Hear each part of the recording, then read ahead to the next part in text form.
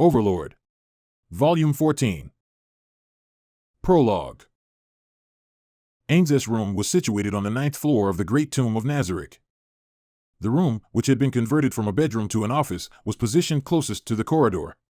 Inside, its owner was nowhere to be found, yet the faint sound of paper being shuffled could be heard.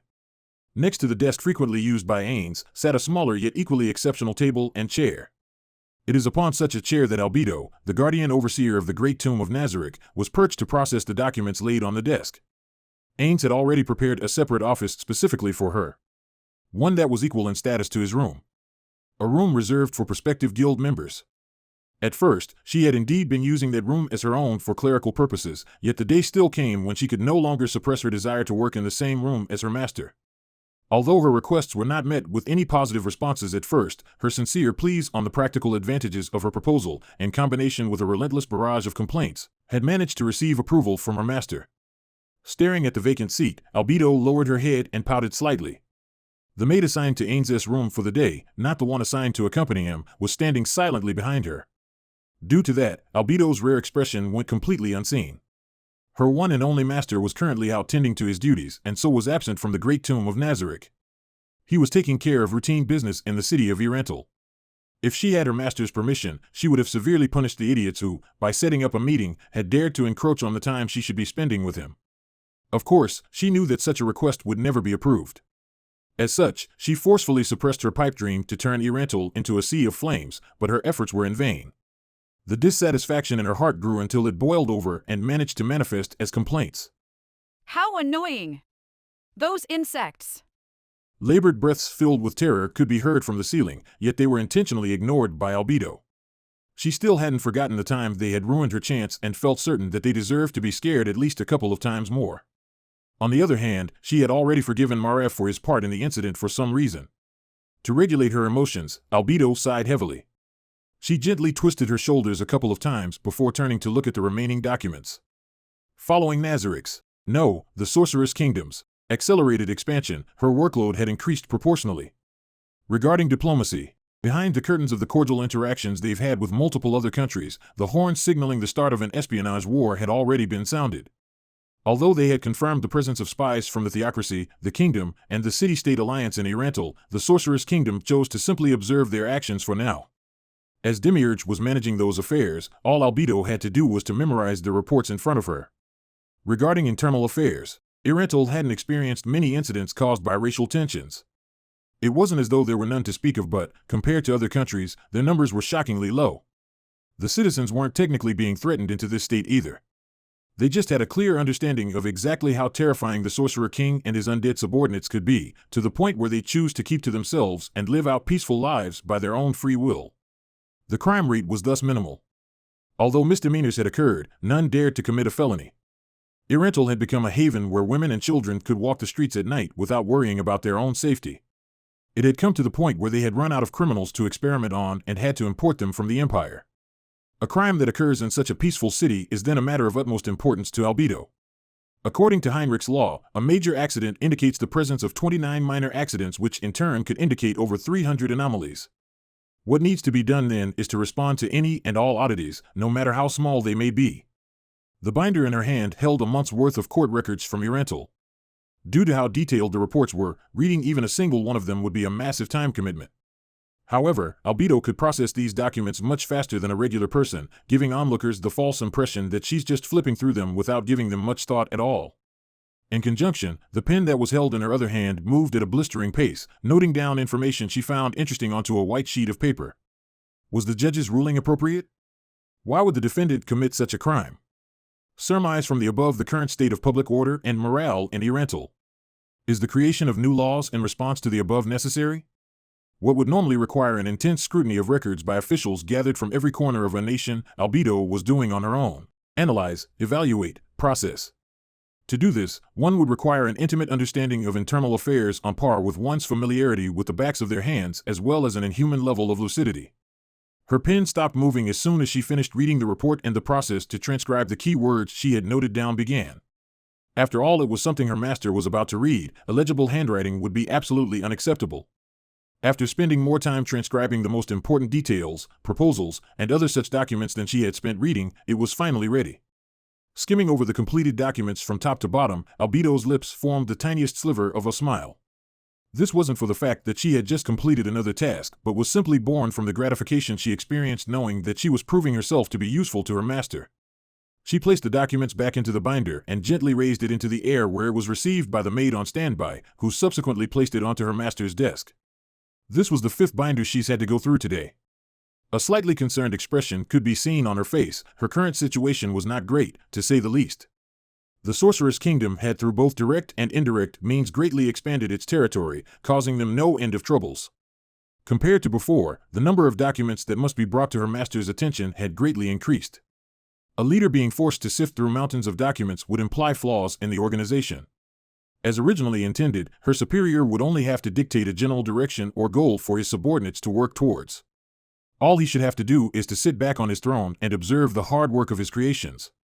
The fact that reality did not match expectations was not her master's fault. Those that could match his expectations were few and far between. In other words, they lacked sufficient talent.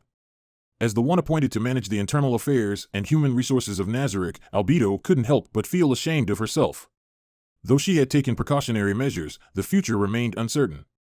To bother my master over such trivialities would be absolutely ridiculous, but racial unity policies, plans to trial national laws, economic policies, and more must be determined by my master. If I do all the progress checks on tasks assigned to the floor guardians, it would displease everybody because they won't be able to see Mamanga-sama, right?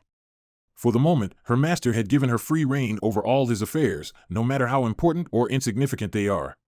She was also told as long as she approved of something herself, it would be fine in his eyes.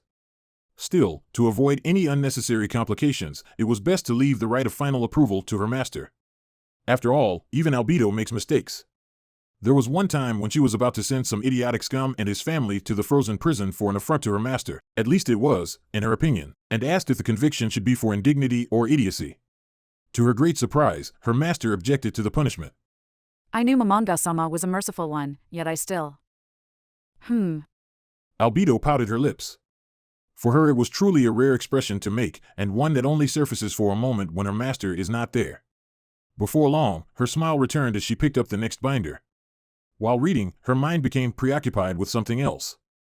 Among all of the floor guardians, there was one that she should stay the most vigilant for.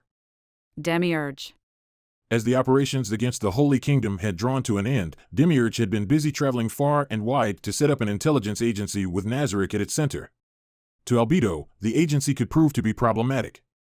It would have been fine if it were to be headed by Albedo, the Guardian Overseer herself, but it was not unlikely that the newly created position would be given to Demiurge. That would be a troublesome situation. If possible, she would love to take that authority for herself by letting an easily manipulated puppet chair the agency. A few faces came to mind, but they were all lacking in some capacity.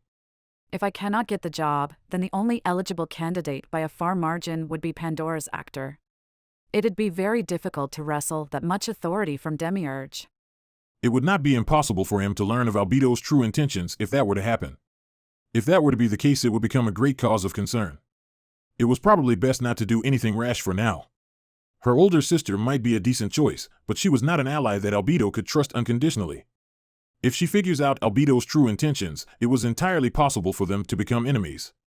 Her younger sister, the strongest NPC in Nazarick, would probably stay by her side even if she found out about Albedo's plan. That, however, was because her creator had ordered her to obey Albedo's commands. What a mess. They're understaffed. No. Manpower wasn't the only thing they lacked. There's also the matter of the funds that Albedo herself could spend freely. In that case, her master's plan to expand operations outside of Nazarick had worked to her favor.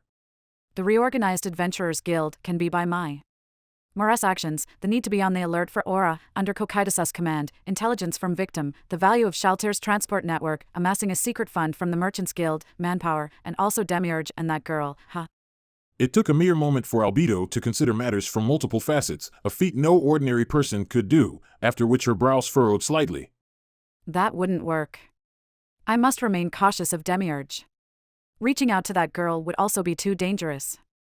If I'm not careful, she might become an opponent that I would have to be wary of, even more so than Demiurge. She completed another task while pondering about all sorts of strategies and reached for another binder.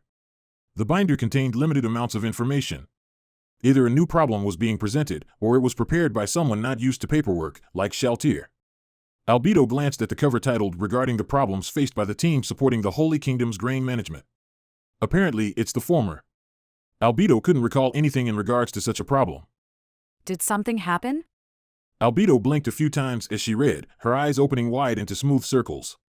She read it again from the beginning, and after confirming its content contained no metaphors or falsehoods, her mouth opened slightly as if in a daze. Her usually dignified face appeared to be more perplexed than anything else, as if she's unable to comprehend what she'd read. Albedo, one of the top minds of Nazarick, had an expression rarely seen by others, a testament to the situation's severity. Despite that, Albedo's lucid mind still pushed onwards, contemplating the cause and possibility of the problem being presented.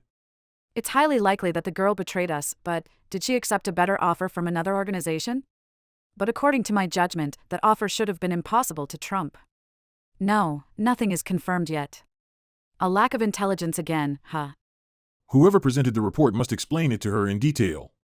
At the same time, she must discuss the matter with Demiurge, her colleague who's probably deeply linked to the problem. Reporting to her master will have to wait till afterwards. She browsed the two other reports, confirmed that they were not that important, and said to the maid standing behind her, "We must hold an emergency meeting. I will go to the 7th floor first to discuss matters with Demiurge. If anyone comes looking for me, tell them that I'm absent for the moment." She activated the ring of Ain's old gown on her left ring finger as soon as she finished dictating her orders. As the Guardian Overseer, she had to keep in her mind where every floor guardian was at all times. Demiurge had just finished his work in the Holy Kingdom. In order to prepare plans against the alliance of the Council State, Slaying Theocracy, and the City-State Alliance, he should have returned to his abode on the 7th floor. If Demiurge was not there, she'd have to find Intoma and have her use, message, or have her older sister investigate his whereabouts. With that in mind, Albedo initiated the teleport. In the kingdom of Riestais and in its capital, Riestais, there lies the Castle Rolente, which contains the Valencia Palace, within which is an office. In the office where generations of kings performed their duties, its rightful owner, Ramposa III, was nowhere to be found. Instead, the room was being occupied by the second prince, Zanak Valion Egana Raul Vyself. Zanak's face grew dark as he stared at the documents that were submitted. A heavy sigh escaped his mouth. Surely no one could keep a cheerful expression after reading through said documents. Its contents detailed the current state of the kingdom. During the Battle of the Kots Plains, though it would be more accurate to call it a massacre, much of the kingdom's population lost their lives. Even so, it wasn't as though the damage inflicted on the kingdom was lethal. Its population was around 9 million, and of that, 180,000 died, a mere 2% loss. Plus, a multitude of them were the second or third sons of farmers, so they were practically spare men. In other cases, they had lost apprentices with barely any experience. So although saying this out loud would sound cruel, nothing of value was lost through their deaths. Still, they had lost 4% of their male population, those who were young and strong to boot. The negative impact of this loss was gradually becoming apparent, and this was all clearly outlined in the document. Zanak let out a groan as he placed the document on the table. His vision shifted focus to the other person in the room. Oi, sister. How would you deal with this if you were in charge? Upon hearing the question, his sister, Vernier Thier Chardalon Raul Vyself, who sat on a chaiselong far away from him, smiled as she raised her head. Vernier, who was looking through a different set of documents, had a worrisome smile. Even if you asked me what I would do. Oni-sama, how can I give an answer when you haven't even given me enough details in your question? It's about this. Zanak did not bother with an explanation. He just picked up the documents he had laid down and fanned them around. Vernier stood up, walked towards Zanak, and took the documents from him. This? After scanning the document from top to bottom, Vernier replied in a casual tone. That. There's nothing we can do about it, right? Dear Lord. Zanak raised his head towards the sky. If his sister, who was much more brilliant than him, said this, then there really wasn't anything they could do about it. However, as rulers, they could not just give up on something like this so easily. Is this matter really that troublesome? Though our nation's strength has waned temporarily, but that's all it is, it's all temporary. I don't believe that it's serious enough to warrant us doing something about it. If our nation's power is weakened, then people will start to die from starvation, right? Due to the repeated clashes they have had with the Empire, their inability to store sufficient grain had continued on to the present day. It was in these conditions that they ceded the crucial grain-producing region of Irantal, which was directly under the king's rule, to the Sorceress Kingdom. The loss of life on the battlefield also meant that they lost a sizable chunk of their labor force. Perhaps the consequent effects were not as pronounced for now, but years down the line, it was highly likely that the decrease in grain production would cause the price of grain to skyrocket till the point where the poor could no longer afford it. No, it was safe to say that this was definitely going to happen. That makes sense. That makes so much sense. Say, sister, if it's as insignificant as you make it out to be, how will we deal with the chance that a drought or a cold snap occurs, causing crop failure? High-level druids seem to have the ability to control the weather, so I believe we'll at least have a way to deal with issues regarding sunlight. Since we'd only have to hire adventurers for it, it would be highly cost-effective. Still, whether or not such high-level druid adventurers exist is something we should find out as soon as possible. If this was in the past, we could have always relied on adventurers from the Empire in cases of emergency, but now that the Empire has become a vassal state of the Sorceress Kingdom, that could prove to be difficult. Ah, I see. Let's handle droughts this way then. What about cold snaps, sister? Druids would have to work hard on that as well. Zanak carefully observed Renier's face, one that's all too familiar to him. Does she not know about that? Zanak thought. As Renier said, high-level druids can cast spells to create temporary rain, so droughts could be dealt with. However, he remembered hearing from Marquis Raven, his confidant, that druid magic is powerless against cold snaps. For a cold snap, the weather must be maintained through the entire season. To that end, a high-level druid must be assigned to each village. It was simply not realistic to gather a few hundred high-level druids, which were rare to begin with. This level of knowledge in magic was not part of conventional education, so it wasn't taught even in noble families. This fact applied to the royalty as well. The only reason Prince Zanak knew what he knew about druids was because he had actively sought out that information. The fact that magic casters didn't hold any status in the kingdom was probably to blame. If it was like the Empire where someone as great as the Triarch's magic caster exists, it might have been a completely different story. However, the kingdom's ignorance of magic and desire for brave, strong cavalrymen had already become deeply rooted in their culture. A magic caster capable of changing the status quo never appeared. As a result, nobles who believed that magic is cowardice on the battlefield passed that notion along to the next generations. Ignorance about magic turned into disdain, and a vicious cycle was born. To Zanak, magic was an art with incredible power. For people to distance themselves away from it due to old, boring traditions would bring about a day when the kingdom would unconditionally lose in the struggle for power with its neighboring countries akin to death by asphyxiation. Zanak had therefore considered hiring a teacher who's knowledgeable in magic for his future children. Some nobles should follow suit once they find out the royalty is being educated in that field, right? No, even without doing something like that, the appearance of the Sorcerer King, one who commands powerful magic, caused a paradigm shift in the minds of the kingdom's citizens, noble or otherwise. Perhaps the era when everyone would want to learn about magic had finally come. Though it was disappointing that the trigger for change was an external source, it was ultimately beneficial to the kingdom, so they acquiesced. Considering the current state of the kingdom, it was natural for Renier to not know. Even a genius would arrive at the wrong answer on unfamiliar turf. Blindly trusting in his sister could prove to be very dangerous. Renier, however, was close with the Adamantite-class adventurers Team Blue Roses, so obtaining detailed information on a spell was probably not too difficult for her. Was it really possible that his sister, a person that could be described as a singularity of intelligence, knew of the problem but didn't bother to check with her sources? Then again, Renier had no reason to lie about such a small detail. It was probably just a rare manifestation of her human side. In other words, she's being a dork. It was clear that Renier had no interest in the throne. Her goals seemed tiny to Zanak. It's better to say that her goal would become unachievable should she ascend to the throne. Even if she's plotting against him, it wouldn't benefit her directly. Sister, a cold snap is difficult to deal with even with the power of a druid. Is that so? If that's the case, then it would be quite unfortunate. Ah. But the problem is about grain, right? We have plenty of supplies, so it's not a problem. That's excellent news, Oni-sama. Zanak made the exact opposite face as Renier smiled. By grain, you meant that. I would not want to touch that. Are you sure people won't turn undead from eating too much of it? If one were to ask the question, does the kingdom have surplus grain, the answer would be yes. A generous supply sat waiting in some merchants' warehouses. But they shouldn't make plans that relied on said grain, because it was technically not the kingdom's. The Sorcerer's Kingdom, ruled by the terror that was the Sorcerer King, leased those warehouses from merchants of the kingdom and put grain there. Such a thing had never occurred throughout the entire history of the kingdom. Apparently the merchants were allowed to sell the grain, but its price was a bit higher than market price due to a tariff. The price was set by the Sorcerer's Kingdom with no room for negotiation. As such, the people did not buy any of it, and it had been sitting there, waiting in the warehouses. The kingdom's wealth was not flowing into the Sorceress Kingdom at the moment, so frankly this was not detrimental to the kingdom. The current situation made it feel like everything was fine. But Zanak, concurring with Rernir, thought that was part of the Sorceress Kingdom's strategy. The Holy Kingdom is consuming the same grain, so the grain itself should be harmless, right? No, perhaps they wanted us to think that way, and only the grain in the capital was tainted? Rernir smiled bitterly. You don't really think so, do you? Well, I guess not. After all, we checked the contents. Regarding the use of the warehouses in the capital, the Sorceress Kingdom's official statement was that it was to store grain to be used as food aid for the Holy Kingdom.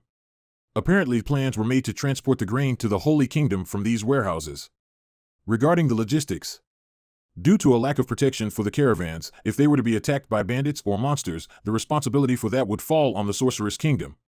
Hiring mercenaries would be the obvious solution, but the Sorceress Kingdom proposed to simply install a flag that would make it extraordinarily obvious that those carriages belonged to them, apparently as some form of self-defense.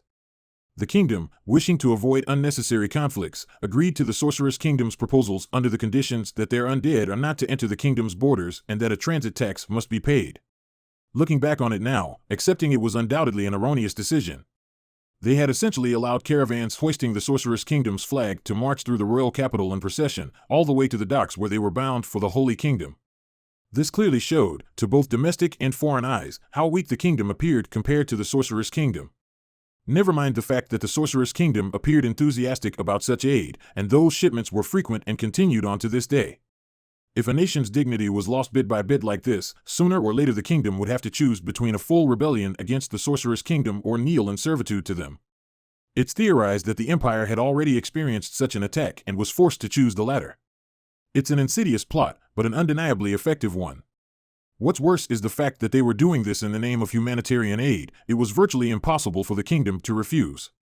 The archfiend that had once turned the kingdom's capital upside down, the one who was eventually defeated by the Sorcerer King, Jaldabaoth, had led an army of demi-humans to attack the Holy Kingdom. The northern region had been torn asunder and was barely even recognizable. Compared to the damage sustained by the kingdom, the Holy Kingdom suffered a worse fate. At least according to what Zanak heard. Though the northern half of the Holy Kingdom was almost completely destroyed, its southern half was barely touched. After the Holy Queen passed away and the new king ascended to the throne, the death of the nobles in the north caused general unrest in their lands. The nobles to the south began feuding internally, and other similar incidents caused quite a bit of trouble for the Holy Kingdom. The simultaneous conflicts caused the two halves of the Holy Kingdom to fight over power and their own interests. The result was delayed aid for the people of the north. Some could not even reliably acquire food. Their saving grace was the grain provided by the Sorceress Kingdom, the grain that was being shipped from the kingdom's warehouses to the Holy Kingdom through land and sea routes. An absolutely brilliant plan. Zanak thought. In such dire straits, they had no time for scruples about where the food came from, even if it was from one of the undead.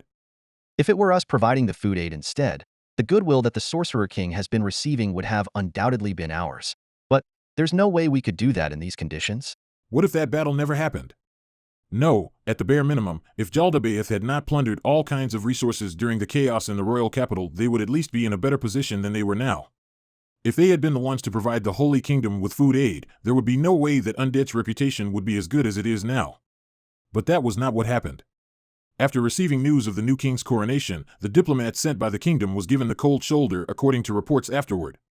This wasn't a cold war caused by national policies that antagonized neighboring countries. The relationship between the two countries had never been this bad during the reign of the late Holy Queen, Calcabessares.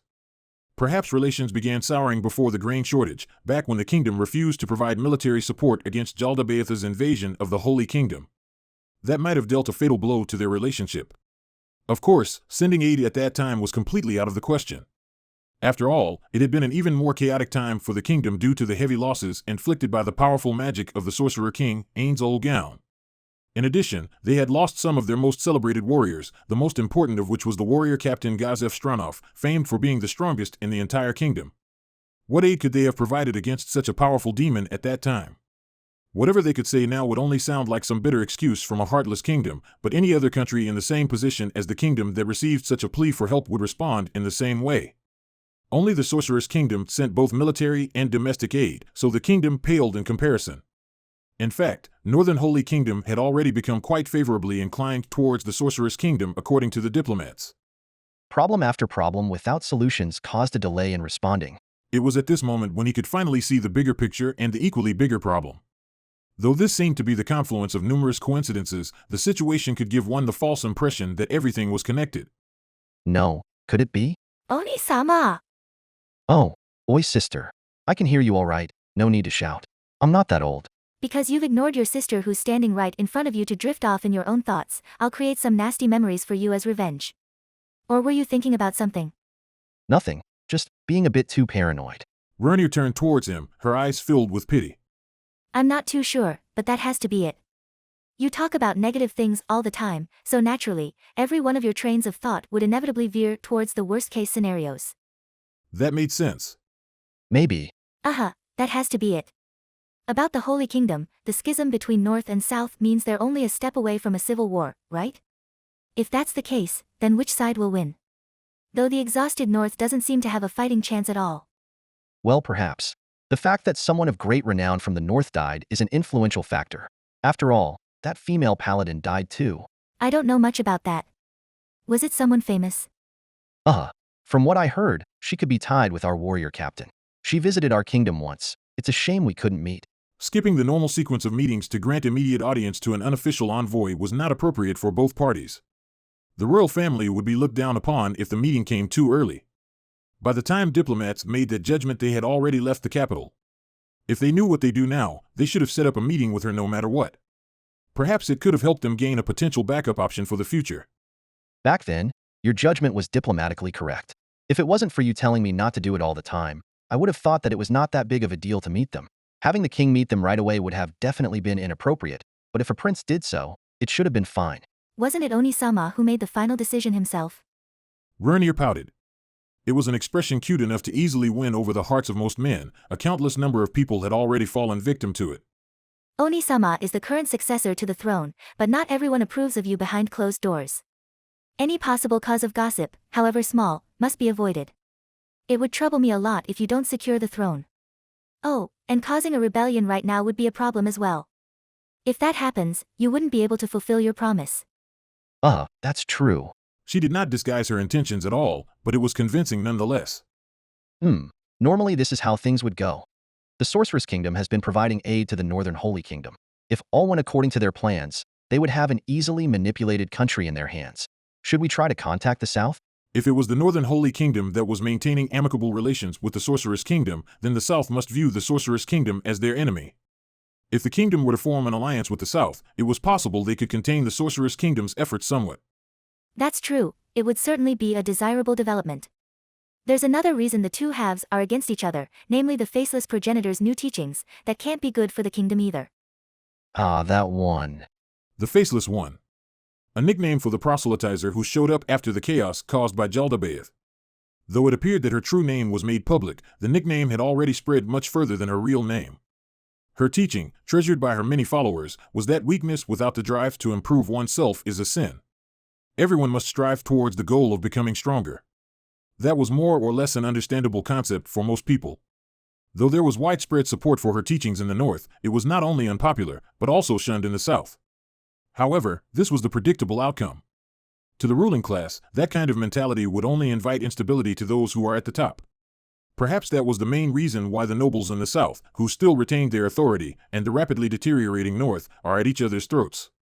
What was led by the Faceless One was more of a community than a religion. Because of that, the four great gods were still being worshipped as usual, and problems with religious institutions never arose. At the same time, the newly crowned Holy King gave his acquiescence to the group, further dividing the North and the South. By common sense, isn't it odd to hide one's face? Apparently, the Faceless One always appeared in public wearing a mask. The diplomatic mission sent from the kingdom had the same questions in mind as Zanak concerning the Faceless One, so they asked her followers. It did not matter who they asked, each and every one of their answers were vague at best, as if they would be breaking some form of taboo should they have answered truthfully. It was incredibly suspicious. By hiding her face, is she not creating the impression that she had done something unspeakable in the past? Her parents were apparently renowned warriors. If she had revealed her face and preached out in the open, it would probably have raised her reputation by a fair amount. Is it possible that she's hiding her appearance because she's been lying about her heritage? Why would someone spread such a boring lie? I don't think any of the benefits of hiding one's appearance would apply to her if that's the case. That's true. Or perhaps she's not human, but undead or something similar. You mean she's serving under the Sorcerer King? I just thought that if that were the case, things would start to make a lot more sense, wouldn't they? It could explain a lot of things, but why would someone like that risk arousing further suspicion from others by hiding their appearance? That's also true. But what other acceptable reasons are there to hide one's appearance? It's also possible that she had received some form of facial disfigurement during Jaldabaoth's invasion, but then again it should have been treatable with magic. Unless wounds inflicted by a fiend as strong as Jaldabaoth cannot be healed with magic or something similar. Well, that's more believable than your previous theory, especially since she's female. Exposing a facial scar could be beneficial in the sense that people would sympathize with you more, but that's largely dependent on how severe the wound was. In any case, our first order was to gather detailed information on the inner workings of the Holy Kingdom. Let's plan our operations out in a way where we could immediately aid in the south, should that become necessary. That would be best. To our south is the Holy Kingdom, where half of the country is friendly to the Sorcerer's Kingdom, and to our east is the Empire, a vassal state of the Sorcerer's Kingdom. This will be hard to deal with. Yeah. Zanak's gaze remained affixed on Renier, who had been replying ever so nonchalantly. You make it sound so simple. But what more could be said about this? The situation is undeniably worse if you consider the current state of its neighboring countries. Other than what Onisama has said so far, there's also the matter of the persisting and prospering underground organizations in the kingdom. You're talking about the Eight Fingers, correct? Recently there has been a number of people making a mess all over the place due to narcotics withdrawal. So have they really become active again? If it wasn't for that archfiend, Jaldabaoth, appearing out of nowhere, we could have knocked the Eight Fingers down another peg or two for sure. Zanak sighed. With the loss of Gazef Stranov, the strongest warrior in the kingdom, the government had shifted its policy to avoid direct confrontation with the Eight Fingers. They simply lacked the necessary amount of strong individuals to deal with the issue. Except one. The man employed by Renier, Brain Unglaus, had a lot of potential. But that man was only loyal to Renier, so there's probably no chance at all that he'd be willing to serve Zanak. He had already attempted to gain favor with him, but it did not seem to have an effect on him at all. I don't plan on taking on the role of warrior captain myself, so it's probably better to promote someone who's talented enough for the job. Should we train him to become someone who's worthy of the position of warrior captain? I wanted to at least give him the sword that's part of the kingdom's treasures, but father would never allow it. To his father, the king, Gazef Stranov's existence was far too important. It's lonely at the top, as they say. Knowing that soon it'll be his turn to bear this burden, Zanak, unbeknownst to himself, is gradually grasping the true meaning of that proverb. As a person, Gazef Stranov's existence was like that of a comforting bonfire to his lonely father. Despite the significant age difference between the two, one could say that they were closer than friends in some respects. For his father to have someone like that in his life, Zanak couldn't help but feel envious. As the second prince, Zanak had never experienced that level of friendship before. His older brother was the heir apparent for the longest time, so no one would bother forming that deep of a connection with someone who was simply a spare. They probably judged that it was not worth the risk getting on Marquis Bulob's radar by befriending a future archduke. The only one who'd keep in touch with him was Marquis Raven, presumably out of his concern for the kingdom's future. Even then their relationship was closer to that of mutual supporters than friends. As a result, Zanak had to suppress quite a bit of the resulting depression. Will he remain lonely for the rest of his life? Zanak shook his head, pushing his negative emotions aside. Renier looked back at him as if she was looking at a cryptid. Just ignore her, Zanak. Speaking of Brain, the moment Zanak is crowned king, his first action would likely be to retrieve the 4 treasures of the kingdom from his father. Though he was uncertain if his father would hand them over so easily, it's imperative for him to entrust the treasures to Brain, otherwise it would be an insult to the sacrifices he's made. He wasn't the kingdom's warrior captain, he was just Renier's subordinate, a peasant with no fealty to speak of. If the kingdom's treasures were to be given to him, there would be no doubt the nobles would have dissenting opinions against it. Even so, How about we just declare that we intend to become a vassal state of the Sorcerer's Kingdom? Renier's goal was to live out her life in a small manner with Climb, which would still be achievable even if they became a vassal state. No, it's safe to say that if the value of royalty fell, it would have an inverse effect on their personal safety. Perhaps Renier's suggestion would create the best outcome for her. Zanak scoffed at Renier's proposal. The state of the internal affairs of our country, and that of the empires, is completely different. Civil disorder would occur the moment we suggest it. Under the leadership of the Bloody Emperor, the empire was as solid as a rock. Dissenting nobles had been purged long ago, which is why when they chose to become a vassal state, there was no opposition whatsoever. Never mind the fact that the empire hadn't had a taste of the Sorcerer's Kingdom's wrath. Even if they were disgusted by the agreement on the inside, it's not as though they had the desire to seek retribution. The Empire had a clear-cut understanding of exactly how terrifying the Sorceress Kingdom could be. The kingdom, however, was in a different situation. As of now, the kingdom was split between the royal faction, the noble faction, independents, and a new faction that was formed after that battle. The distribution of power between the four factions was roughly 3-3, to 2-2. The most troublesome of them all was the new faction. It was composed mostly of spare men from noble families that had lost both their head and successor. Men who obtained power not meant for them. The other members lacked the common sensibilities that were expected of the aristocracy and had no respect for the unspoken rules. As a result, many of them lacked integrity and manners. Spy reports showed that more than a few of them were drunk on power. They were the cancer of this nation.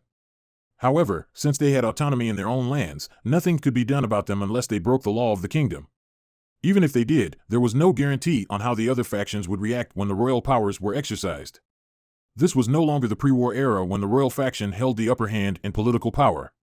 Still, Renier's suggestion of vassalization was not totally out of the question. It could be considered if the situation was to change drastically. No, that will not happen. There will not be any civil disorder, Oni-sama. Renier naturally followed with a counter. Don't lie to me. Zanuck thought. Although he could tell that she wasn't being serious, it would not have been a problem even if Zanuck was stupid enough to fall for it. Zanuck had learned to see through her facades long ago. It was precisely because of this reason that women like her should not be trusted. If only Elias had returned. Zanuck suddenly felt a sense of loneliness deep down in his heart. Though he couldn't call Marquis Raven a friend, he was still someone who shared Zanuck's concerns for the kingdom. Zanuck was concerned by the fact that it may no longer be possible for them to work side by side with each other, as the Marquis replacements at hand were all terrifyingly talented but also uncontrollable wildcards. Zanuck turned to face Renier in a pretentious manner, as if doing so would rid him of his sorrows. Still, I find it hard to believe that the Empire would actually import goods from the Sorceress Kingdom. Well, that was an awkward way to change the topic, not that I mind. Those things aren't that bad for a vassal state like the Empire, right? The most exported goods from the Sorceress Kingdom to the Empire in terms of the revenue they generated were undead creatures. Apparently, they were distinguished by categories such as menial labor, military service, cargo transportation, and so on. Oi, we're talking about the undead, remember? The enemy of the living? But they don't require sustenance and don't get tired. Frankly speaking, they're the best kind of worker you could hope for. You're correct in thinking that importing the Sorcerer King's undead into our country would be risky, since it would essentially be us allowing another nation's soldiers onto our own soil. But on the other hand, it's also a gesture to the Sorceress Kingdom that its vassal does not have anything to hide from them. They're basically handing the other end of the leash they've placed on themselves over to the Sorceress Kingdom. Renier raised her head towards the ceiling. In some ways, this is an admirable attitude that we could learn from. It is a good way to show that they can easily threaten us. That's true. If a superior cannot trust their inferior, it's definitely more reassuring to have a firm grasp on their weaknesses. I can somewhat understand the Empire's actions if I look at it from that perspective. It looks as though Irantal and the Dwarven nation in the Azure Mountains have initiated trade relations. They're exchanging undead miners and fresh ingredients for ores and high-quality Dwarven-made farming equipment. This was according to the intel they had received from their spy in Irantal, who had met with some dwarves. Cargo hauling within the Azure mountain range can simply be handled by the undead. Apparently, the shipping and labor costs are basically negligible, so much so that it's cheaper for them to buy from the dwarves than from us. That's right. Are we abandoning the plans to form an alliance with the Council State? Yes, that's currently in progress, but the situation isn't great. Though a Dragon Lord has agreed to it, we still need more time to convince the representatives of the other races. Though even if this falls through, the prospect of an alliance would not be completely ruled out, that much was said. That was only partly true. The Anti-Sorceress Kingdom alliance was forming at a snail's pace, but progress was smooth nonetheless. They were at the stage of relying on the generosity and solidarity of other countries to hopefully get them to sign the Mutual Reinforcement Pact at all costs. In other words, it was an unreliable relationship without written agreements. Something like that could not be publicly announced as an alliance. There were simply too many things to do to form a tight alliance. They would need at least a few months to sort it out. Is that so? It would be great if we could form a military alliance as soon as possible. Now then, Oni-sama, when do you plan to take the throne? I feel like it's about time for you to fulfill your promise. The promise in question was that Renier would work alongside Zanuck in exchange for a manor to live in secret with Climb, as well as the permission to do so. About that, just wait for a while. Surely you already knew of how the unofficial proposals are being dealt with soon? I've spoken to our father, and we've decided to wait for him to put forward his last major policy before making any moves. If the king commits a fatal mistake in managing the state, he will bear the responsibility and abdicate. If he made no mistakes, he would just propose more and more policies that are designed to upset the nobility, to allow the prince the opportunity to propose alleviating measures in order to reduce their dissatisfaction. The king would then be abdicating in a fashion that would gain him favor with the nobles. Although a stigma could be left on the elderly king's reign, the benefits to the royal family far outweighed the detriments. Speaking of which, how's the orphanage going? Are you planning to cook something for them again? Do you need any financial support? That's not necessary, my allowance is enough for its operations. There should be somewhere around 50 of them by now. This was a significant figure, perhaps the greatest among all the orphanages in the kingdom. Despite that, Vernier had not sought external support in running the orphanage's operations, which were funded entirely through her privy purse. Although as the third princess her allowance did not amount to much, it did substantially increase once her two older sisters were married off. It's certainly not impossible for her to fund the orphanage on her own, but big cuts in the number of maids tending to her must have been made to allow for that. Now that he thought about it, his sisters seemed to only wear one set of clothes. The royalty should never do something that'll make the nobility look down on them.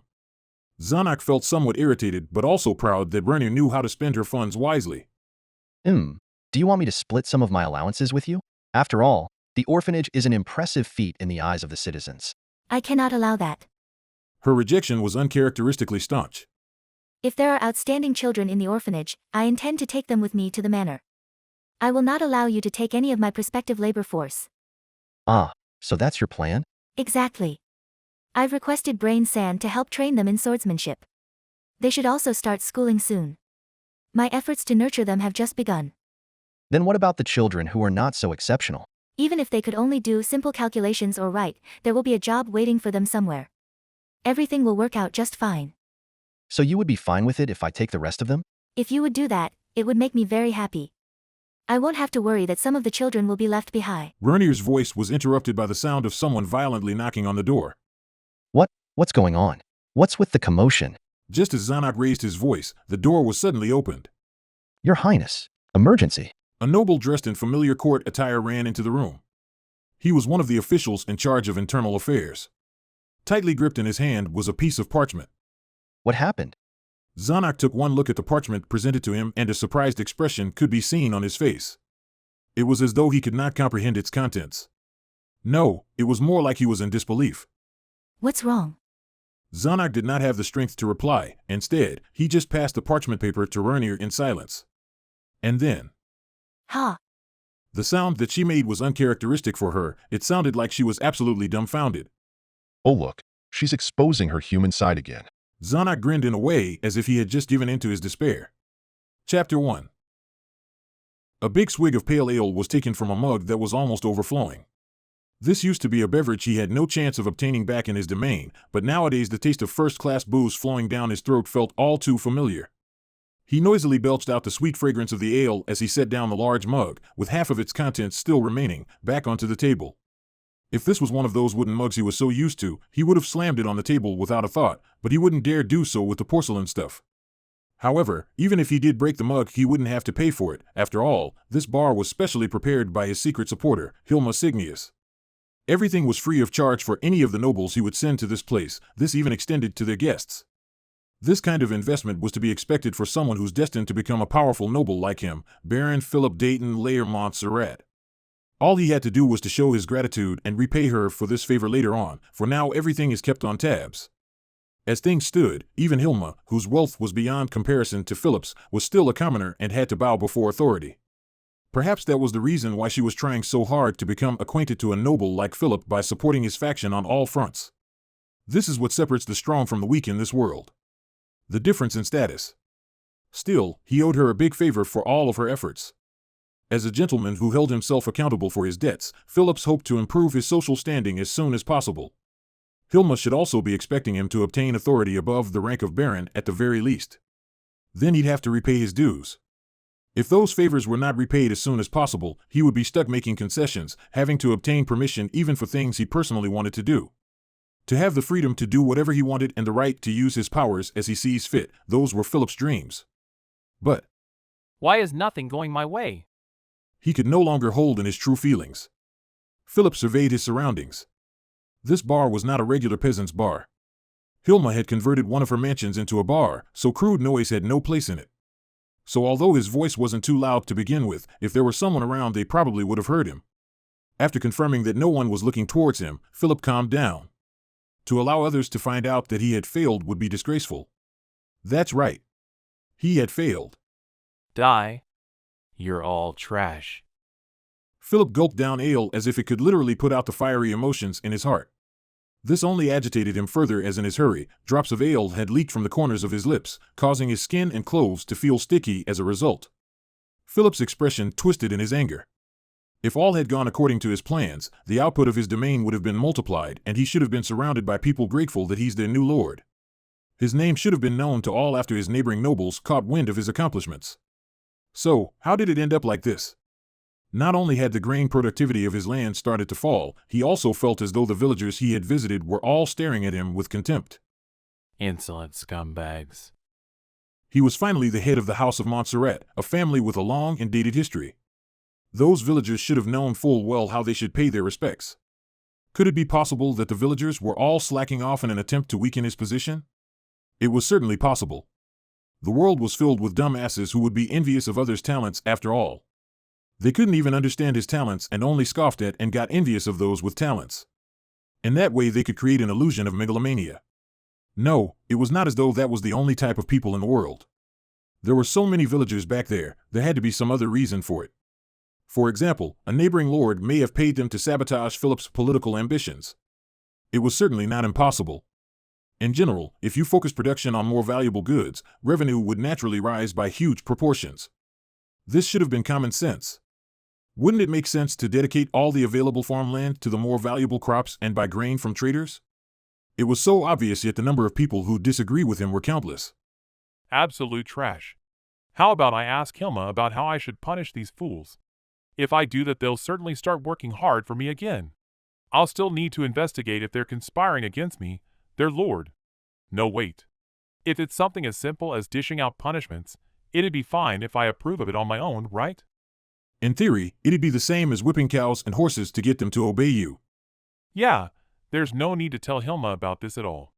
If I end up owing her another favor from this. Hilma's been good to me for quite a while. It's about time that I repay her generosity. To a soon-to-be great noble, debt owed to a commoner like Hilma could be bilked. It was an easily exploitable situation.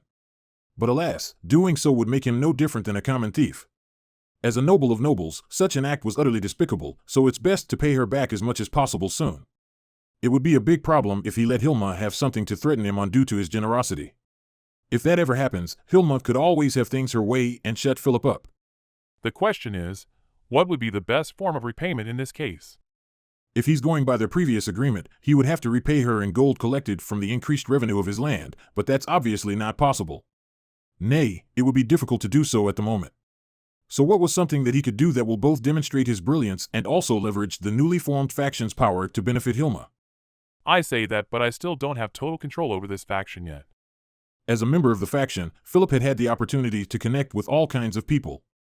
Though the number of members supporting the idea that Philip should be the faction's leader was steadily rising, he hadn't gained the support from the entire aristocracy. Hilma had aided him in that pursuit, but considering his age, social standing, etc., there were still some major hurdles he had to overcome. If Philip was to be in their position, he would be inclined to agree with their decisions too. The same speech by a senior earl and a junior baron would not be convincing to the same degree. But doesn't that sound like they'll just be conforming to the traditions of the more established factions? Philip thought.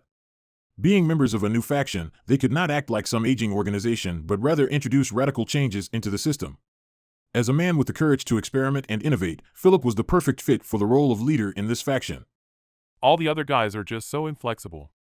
Blinded by his feelings of irritation, Philip did not notice his mug had somehow become empty. Oi! More booze. Yes, my lord. Some maid that looked like she's employed at the establishment was just passing by, so he barked his orders at her.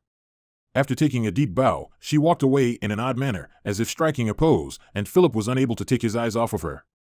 Was it because her uniform was too thin? One could make out the shape of her buttocks. Ugh.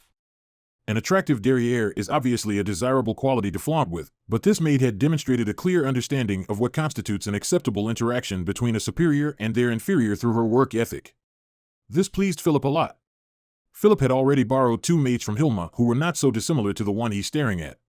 These ladies would do anything you ask of them, you could even stiff their salaries. Every one of Philip's household matters had been handled by them.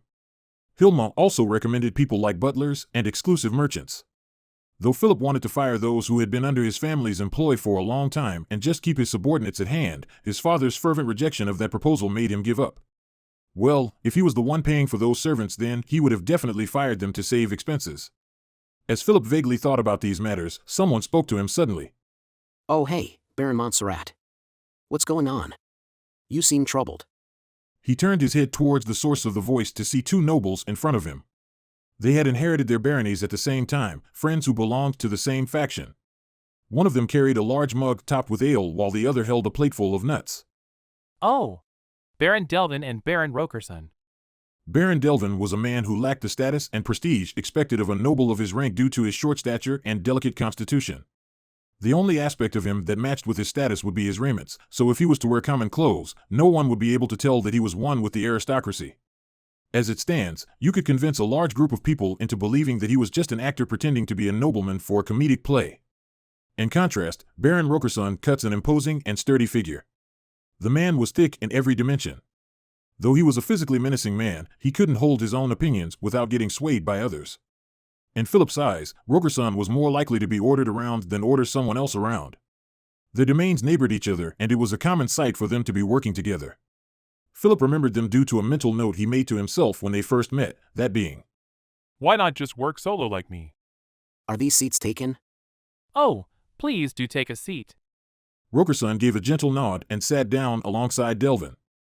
The maid seemed to have timed her entrance perfectly as she walked in with ale in tow.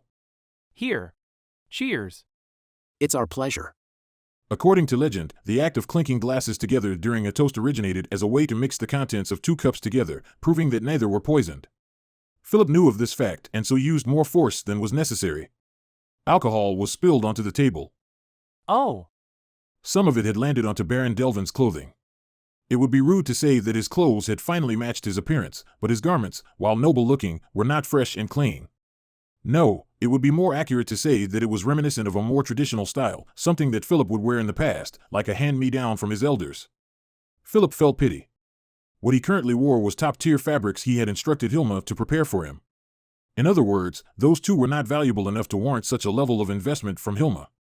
Philip contemplated the tragedy of the apparent difference in their future prospects compared to him as he asked, so were the 2 of you here for drinks too?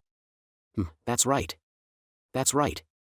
We were just here for drinks and were pleasantly surprised to find that Baron Montserrat was here too, so we came over to pay our respects. Right? It's just as you say, Baron Rokerson. No. What's this nonsense about paying respects? Aren't we equals? Comrades who are supporting each other? Oh. I never knew that someone as great as Baron Montserrat viewed people like us as equals. That does bring joy to our hearts. Right? It's just as you say. Now, if you will, please try some of these. The man on the opposite end hastily presented the hors d'oeuvres. Thank you very much, Baron Rokerson. Oh my. We're no strangers, Baron Montserrat. Feel free to call me Wayne and Emigthorn. Understandable. Then I'd request that both of you refer to me as Philip. The 3 shared in a hearty laugh as they downed their pale Alesh. But anyways, Philip Sama, what has been bothering you? You seem quite troubled just then. Just then? At this point, the alcohol had slightly, yes, only ever so slightly, dulled his mind. His anger flared back up. Ah, those useless idiots keep giving me headaches. Oh, I'm talking about the pariahs living on my land. So that's why, I completely understand. It's completely understandable for someone as sagacious as Philip Kaka to be angry over those who could never hope to grasp your thoughts. Common people like us aren't on the same level as you, right? Exactly, it's completely understandable for someone as smart as Philip Kaka to be angry over such matters. Philip was touched by their agreeing with him. They were nobles like him, so was it natural that they could understand his troubles? They too must also be perturbed by their own subjects' stupidity. The 2 of you get what I'm going through? We do. Though I'm not as outstanding as Philip Kaka, I've also had my fair share of experience with the issues you're faced with. Exactly. Looks like we're out of ale. Oi. What are you doing not pouring ale for Philip Kaka? The maid that was summoned immediately brought over some ale straight to Philip. He raised his mug, now filled to the brim with ale.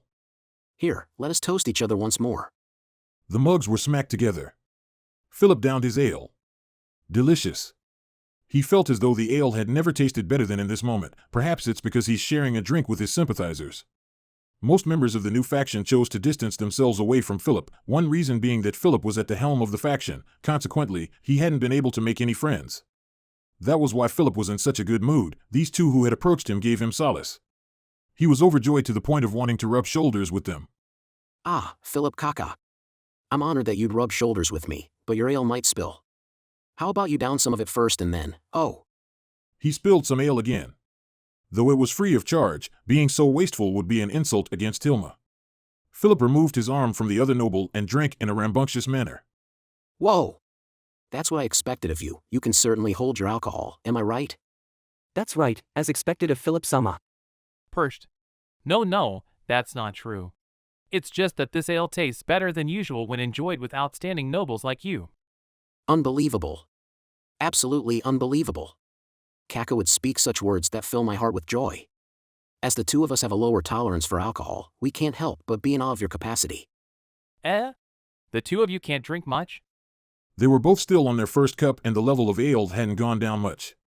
It's embarrassing to admit, but to tell the truth, neither of us can find any appeal in alcohol, right? That's right, but since we're in this type of establishment it would be awkward not to drink at all, so we're only taking tiny sips.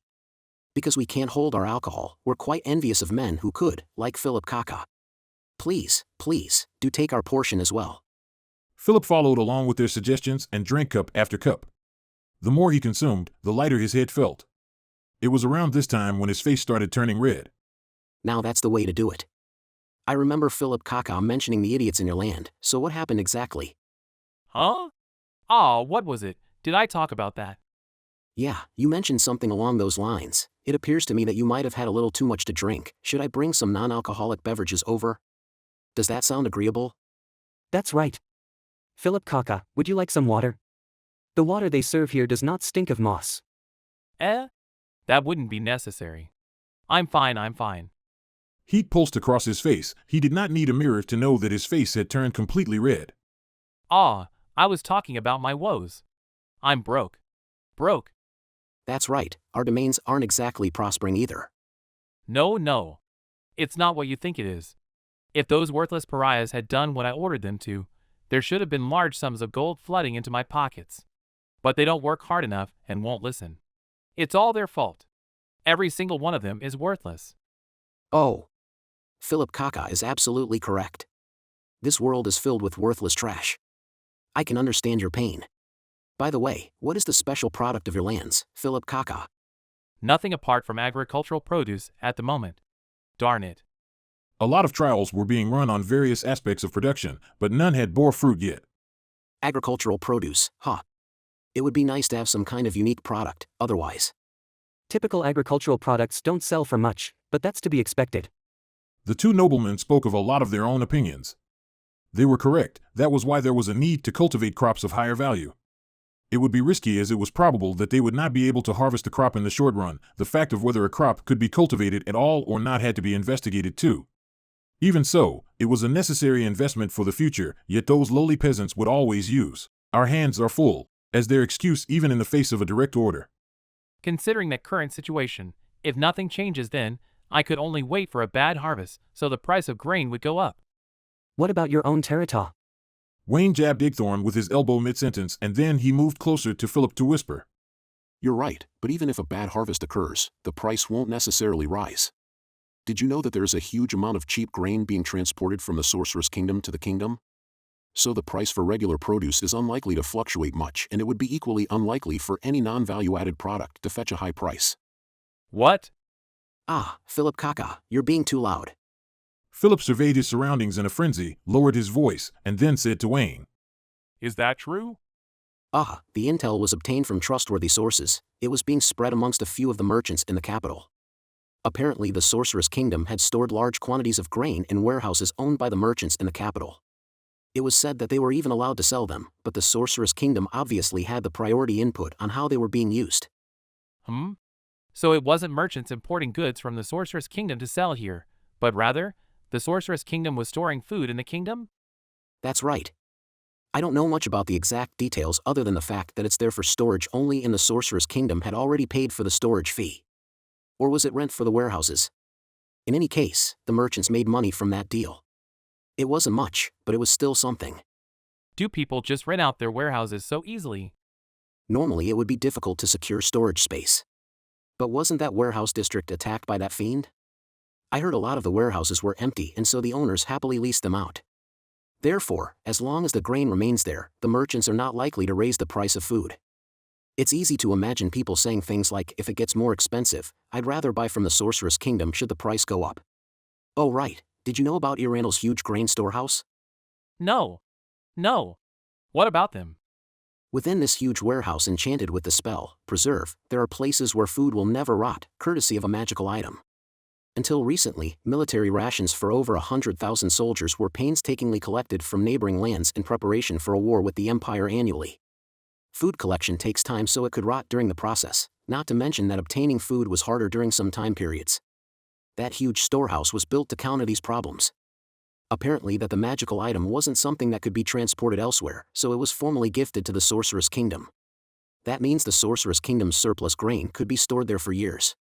Even if the food could last for many years, the Sorcerer's Kingdom is a country with a single city, Irandal. How is it possible for them to produce that much food? Even if the rumor spreads throughout the kingdom, grain prices should only drop by a tiny bit at most considering the kingdom's large population. Oh, about that. According to some credible rumors, the Sorcerer's Kingdom is using undead creatures to work large swathes of farmland. As a result, they saw a tremendous boost in their grain productivity. That way even such a small territory could match the entire kingdom's output. If you think about it, we're talking about undead creatures that do not know of fatigue. But, well, if you think of that food being made by the undead, it's hard not to feel disgusted by it. What? That's just cheating. Philip couldn't help but yell. The Sorcerer King could easily accomplish what he couldn't get his subjects to do no matter how hard he tried. All the pain that he had to suffer through, the Sorcerer King deserved as well. Or, perhaps he should also be using the undead for farming? That being said, it's not like there's nothing suspicious about it. After all, even if the undead work tirelessly around the clock, for them to match the entire kingdom's output is. Still, their agricultural output is quite high, there's no doubt about it. Right now, the Sorcerer's Kingdom is sending food aid to the Holy Kingdom. Food aid? Jaldabaoth, the archfiend who had brought chaos to our royal capital, appeared in the Holy Kingdom. It seems like his rampage had caused some food scarcity issues and the Sorcerer's Kingdom responded by sending the food bought from the kingdom merchants as aid. A caravan with carriages full of grain passed through my territory the other day, so it has to be true. How much can remain in the merchants' warehouses if the food was used as aid to the Holy Kingdom? That's true. Still, it's a necessity to stockpile food in order to prepare for bad harvests. Plus, I don't think the Sorcerer's Kingdom used up all the grain they had bought as aid. That made sense. If Philip were the Sorcerer King, he would have also used the surplus food, which had been sitting in storage for quite a long time, as aid. Exactly. Well, bad harvests don't happen that easily, right? That's why it's risky to wait for the climate to influence the situation. A better solution is required. For example, if the Sorcerer's Kingdom's grain supply suddenly disappeared, then the food produced in Philip Kaka's domain should sell for a high price. That being said, you can't just do things like instigating a war with the sole objective of forcing the enemy to burn through their grain supply. It was at this moment when an idea was formed spontaneously in Philip's head. If the fact that grain does not sell for much even during bad harvests depended on the continued existence of the Sorcerer's Kingdom's grain supply, what would happen if that were to disappear? There was only one answer. Grain prices would go up. Next question. How could one make the Sorcerer's Kingdom's stockpile of grain suddenly disappear? The hint was in Wayne's words. The Sorcerer's Kingdom's grain production must fall. But this was not an easy task. After all, Philip couldn't just sneak into the Sorcerer's Kingdom and burn all their fields, right? What about stealing the grain?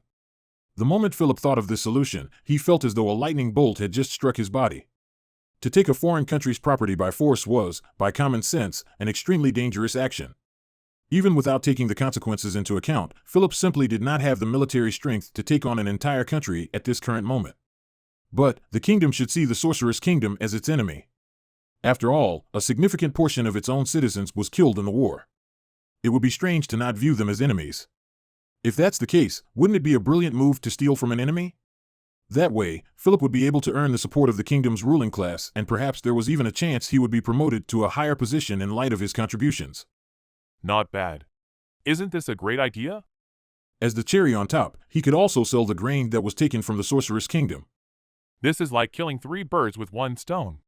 A plan that was so perfect it could not be improved upon. But how will I rob them of the grain? Should I discuss it with Hilma and hire mercenaries? No, that's no good. Mercenaries don't have a sense of honor. Only idiots would leave a trail behind that could be traced back to them and be used as blackmail material. Following that logic, only his own soldiers could work. He'd call them soldiers, but in actuality, they would just be a few armed villagers. He had considered forming a corps with trained soldiers instead of villagers who could only do farm work. Paying said soldiers with the grain that they would seize would be an excellent option. But still, marching straight into the Sorceress Kingdom's territories would still be dangerous. Philip's domain was some distance away from the Sorceress Kingdom, so the cost of a marching army wasn't something that he could just shrug off. No. Wait, didn't he talk about some of the Sorceress Kingdom's caravans passing through his lands? What if I attack those? Was Philip alone enough to take on such large caravans? There was a limit to the number of villagers he could mobilize, but an overwhelming numerical superiority, enough to make the enemy surrender without any resistance, was absolutely necessary. Are you two free to chat? I have a thing that I want to discuss with you all. We are. What's this thing? It's something good. Philip moved towards the pair and proudly began to explain his impeccable plan. What the hell? He should have said sorry at the very least. Wayne scoffed after saying goodbye to Philip. The garment that was now stained with beer used to be his father's and was quite old in both texture and design, making it quite a rare item. He had originally planned to show up to formal social gatherings with that garment, but now he would have to make preparations all over again. At the end of the day, the aristocracy was nothing more than a bunch of creatures whose eyes could not see past one's appearances. Clothing was naturally a part of the game, so what had just happened was absolutely unacceptable. But the truth was that Wayne was at the bottom of the upper-class society, so what good could have come from having some nice clothes? On the contrary, this shabby garment could signify the owner's weakness, and was therefore very useful for someone who wishes to be under the protection of their superiors. An outfit like this was a must-have for him to play the role of a weak nobleman on the stage that is a salon. So until he takes on the role of another character, he was under its care. That was why it was even more unbearable than usual to see it sullied. That is true. A voice beside him chimed in, prompting Wayne to turn to look at its source. Enough. That's enough. His voice turned somber along with the atmosphere surrounding him. Had Philip stood witness to this change, he would have been shocked speechless. Wayne was never the extroverted type, he just plain disliked conversing with other people. To do so, he would have to create layers upon layers of facades as he desperately attempts to pretend he was the extroverted and effusive type. Sorry dude, I really can't handle that kind of a guy, so you had to take care of most of it.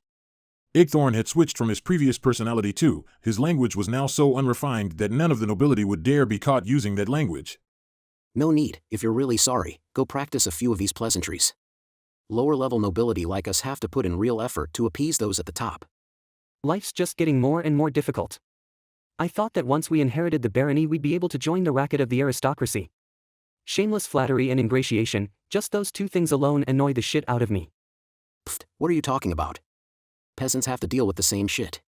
Never mind who has it worse, everybody who's working under somebody has to be a bootlicker of sorts. And that's why I never wanted to grow up. Man, I miss the days when we were carefree enough to swing sticks around and pretend to be dragon slayers. There's no going back, so don't think about it. Anyways, just learn to flatter others. That brainlet seems to be a good candidate to practice on, right?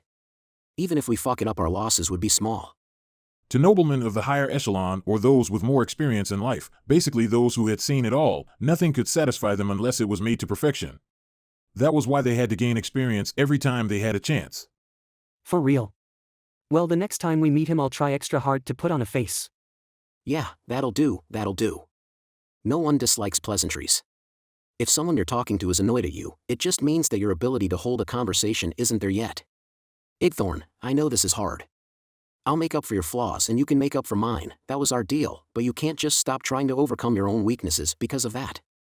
It's not like we'll be with each other forever. Though Wayne might be more intelligent than the average person, he was completely outmatched in terms of athleticism. Igthorn was the complete opposite. If they were of the same type, perhaps they would have been competitors instead. It was for this reason they were grateful for the fact that neither of them thought of each other that way. It was unusual for neighboring lords to be friendly with each other, but since they were the third and fourth sons of their family, they weren't indoctrinated with animosity from the past. That was why they were so close. Most importantly, they had chemistry. Is that so? So, what about what we discussed with him? Absolutely terrible. Wayne did not hesitate for a second before answering his friend's question. For someone like him to be at the helm of the faction was just far too dangerous of a situation. But wasn't that guy easily manipulated? That's true. This faction was, frankly speaking, a garbage dump. Its members were only in it to capitalize on their status as noblemen and had absolutely no interest in developing their lands. Like a child with an iron sword, they abused their windfall authority. They had accomplished nothing whatsoever, yet were overconfident enough to believe they were omnipotent. These people were beyond saving. Even someone like Wayne could understand that he was just a completely ordinary nobleman, yet they couldn't. The faction was full of that kind of people. It was safe to say that because of this, the faction had a huge problem. The Sorceress Kingdom storing grain in the capital is a disturbing development because they theoretically have complete control over its market price. They'll definitely raise the prices due to our bad harvest this year. What's even more terrifying is the fact that the nobles who are optimistic about such a blatant trap and have switched their farmlands to only grow cash crops aren't the minority. Their mentality is that even if anything bad were to happen, they could get through a famine by importing grain from the Sorceress Kingdom, even if the price is a bit higher. A lot of landed nobles in this faction had this mentality. Despite his attempts to subtly hint at the perils of doing so, their attitudes clearly demonstrated their belief that they alone would not be affected by it. They were determined to put their plans into action. We lost a great amount of our labor force in that war. It's easy to see that they're fixated on the short-term profits based off of how they're distributing their remaining workforce alone. To let go of petty gains and instead focus on long-term profits should have been common sense for those at the top of the hierarchy. So to even think of robbing a Sorceress Kingdom's caravan of grain is evidence that he's got brain damage. Surely no one is stupid enough to not understand that attacking a caravan that's flying the Sorceress Kingdom's flag would be treated as a declaration of war and would result in serious retribution? Even if he's this. Hold up. Were we being deceived? It was certainly possible that they were being set up and he just couldn't figure out what that man's goal was. Perhaps it wasn't such a bad choice to accept his proposal after all. No, aren't you overthinking? It's probably because he was really that much of an idiot that he didn't consider the potential consequences at all while he was coming up with that plan. Hey now. Wayne smiled bitterly. To not consider the consequences of attacking those carriages at all. Can an idiot of that magnitude really exist? Well, if you put it that way. At any rate, there was no plausible way that a noble without common sense would be chosen to inherit his family's title, hence, Philip must have had a goal. What could his goal be? It's best if we consult Signius, right? No. Don't tell her. Hilma Signius, the woman who did everything in her power to establish this faction. It was rumored that she was a lover of a certain earl, but the formation of this faction would not have benefited said earl in any shape or form. And so, the origin of her overly plentiful funds and wide connections remained a mystery. It was probably an organization, not an individual, that was behind the woman. By the simple process of elimination, one could easily arrive at which organization would have had such capabilities. The Eight Fingers. The crime syndicate controlling the kingdom's underground society. In that case, Hilma was probably someone who could be readily discarded, like a mannequin. No. Wayne's intuition told him. His few conversations with her told him that she was definitely not some simple sacrificial pawn. In fact, it was more than likely that she was one of the higher-ups of the organization. To have someone like her embedded in the faction was worrying to say the least. Although some nobles had the power to covertly form pacts with the crime syndicate, Wayne did not want to get entangled with such illegal organizations himself. It was precisely because they didn't think too highly of themselves that they would want to take advantage of her whilst maintaining a smooth operation. Why? Looks like you're thinking about something that I won't be able to grasp again, but isn't it about time that you tell me what's going on? Even I know that saying yes to that guy will get us into trouble in the future. We're about to attack a Sorceress Kingdom's caravan in your territory, you know. That bony bastard is definitely not gonna just let it slide. There's no way that guy's not losing his head after this, and yours might not stay connected to your neck for long either. Eggthorn was completely correct, but Wayne had an idea. He had agreed to the proposal with a full understanding of the risks involved. Perhaps that is that idiot's plan, to make us his scapegoats and pocket the stolen goods for himself. How about we go along with his plan? We'll be patrolling our own territories and we'll just so happen to stumble upon a group of bandits, the group that was responsible for the attack on the Sorceress Kingdom's caravan. After that, we'll kill them all. It's crucial that we alone are responsible for taking care of them. If an individual's caravan were to be attacked, no victim would simply stand down after receiving the news that the perpetrators were killed. This holds true even on a national level. Retaliation would have been more than warranted. This is why they must not leave behind any evidence of their involvement. Moreover, they had managed to make it easier for them to maintain their innocence by painting the narrative that they were simply taking care of an incident that had coincidentally occurred on their lands. How about that? Not a bad plan to gain favor with the Sorceress Kingdom, right? Even if we are suspected of involvement, we can just say that we were attempting to help aid the caravan. We'll be fine as long as the perpetrators are all dead. You know what they say, dead men tell no tales. We're getting ahead of ourselves, but we do have to consider the possibility that there are priests who could resurrect the dead. You know what they also say? No lie slips by the priest. Do you seriously believe that there are priests capable of resurrection in the Sorceress Kingdom? In a country where the undead are said to proudly walk the streets, tormenting the living? No. I guess. Wayne grinned as he concurred with Igthorn. Regardless of that man's goals, an attack on a Sorceress Kingdom's caravan is beneficial to us no matter the outcome. It doesn't matter if the attack succeeds, which I don't think it will, or fails, because the Sorceress Kingdom would be on high alert for further attacks in the future either way. They might stop storing grain with the kingdom's merchants. That way, those idiots would get a wake-up call and start making plans with a more solid foundation. Also, Wayne laughed mockingly. That man will be done for, no matter what. Is he worth all the hassle? For us to take all of these risks just for him? Of course he's not worth it personally, but it's necessary to hinder Signius, the woman behind him, even if it's by a little. She must be planning to use him to manipulate the faction and draw attention away from her, ultimately allowing her syndicate to operate in one form out in the open. If that wasn't the case, it wouldn't make sense for them to invest so much money on the faction. The royal faction and the noble faction had already lost much of their power. If one could freely manipulate this third faction of theirs, they would be able to wield a terrifying amount of authority. This meant that the Eight Fingers would be in charge of both the kingdom's legal and illegal affairs. I would only be able to come up with temporary solutions for these things, but you've already thought this far ahead, huh? As Igthorn said, such an idea should be out of reach from the minds of nobles, let alone a lowly baron. The truth is, of course, not all barons are the same. Some of them owned more land than nobles of a higher rank. Unfortunately for the two of them, their territories were of sizes befitting a baron, so they were your average barons in the kingdom. All the nobles without connections in the royal faction or the noble faction wanted to do was to better develop their land. For this to happen, the kingdom must also change for the better. They had the idea not just because they were nobles, it was also born of their own ambitions. What they desired was to become wealthier and happier. That's why they would exploit any beneficial opportunities to its maximum potential. But even if we switched to a better faction, we would have to rebuild our reputation and connections all over again, right? Yeah. Right. They had joined the faction to obtain opportunities that would otherwise be unavailable to them had they joined a more well-established faction. However, they never expected the Eight Fingers to appoint such a cretin to its leadership position. It seemed as though joining this faction was a mistake. Speaking of which, would the Sorceress Kingdom use this as an excuse to declare war on the kingdom? Unlikely.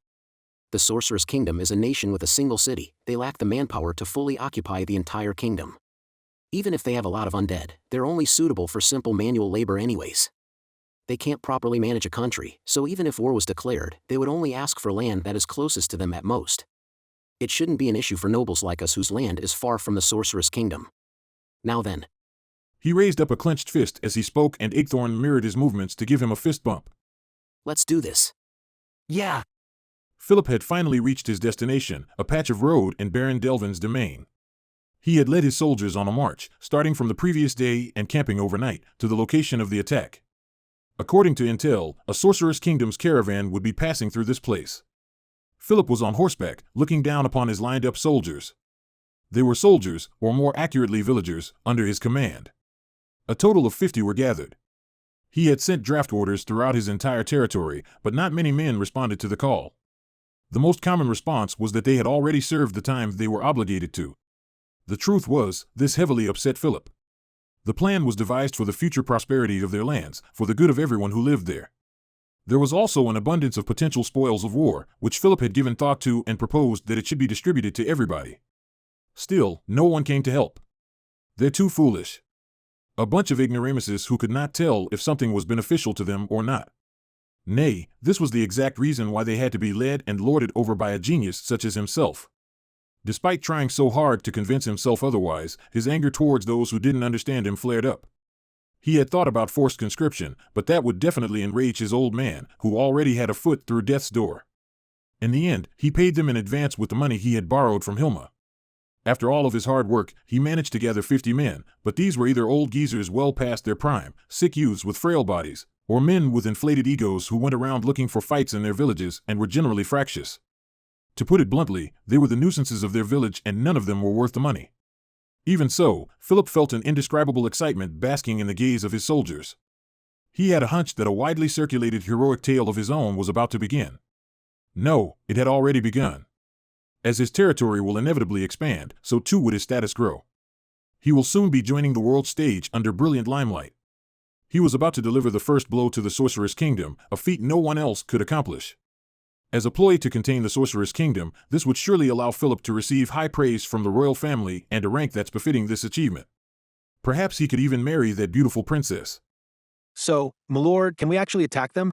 Philip, who had been basking in his dream, was dragged back to reality as if a bucket of cold water had just been dumped over him. He returned to his senses and looked at the soldier who had asked the question.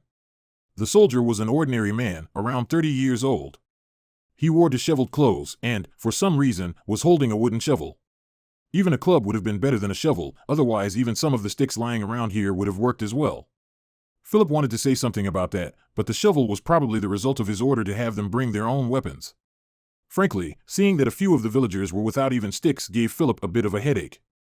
Apart from them, however, the group as a whole appeared as though they were some destitute bandits. Perhaps it could even fool their opponents into believing so. The soldiers around them apparently agreed with the man's doubts, as everyone within sight turned their heads towards him as if to say, yeah, I was thinking about the same thing. It'll be fine. This is a move to save the kingdom. My lord, we don't really get the whole kingdom thing. It's too complicated for us. We won't get tied up and have our heads chopped off though, yeah? Another man asked, and soon the others started to echo along with their yes. Philip was greatly surprised by the questions that demonstrated a complete lack of an understanding of justice. It's precisely because so many people like them exist that someone talented like me has to lead them. Nobody obeyed my plans on farm management because these people could only think on a surface level. I said there would be no problems. Are you all deaf? No, we aren't. The soldiers were not convinced, their spite was visible. Maybe he should have executed someone as a warning to the others, but that would make it seem like he couldn't lead at all. He would lose his dignity if he couldn't get them to work despite knowing that there were risks involved. As Philip panicked and knew not what to do, he heard the overpowering sound of horses' hooves stomping on the ground. He turned his head to see two horsemen galloping towards him. Their faces were both covered save for the eyes, but he still knew who they were. The two stopped afar and waved at him. Why didn't they come over here? Shouldn't they come towards me and not the other way round? Philip thought maybe they had something to say that must be kept secret. I guess I have to. He could finally feel a bit better about himself by saying things in a pretentious manner and so changed his expression to a flippant one to match. Philip moved towards them on horseback. He had had some practice riding, so having a horse walk in a straight line was not a problem. Baron, how are your preparations coming along? The man's face was masked, so it was hard to identify him, but judging from the voice and his build, the man could be deduced to be Baron Delvin, or Wayne. His outfit, however, was nothing like that of a baron's. The hide armor was a bit dirty and a sword hung by his waist. His horse looked bored and lifeless, like a farm horse instead of a war horse. Next to him was Baron Rokerson, or Igthorn, who looked pretty much the same. Their appearances matched so well that even their horses looked similar. Unlike Philip, who had some financial backing, they must have been quite poor. Philip thought about the time when he had seen them wearing shabby clothes and tried his best to hide the sense of superiority that was about to show on his face. Well, now I can't show this pathetic duo that I'm irritated by my soldiers' low morale, can I? This is such a pain. He, as someone of higher status, must show to those below him what exactly made him superior to them. Philip must act as a role model for society, and the inferior must follow Philip. That way, the world could run smoothly. Only the two of you? What about your men? We have already prepared them, right? Exactly, our soldiers will flank Philip Kakas and form the crane wing formation. Oh, the crane wing formation. Even Philip knew about that formation. Deploying such a famous formation was quite a gratifying thing to do. It was as though he had become the protagonist of some tale. So, if things go south, please scatter towards the left and right. The enemy won't scatter if we only go in one direction. Remember to spread as far apart as possible when retreating. I understand. It's fine, you don't need to remind. Wouldn't it be better to decide in advance who should go which way? A successful retreat can be difficult in the heat of battle. This applies to Philip Kaka as well. Which direction will you be retreating to? They spoke as though they had foreseen his defeat. This made Philip quite upset. So you're sure that I'll lose? No, it's nothing like that, Philip Kaka. Have you heard of the tactic of feigning a retreat to exterminate all the pursuing enemies in one go? Ah. Uh-huh. Yes, I have. Oh, I see. Philip accepted their explanation, but since it would be unpleasant to admit his ignorance, he acted as though he had already known of the tactic. As I thought, you knew about it. Well, there you have it. This is the strategy, one that includes a strategic retreat. Well, in that case.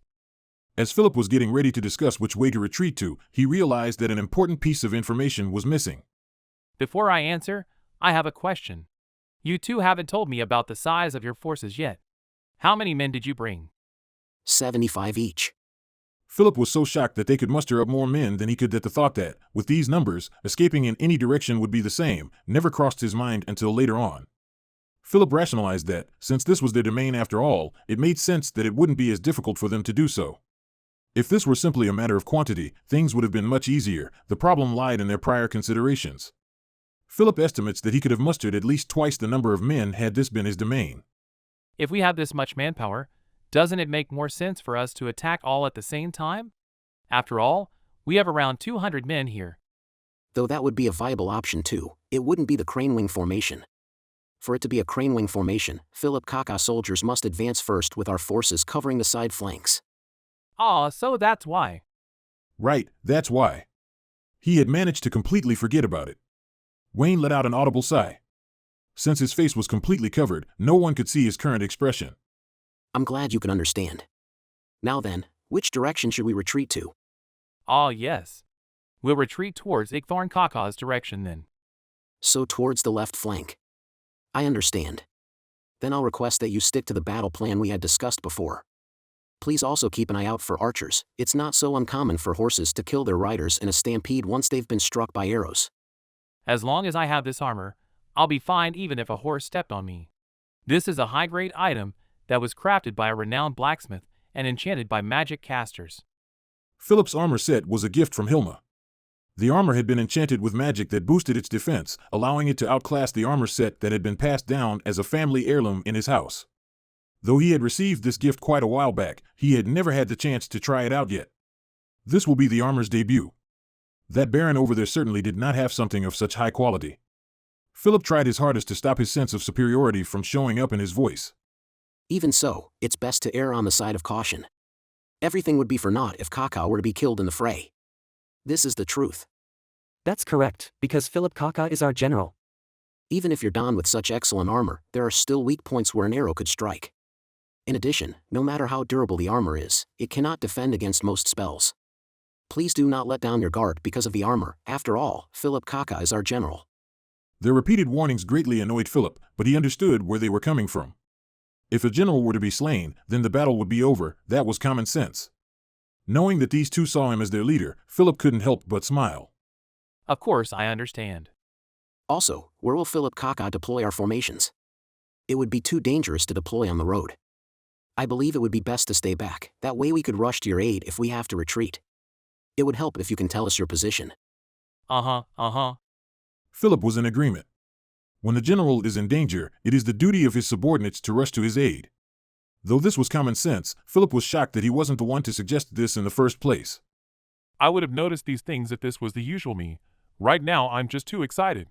This is my first time organizing a battle of this scale. Philip gulped slightly and took a deep breath. What's wrong? Nothing. I was just trying to temper the fiery passion for this battle in my heart. Oh, I see. Is that so? Then where would Philip Kaka like to wait for the caravan? First of all, Philip took a look to his left and right. The paved roads were quite wide, enough space for two carriages to pass through side by side.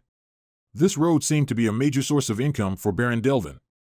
There were lush forests to the sides of the road, but the closest spots to the road where bandits would usually hide had been cleared completely down to just grass. The forest was under human management, apparently to allow pigs to forage the grounds for acorns and the like, so there was no need for them to be on alert for monsters or wild beasts.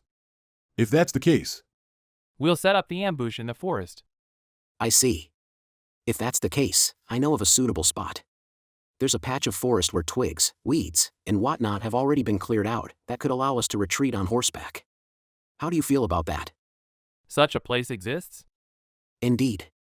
When Philip Kaka decided to launch the ambush in these lands, we knew something like that was necessary, so we took the time to prepare that spot.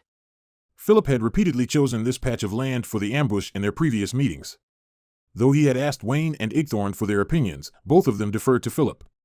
It must have been quite troublesome for them to make preparations after that. Then I'm truly grateful to you. Nonsense, since you had to take on the risks of leading the first charge. What we did was just our fair share, right? It's just as Wayne Kaka had surmised. The two led Philip to the site, and it was just as they had described. There shouldn't be an issue for horses to gallop if the grounds were in this condition. As he finished his discussion with the two, Philip simply walked back to his soldiers. Philip couldn't stop sweating because of his full body armor, and because they were on uneven ground, his helmet could cause him to lose his balance and fall over easily. Huh. Philip wheezed heavily as he took off his helmet to clip on below his waist. He took out a handkerchief and began to furiously wipe his forehead. Philip felt like the armor was a failure. Even though an armor's defensive capabilities are its most important quality, mobility is equally as important. He seems to remember that there were enchantments that lighten armor. He'll have to ask for one of those in the future. Or perhaps an enchantment that prevents him from sweating while he's wearing the armor. He should talk to Hilma about this the next time he's in the capital. After making a mental note of that, he walked back to the site where he saw his soldiers bored out of their minds doing nothing. Sorry for the wait. My lord, who is that man who's covered his face? His appearance screams bandit. Are we being set up? That's impossible. That man's obviously an esteemed noble of the kingdom. Speaking of appearance, don't mention it. It's not as though every nobleman could afford full body armor. Plus, during the Battle of the Cots Plains, those families that had lost their successors also lost many heirloom weapons and armor. Philip's household was in this exact situation. If he loses this set of armor, it would be difficult to acquire one again. Though it appears the soldiers do not believe in his reasoning, there was no need to force them to accept it. Okay. Let's wait till the caravan arrives. After it does, we'll attack it immediately. Philip heard no response and raised his voice. Do you understand? Understood. Though everybody answered begrudgingly, their voices in unison were still loud enough to be heard. Philip was unsatisfied with their response, but he'll have to leave it at that. This is their first battle after all. There was no need for them to meet all expectations. For them to develop into excellent soldiers, they will have to focus on the most immediate problems at hand. As Philip mulled over these thoughts, he sat on the ground as if his body was giving in to the desire for rest. A vast criminal syndicate known as the Eight Fingers lurked in the shadows of the kingdom. There existed 8 divisions within the syndicate, one of them being the smuggling division. Christopher Olson, a member of said division, sported the face of an honest merchant. His words carried quite a bit of weight on the major trade route connecting the royal capital to the west side of the kingdom. As such, he had had the first-hand experience in having his warehouses be looted clean of various types of goods during Jaldabaoth's rampage. They had substantial losses, but it did not spell the end for his company. Still, a considerable amount of time was now necessary to recover those losses, so he found it to be a necessity to borrow a portion of the funds from the Eight Fingers. You've got to spend money to make money. That was how businesses operated. Of course, it could also lead to greater losses, but as long as he kept his head down and avoided unnecessary risks, there was not much to worry about. Borrowing money from Eight Fingers, however, would start one down the gradual path towards losing oneself. The Eight Fingers would force merchants who had made losses into criminal activities such as smuggling, selling, or transporting narcotics. Merchants fell into this trap quite often. So what about Christopher, who had already been ensnared? In order to borrow money, he had had a meeting with the leaders of the divisions, which shocked him, to say the least. Christopher belonged to the smuggling division, so the management of loans should have been by his superiors in the same division. Meetings with the executives of the other divisions should have been an impossibility. Despite all of this, he got to meet with the top brass. Was it because his accomplishments had earned him a high recommendation? Or was it some other reason unbeknownst to him? He couldn't figure out why, even after the meeting had concluded. The only thing that he was certain of was his suspicions towards the division's leaders' unusually friendly attitude towards him, knowing full well how they were feared even by the dark side of society. Of course, goodwill from mafia heads could just as easily be faked as anything else. Another thing that caught his attention was the fact that they, befitting their status at the highest echelon of the organization, apparently took their own health quite seriously. Though he wondered if they were perhaps a bit too skinny, they were definitely healthier compared to his overweight body. Such people of importance had given him a job on the spot. The kind of job to be given out depended on various factors, such as the amount of money borrowed, the value of the person as a human being, and whether that person could be of use to Eight Fingers in the future. Those with better ratings were given safer jobs and vice versa. The job given to him was transportation of Sorceress Kingdom's grain. Whether if it's safe or not is still unclear. What's the matter? Did you say something, sir? Oh, don't mind me. I'm just mumbling to myself. The one to respond to his question was the leader of the mercenary division. He was a robust man. Very much different from Christopher, who was in his 40s and saved up a thick layer of fat around his waist. The man was young, sharp, and apparently only in his 20s. He wore a steel chestplate with chainmail underneath. A helmet that could cover his entire face sat next to him, together with a well-worn sword. The man was the leader in charge of protecting the Sorceress Kingdom's grain caravan, which consisted of 7 carriages. The security detail consisted of 24 people in total, all of which were employed by Eight Fingers and, like Christopher himself, belonged to the smuggling division. Though they were members of the same department, they still charged for their service and at a rate higher than that of mercenaries of a similar level nonetheless. On the other hand, they no longer had to worry about information leakage for secret missions as they were more loyal to the mission at hand. In the face of threats that couldn't be taken care of, regular mercenaries would probably just abandon the mission, but these men would fight as rear guards to their death. This was understandable, as abandoning the mission would cost the higher-ups their dignity. As a result, they would have been hunted down and murdered even if they were to make it out alive. Therefore, for someone like Christopher who did not know of any trustworthy mercenaries, these men from the Eight Fingers were probably his best choice. But then again, for this mission, they were his only choice. It was a direct order from the higher-ups to use these men. To make up for the lack of options, they were to provide their services for free, and so he had surplus funds to hire even more mercenaries. However, hiring extra mercenaries would be seen as a sign of distrust towards the men. Never mind the fact that their employment was specified by the top brass, so hiring other mercenaries could be seen as him disobeying their orders. After giving it some thought, Christopher decided against hiring extra mercenaries. Moreover, all of the guards appeared to be quite capable, but of course, Christopher, who was no warrior, could not properly grasp their strength. That was not a problem, however, as the higher-ups have vouched for them by claiming that they were outstanding. Going against orders would be dangerous regardless of the reason. That being said, if he were to be asked whether if he felt it was safe to depart with such a small detail, he would have wished for more capable men. It would have been great if he could borrow a boss from the security department, a member of the 6 Arms, the enforcement group of the Eight Fingers. Needless to say, that wish would never come true. It was said that the 6 Arms, including its leader, Zero, who was said to be the strongest warrior in all of the Eight Fingers, was exterminated in a conflict with the royal family, just before the calamity caused by Jaldabaoth. Credible intel attributed their defeat to Brain Unglaus, a warrior serving under the Golden Princess. It would be outrageous to assume that all 6 of them were defeated by a single person, but apparently the Blue Roses, an adamantite-ranked adventurer group, had joined the fight as well. Christopher deduced from this that it was most likely a 6 versus 6 battle. The security department was said to have lost most of its members in the battle. At the moment, every department was building up a force of its own to compensate for the loss, to the point where even members of the assassination division began to operate out in the light. Nevertheless, this managed to improve the mood of those within the Eight Fingers to the point where it was now better than it was before the appearance of Jaldabaoth. Internal conflicts were rife in the past, and it wasn't unlikely for one to fall victim to dirty tricks being played behind their backs. Some merchants were even reported to the authorities by people from the other departments during the most crucial stages of a smuggling mission. At the moment, however, the higher-ups were being so cooperative with each other that it was almost disgusting to think of. Business had expanded as a result, and illegal profits from each endeavor grew too. The mercenary leader farted audibly while yawning. It was an unavoidable physiological phenomenon, but he had no intention to apologize. A disgraceful action. Christopher frowned. That was the worst sound to wake up to from a daydream. He honestly wanted to complain, but this man was to be his companion during the trip to and from Re-Level, a large port city on the west side of the kingdom. His desire to maintain a friendly relationship with him suppressed his desire to complain. Ships would be used to transport the cargo from Re-Level to the Holy Kingdom, so that would be the job of a certain maritime merchant. He was a great man, and Christopher knew him well. It came as a surprise to him that the man was also a member of Eight Fingers, but he claimed they were collaborating solely for the mutual benefits. Still, he couldn't help but worry. You seem relaxed. You don't think anyone's going to attack? Oh, I haven't gotten that stinging feeling, so no problem. Oh, you probably wanted to say that feelings can't be trusted, eh? Well, I understand where you're coming from, but you surely have had moments when you thought, this will work out fine, right? There are also times where you have had a bad feeling about something, so you try to plan for it, and it ended up being true or something. Yeah, I've had those experiences. See, our past experiences can function as our intuition. The mercenary leader spoke in a tone that did not match his appearances at all. See, well, we're also flying the Sorceress Kingdom's flag.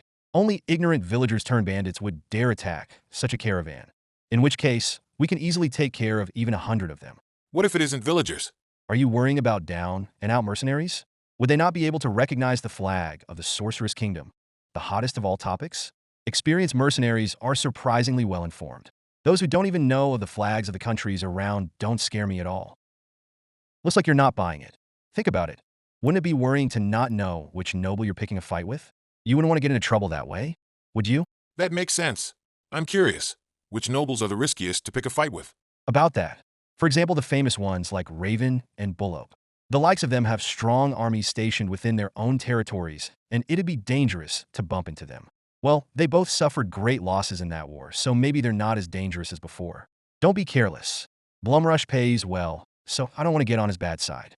Well, I simply just don't want enmity from any of the noble lords. But you're being backed by a criminal syndicate. Are you being serious? So are you, right? If I get into trouble with them, the big shots will just abandon me without a second thought. Same goes for you, yeah? Yeah.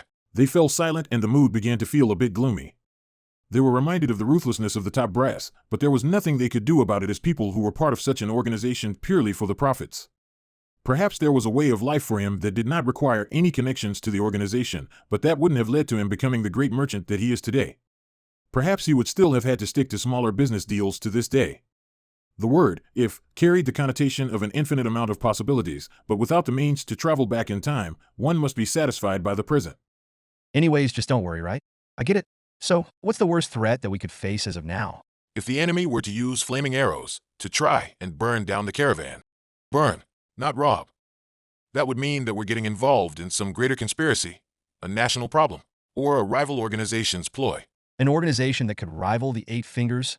Is that even possible? Don't know. Even a rival group would probably not want to burn Sorceress Kingdom's goods, unless they're confident that no clues would be left behind. Personally, I think national conspiracies or ploys from the kingdom or other neighboring countries are more concerning. We're probably under a higher threat to receive an attack from those sources. If that's the case, then there's no point in worrying about it. Huh. Right. Anyways, it looks safe for now. Don't worry. Just sit tight. The caravan was soon approaching a forest. They could utilize that fact to estimate their approximate location. Christopher opened up a mental image of a map to confirm that they were indeed making good progress. He could finally relax. Messing up a job related to the Sorceress Kingdom would invite some terrifying consequences. The time was around noon. They just had to pass through this forest and then they could take a break as planned. This wasn't a wild forest. It showed signs of being well maintained by men, so it shouldn't take too long for them to traverse through this place. The sound of bolting horses could be heard within the wobbling carriage, which was when the carriage also started slowing down. Christopher took a peek at the mercenary leader and found his aura to be completely different from just then. Things were getting serious. Excuse me, but it looks like I have a job to do. Two men poked their head through the portiere, subordinates of the mercenary leader. Sorry, boss. This guy said there are a lot of villagers hiding in the forests. The merc said as he turned to face Christopher. The one who he had referred to as this guy was their scout. Not bandits, but villagers? How'd you know that? Yes. First is their equipment. They were neither armored nor armed. Many of them are using hoes as improvised weapons. Not clubs, but hoes. Even rocks could be weaponized. But hoes, you say? That's odd. No, were they metal hoes? I couldn't get a closer look, but they appeared to be made out of wood. Christopher, who had been silently listening into the conversation, thought that it must have just been regular villagers who were returning home after working on their farms. Oh, really? Hoes? Is this a hoax? It didn't feel like that was the case. Send a few men to disperse them? Maybe we're being too cautious. The mercenary leader mumbled. The situation called for everyone to speak their minds, and that was probably why he was mumbling loud enough to himself for the others to hear. Probably. Excuse me. Sorry for butting in on your conversation, but can I say something? That's fine. As long as it's constructive suggestions, we can never have too many of those. First of all, this forest is well maintained. A cultivated forest. People let their pigs forage here, or something. Aren't they just here to round up their pigs? If that's the case, if we were to disperse them, it might seem as though we are trying to steal their sounder of swine. We're flying the Sorceress Kingdom's flag too. If a rumor was to circulate that the Sorceress Kingdom is stealing pigs, wouldn't it be bad if that country found out? Tass. The mercenary leader sucked in his lips. Up to this point, they had had their safety guaranteed by the flag. They had the right of way through some of the cities along the way and were treated with respect because of it, but now it seemed as though the grace of the Sorceress Kingdom had turned into shackles instead. To bring shame upon the Sorceress Kingdom would be to bring disaster upon themselves. That was why Christopher did not dare bring along any contraband for sale later on. You said there were a lot of them. How many is a lot? For a rough estimate, felt like there were around 50 men. I think that's too much manpower for simple farm work. What about you? He was the one to bring farm work up, but his parents were merchants too. Christopher had no experience raising pigs. No. I don't know if that's too many or too little. I have no idea how many people are necessary to catch a pig. Maybe they're here to plant more trees, or even cut down some. I heard there were also some types of farm work that require pigs or something. Well, if they brought hoes, then that would be more likely. Then, what about the noble of this land? Any tales of him working his serfs to death? Christopher kneaded his thick neck as he replied. No, I had seen him once in the past. He's pretty young, but also highly reliable. His domain has also been stable under his management. If he was to learn more about the etiquette of the aristocracy and political strategies, he would have a bright future ahead of himself. Though he didn't know him well, they had had conversations back when Christopher supplied alcohol to some tavern in the capital that was being funded by the Eight Fingers. It was unfortunate that Christopher had not been given a warrant of appointment, so he had never done business with that noble even when he had to pass through this section of road in his domain before.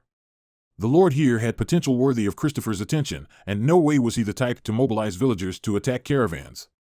From what Christopher could recall, there weren't many villagers in that man's domain who were hungry enough to attack a trade caravan, never mind 50 of them.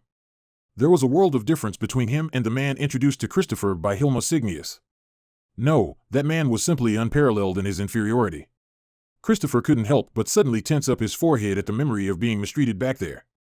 Boss, even if they were to attack, there are only 50 unarmed and unarmored villagers. We should be able to defeat them easily. What are the chances that this is a bait and there are more soldiers lying in wait for an ambush? The two mercs looked at each other upon hearing what their leader said.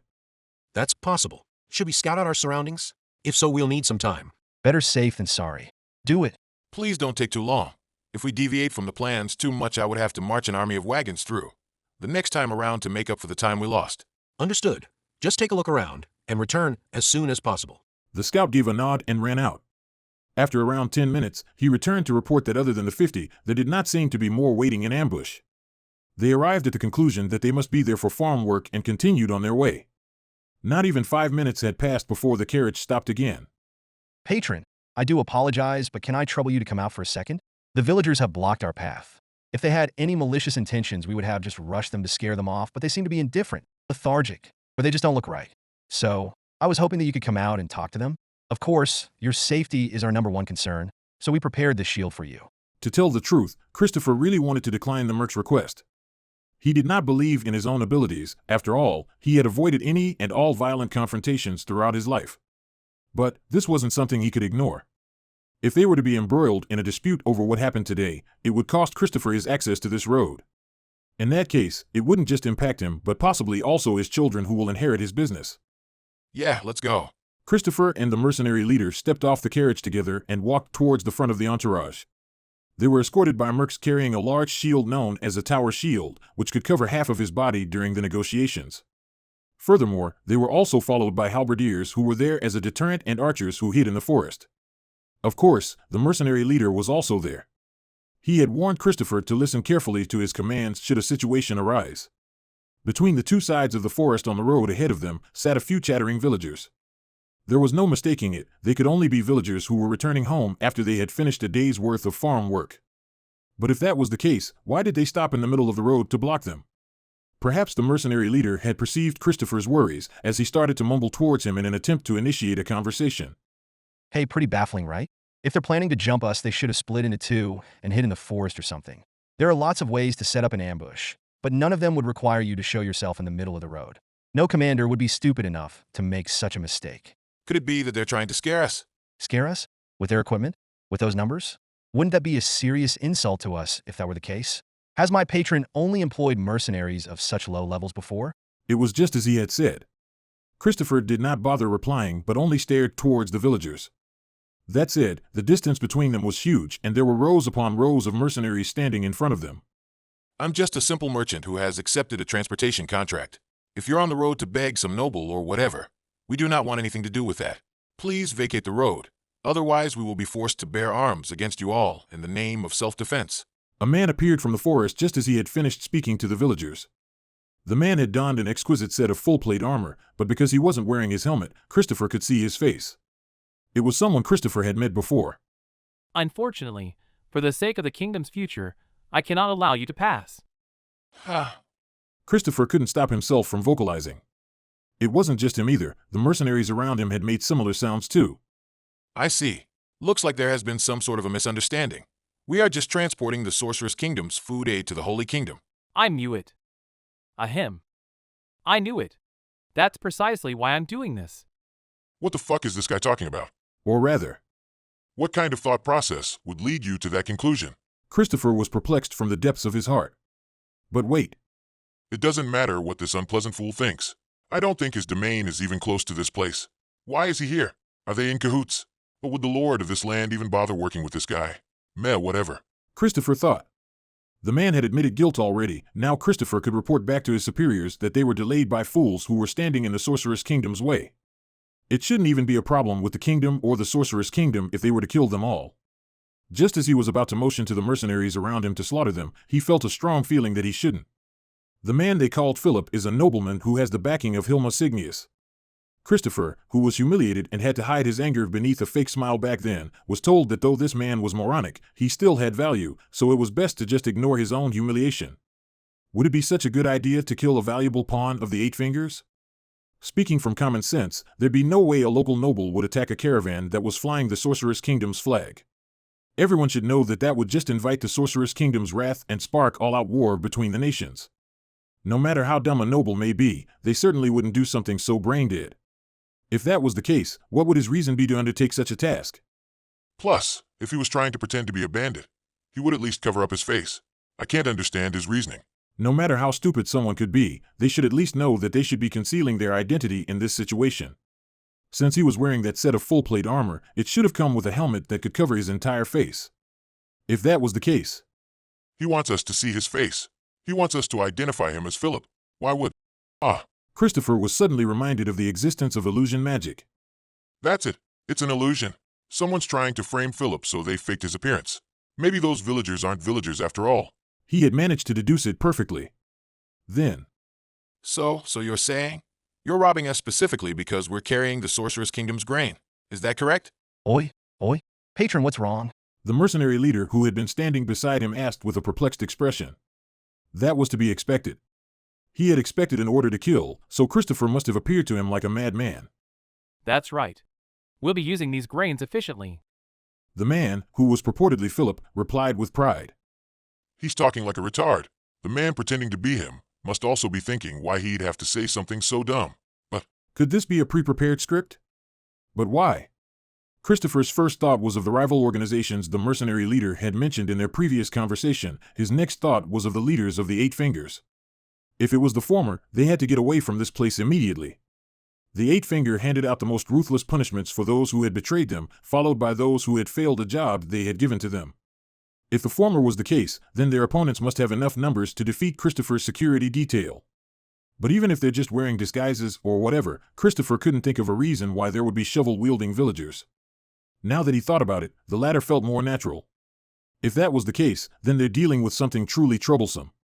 Something that's extremely troublesome. This could imply that the leaders of the Eight Fingers were not as united as previously thought, but were still attempting to sabotage each other. Or, was this the will of all of the leaders? are we being thrown away?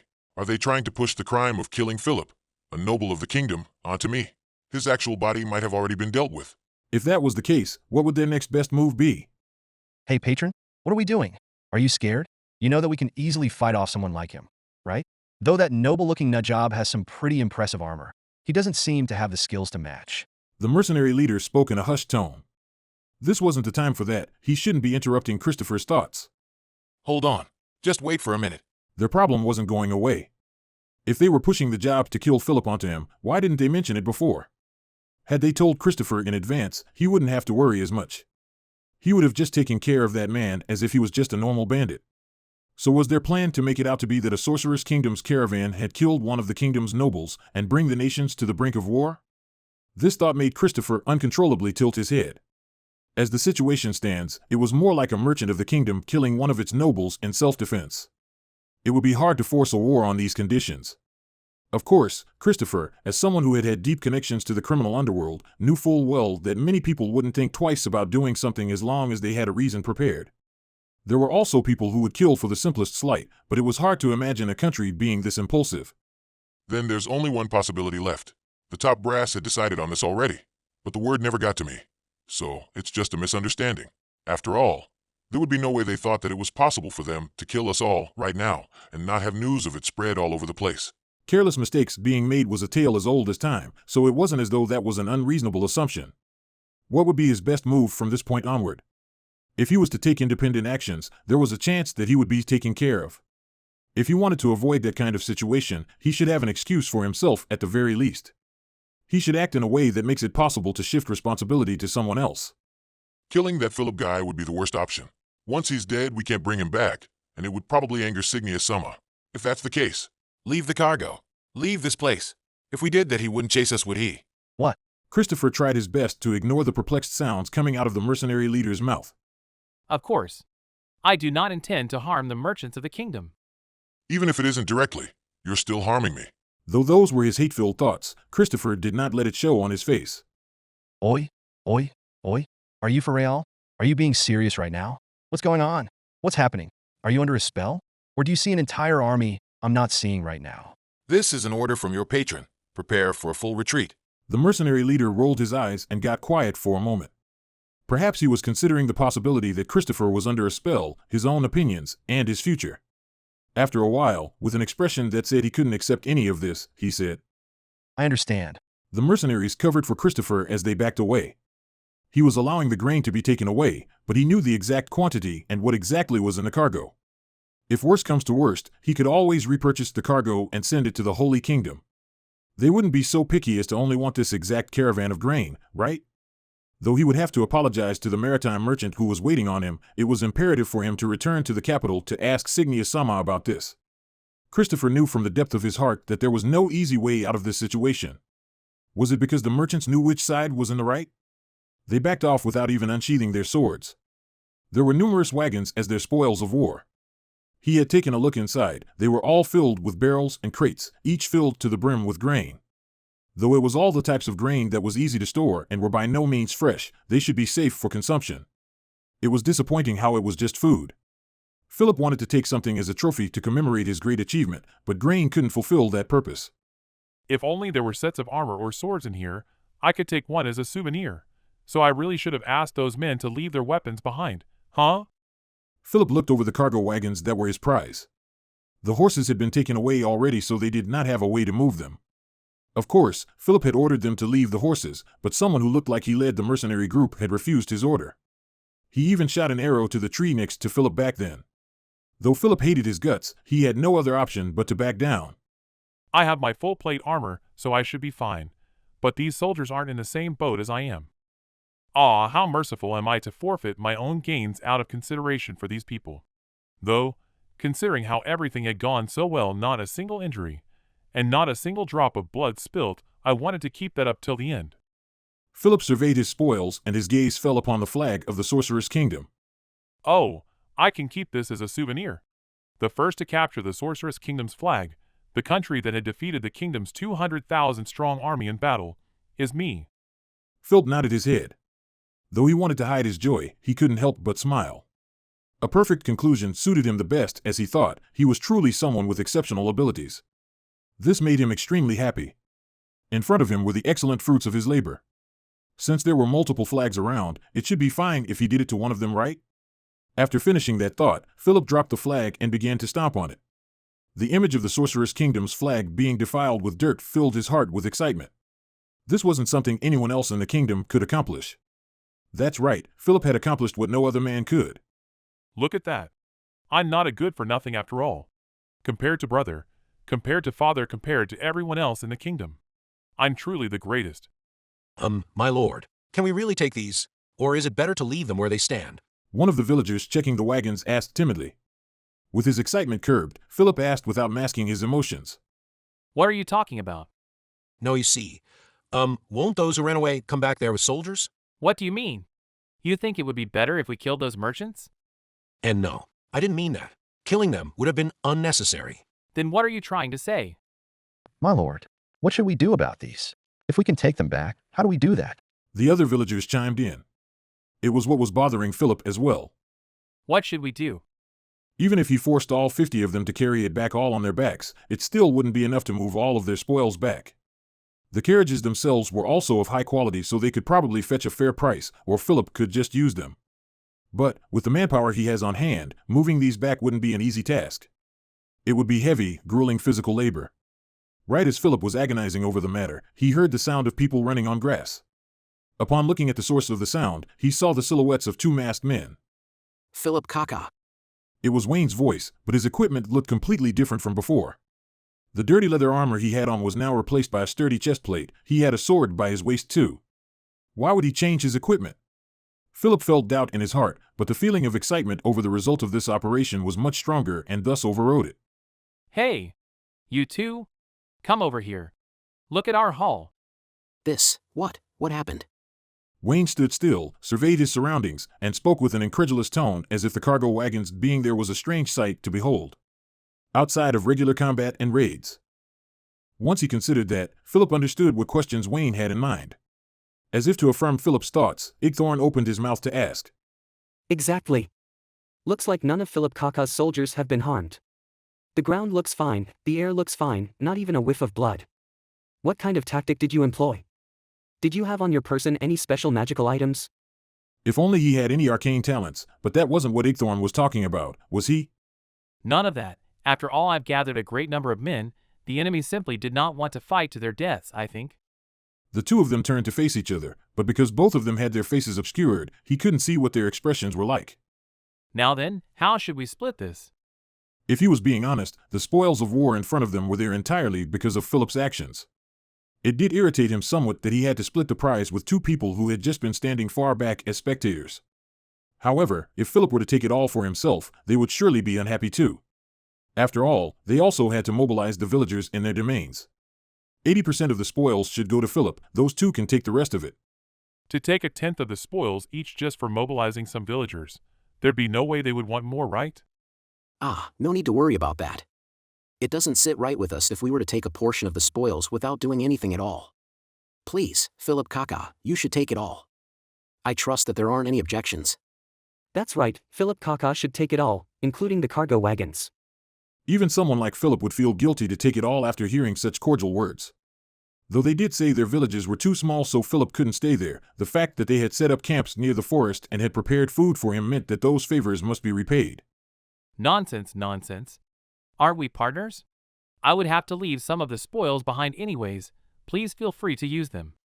No, we have more than enough, Philip Kaka. Wayne replied without hesitation. Not a single shred of doubt was present in his answer. These were all earned through Philip Kaka's efforts. As the etiquette of the nobility would dictate, we cannot accept these. Is that true? Yes. Yes. Both of them answered simultaneously. They seemed to possess an unyielding will on this matter, so there was nothing he could do about it. This is all mine. Philip's heart fluttered at that thought. Since it has come down to this, I'll take it all. Also, though I'm embarrassed to ask, I do have a request for you too. Could I borrow some horses to pull these wagons? Horses? What should we do? We'll discuss this privately for a second. Please excuse us. The two who had temporarily left his presence seemed to be exchanging their opinions, but from this distance it was hard to tell if they were talking at all. They seemed to reach an agreement after a while and promptly returned to Philip. We'll prepare the horses as soon as possible. However, because these aren't war horses but work horses, could you return them shortly after you're done with them? Thank you very much. An important thing to note, it would probably be best to lower the flags of the Sorceress Kingdom. You wouldn't want to be seen by regular folks while transporting your spoils back, so though it will be difficult, please consider transporting them through the forest. Understood, I'll do that then.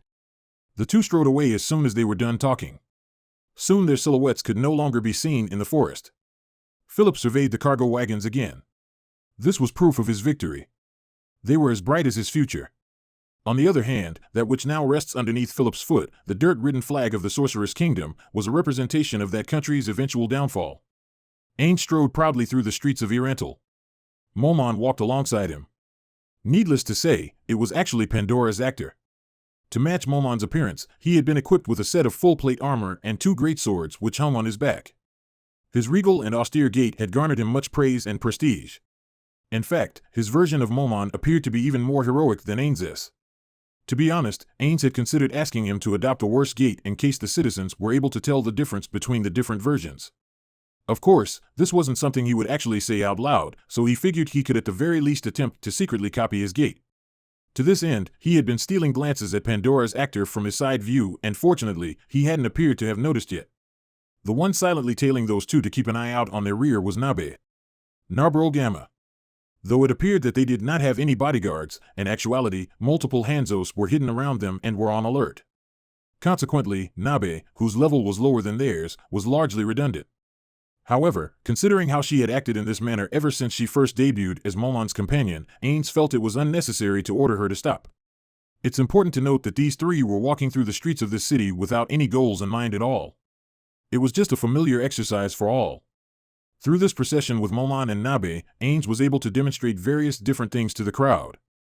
It was also for this reason that Ains hadn't brought the maids along. This act served multiple purposes. The most important of all was to validate the fact that Ains was still working together with Momon, so it wouldn't be appropriate to exclude Narbrol from this operation. After all, Momon was always seen in full-plate armor and his appearance wasn't known to many.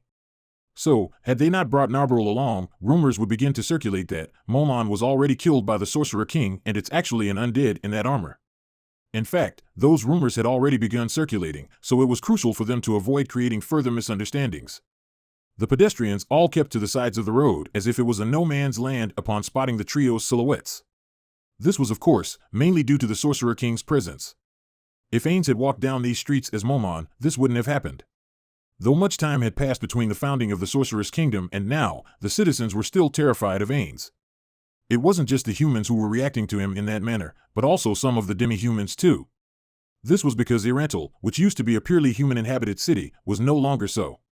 Demi-humans could be seen sprinkled throughout the crowds. If one were to look around where they were, they would see the outlines of a number of demi-humans, although not many, in the shops. They were both employees and customers, and sometimes they were even the owners of the store. The part of the city which used to be a slum was renovated into residential zones for demi-humans under Ains's orders. If they had been in that part of the city, this wouldn't be such an unusual sight to behold, but Ains and the others had been walking through one of the main streets of Irantal, far away from the slums of Ur. It was easy to see from this fact alone how there had been a considerable number of demi-humans flowing in and out of Irantal. Though this wasn't due to any special policies Ains had put in place. After all, the one who had been putting effort into these matters was Albedo. He still felt proud of this fact. It told him that his plans to unify the races was progressing at a steady pace. If this was the case, I would really like to enact policies that could speed up the process of uniting them all. In fact, he had such a plan in mind already. Ains had considered holding some sort of an event in Irantal with the ulterior motive to draw in more tourists and increase their income from foreign sources. What he hadn't considered was how unfestive and non-participatory this world was in general, which was the cause of his boredom this entire time. Though a gladiatorial arena like the one in the Empire wouldn't be too bad, Ains wanted something that hadn't been done already, something truly special. If he was to hold a large event that involved audience participation or anything that would allow an interracial team to shine, that would surely boost racial unity.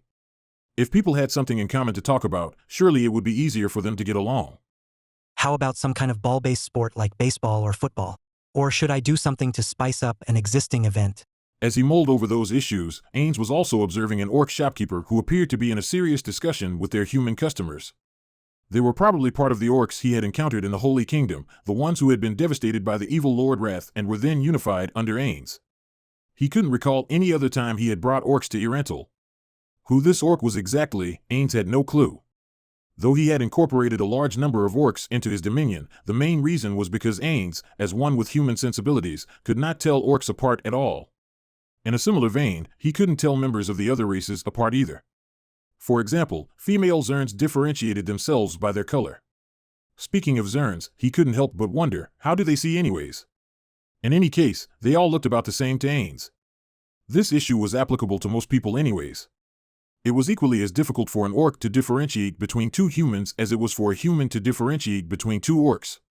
For this reason, they had stuck to recognizing humans through features like hair length, pupil colors, etc., but incidents still arose whereby goods reserved for a specific person were sold to someone who looked similar, even though to someone like Ains the two persons looked completely different. The Sorcerer's Kingdom had no issues with public order. Crime rates for misdemeanors were low, never mind felonies. This, however, wasn't due to the strict enforcement of the law, but rather out of people's fears that their corpses would be turned undead to serve the country after their deaths.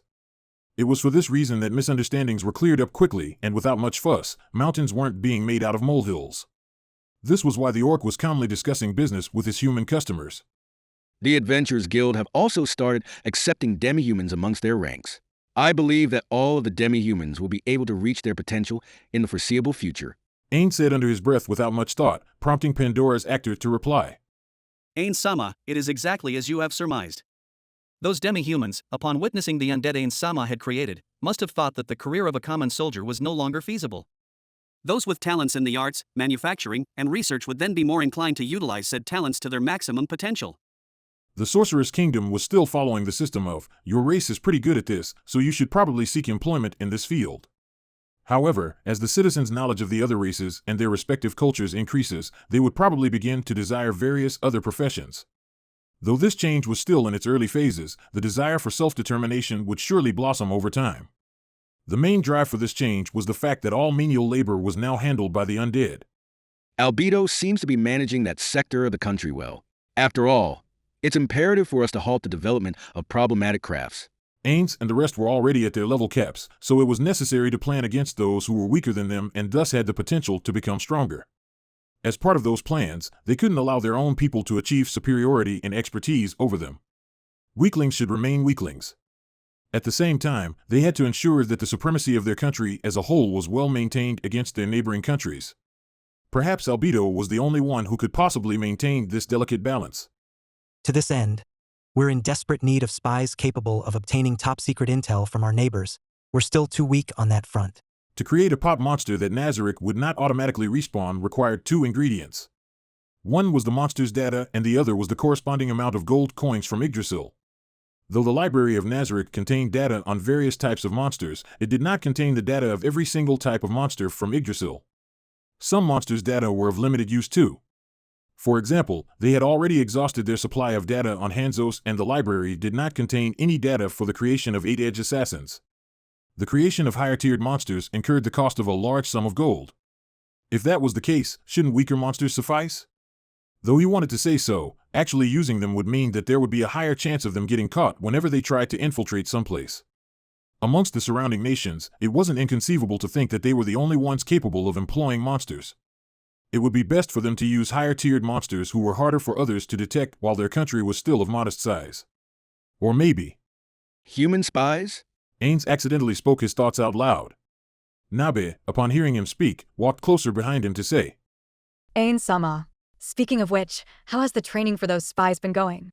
Shall I make sure those sows know who their rightful master is? Ains lowered his voice and responded with, Nabe, you're the partner of the folk hero Momon now. Do not forget your position. After all, they had made it out to be that Momon and Nabe had been bound to this city out of concern for the safety of its inhabitants, which was why they were working with Ains' old gown in the first place. Perhaps enough time had passed that it wouldn't be too bad to have their characters have a change of heart so that they were staying in the city out of reverence for the Sorcerer King instead.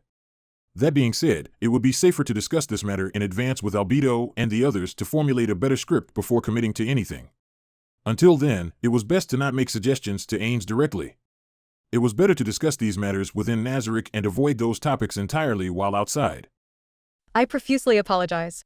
You have been forgiven. Would have been what he would have said, until he took a good look at their surroundings. A lot of people were watching intently with horrified expressions. Hopefully they hadn't heard what Nabe had said.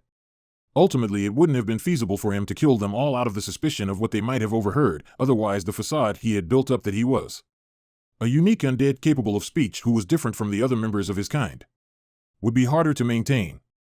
Nonetheless, ignoring Nabe's question and causing her to put on a dismayed expression caused Ains to feel pity for her. It would be troublesome if she were to stop asking questions of her own entirely. With that in mind, Ains muttered his answer in a volume that was incomprehensible to those around them. We've lent out the Hanzos. Tira is currently in charge of training them, but if I'm being honest, they are no better than a single 8-edge assassin. Just considered an investment for the future.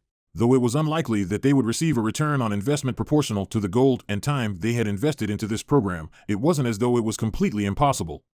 The same applied to their investments in runecraft, trademarked, and other magical technologies. They were going in completely blind on whether or not those efforts would bear fruit, so it was best to dial back their investments down to a minimum for now. Ain stopped talking. And just like that, the trio continued to walk down the street in silence. Occasionally they would bump into patrol teams consisting of Death Knights, Death Wizards, Death Warriors, Death Priests, and Death Assassins. Though they were walking on the streets too, they maintained a tight formation with the Death Assassins silently keeping a lookout on the front. This wasn't due to any perceivable dangers, but rather the fact that they were just following their original orders to patrol in formation. Something of note was that though Death Assassins were bad at concealing themselves, they had a high damage output thanks to their high critical strike chance. If an enemy were to let their guard down because they believed that a Death Assassin did not pose a threat to them, then they would be able to deal an alarming amount of damage. This was why Ains couldn't make spies out of them. Even though we're exporting undead, those exports mostly consisted of weak skeletons. Of course, they were charging vastly different prices for weaker undead compared to the stronger ones, so the most popular product was still those designed for cheap menial labor.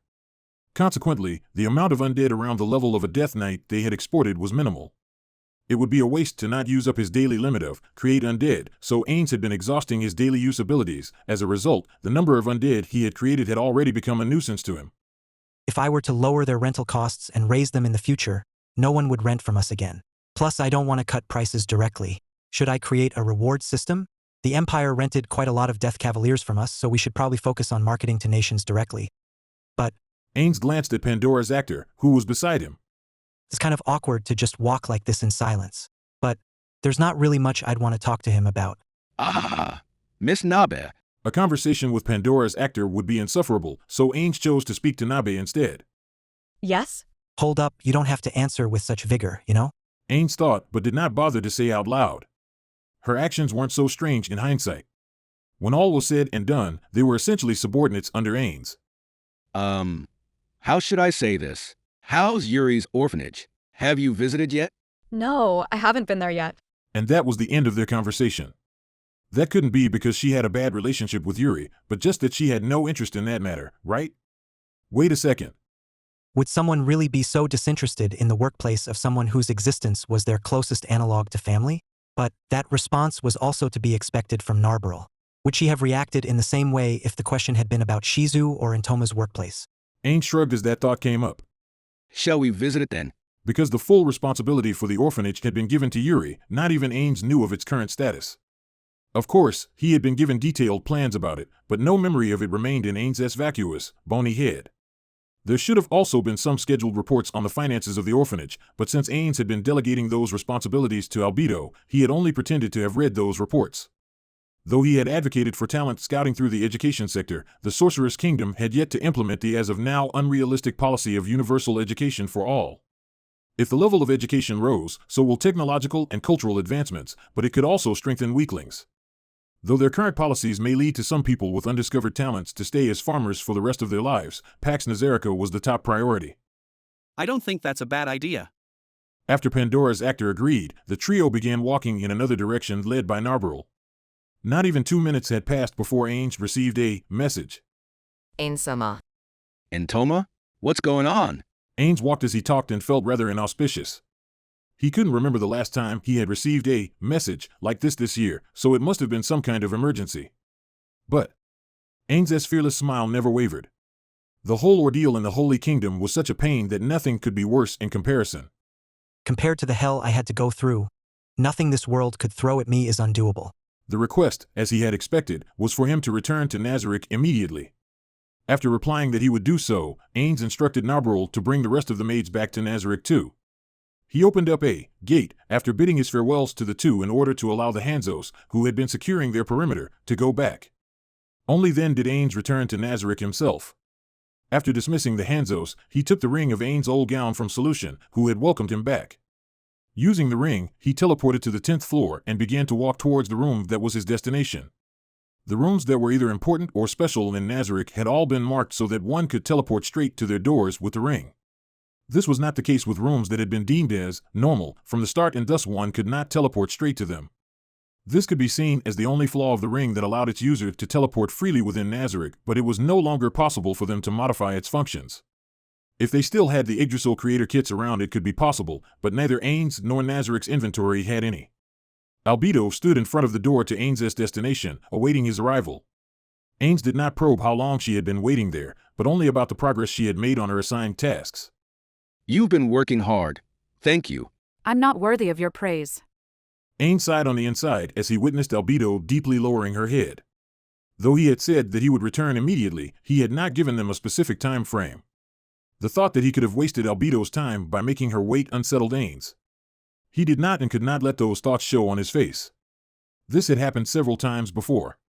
Despite telling Albedo that there was no need for her to wait for him each time, she had always insisted, saying that it was natural for a servant to welcome her master's return. In fact, he had talked about this with not just the floor guardians, but the area guardians and the maids too. Every time he brought it up, their responses would be the same as the one Albedo was giving him right now. The maids were especially enthusiastic with their answers, demonstrating a level of determination that could even make someone like Ain's cower and apologize. If this was the general consensus, then Ain's, as their overlord, had to forego his personal opinions on the matter. Albedo opened the door to the room and welcomed Ain's in. Ain's believed that he was not a man outstanding enough to be worthy of such treatment, and with great guilt, he put on the facade that this was all to be expected and walked into the room before her. Shaltir, Cocytus, Aura and Marit, and Demiurge. The floor guardians had already been gathered in this room and were all bowing towards the throne that somehow radiated darkness. Behind the throne hung the flag of the sorcerer's kingdom of Ain's old gown. It looked like everybody who was supposed to be here was already here. In cases such as this, where all hands were on deck, Ain's had to be the last one to arrive according to procedures. Unless it was for a special occasion, no one would arrive later than him. Ain surveyed the overburdened guardians in front of him. Every floor guardian had had their own duties in the past, but recently the scope of their work had increased by a wide margin. The air transportation system that mainly relied on flying monsters, mostly dragons, had established a transportation network between the Sorcerer's Kingdom, the Empire, the Dwarven Kingdom, and the desolate, demi-human-inhabited region to the east of the Holy Kingdom. The one who was placed in charge of this network, Shaltir, now had the responsibility to utilize her skills to gradually establish a land-based transportation network.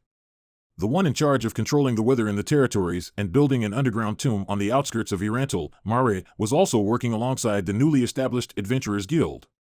The one in charge of commanding, managing, and training the Sorcerer's Kingdom's army, which consisted mostly of the undead but also included various types of demi-humans and a small number of humans, was Cocytus. The one who used to only have to command her own magical beasts but now had to operate a department which deployed a warning net that provided adequate coverage over the ever-increasing boundaries of the Sorcerer's Kingdom's territories, was Aura. The one who was establishing an intelligence agency on the 7th floor of Nazarick was Demiurge. Just like that, the responsibilities of each floor guardian grew over time. Which was why there were plans to shift some of those responsibilities to those who up till that point had only been concerned with the internal defense of Nazarick, the area guardians. Needless to say, the one who was in charge of checking up on everybody's progress, receiving requests or suggestions, and approving the various affairs of the Sorcerer's Kingdom, the Guardian Overseer Albedo, had been the busiest of them all. The truth was, no one was as idle as Ain's was. His daily duties amounted to simply practicing to act more like an overlord. It was a deeply embarrassing fact to admit. So basically, he had been summoned for something that those who were occupied by the most important tasks had deemed to require his presence. Ain strode in a dignified manner through the center of the room. Albedo shut the doors behind them and followed closely behind him. He sat on the only seat in the room. Albedo took a knee in front of him and said, Ain-sama, the floor guardians of every floor have arrived. What do you mean, they have arrived? They were here already. Of course, Ains did not and could not say that out loud. You floor guardians have been working hard. Raise your heads. Yes. The guardians raised their heads as they gave their crisp answers, an action that was both flawless and in unison. Originally, Albedo had been the one to ask them to raise their heads, but Ains had decided to put an end to that. Though it had been said that a superior shouldn't talk so easily to their subordinates, Ains did not want to distance himself from them that much. The guardians' gaze, which made apparent their absolute loyalty, all fell on Ains's body. In the past, Ains couldn't handle this kind of attention, but his skin had grown thick in the intervening times to the point that it did not affect him in the slightest these days. But why? Am I getting the wrong impression, or do they feel even more loyal than they were before? No, it has to be the wrong impression, right? Ains, who couldn't recall doing anything that could have raised their loyalty, avoided the welcoming gazes of the Guardians to randomly scan the room he was in. This wasn't because he couldn't handle their gazes, but he did it anyway. On both sides of the room were doors that were dissimilar to the one they had just walked through, doors that were not warranted given the relatively small size of the room. The room was just decorated in such an exquisite manner that it emanated an air of grandeur. It was set up to be the audience room within Nazarick. Another was set up in Erantal. Nazarick's throne room was glorious, but it was too spacious and would feel empty if not enough people were gathered inside. He could gather enough people if he wanted to, but considering problems such as the presence of a world item, something that was among Nazarick's strongest assets and thus could not casually be seen by others, an audience room was built. Everything in Nazarick was made by its guild members in the past, except this audience room. Under Ains's orders, the floor guardians had put great consideration, though it wasn't as though much consideration was necessary anyways, into refitting an empty room for this exact purpose. It made Ains quite happy. NPCs, made by the guild members, had grown beyond being mere NPCs. It was as though they had become players. There will always come a day when chicks will leave their nest to fly on their own. Huh. Ains smiled mentally. Every one of them had made him proud. Suzuki Satoru had no children and not many of the other guild members did either. He wasn't sure, but perhaps this was what it was like to be a father. At any rate, this was not what it would be like to be a mother, probably. He immersed himself in his own thoughts for a bit. However, no one would speak until he had spoken, so he was forced to, despite not being the MC or something similar. So, Albedo, tell me the reason why everyone was gathered here. It's something important to Nazarick, or rather, to the Sorcerer's Kingdom, right? Yes. Simply put, our grain that was being transported through the kingdom towards the Holy Kingdom was plundered 4 days ago. Huh. And who did that? A noble of the kingdom. The light in Ains's eyes flashed for a moment. Albedo was being vague. Normally, she would report the name, military power, and goal of the noble all at once. Why is that? Ains thought about it as he asked further. Did the Eight Fingers merchant in charge of transportation not have soldiers guard the caravans? Moreover, the rule was that our flag should have been flown, yes? Which meant the kingdom had chosen to start a war with us. He had thought, judging by the kingdom's actions, that they were trying to avoid a war, but it now seemed to be an incorrect judgment. Or was the incident itself some kind of strategy? Ains took notice of another possibility as his thoughts developed. Could it be that the Eight Fingers had betrayed us? No. Well. Albedo lowered her head as she muttered. She then glanced at Ains as if she were trying to sneak a peek. Ains thought that her current attitude was quite rare. Rather, this might have been the first time she has ever shown this kind of behavior. She was behaving like a little girl who was afraid of getting scolded. Definitely unlike the overseer she had always been. What's wrong, Albedo? Is something the matter? Ains carefully maintained his dignified facade and felt as if his back was soaked with sweat. Ains, of course, could not sweat. Was it because of a mistake Ains had made? If that was the case, then Albedo's response would make sense. She was behaving like an employee who had to point out the mistakes her boss had made that messed everything up. A noble of the kingdom? I have no idea. Did I do something? I didn't do anything funny in the past few months. Did I? No. Could I? As Ains, who couldn't even remember the documents he had stamped a few weeks ago, thought about it, it felt more and more like it was a mistake of his own. His anxiety grew alongside his thoughts. No, wait. I got it. Didn't I tell Albedo and Demiurge during the Holy Kingdom thing? And I told a lot of people the same thing after coming back. Yes, I made a mistake deliberately. Past me, you're great. Wait, now is the time to use that excuse. Ains had always thought that the title of an absolute overlord was too much for him to bear. It was about time for him to take it off. He had a cordial smile on his face. Don't worry about it, Albedo. Tell me everything. Yes. Ains-sama. Surely you remember our plan to make use of an idiotic noble for the purpose of gaining control over the kingdom. Ains raised a question in his mind. What she said was not what he had expected, but at this point Ains knew what to say. That fool had something to do with it. Albedo nodded. Yes. That dimwit had caused this incident. Ains-sama has probably realized by now the possibility that this could be a scheme of the kingdom's ruling class. More misunderstandings. Huh? Ains started thinking. He couldn't see the deeper aspects of such a scheme, but it was probably beneficial to the kingdom to convict a noble associated with Nazarick. That way, they could purge a pest from their ranks. I understand, but does the blame truly lie with that imbecile? It's not some ploy by the kingdom, is it? Wait, Albedo must have investigated the intel already. Sorry for unnecessary questions. No, those questions were only natural for you to ask, in Sama. We have prepared a witness for this purpose. Shaltir. Understood. Shaltir curtsied, stood up, and then left through the left door. Right after that, a woman held on both sides by Death Knights returned with Shaltir. She was so thin her bones were visible as if she was sick. She also had heavy bags under her eyes, did not wear any makeup, and had messy hair. Tear stains could be seen around her bloodshot eyes, which darted around uncontrollably like a terrified, tiny creature. Ains remembered seeing that person somewhere, but he couldn't recall important details like her name and position. As he tried his best to search through his memories, the Death Knights let go of her. The woman knelt down in one smooth movement. It was flawless, one could even say that it was beautiful. It was something that was only possible through a suitable amount of training. Ains even felt a bit of respect for her because of that. Your Majesty. Her voice was trembling a lot. She paused for a moment, then spoke again. Your Majesty. The room fell silent. Realizing that it was his turn to speak, Ains said in a deep voice. Woman, I permit you to speak your name. Ah. Hilma Signius, Your Majesty. His reawakened memories spread like vines. She was one of the leaders of the Eight Fingers, the kingdom's crime syndicate. It was not known how she understood the noise that Ains had made subconsciously. Hilma, who had not raised her head even once, yelled as her forehead rubbed against the floor. I have no idea. No idea. I have absolutely no intention of disobedience. The grain robbery has nothing to do with me. Ains took a glimpse at Albedo's back. It would be incredibly easy to determine if the woman had lied, so Albedo must have done so. So why did she not report the results directly to Ains? Ains didn't know what was Albedo thinking, but it certainly wasn't about stabbing him in the back. Actually, it was probably the opposite. There was some unknown misunderstanding that was born of her holding Ains in too high of a regard. It would not be appropriate to ask her about it directly. I got myself into this situation because I repeatedly performed as my persona. Didn't I? Albedo won't understand if this continues on. Should I ask and see what happens?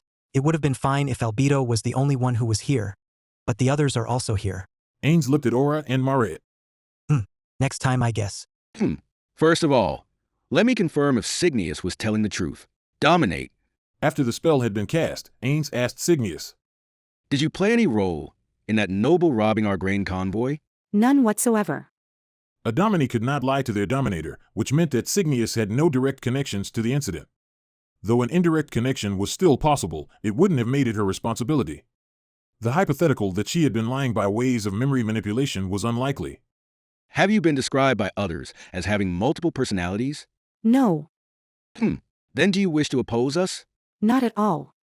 I don't have the slightest intention to. Absolutely not. She denied with her fiercest tone yet. Bearing witness to this, Ains released her from his dominate. If we were to punish her based on a crime she wasn't purposely responsible for, that would be too harsh. Signius not guilty. That's my ruling. But, Ain Sama, shouldn't the faults of a subordinate be the responsibility of their superiors? That cretin was her responsibility. Albedo was right. You're absolutely correct. But he took those actions randomly and of his own accord. I had instructed him multiple times. Contact me before you do anything. I had even appointed a subordinate to monitor him for this exact reason. Albedo did not object to her explanation. So that was the truth. She had performed her duties to the utmost, so it would be too cruel to let her shoulder the full responsibility for this incident. Albedo, Human Resources, had hired an simpleton who caused major issues in Signius, the department. Though it's obvious that there were issues within that department, Ains also understood the tendency to want to blame this on HR. Ains, the salaryman, thought about this issue from Signius' perspective. If he was to leave this matter to Albedo and the others, they would surely dish out severe punishments to her. Then, the faults of a subordinate is the responsibility of their superior. I concur with that statement. Ains watched as the colors drained from Hilma's face and continued. But that proverb was said by a leader who wished to shoulder the burden of their subordinate. It was not meant as a way for subordinates to shift blame onto their superiors. As for how encompassing the statement could be, Albedo, let me ask you a question. Cygnius was in charge of that dunce, but who's in charge of Cygnius? That's my responsibility. I am your master, so the responsibility for this incident falls on me in the end, correct? We wouldn't dare. This is absolutely not the fault of Ain Sama. Albedo disavowed his statement with an uncharacteristically panicked expression. Cygnius, whose expression just a moment prior had been one foretelling of their own doom, now gazed upon Ain's with the same spark in her eyes as before. Her face was almost ever-changing. Though Cygnius's modus operandi may be flawed, she had performed according to the expectations of her office. For that, she has been forgiven. The first time an error occurs, it is because everyone makes mistakes. The second time around, it would be the result of carelessness. The third time should have been avoidable. The fourth time is the one to indicate one's incompetence. Cygnius. Yes. Cygnius lowered her head so much that it made an audible impact with the floor. It looked painful even from an outside perspective. To prevent a similar incident from occurring again, work harder on your preventative measures. Prepare a set of all of the plans you could think up of, submit them to Albedo, and wait for approval. That will be your punishment. Yes. Cygnius rubbed her head against the ground, as if she was trying to lower her head even further. That seems unnecessary. Ains thought as he turned to look towards the Guardians. That is my decision. Do you have any comments? I won't get angry. You are free to speak your minds. Albedo? No objections. Demiurge? I concur with Albedo. Aura? None. Maria? Yes. I don't have any objections. Cocytus? No objections. Shaltir? None. Were they really fine with it, or were they too afraid to speak up? Ains wasn't sure, but he had at least received their approval. Ains forcefully nodded his head and made his judgment final. Good. Now then, Cygnius. Prepare those plans within a few days. That is, have them ready within 2 days. Cygnius audibly whipped her head upwards. Understood. I'm grateful for my lord's merciful judgment. I thank you from the deepest depths of my heart. O Sorcerer King. Please allow me, Hilma Cygnius, to continue loyally serving you from now on. Is that so? Cygnius's almost revolting amount of passion reminded him of a girl he had met in the past with scary-looking eyes. I look forward to your loyal service. Now then, Shaltir, please send Cygnius back. Understood. Shaltir took Hilma along as she activated her ring's function. The destination of their teleportation was the surface. She should be using Gate afterwards, so it shouldn't take too long. With that in mind, they waited in place for her. Not too long after, Shaltir returned alone as he had expected. Now then, that couldn't be the only reason I was called here for, right? If that was the only reason why, then he would be thanking his lucky stars, but that wish was shattered by Albedo. Yes, it is exactly as you have surmised. Ains looked at Albedo as if he had held a grudge against her. He would have loved it if she had only let him hold onto that hope for just a while longer. Is something wrong? Perhaps just then. No, nothing's wrong. Now then, how about you tell me the true purpose behind you calling me, gathering every floor guardian here? Albedo and Demiurge exchanged glances upon being asked. First on the docket, for what purpose did that buffoon undertake his actions? Was someone manipulating him as part of their ploy? That is certainly possible. Depending on the answer to those questions, we may have to significantly revise our plans against the kingdom. For that, it would be nice to know what Ain Sama's thoughts are on the matter, so I propose that we ask for your presence. As of now, our strategy against the kingdom had been sugar and whip, hadn't it? Have you explained the concept to Aura, Maria, Cocytus, and Shaltir before? Demiurge and I were in the process of doing so, but we have yet to explain the specific details of the plan. Is that so? Then Albedo, please share the intel with everybody. Any suggestions or opinions from you all could be helpful. Understood. Albedo began her explanation to the four of them. The sugar and whip strategy, the term, coined by Ains, was popular due to being easy to understand. To prepare the kingdom for a takeover was in essence a plan to destabilize the kingdom from the inside to the point where a portion of the kingdom's citizens would actively hope for peaceful foreign intervention by the sorcerer's kingdom. Was it because Demiurge was also involved in the planning process? The plan began sounding more and more like what they had done in the Holy Kingdom. It was a strategy that depended on internal conflicts and would thus cause a massive loss of life at the start. His preference for internal conflicts over physically invading a country was probably due to him being a fiend. If Cocytus or Shaltir were in charge of planning, they would probably prefer more direct methods such as a full-blown invasion. But apparently this plan had been formulated by someone within the kingdom, and Albedo and Demiurge had only made slight modifications on top of the original. That imbecile of a noble was a crucial element of this strategy. He was meant to start a revolution. In conjunction with the internal conflicts initiated by their grain shortage, the kingdom would then be forced to request aid from the Sorceress Kingdom. There were multiple ways to make use of the nobility, but they would all create a reason for the Sorceress Kingdom to intervene in the kingdom's affairs. This meant that to Ains, everything was still going according to plan. The incident caused by that dimwit was more than enough justification for the Sorceress Kingdom to involve themselves. However, it appeared as though Albedo and Demiurge were a bit worried by the current situation. There had to be something that Ains was missing. Now then, Albedo, though I want to ask questions of a fundamental nature, do we actually have evidence that Noble caused the incident? Do we have clues that this was a ploy by the kingdom? I recall something about Albedo's scheduled correspondence with that noble we were supposed to get under our influences. Albedo had complained to Ains time after time about having to send letters to that unpleasant noble, a mere human, or something similar. She had also requested Ains to review said letters, so he had to read them on numerous occasions. If it was simple paperwork, Ains would still know a bit about it, but he had no confidence in his ability to proofread or edit. He tried to avoid having to do so, but Albedo had begged him in earnest, so he had to. By the way, though much time had passed since he came to this world, Ains still hadn't learned to read the language. The best he could do was write out his and Momon's names and recognize numbers. Compared to Albedo, Demiurge, and Pandora's actor, who understood the language of several countries, it was easy to see how their brains functioned on a completely different level than his. It was for this reason that Ains had to rely on magical items to understand any texts. If he was being honest, he didn't think any edits would be necessary, so he just handed them back as is to Albedo. I've also seen the letters that Noble had sent back in response, and frankly it appears as though he was completely charmed by you. I did not think that he would be the type to oppose the Sorceress Kingdom. He had heard of a saying that betrayal from one's crush could lead one to become irrationally hateful. Like finding out the cute voice actor you stand had a boyfriend. As this thought came to mind, Ains could see a reflection of his friend of yesteryear crying tears of blood in Shaltyr's place. He could also see in Aura and Mare's place that friend's sister laughing at him. Yes, we've conducted detailed investigations into this matter. It is undeniably true that that man was the mastermind behind the grain robbery. But the possibility that he could have been charmed, brainwashed, or controlled in any other way is certainly not none. The one thing we could be sure of is that he had committed the crime. Perhaps this was a ploy by someone of an even higher intellect than us. If that was the case, then there is a possibility that they are somehow taking advantage of his actions. Albedo had a troubled expression, and so did Demiurge. What Ains found unbelievable was the possibility that someone who could rival the intellect of these two would just show up out of the blue.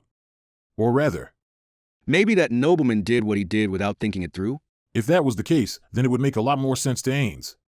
Ains-sama, I don't believe that's possible. Albedo said in a tone as if she were apologizing. This was the first time she had adopted such an attitude, and Ains couldn't help but feel refreshed from this new kind of behavior. No, wait a second, Albedo. We are only able to make preemptive moves against the strategies of some genius, but Ains-sama could even see through an idiot's rash actions. There's always the possibility that that could be the case, is there not? No, isn't that explanation the most plausible? But, to be that stupid, is it really possible? But Ains-sama. If Ains-sama said so, then isn't it the truth? Albedo. I guess so, I think. If that's the case. Albedo and Demiurge furrowed their brows and began to debate. Hold on a second. Let's hear the opinions of the other floor guardians regarding the operation. They must have quite a lot of questions. So let's set aside some time for that. Those of you with questions could just raise your hands, and Albedo or Demiurge will answer them. Please don't direct any questions at me. Ains had put up a white flag in his mind already. I have a question. Aura said as she raised her hand. Why did we not just draw in as many of the nobility as we could at the start of the operation? If we did that, we could just kill off that troublesome noble and continue the operation as we had planned, right? The one to answer this question was Demiurge. We had considered that during the planning phase, but ultimately chose to abandon that idea after deliberations. It would have been fine had we drawn an outstanding nobleman, but they're not exactly known for their intellect, are they? With that in mind, the more people we drew into the fold, the more likely it was for an unexpected leak in intel to occur. That was why we had decided to focus on an individual and have them form and manage a new faction. Things were the way they were because they hadn't expected that person to be such a wild card. The next one to raise their hand was Cocytus. We could not make use of the exceptional nobles? It wasn't as though we couldn't. In fact, we had recruited someone like that already. It's so easy to blackmail a doting father. We had considered the fact that we would want to spare the noblemen who were at least somewhat capable, which was why we chose the expendable portion of the nobility. Don't you believe that it's necessary for us to clear out the moronic few so that the country could become one worthy of being ruled over by Ain Sama? That was why we formed a faction that was filled with people that were incompetent in various forms. As a metaphor, think of it as preparing a rubbish bin before throwing away trash. Of course, we had received intel on the talented people of the kingdom, but we wanted to also collect intel of our own directly from the source. Because the Sorceress Kingdom has no need for nobles other than a few of them who are either talented or hardworking ascetics. I have a question. Shaltir said as she raised her hand. I'm not sure I understand, Arinsu. Even if that dolt of a nobleman was being manipulated into doing what he did his actions not constitute an attack against the Sorceress Kingdom? If so, shouldn't the Sorceress Kingdom use that as casus belli to invade the kingdom, Arinsu? If it really was a trap set by someone, could we not just crush them? That is correct. We should have done so, especially if there were no hidden masterminds, but, Albedo glanced at Demiurge, prompting him to answer. That's right. Demiurge then turned his gaze towards Ains before looking towards the Guardians. It is extremely difficult to find the right balance in dealing with the situation. Though now that we have Ain Sama's superior insight, we've come to understand that the nobleman had committed this act without putting much thought into it. If we were to lightly punish him for this transgression, the Sorceress Kingdom will be looked down upon by other nations. So, what do you all believe is the suitable punishment for someone who had attacked a caravan flying the Sorceress Kingdom's flag, something that essentially signified Ain Sama himself, and had stained Ain Sama's public image? We should kill him. Yeah, I think Wani-chan is correct. That's right. That's how it should be. Now then, I must ask you all, do we simply let this slide after we have dealt with the criminal himself? That will not do. His master must also answer for this crime. Cocytus nodded his head in silence. Ains had never been more shocked than he was at this moment. Though it was surprising that the Guardians would have such an overreaction, it wasn't too out of the ordinary considering their personalities. What Ains was shocked about was how they had accepted his throwaway comment about the noble as the truth at face value. To be honest, it was quite scary. That's right, I also agree with Shaltir's judgment. For them to be dumb enough to make a fool out of Ain Sama, I say we need to mete out appropriate punishments to the entire kingdom. But, back then, Ain Sama once said that to rule over a ruined nation would be bad for our reputation. I've also heard that Ain Sama has no interest in standing atop a pile of rubble, so we should try our best to avoid that kind of situation. Upon hearing what Demiurge had to say, Albedo nodded her head. Ains had two questions in mind in response. First, has he ever said something like that before? If you surveyed 100 of Nazarik's denizens on the question, who is correct, Ains or Demiurge, perhaps a majority. No, 99 of them would be certain that it was Ains. Only a single person would be against that notion, and that person is Ains' old gown. But how credible could he be as a person who couldn't even remember what had happened a week ago? Which was why, although Ains had no recollections of this, since Demiurge had said so, he must have said something along those lines in the past. If that was the case, then there was only one correct way to approach this. As expected of you to have remembered what I had said. Demiurge, you've made me very happy. I remember too. I do too, Ain Sama. Shaltir, Aura, I'm thankful for you too as well.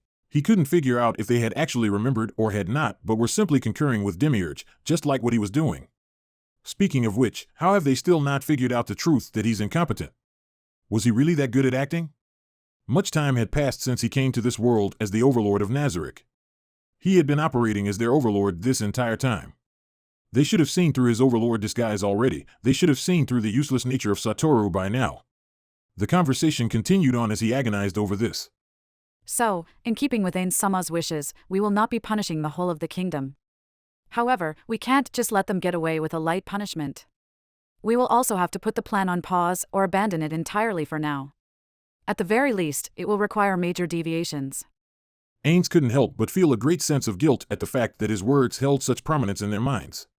So that was why. But, Demiurge, did the plans really fail this time? Demiurge, Albedo, and their assistant in the kingdom possessed an incomprehensible level of genius and Ains's perspective. Would the plan that was the culmination of their minds truly fail? If that was the case, he must keep in mind what he says to them from this point onward. It would probably be best if he kept his mouth shut from now on. So, just in case, he asked again. Are we really abandoning our plans? The candy and whip plan? Demiurge looked towards Ains with a bewildered expression. He had seen this expression on numerous occasions. It was the expression he had made when he was trying to figure out the true meaning behind his words, as if they were all euphemisms said by a being on a completely different level of brilliance. Wrong. Demiurge. I'm just trying to reaffirm what you've said. There are no hidden layers of meanings. You should chill out by taking a bath first. These thoughts disappeared right as Ains was about to give voice to them. Just as an unpleasant premonition surfaced in his mind, just as Ains had expected, Demiurge stood aghast as if he had just had a sudden realization. No, wait, could it be, Sama? Could it be that you have had the same intention back when you immaculately brought the Empire under our dominion? His premonitions were right on the target. What is he saying? Ains started ranting towards Demiurge in his mind. What kind of a thought process would lead you to that conclusion? No, that's not that case at all. Would be the best response, right? But would that response really be appropriate? That's right. After he vacillated for quite a long time, this was his reply. For some unknown reason, Albedo's eyes were opened as wide as Demiurge's. It was it was extremely terrifying.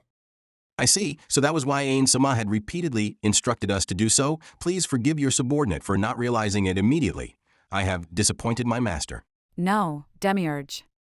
How could someone like you, how could people like us ever hope to be able to fully comprehend Ain-sama's ingenious plans? To have forgotten that Ain-sama's every move was made with a multitude of intents may have been our greatest failure. That's right. It's just as you have said. To have applied the candy and whip policy on a national level, as expected of our Ain-sama, as expected of the leader of the supreme beings. Haha. Ains laughed at himself. He could no longer understand what these two were talking about. In that moment, a thought flashed across his mind. What if these two had already realized Ains's incompetence and were just trying to cover for him? They're both geniuses. The truth is, I can't even comprehend how much smarter they are than me. How long would people like them continue to mistake my stupidity for genius? No, that shouldn't have even been possible. Ain-sama is truly the greatest mind of Nazarick. Exactly. You're completely correct, Kokaitis. To Ain-sama, someone who's capable of planning on the scale of millennia and myriad years into the future. Something on the scale of a few years is nothing.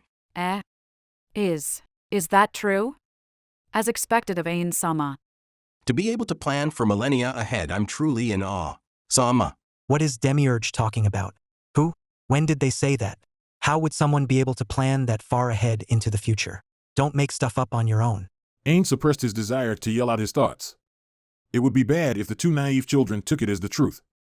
However, since he had been approving every single one of Demiurge's suggestions, he didn't know what was the best way to respond to him now. Plus, if he was to object now, it would most likely create issues for him in the future. So I still have to act as usual? If Ains was capable of facial expressions, he would probably have a dubious smile right now. After racking his brain, he managed to come up with a response that neither confirmed nor denied Demiurge's statement. No, that's not the case at all. There's no need for our master to be so humble, Arinsu. Oh great Ain-sama. To be able to think this far out into the future. No, if that was not the case, then he would not have been the leader of the supreme beings. He couldn't handle it any longer. He should just give up the facade. Ains made his decision. Now then, since we now have Ain-sama's permission, let's give unto the kingdom the most miserable of punishments. How did the word miserable show up in their conversation up to this point? Ains was completely baffled. Albedo clasped her hands together and grinned brightly. The adorable Albedo and Demiurge spoke in unison. The Empire, who had surrendered immediately to Ain-sama, had been given the candy. The kingdom, who had not surrendered, will be given the whip. By doing so, we will be sending a message to everyone else. Candy and whip, the people of this world must choose between them. Woo, things are getting a little more interesting, aren't they, Ain-sama? Hilma was violently thrown back to where she was taken from. The gate that had transported her back was gone by the time she turned around to look. She surveyed her surroundings as she nursed the arm that had made impact with the ground when she was thrown out. She was in a well-ventilated, spacious, and familiar room. This used to be the head of the gambling division, Noah's Whedon's mansion. He had originally purchased this swath of land with the intention to build a casino on top of it, which was illegal. They had successfully built the associated mansion, but due to unforeseen circumstances, the remainder of the plans had to be cancelled. Because of this, the mansion had included enormous rooms meant for gambling, and Hilma was in the largest room of them all. Hilma finally calmed down and sighed deeply. Her body quivered as it was overtaken with joy. Hilma. Her companions rushed over to her. There were 3 others in the room, including Oskuzu, who rang the handbell on the table. Their eyes were filled with tears. Surely their pale expressions were all out of concern for her well-being. Are you all right? Is anything wrong? How's your stomach? We have some fruit wine. Do you want to wet your beak? The rest of them will come here soon. Noah, Endio, and Oskuzu. The 3 quieted down upon hearing Hilma's voice. I'm sorry I made you guys worry about me. Never mind that. You must have suffered through a lot, you should take a rest immediately. Noah wiped the tears from the corners of his eyes as he said this. He must have thought that she had experienced that, or something equally as horrifying. Hilma had no option but to explain herself. I wasn't put through that. They didn't do anything to me. The atmosphere grew thick as the companions who had been surrounding her had their confused expressions gradually surface, as if to say, was that something that was even possible? I also met with His Majesty the Sorcerer King. Hilma's moist eyes were like a broken breakwater as a never-ending stream of tears flowed out. His Majesty the Sorcerer King. As his title alone commanded an inconceivable amount of fear, Indio made the sign of a god that he didn't even believe in as he spoke, while the other 2 began to frantically look around the room. Perhaps they were trying to look for any eavesdroppers, even though they had never seen any. It was common knowledge between them that there was always the possibility that someone could be listening in on them. You met, no, you were granted an audience with him? Glad you were able to return successfully then. Ufufu. Hilma, who was still crying, gave a smile as her reply. Though everybody had been called on by the Sorcerer King, they had bowed the entire time, so no one really caught a good look at his face. However, through the intel they had gathered and second-hand accounts of people who had stolen glances at him, the 8 fingers, including Hilma, arrived at the unmistakable conclusion that the Sorcerer King was the avatar of evil. No, he was simply a magic caster who would use such cruel methods of torture and could ruthlessly crush the soldiers of the kingdom. His Majesty was truly a reasonable master. Not only was he tolerant of my failures, but he was also merciful in his ruling. Suddenly the world around them felt as though time had stopped. Noah was shocked for a moment, but then he shut his eyes as if to offer his pity. In truth, if someone else had said this, the Hilma of a few minutes ago would have probably thought the same as they did. So that was what happened, she's completely broken, or something similar. The 2 behind her spoke with bloodshot eyes. Hilma. I'm more or less envious of your current situation. If only I was there with you back there. No, hold on a second. Perhaps she has some sort of mind control spell cast on her. Hilma, is that true? Noah wouldn't stop asking. Of course, she herself knew that she wasn't under the influence of any spells, but at the same time, she could not prove it definitively to them. Because of that, she just simply ignored his questions and continued to talk. Whether they believe her or not is up to them. I didn't think that I would be returning alive either. The reason why I could return without a scratch was because of our master. His Majesty the Sorcerer King, truly someone fit to be called a king. If our master wasn't there, perhaps she would have been forced to take responsibility for what had happened. Perhaps, no, this wasn't a hypothetical, she would have definitely been implicated due to that idiot's actions and suffer a hellish punishment for it. The Prime Minister of the Sorcerer's Kingdom, Albedo, would have definitely done that. If she were in her place, she would have also had someone take the fall for it, even if the punishment was not death, but simply pain and suffering. So from her perspective, the Sorcerer King's decision was infinitely more merciful than the one she would have given. Hilma. Sorry to interrupt your spiel on His Majesty's mercy, but that was out of his candy and whip policy. Is that so? Perhaps that was the reason why. Though she had said so, Hilma did not believe that to be the case. Hilma could tell a person's inner thoughts by the fluctuations in their voice, their expressions, and their partialities. This wasn't some unusual ability, but just something she had picked up over time with experience.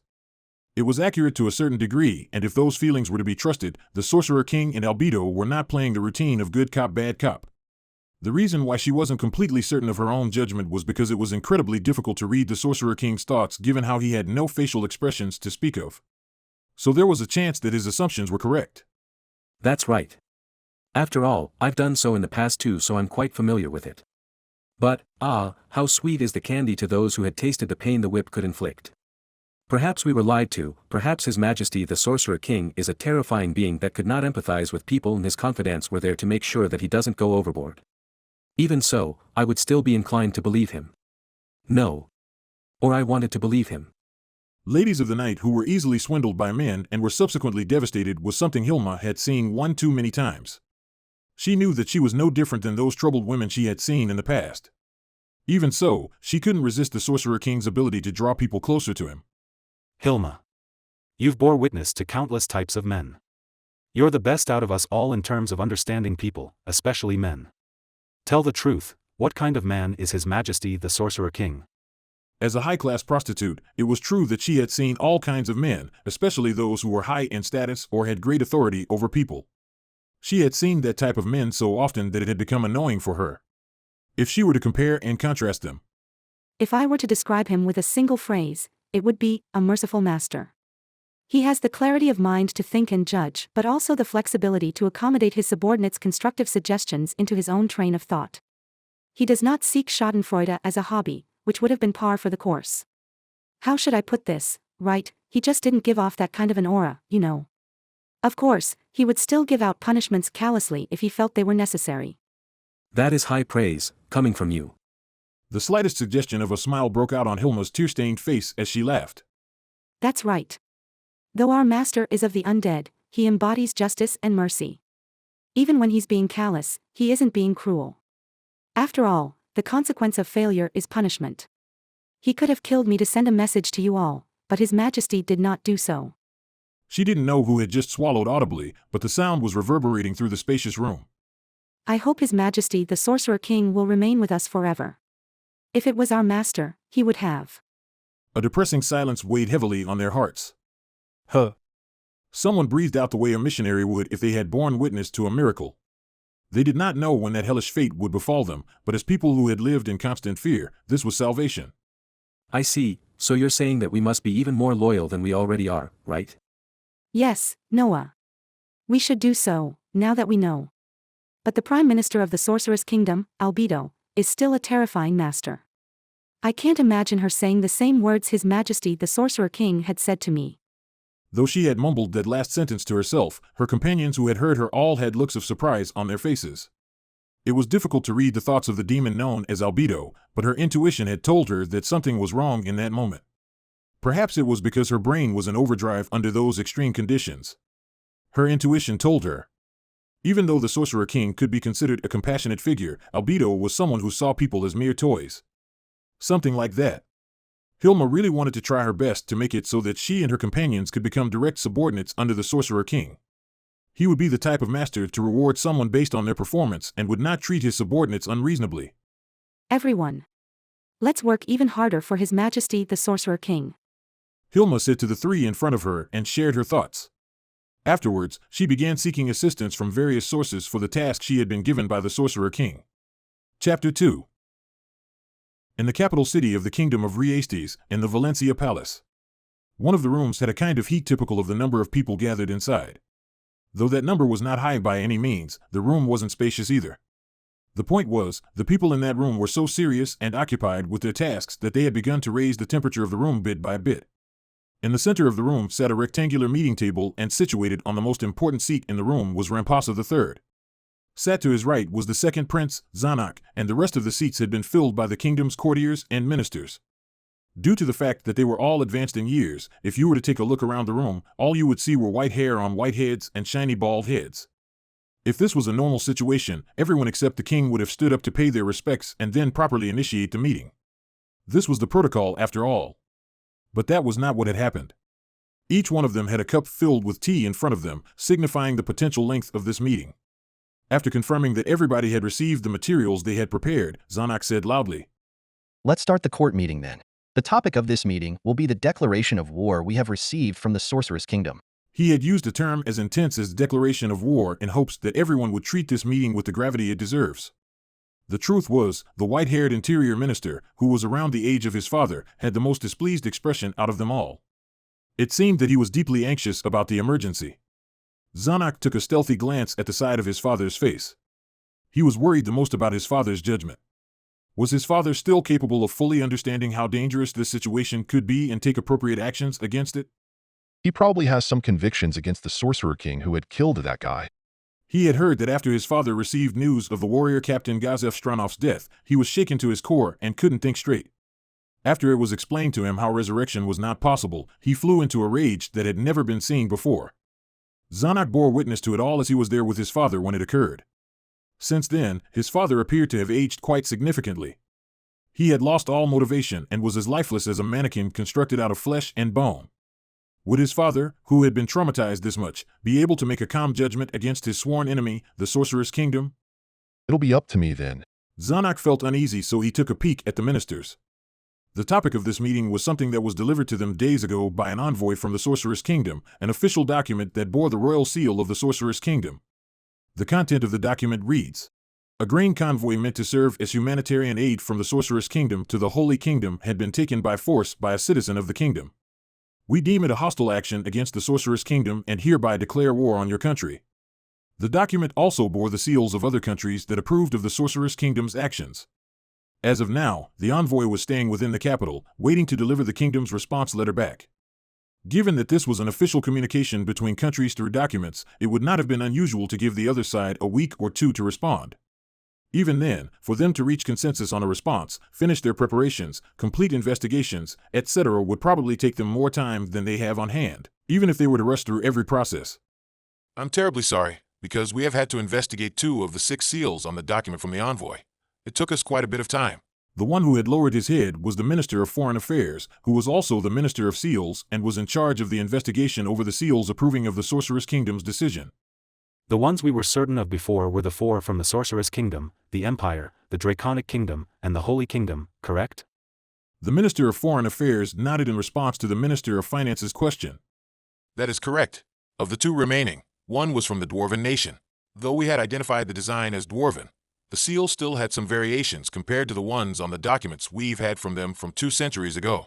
After we received the assistance from Reblum Rusher with the investigation, we found a similar seal. So we judged that it was probably a remake of the original after a certain era. The other seal, the one that was next to the Holy Kingdoms, appeared to be the seal of the one they call the Faceless One.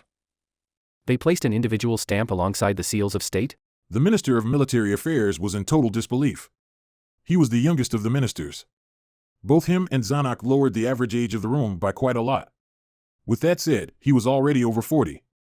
His appearance did not do his rank of the Minister of Military Affairs justice. He was skinny, weak, and had a face that suggested he was neurotic.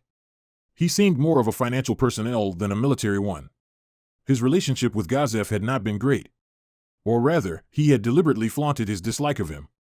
So he was not heavily relied upon by Rampasa and had been absent from court meetings quite frequently.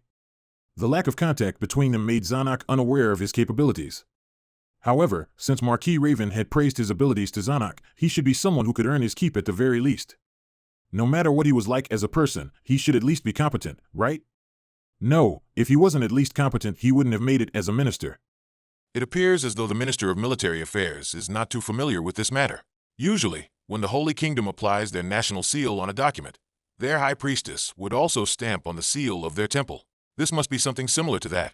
So they're trying to send the message that the Faceless One had already overtaken the authority of their religious institutions, or that she has authority above that of their current religious institutions. Your servant believes that to be the case, Your Majesty. The document we received for the current Holy King's coronation still had the seal of their temple. So it appears that she had begun rapidly consolidating power right after that event.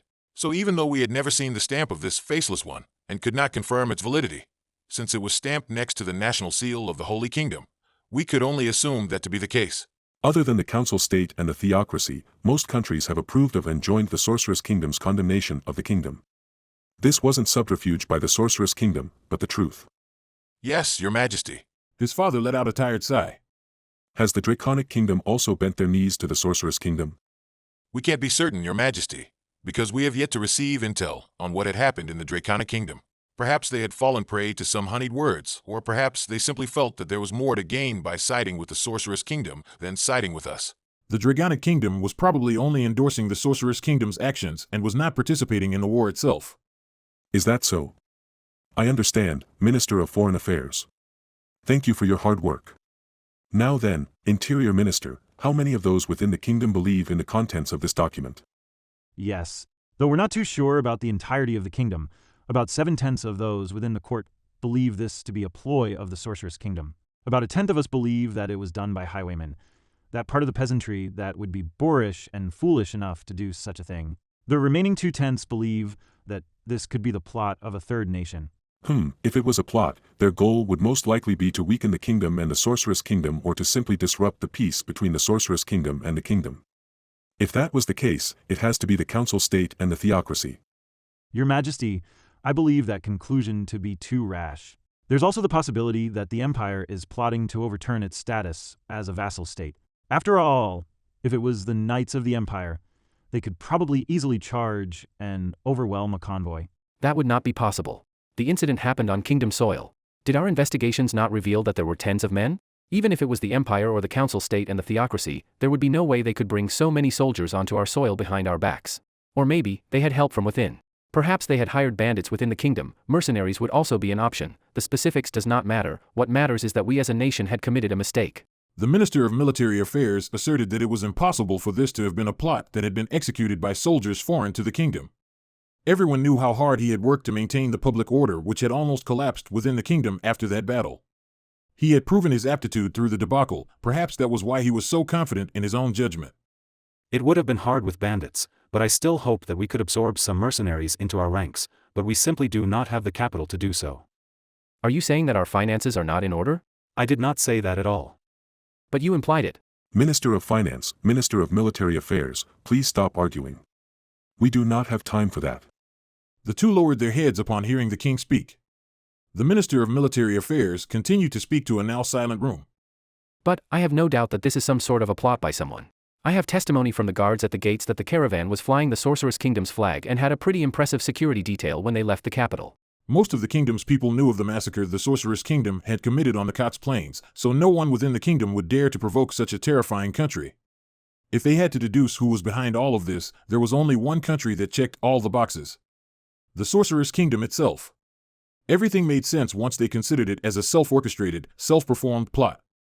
They probably had ordered the caravan to burn or dispose of its cargo, or maybe they plainly did not load those wagons up in the first place, and made up the excuse that they were attacked by some non-existent entity. It was hard to imagine a more plausible explanation. Zarnak, though not much time has passed, how much progress have you made on your investigations? Actually, your son and I had already found out who had started this incident. The courtiers all had shocked expressions. It's just that was what made it difficult. We had doubts about it being a conspiracy precisely because it was so easy to find the culprit. Would you be so kind as to give me a bit more time? Of course, we have to investigate the exact details of this incident, but given the situation, any amount of intel would be helpful. Can you report on what you have figured out, what you are absolutely certain of? As you wish, my king. What we are certain of is that the criminals in question include the one known as Baron Philip Dayton Lair Montserrat and his serfs. The courtiers began to speak. Montserrat? Have you heard of that name? A baron and his serfs attacked the convoy?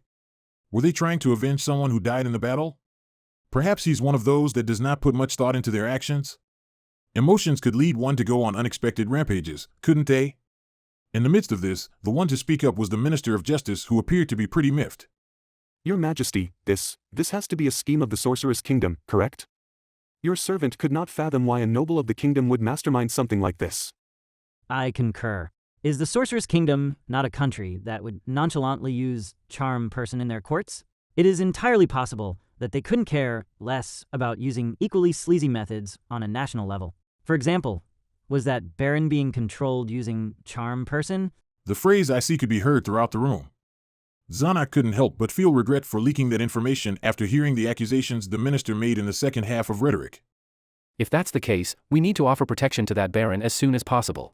Though I'm not too versed on the matter, I have heard that the spell called Charm Person leaves the victim with the memory of what happened when the spell was cast on them. Therefore he would not remain silent. Zarnak wasn't as knowledgeable in magic as the minister, so he had made a rookie mistake. Summon that Baron. Investigate what had happened. At the same time, protect him. My king.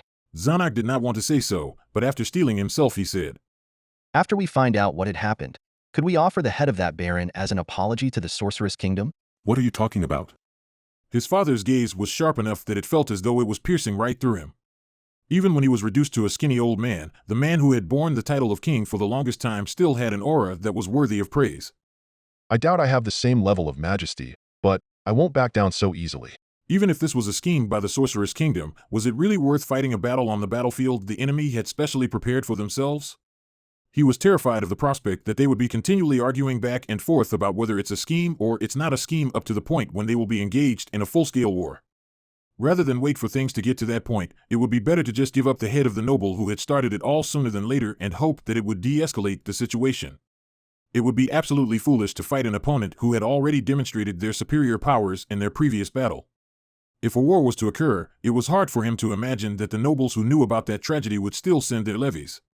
Even if they were willing to send their own soldiers, they would just be endangering themselves. My king, I believe that we should avoid a war with the Sorceress Kingdom. And so you would be willing to offer an innocent noble as a sacrifice? Is that something the heir to the throne should say? My son, think before you speak. Zanak licked his lips and replied. My answer remains the same regardless of what the others may say. I believe that it's imperative for us to avoid a large loss of life with a small sacrifice. If we were to do that, should we just hand over the head of another loyal servant every time the Sorceress Kingdom comes knocking on our door? Do you understand that simple logic? I understand. But father should have seen the tragedy of the Kotz Plains, which I had not. Would you still risk conflict with the Sorceress Kingdom with that in mind? His father let out a sigh and curled his lips into a straight line. Zanak pressed home his advantage by following up with, I am against the idea. Allow me to repeat myself. I believe that a war with that kind of country should be avoided at all costs, even if we have to sacrifice an innocent noble. His speech was hardly fit for the heir to the throne. He might get called weak behind his back and lose the loyalty of a few courtiers because of this, but Zanak believed that this was the only path through which the kingdom would survive. Your Majesty, your servant supports His Highness' proposal too. The one to agree with him was the Minister of Internal Affairs, but he was about to add on to Zanak's proposal. Your Majesty, your servant understands your desire to protect all citizens. So how about we just become a vassal state of the Sorceress Kingdom? The courtiers began shouting, "What are you talking about? Have you lost your sense of honor?" and so on upon hearing what the Minister of Internal Affairs had to say. The minister ignored them all with his gaze affixed towards Zanak's father. Faced with a suggestion that had branded the suggester a traitor, his father gradually let out a smile. That, I especially cannot do. That would be akin to betraying the loyalty of generations of people who had served this kingdom. How will we be able to face them then? I apologize to you, Earl. Thank you for your suggestion. Your servant did not deserve that apology. Zanak saw that they were communicating on the deeper level through their gazes. Would he be able to have courtiers who were this loyal? His father was a merciful man, but nothing more. No, perhaps it was because of this that talented people were willing to serve him. His father was exceptionally talented in recruiting people more talented than him, like the warrior captain Gazef Stranov. Zanak felt that it was better for him to become king than his brother, who was more likely to become a puppet of the Eight Fingers or the noble faction and doom the country than not. That was why he had worked together with Marquis Raven to become king or a powerful Grand Duke to prepare for the future. But now, Zanak couldn't help but feel inadequate compared to his sister's genius and his father's charisma. Even if he became the king, it wasn't likely that he would have made the kingdom a better place. The only thing he could do was to improve himself, but it wasn't such an easy task given his age and personality, plus he never wanted to self-improve anyways. He would probably keep his personality until death. Minister of Military Affairs, I want to propose a hypothetical. What could we do to win a war against the Sorceress Kingdom? Could we form an alliance with another country before then? Are we to face them alone? Zanak, Rampasa III, and the Minister of Foreign Affairs exchanged gazes. Zanak, as their representative, answered with, We have not been successful in forging an alliance with the Council State. We had begun negotiations with them way back, just after that battle had ended. We were not able to form an agreeable alliance back then. If they knew our relationship with the Sorceress Kingdom has worsened, the chance of rejection would only go up. Is that so, then, Your Majesty, though this question may be out of line? What would you consider as the victory condition of this war? Do we have to drive the enemy off in battle? Or do we have to kill, or rather, destroy the Sorcerer King? If it's the latter, I do not believe that we have any chance at a victory at all. Minister of Military Affairs, that would not be the case. What if we only had to force the enemy to withdraw their forces? Let me think about it. The Minister of the Military tilted his head as he contemplated. He came up with the answer. Luck would have to be on our side, but if we were to march an army the long way around and occupy Irantal while their troops are still marching from Irantal towards the capital, we might have a chance to turn the tide of battle. We would have to break through their 3 layers of fortifications. Yes, Your Majesty. It would be something that could only be accomplished if we were able to sneak an army that is as large as we can possibly muster past their defenses, which was why I said that luck had to be on our side. Of course, if the Sorceress King, the one who was capable of casting that terrifying spell without breaking a sweat, was to stay in Irantal, then this plan would undoubtedly fail. Another way to put this was that if luck was not on their side, they had no chance of victory at all. Zanak wasn't sure if his father understood the full implications of the minister's words. If that was the case, then if the Sorceress Kingdom had invaded us without a formal declaration of war, everything would have been over. A surprise attack would have rendered us unable to gather enough troops in time, in which case we wouldn't even be able to carry out the plan. It was the tradition for formal declarations of war to be passed between nations, a sort of gentleman's agreement or etiquette. To send a formal declaration of war was to send the message that our country respects etiquette to the other nations. If they did not do so, they would have been viewed as a barbaric nation, which would have had a seriously negative impact on their diplomatic efforts. Between nations of different races, this tradition was not often observed. However, even when nations of different races were involved, it depended on the age, history, diplomatic relations with their neighboring countries, and so on. So given this context, how would a nation ruled by the undead, which hates the living, conduct itself? Would they provide a formal declaration of war? My king, as I had expected, we would only have the slimmest chance of victory if we were to go to war. If that is the case, should we not try our best to avoid that outcome? By sacrificing a little? Sacrificing a little? Yes, my king. We should summon that baron at once and put him on trial. Afterwards, we will have him take responsibility for his actions regardless of the outcome, and off with his head. We can't do that, Zanuck. To summon that baron and put him on trial would be fine, but if he was innocent or if we could declare his innocence, I will not do such a thing. I have a better plan in mind. A better plan? What is it? His father fell silent and shook his head. After witnessing that, Zanuck concluded that his father was probably lying. If there really was a better plan, then he should say it out loud.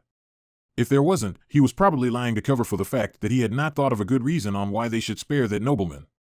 Zanuck felt disappointed by his father and contemplated what he should do next. No matter how I look at it, the future of the kingdom seems grim. Looks like I will have to do it by force. First of all, it was a necessity for them to pin all responsibilities on that baron. Though the probability is slim, that baron may have been the source of all of their troubles anyways. In any case, if they could make that the truth, then their problems would be solved. However, Zanuck couldn't think of a way to pin all responsibilities on him. What if he was to kill the baron on his way to the capital and then pin the responsibilities on him? His father wouldn't be able to say otherwise if that was the case. Even if his father objects to the plan, as long as he could pull it off on his own, everything would be fine. He had considered whether things would turn out this way the moment he had heard of the incident. He had already arrived at a conclusion back then. The grave crime of usurping the throne. He was so close to inheriting the throne, he didn't even have to do anything but wait. The number of disadvantages of doing what he was about to do was too many to count. The only advantage of this plan was that it solved the problem at hand. If that was to be the case, then usurpation might be a stupid idea on paper, but if he was to allow the status quo to remain as is, there would not be a kingdom to speak of soon. Zanuck had hoped that he could at the very least receive approval from the courtiers present. There was also a need for him to request the services of that man from his sister. Brain Unglaus was an indispensable part of his plan. If Brain was there, they would definitely have the upper hand in terms of strength. How frustrating. Why do I have to plan this out in the first place? If only the sorceress kingdom did not exist. If only that freakishly powerful undead being did not exist. If not for the sorceress kingdom, if not for its intervention with their annual battle with the Empire, though his brother may have become king already, the kingdom would still not be forced into the corner as it had been now. Zanuck cursed in his heart. And then, the sound of door knocks could be heard. Zanuck had a premonition. To interrupt a meeting this important, it must be an emergency. To be honest, the way they were knocking on the door was quite violent too. Issues of such importance were usually, no, they were definitely bad news. That was Zanuck's premonition. Zanuck, as their representative, gave his approval to let them in.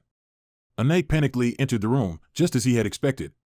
A forerunner from the Sorcerer's Kingdom has just notified us that their Prime Minister, Albedo, will arrive at the capital in less than 2 hours. In their previous communications, the title of Guardian Overseer did not make much sense to them, so they had apparently switched her title to that of the easily understandable Prime Minister. Did the arrival of a person of such caliber confirm his apprehension? No, wait. His premonition was off the mark. This wasn't bad news, but the worst news. So, for what purpose has she come for? The envoy who had brought the official document was not inside this palace. Though he had wanted it to linger within the capital, they did not have the courage to let an undead creature stay with them. This was why it was currently staying within a mansion in the nobility's portion of the city. They had stationed guards around the mansion under the guise of protection. The perimeter was so tightly guarded that not even a slime could make it out without them noticing. But the envoy had apparently yet to contact the Sorcerer's Kingdom. Could they have been communicating through magical means? Or did they plan to visit the kingdom even if the envoy had not returned? Also, they had not sent the forerunner before they had departed, but rather this late into their journey. What for? With that said, It doesn't seem as though they're here to declare war. If they were here to declare war, they would not be sending their second most powerful official into territories where they were uncertain of what could happen. As an envoy from a foreign nation, the kingdom would not dare harm her, though she might have that naive idea. However, from Zanok's perspective, she did not appear to be the kind of person to wander into territories she knew would be dangerous to her. Grant her an audience. Prepare the throne room for an appropriate reception immediately. Yes, Your Majesty. The knight left the room upon hearing his father's orders. Usually, even if a foreign dignitary was to come to the capital, it wasn't as though they would be granted an audience with the king on the same day. But, given their current situation, they couldn't just tell the Prime Minister of the Sorceress Kingdom things like, "You will be granted an audience in a few days." Everyone, I apologize, but can you all switch to more formal attire and gather in the throne room? Upon hearing their king's request, the courtiers, including Zanok, lowered their heads. The throne room used for audiences with envoys, there were multiple throne rooms each for separate purposes, wasn't too large, but to prepare it so that it was adequate enough for dignitaries was still a sizable time commitment. However, since the guide they had sent was quite slow, this wasn't a deliberate move by them to buy them more time. They had just enough time to prepare the room and gather the courtiers who were now clothed in ceremonious attire before the Prime Minister of the Sorceress Kingdom, Albedo, arrived. The smell of the freshly cut flowers began to permeate the room. To Zanok, it all just smelled grassy, but Renier would probably put it as, Oni-sama probably just has a stuffy nose, or something similar. He felt that fresh flowers were unnecessary given that everybody was wearing some sort of perfume, but he understood that there was a certain beauty to the sight of blooming flowers. If that was the case though, why couldn't they just use fake flowers? Well, since there was no precedent for that, the use of fake flowers could give envoys the wrong impression that they weren't welcomed there. That would be troublesome. Every race had comparable acts of etiquette, yet the same action could be interpreted differently by different races. So how did the Council State, which was home to various non-human races, manage this issue? The reason why this thought came across his mind out of nowhere was because of the horns and wings on the Prime Minister of the Sorceress Kingdom, Albedo, who had just walked in. As the Prime Minister of the Sorceress Kingdom, the seductive beauty had a dark air of allure about her, unchanged from the last time he had seen her. Her beauty was such that it could almost make them forget that she was a high-ranking official of the despicable Sorceress Kingdom. He wasn't sure if she had been spoken for, but she was bewitching enough that countries would go to war over her. That was the Prime Minister of the Sorceress Kingdom, Albedo. The sound of men who had become instantly love-stricken could be heard throughout the room, the sound they made as they sighed. The nobles who had made those sounds were also obvious in their enraptured ogles. The beauty who was able to instantly hold them captive gradually let out a smile that was like that of a loving mother's. Perhaps no one else in this world could produce such a charming smile. Though Zanok's sister was also considered a beauty, he thought Albedo's beauty could even outshine hers. The only odd aspect about her was her gown. If they were at a ball, nothing would be more appropriate than that light peach-colored gown, but given their current situation, it wasn't proper at all. She couldn't have worn it by mistake. It had to be on purpose. What is the hidden meaning behind all of this? Zanok had no ideas regarding the implications of the different types of gowns worn by women. Perhaps his sister would be able to figure it out, but she wasn't exactly normal compared to the other women of the aristocracy. With that said, her decision to not spend too much on herself out of disinterest in sprucing herself up had earned Zanok's respect. Zanok stole a glance at his sister. She wasn't wearing her usual gown, but the one she had worn for ceremonies. She couldn't be wearing the same clothes as she had the last time they welcomed Albedo, right? Though he wanted to tell Renier not to wear that outfit as people would look down on her, her gown wasn't too out of the ordinary compared to what Albedo wore. A few of the courtiers had also noticed that Renier was wearing the same gown she had the last time and had on them bothered expressions, but those expressions only surfaced for a mere moment before subsiding. Long time no see, Albedo Kaka. Upon hearing Rampas's voice, the nobles who had been enthralled by Albedo's beauty finally snapped back to reality. Not at all, it's my fault for not visiting your majesty in such a long time. Albedo replied with a strikingly appealing voice that matched her appearance.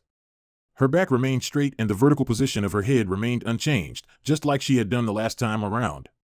This was in direct contrast to her gentle demeanor. It made clear her belief that humans were too insignificant for her to bow down to. You do not appear to have changed much, that is a relief. The same to you, your majesty. The way the two smiled and looked at each other could lead one to believe that it was just a warm gathering of friends, and nothing more. You appear to be busy, so I will be direct. Why have you come here today? Indeed. I'm here regarding our previous affair, that being how my country's grain caravan, which was intended to be humanitarian aid to the Holy Kingdom, had been robbed by one of your own. Though this was no laughing matter, Albedo's smile remained steadfast from before. In contrast, his father had stood up from his throne to say, I see, you are here for that. Then allow me to firstly apologize for my citizens' actions. His father lowered his head and bowed deeply. The king of a kingdom was accepting the words of the other party at face value. In diplomacy, that was something that should not have been done for any reason. In the world of diplomacy, where not even the shrewd were safe from deceit, to confirm the faults of one's country was a major blunder. Never mind the fact that it was unwise for the head of state to directly apologize for something, because that would be akin to the entire country admitting guilt. To have done so would be to damn their country to the sorceress kingdom's every whim and fancy. No. Considering that we are trying to avoid an all-out war, this might not have been the worst idea. But if the sorceress kingdom was to demand the head of that noble now, aren't they bound to do so? Zanuck couldn't imagine that things would turn out this way given what his father had said earlier. If he intended to refuse the sorceress kingdom's demands at this point, the one to have apologized should have been someone like Zanuck instead of him. After all, the difference in the weight of a head of state's words and his son's was worlds apart. But just as Zanuck's train of thought reached that point, his father's subsequent words put him at a loss for words. Now then, would the offering of my own head allow for the kingdom to receive forgiveness from the sorceress kingdom? The moment those words came out of his father's mouth, it felt as though the entire room had frozen over. After his shock had waned, Zanuck couldn't help but feel ashamed of himself from the bottom of his heart. This was undoubtedly his father's trump card.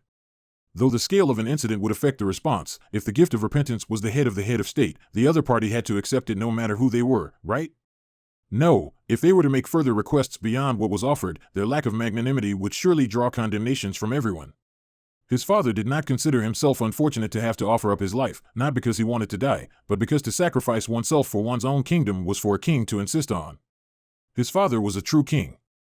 Though it was a fact that his father's weakness was in how he had dealt with matters, it appears as though Zanuck had been underestimating his father for a long time.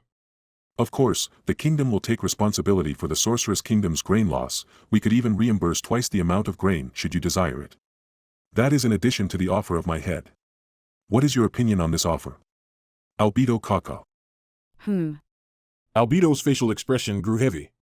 Though she was still a smiling beauty, it was oddly terrifying. Looks like you've made a slightly wrong prediction, Rampasa III. Albedo shifted her gaze, apparently to his sister. Was it because you lost that man? Or was it because of something else? Did you find out about the brilliance? Albedo then looked at Zanuck. Of your child, and so decided to have a change of heart? I do not believe that I have had a change of heart. Oh, but you did. If this was the past you would not have made that decision. Perhaps it was a combination of a multitude of factors that had influenced you, but your basis as a person had not changed much? Whatever, that doesn't matter. In any case, we will not change our policies towards this matter. Due to how sudden and peculiar Albedo's shift in aura had occurred, no one noticed it at first. She had completely foregone the etiquette expected of an envoy during an audience with a head of state. Even if she was a foreigner, this was not an acceptable attitude to display towards a king who was actively leading his nation. Surprisingly, this attitude of hers felt more natural to Zanuck, perhaps because the difference in power between the kingdom's king and the sorceress kingdom's prime minister was warped to begin with. Human and fiend. From that perspective, her attitude felt the most natural. Perhaps that was why. There was an invisible pressure emanating from Albedo that stopped everyone from voicing their displeasure. That was only temporary, as the fiend quickly put back on her sheep's clothing, the sorceress kingdom's envoy. Albedo surveyed the courtiers who were standing on opposite sides of the aisle and proclaimed loudly, "This is a formal declaration of war from the sorceress kingdom. We will deploy our troops a month from this day at noon. However, if you were to march troops towards Irantal to cross into the sorceress kingdom's borders, then we will no longer follow that timeline. Please wait. I have no intention of tarrying any longer. All right, with that my work here is done. The last thing I was meant to convey from His Majesty was..." You planned for things to turn out this way all along, didn't you? Said a rage-filled courtier. Albedo squinted her eyes at him. The message conveyed through those eyes was probably menace. You dare interrupt His Majesty the Sorcerer King's message, human? Can you not wait to die a month from now? The colors instantly drained from the courtier who had spoken out even though Albedo hadn't raised her voice by much and hadn't done anything unusual. Still, the expressions of the courtier, who had been threatened by some feudal lord with soldiers before, changed dramatically due to a stare from a beauty. Now then, allow me to convey His Majesty the Sorcerer King's message. I have no intention of using grand magic as I had last time. Let us enjoy the process. That is all. After saying so, Albedo had a confused expression on her for the first time ever. Even if you say that this was a scheme that we had planned out, to be completely honest, what had occurred was completely out of our expectations. We also wanted to find out how things had turned out this way. Albedo appeared to be telling the truth judging from her expression and voice. One wouldn't believe that she was lying. Of course, the possibility that this was all an act was also incredibly high. If you wish to treat this incident as our nation's scheme, that is fine by me. History is written by the victors. All of your false accusations will soon be erased. Zanak understood the stance the Sorceress Kingdom had adopted for this incident.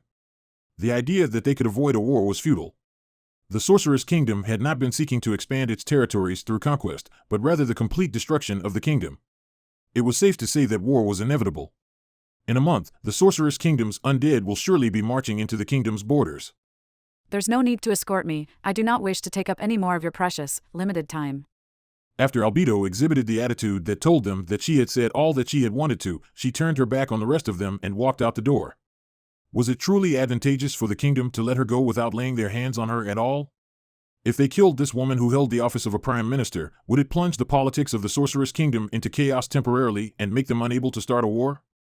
However, one look upon the back of her dignified figure made him hesitate. As Zanak pondered the possibilities, no one dared to stop Albedo from leaving the room. The giant doors were shut just as Albedo's silhouette disappeared over the side of the doorframe. Zanak said to his father, "What should we do? If we chase her?" Do not do anything of that sort.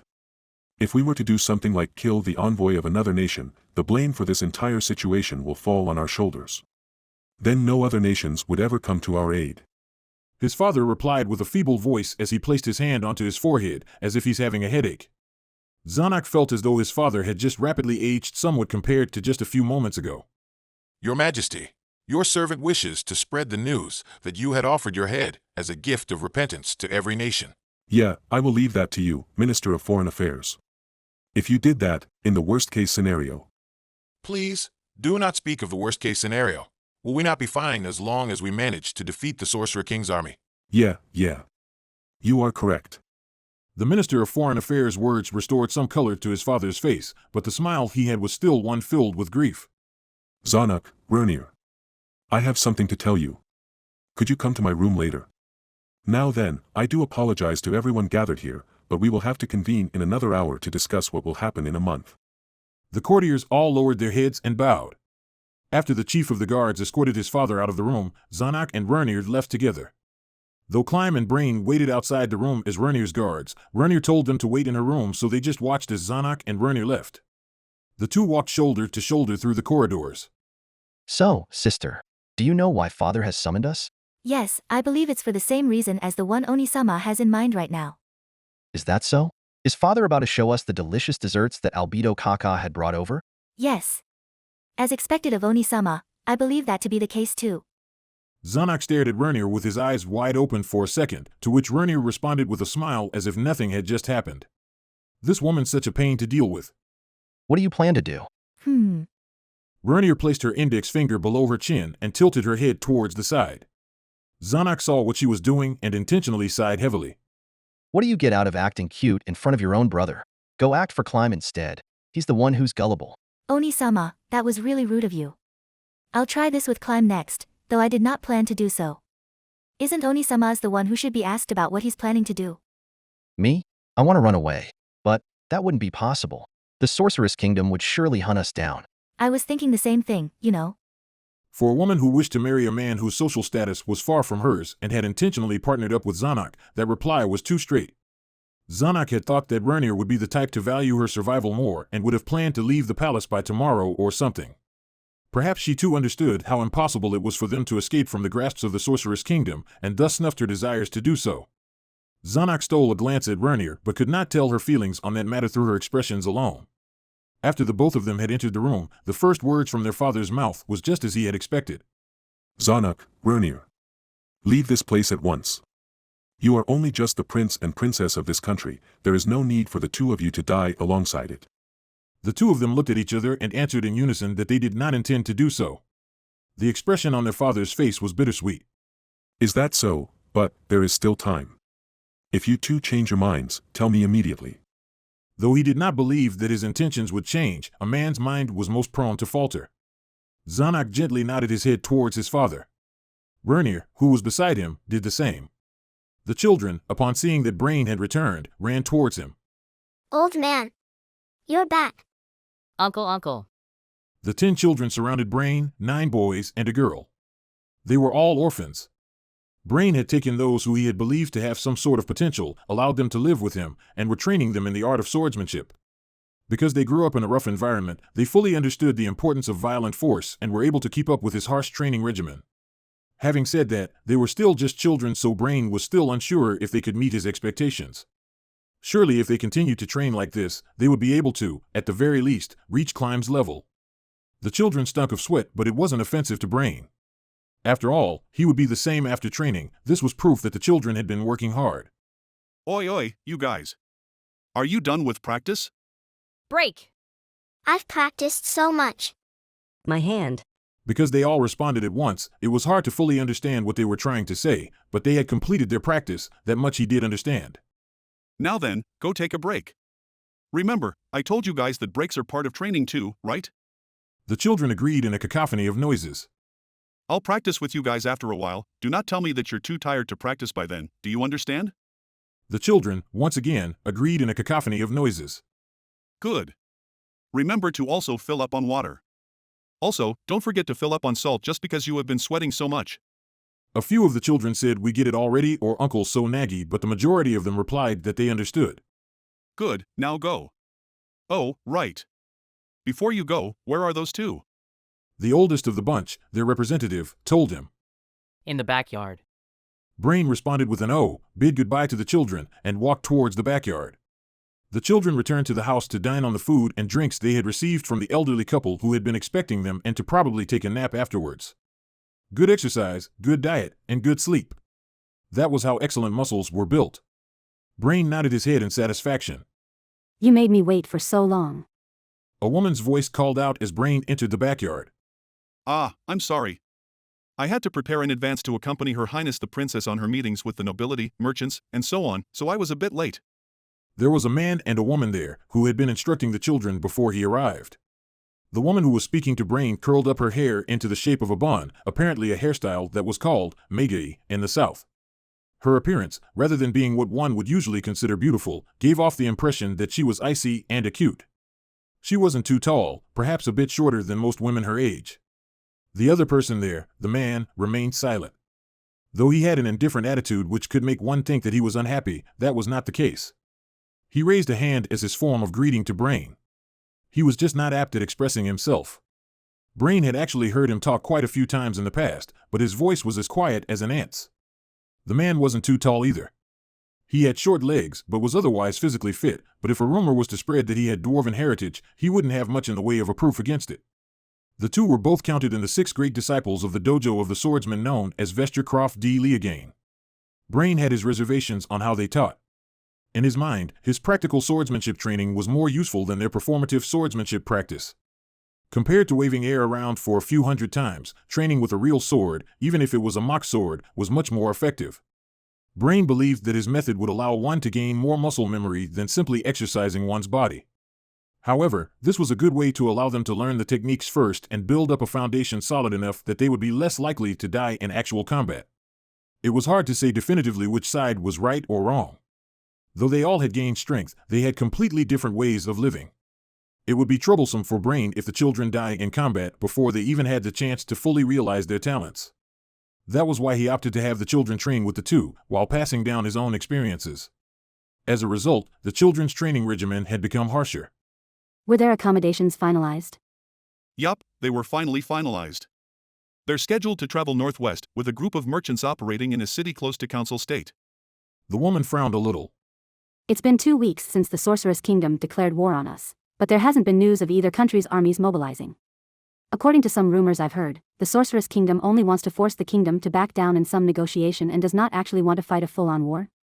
If that was true, wouldn't that render Mr. Unglau's efforts in vain? Would that Sorcerer King really do such a thing? If Brain had not met the Sorcerer King in person, he would have believed that this was just a negotiation tactic too. But as a witness to that tragic battle, it was hard for him not to doubt that the Sorcerer King was plotting something. Perhaps he was preparing to cast that spell again. Had Brain's uneasiness spread to her? The woman spoke in a hushed tone. Mr. Unglaus had met with that sorcerer king? Not only have I met him, I bore witness to his duel with Gazef. I still don't know what happened to Gazef till this day. Her gaze shifted towards Brain's waist. Sheathed by his side was one of the treasures of the kingdom, the razor edge. This was something that was granted to him when the war was declared, even though he had turned it down on numerous occasions.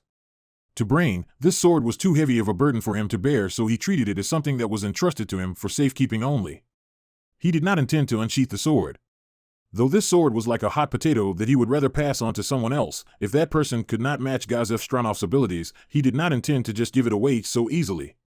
A duel with Mr. Stranov? She stopped herself before she could complete that sentence.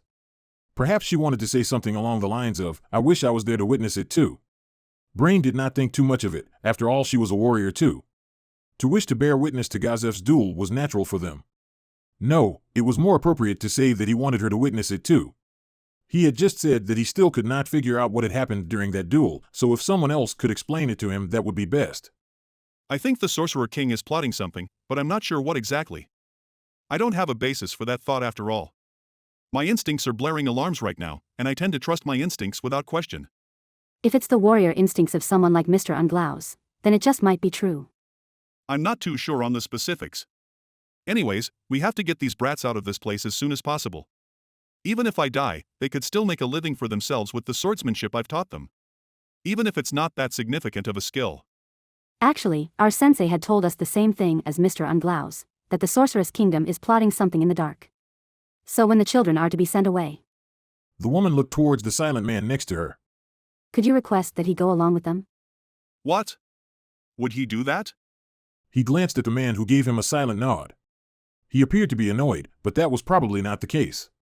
It wouldn't be inaccurate to say that this man was patient with children.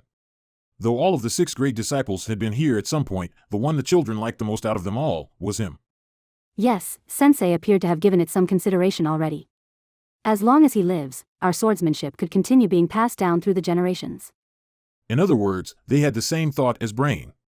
If that was the case, he had no reason to reject their request. I do not mind as long as your end is fine with it. Having said that, I am grateful for you all. I'll go speak to the merchants who will be taking them away. Brain heard the man say something in his tiny voice, probably something like, "Please take good care of him." Or something. Brain raised his hand as a response, to which the man responded in kind by deeply nodding his head. Now then, after the brats have rested up, it'll be my turn to train them. Sorry to have troubled the both of you to train them while I was away. Gratitude was the only thing that flowed out of his mouth. Even though he hadn't paid them much, they still took the time to teach the children. Their sensei, Vesture, had probably considered the fact that Brain was one who wielded outstanding swordsmanship and so wanted to introduce his 6 great disciples to him, perhaps making Brain owe him a favor in the process. So Brain's gratitude was not that great. The 6 great disciples were different on the other hand. Perhaps they had their interests piqued at the prospect of being able to train children that someone who could beat them handily, Brain, had judged had potential. Or perhaps they were just interested in passing down skills to the children that they could use to survive. In any case, they were motivated to help the children without any ulterior motives from the start. Because he had been acting as the personal bodyguard of the princess, he had to come into contact with those annoying nobles. This was why people as straightforward as the 6 great disciples shone even brighter in his eyes. I do have to say that I was quite impressed by how magnanimous Mr. Unglaus really was. To have adopted these children and teach them skills so that they could survive. Brain's expression darkened. He hadn't done any charity that was worthy of such praise. Stop flattering me. I'm not that nice of a guy. While it's true that I picked these children up from the slums, it was for a purpose. There were ones that were on the verge of death, yet I still walked past them without lifting a finger to help. If you want to praise someone for their charity, do it to someone who actually deserves it. Like the princess, for example. He could see that the woman had a perplexed expression, but he wasn't sure what had caused it. Are you talking about Princess Rernir-sama? About how she had funded her orphanage? It's true that the princess had done something extraordinary, but I believe that Mr. Brain had also accomplished what no other person could. Aren't you both equally worthy of praise? Doesn't look like I could get through to you. Think whatever you want to, but don't do it in front of me. I'd have heartaches from the guilt alone. Then I do apologize. No, don't think too much about it, it was a joke. I'm not innocent enough to feel guilt from something so small. Brain shifted his gaze away from the shocked expression on her face and looked towards Gazef Stranov's, now Brain's, residence. His thoughts were of the children who had just had their fill and were probably sleeping right now. In a room on the 9th floor of Nazareth, approximately a month after the war was declared. In one of the rooms that was reserved for potential new guild members were Ains and the floor guardians. They sat around a C-shaped desk, reading through the documents prepared for this meeting. As a side note, it wasn't just the floor guardians who were there. Behind each of them stood an equal number of ordinary maids, and behind Ains stood Pestonia. They were there to take care of the occasional odd job and thus stood silently behind them all. Ains could not grasp the reasoning behind why they were silent. Apparently it was to symbolize that they were tools, ready to be used. For that reason, Ains paid them no attention at all to satisfy their wishes. Ains read the documents in earnest, but felt as though his focus was being sapped away by Pestonia's presence behind him. Still, he tried to focus his attention on the task as best as he could. Since they had to exchange their opinions on the subject matter later on, it was natural for Ains to have anxious thoughts such as, how embarrassing it would be if I were to say something crazy later on. In any case, this was different from the documents that Albedo usually sent from Nazareth regarding topics such as politics, economics, and law. This was something that even someone like Ains could understand. Even with the utmost amount of kindness, Ains's intelligence could only be judged as average at best. To ask someone to find the qualities within him that would qualify him to rule over a country would be to impose unto them the impossible. That was not to say that he was lazy. In fact, he was the diligent type to try his best at everything that was thrown at him. This was further exacerbated by the misunderstandings held by the NPCs of Nazareth, whose intelligence was incomparably higher than his. In order to meet their expectations, Ains could not afford to be lazy. At first, he was doing so out of his desire to keep the NPCs loyal, but now it was more out of his desire as a father figure to not disappoint his children. It had come to a point where he was reading books on self-development and business. He had also been trying his best to improve himself in combat tactics, one of the only subjects he could claim expertise in. Though it was safe to leave everything up to Albedo and the rest, there were still a lot of things that they found to be necessary to consult with Ains. If he were to say anything stupid when that time comes and they were to respond with, as Ains Sama wills, it shall be done, and take immediate action, it could cause serious collateral damage. To avoid that outcome, Ains's personal growth was imperative.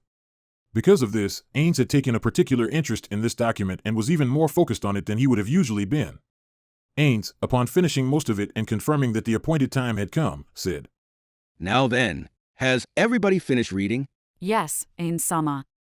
As their representative, Albedo took a glance at everybody and replied, "Excellent. Now, wait. Before that, though it has been a month since we declared war against the kingdom, they have not noticed our invasion at all. They must still think that our forces are still holed up in Irantal. Demiurge, good job. Your ability to deftly manage everything so that not a single piece of intel was leaked was seriously impressive. I'm grateful to receive my master's compliments." On the same note, to have threatened a portion of the kingdom's nobility into rebelling was also a splendid accomplishment, Albedo. Thank you very much, Ains Sama. Albedo, like Demiurge, lowered her head. This current matter is of greater importance, so report to me in detail about what you have done after this. Ains knocked on one of the pages in the document with the back of his finger and confirmed that the both of them had understood what he had meant.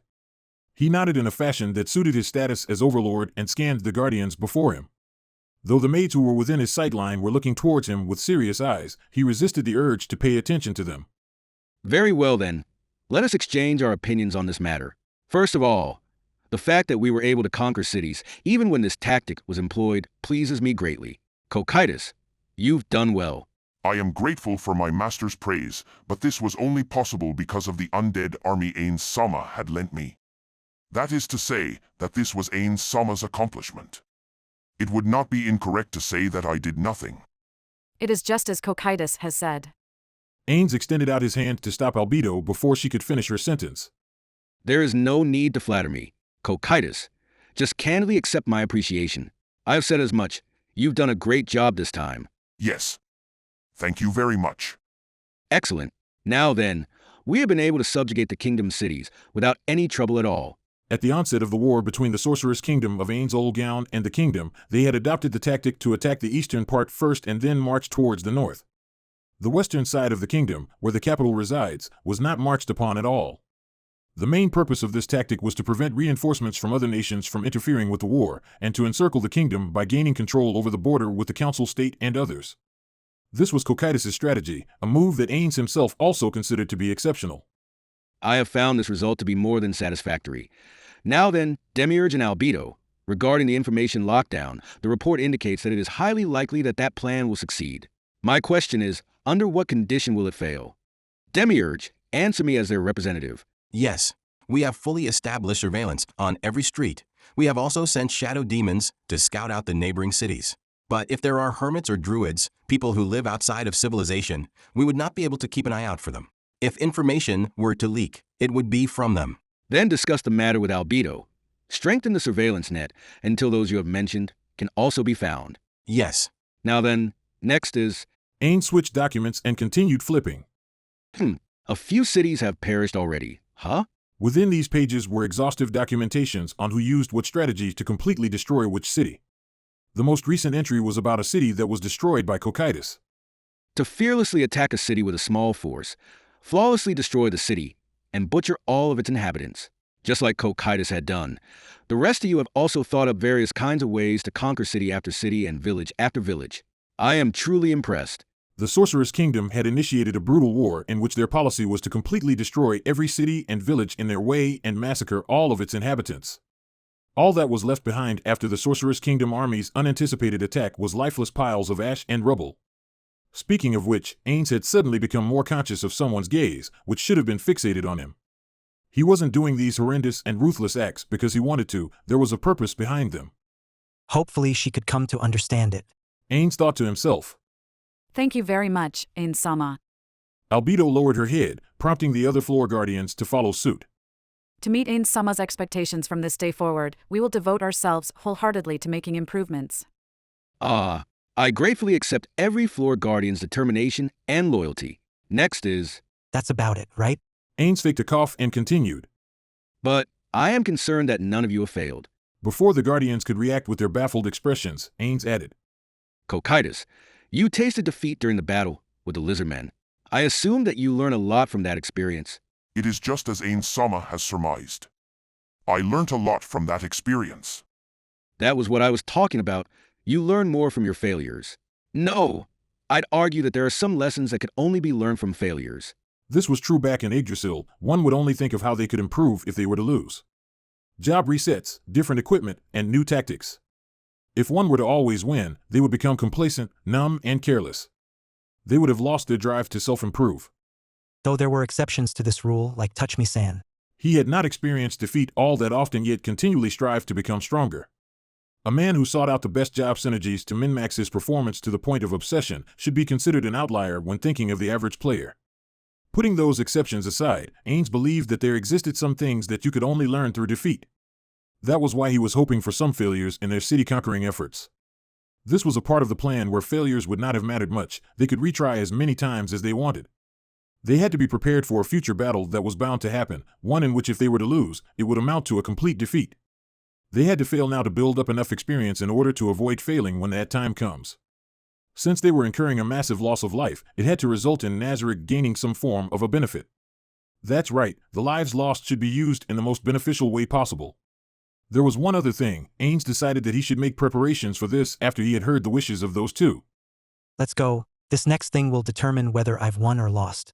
Those who are wise. He couldn't think of what to say after that. He had forgotten the script he had prepared. Forget about that. Those who are stupid learn through their experiences. Now, I'm not saying that you all are stupid, but I am pointing out the fact that even idiots could understand the necessity of collecting experiences. Ains was disappointed in himself. Why did he forget what he wanted to say during this crucial moment? Why was he this useless?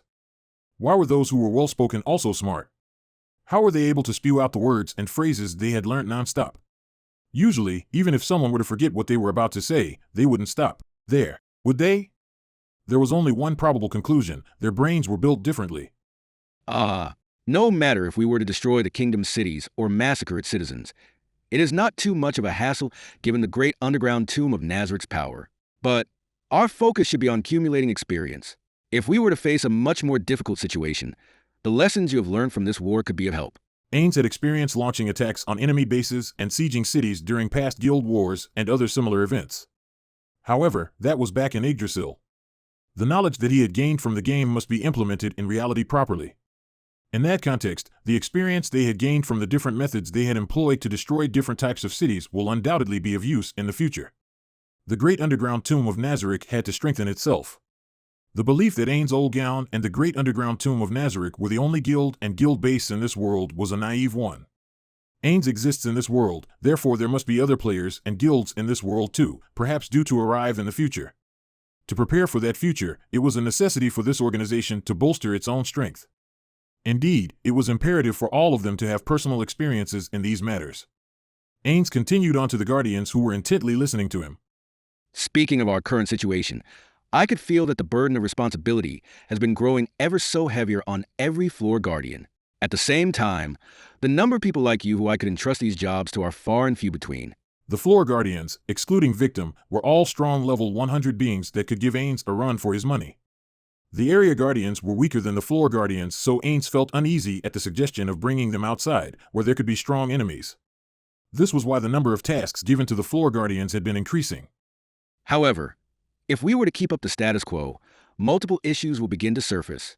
When the sorceress kingdom of Ain's old gown has come to subjugate a vast enough territory, the area Guardians will take up responsibility for a wide range of tasks. Perhaps a day will come when even the management of warfare will have to be delegated to someone. That is to say that our master wishes those who are without experience to have a personal history of their own, correct? Demiurge started spouting unintelligible things again. But what he said about forming a history of their own more or less hit the mark. It sounded pretty cool too. That's correct. It is just as you have surmised, Demiurge. Though he did not feel as though it could be conveyed properly, Ains still smiled while using his practiced what a no-nonsense ruler would sound like voice. Speaking of which, normally if he were to hear himself using that voice through a recording he would not be able to stand the amount of cringe he felt, but he didn't really think too much about it now. After all, he felt that his emotions would get suppressed quickly if he had imagined the voice that he was using.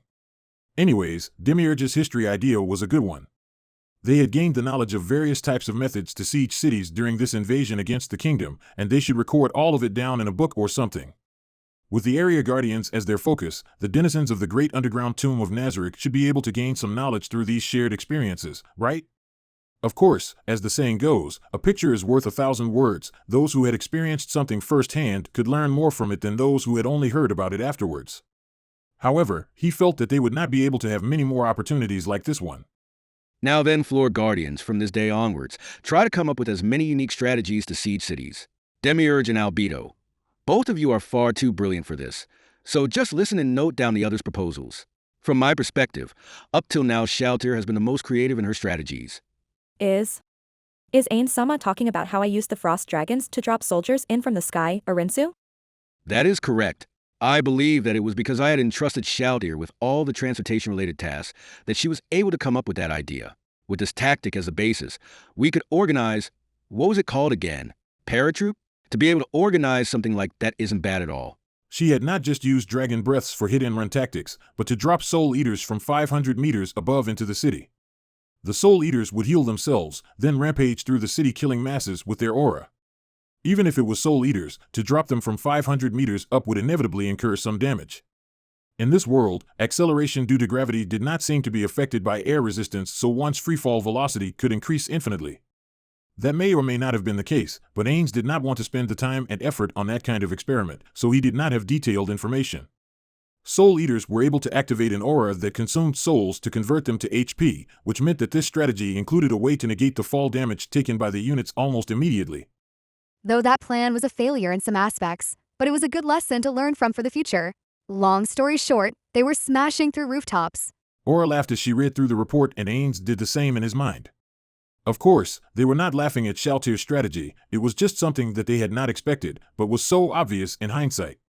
Of the Soul Eaters who were dropped from above, an individual bounced off some pointed rooftops, flew off at an odd angle, and took more damage than they had expected. That was still better compared to the one who smashed through the roof, tried to ram down the doors, and ended up getting stuck. Of the 4 that were dropped, only one of them wound up immobilized. The sample size was small, but the rate of failure ended up quite high nonetheless. It would be best to conduct this experiment a few more times. We may be able to gain valuable data from these drop troops. Yes. I will leave it to you then.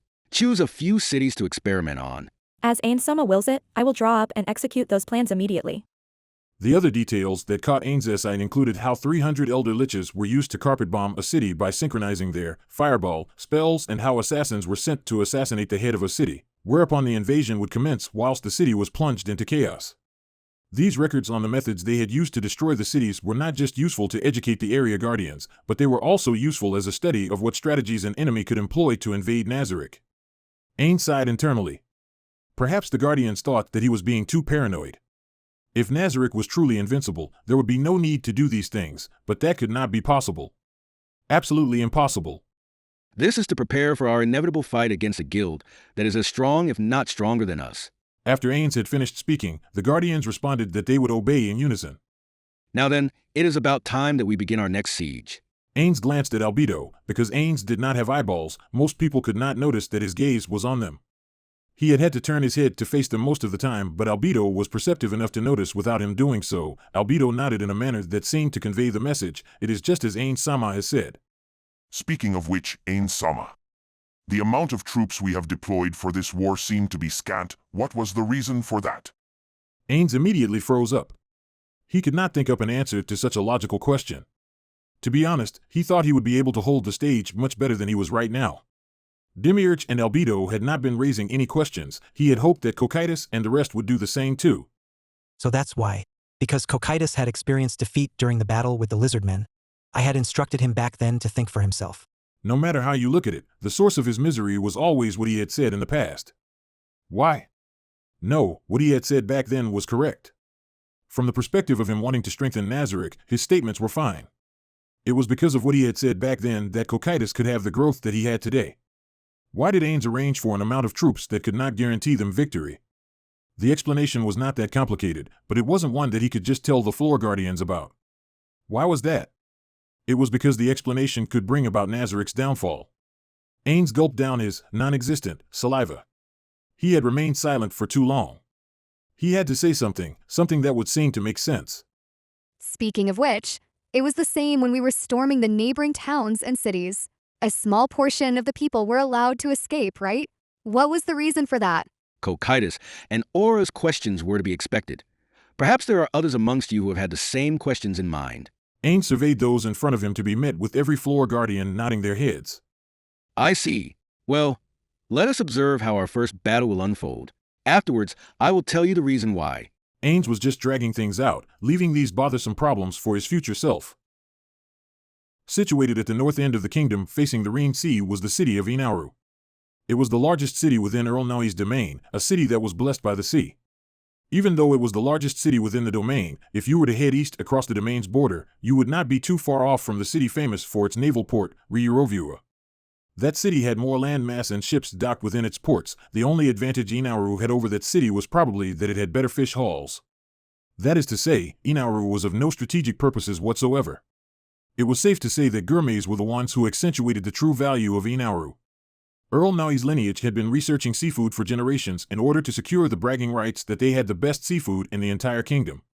Said research produced a sauce, made by mixing soy sauce and honey, used to glaze over other ingredients. Heat had to be controlled precisely during the grilling process to prevent the sauce from burning. All of this accumulated into the creation of Inauru-style grilled fish, a story that was quite widespread. The atmosphere of such a city remained the same regardless of the declaration of war up till a few days ago. Fishermen still sailed out to fish and the markets were still packed with people shopping for fresh fish and shellfish. Other than the decrease in the number of traveling merchants on the streets, life went on as usual in the city. It was inevitable that no one took any special actions.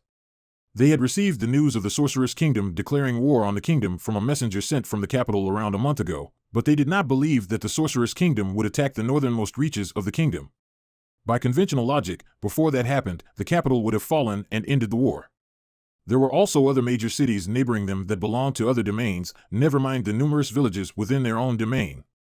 The Sorceress Kingdom would have to go through them before they got to this city. If and when the war reached them, they should receive requests for aid from those towns first. That was why they did not attempt to bolster defenses. The most they did was make preparations to send their levies. However, things did not turn out the way they had expected. The neighboring baron, a few of his subordinates, and the rest of his family had hurriedly escaped to Inauru. The baron's explanation was simple. Some undead suddenly showed up and slaughtered every single civilian in my domain. The undead could spawn naturally, and ones that could destroy entire villages were not unheard of. But, for such a strong undead to naturally spawn took time. Excluding the Kotz Plains, numerous weaker undead would have to occupy a place before there was even a chance for stronger undead to show up. If his domain was well managed, it would be easy to have the undead stifled in their cradle before they could even contend, so to speak. Which was why strong undead normally did not appear close to human civilization. There were only two exceptions to this rule. Either there was an evil magic caster who could control the undead close by, or that undead had traveled there from some faraway land. If that was the case, there was only one person that came to mind. Ain's old gown, the Sorcerer King. They must have also received the intel that the war was declared. If they were to treat that undead as part of the Sorceress Kingdom's army, everything made sense. Except, questions kept arising one after another. What about the other neighboring cities? How numerous are the enemy's forces? What kind of an undead army is it? What happened to the capital? Questions other than those kept on surfacing, but there were more important matters to tend to before they could deduce the answers to those questions. After they had listened to the Baron's retelling in detail and analyzed the intel they had on hand, they predicted that Inaru was on the path that the undead would march through to invade the kingdom. They immediately send messengers on fast horses to every village and town within their domain, ordering them to evacuate. With the information they had, they could not tell for what purpose was the Sorceress Kingdom's army marching towards such a remote port. Perhaps it was because the Sorceress Kingdom was a landlocked nation and wanted to get their hands on a port city immediately, so they chose to attack such an unfortified place. Perhaps they were hoping to use Inaru as a staging ground for their future war efforts. Though it was still dangerous for people to evacuate to the city, there weren't many who could outrun the ever-encroaching army of the Sorceress Kingdom and make it to the other domains. In the end, the vast majority of people chose to stay within the somewhat defended walls of Inaru. 5 days after the evacuation of the citizens within the domain had ended, they sighted the silhouette of the undead from atop the watchtowers of Inaru. The morning 3 days after that, a man stood on the top of a watchtower. He appears to be over 40, had a tanned body, and his scent was more akin to that of waves crashing upon a skerry than that of a warrior's. From the smell alone, you could tell that he was a man whose life depended on the sea. Though the top of his head was completely bald, the sides and back of his head still had remnants from the lusciousness of his youth. He would try his best to comb them upwards to cover up the wasteland that is the top of his head. Though his physical appearance screamed fisherman, his garment was that of a first-class noble's, thus, one could easily distinguish his status. Wow. They're everywhere. His tone did not match his appearance at all and was generally undignified, but this man was the ruler of these lands, Earl Nawa. Within his line of sight was a large group of zombies which numbered approximately 20 times more than Inaru's defense force.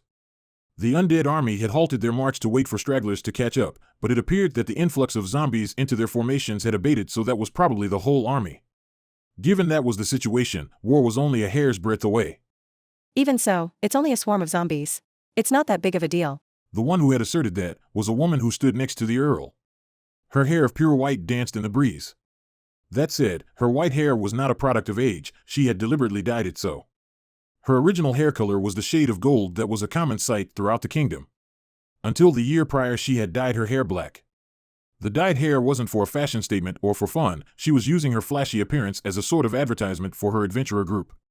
Adventurers like her weren't all that uncommon, there were even those who would dye their hair pink in a bid to become famous. It was for that reason that she had changed her hair dye from black to white. Of the active adamantite-ranked adventurer groups, there were already teams with red and blue associations, but recently black had been taken too. Within the adventuring circles, the moment you mentioned the color black, most people's thoughts would naturally gravitate towards Momon of Darkness. Still, since not many people had seen Momon's true appearance, she had considered whether keeping her black hair would have a positive impact on their publicity or not. She gave up on that idea after she learned that Momon's partner had gorgeous black hair. Consequently, her team's color had also changed from black to white. As for her, Skama Herbalot, she was just glad that they had not incorporated the color into their team name yet, but had just named themselves the Four Armaments. Those are obviously not naturally spawned. Many of them look like farmers, so they can't be from the Sorceress Kingdom. They must have destroyed the surrounding villages and turned their corpses into zombies. How revolting. Skama spoke as though she was about to vomit. Though there were also a few amongst them that had better equipment, leather armor, chainmail, and other types of light armor, that gave one the impression that they were soldiers who were turned into zombies. The majority of them only wore regular clothing that wasn't even of notable quality. Can someone even do that? Whether it's possible to generate this amount of zombies or not, I have no idea. But, since spells to create the undead exist, it should be possible, right? Oh. Huh. Earl Nawa sighed from the depths of his heart. In these trying times, his voice did not have a shred of urgency. It could be infuriating to some, yet Skama's expression remained unchanged. If that's the case, could we not create an undead army of our own to hold them off? If there were dozens of those who favor necromancy out of the exotic arcanas and could use the higher tier spells of that discipline, it wouldn't be completely impossible. Too bad there's none in the city. There was a reason why she was so sure of herself. Earl Nawa had sent requests to the Mages Guild, the Temple, the Adventurers Guild and others. He had basically sent a call to every magic caster in the city to join them in mounting a defense, in hopes that he could form a unit comprised entirely of magic casters. Due to the fact that the Adventurers Guild had the most magic casters and the adventurers had plenty of experience with combat, the highest-ranked adventurer group, Skama's 4 Armaments, was chosen to lead this caster unit. For this reason, Skama had detailed knowledge of every single magic caster within the city. Is that so? So, everything's going to work out, right? For 120 years, this city has never been sieged ever since its founding as a village. We really don't have much experience with that at all. This was not something the ruler of this city should be saying right now. Still, Skama had not appeared to be angered by this. That being said, as usual, not an ounce of respect could be heard in her voice as she responded. Everything will work out? I don't think so, Earl. If we can't think up a plan about this, everyone will turn into undead. Everybody's trying their best to help us because they want to avoid that outcome. I see. Why did something like this have to happen during my time? If only this did not happen for another 5 years, by then my eldest son would have probably succeeded me. Unlucky. Well, you say that, but it's the same for us.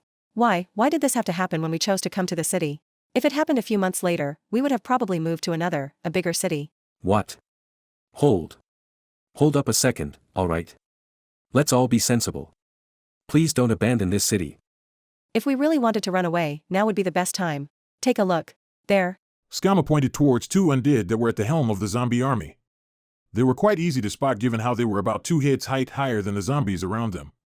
In conjunction with the overwhelming, hair-raising pressure they gave off that accentuated their presence, their strength was made apparent.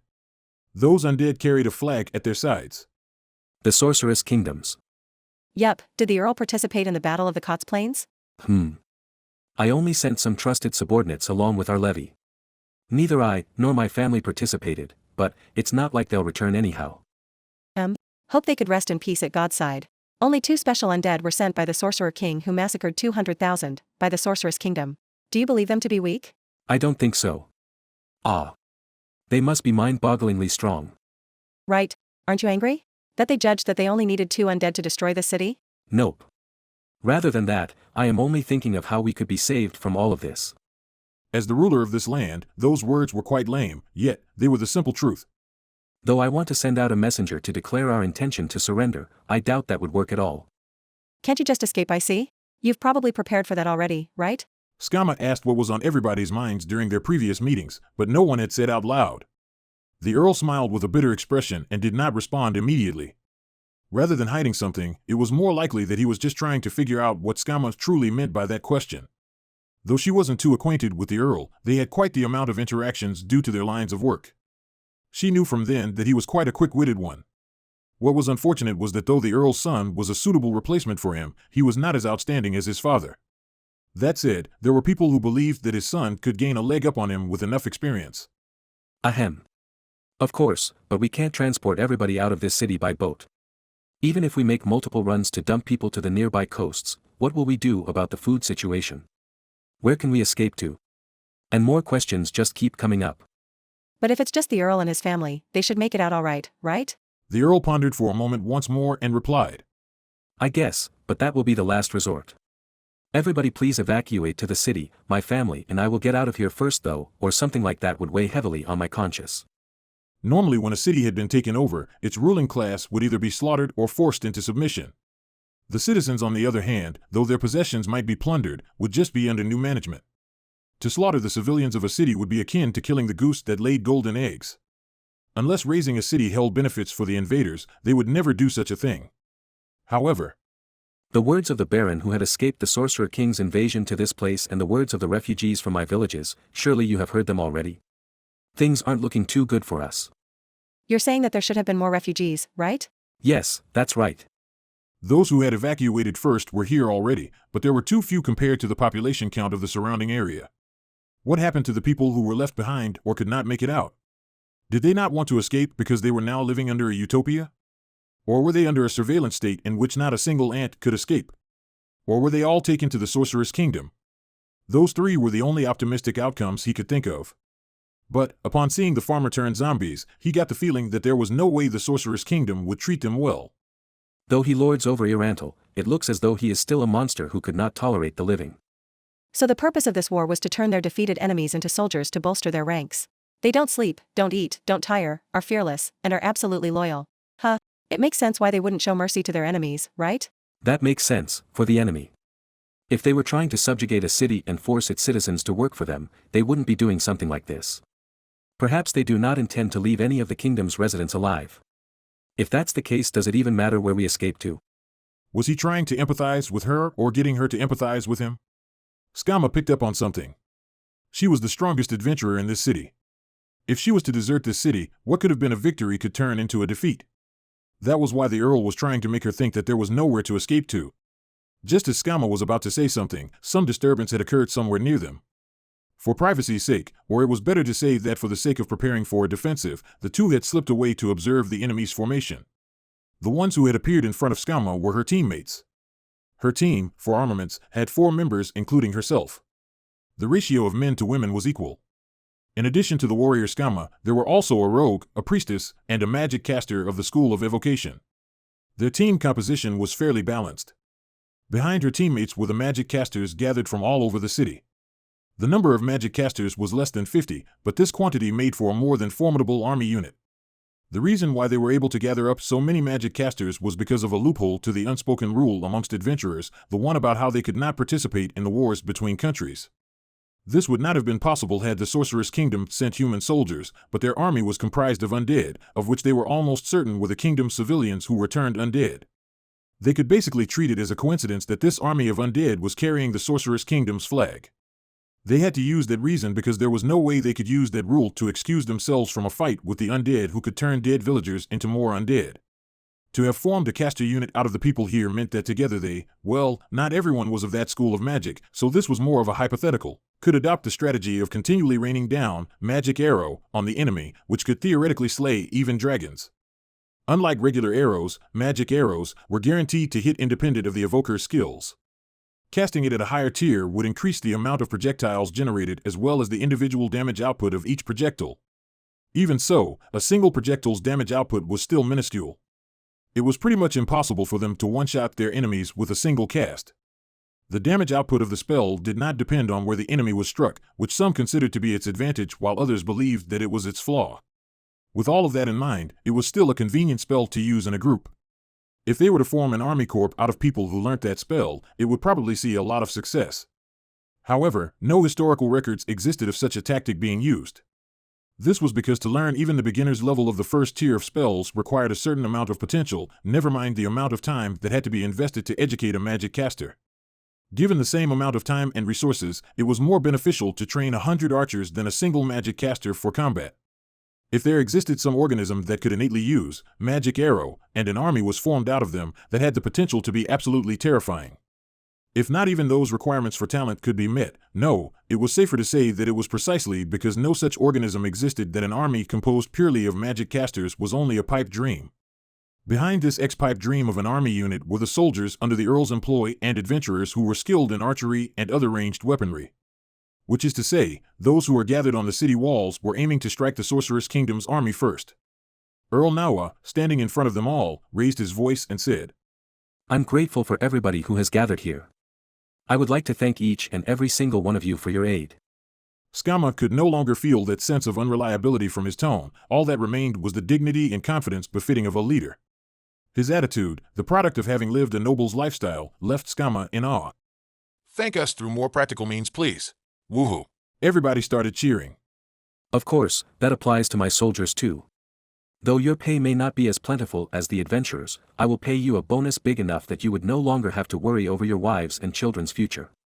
But," the Earl switched to a playful tone to say, "don't you dare squander away all of your newfound wealth, am I understood?" He could see that the tense expressions on his soldiers had loosened up a little. "I was thinking of alternative forms of compensation. Surely the Earl has a few magic items as heirlooms or something? Your lineage goes quite a ways back after all." The one who had said that was a woman who irradiated a perverse aura. On her neck hung the holy symbol of the Earth God, which was sandwiched between her voluptuous bosom. It wouldn't be incorrect to call this sacrilege. This woman, Lilinet Piani, was also one of Skama's companions, and no, she was not wearing that priestess outfit because she's a prostitute who was accommodating her client's fetish or something like that. Huh. An heirloom magic item would be a tall order. It does exist though. I do have a magic item that was passed down for generations. A lot of people would know about it. It's called the Holy Sword of Pentachromata. It was a long sword enchanted with the elemental powers of fire, thunder, acid, sonic, and ice, which dealt their respective damage types to a slashed target. But the blade was without an edge, so it could only be used as a blunt weapon, like a dummy sword for swordsmanship practice. He had no idea why someone would create such a sword. What was more confusing was that it did not deal holy damage, yet was called a holy sword. Perhaps the name was changed generations after its creation, so that did not really matter much. I want that. After all, it was still a valuable item, so to give it away to an adventurer as compensation seemed wholly inappropriate. You want that? Depending on the situation, I wouldn't rule it out completely. The Earl continued on in a sea of gasps. My son. I wish that you could become my son's concubine. Skama's expression turned apprehensive. The Earl had said something he shouldn't have.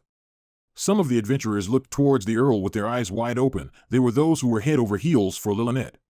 In comparison, the one who had started this had on her eyes as sharp as an eagle's. Perhaps that joke had crossed the line. Just as Earl Nawa opened his mouth to apologize, Lilinet asked. The Earl has 4 children, right? Your wife gave birth to your eldest son and your third son. Your concubine gave birth to your second son and eldest daughter. Your eldest is out of the question, so which son were you referring to? Her tone had shifted completely. From her careless attitude back then to the seriousness that was to be expected of an adventurer. This was her actual personality. Which meant that Lilinet was being completely serious. Skama's expression further darkened. She glanced at her other teammates who cold-heartedly avoided making eye contact with her. Those cowards. I was talking about my third son. Your third son? But isn't that kid only 12? The one whose birthday is coming up soon but hasn't passed yet? Be the concubine of that child? The Earl was about to nod his head when he suddenly froze up. That's right. How did you know about my child's age? Even the birth date of the third son of a local noble. Is that important intel? Or are all of you top-ranked adventurers like this? No. No. And other denials came from the other adventurers. Lilinet ignored them all and continued on as she held up her hair. Fine. Ahem. Fine then, I'll become your son's concubine for the Holy Sword of Pentachromata. The Earl observed Lilinet in detail and turned his gaze towards Skama as if he had a question that he wanted an answer to at this exact moment. Skama knew what that question was, she knew it well. Though I was the one who raised that suggestion. Wait, why is she drooling? Is she actually after my son or the magic item? It's the former. Skama tried to say, but before her words could reach anyone a boisterous voice boomed. You fool! Unripe fruits are the most alluring of all, aren't they? The silent atmosphere was broken the moment they figured out whose voice that was. At the same time, a few of the adventurers had already fallen to the ground, a result of their fantasies being crushed by the harsh reality of it all.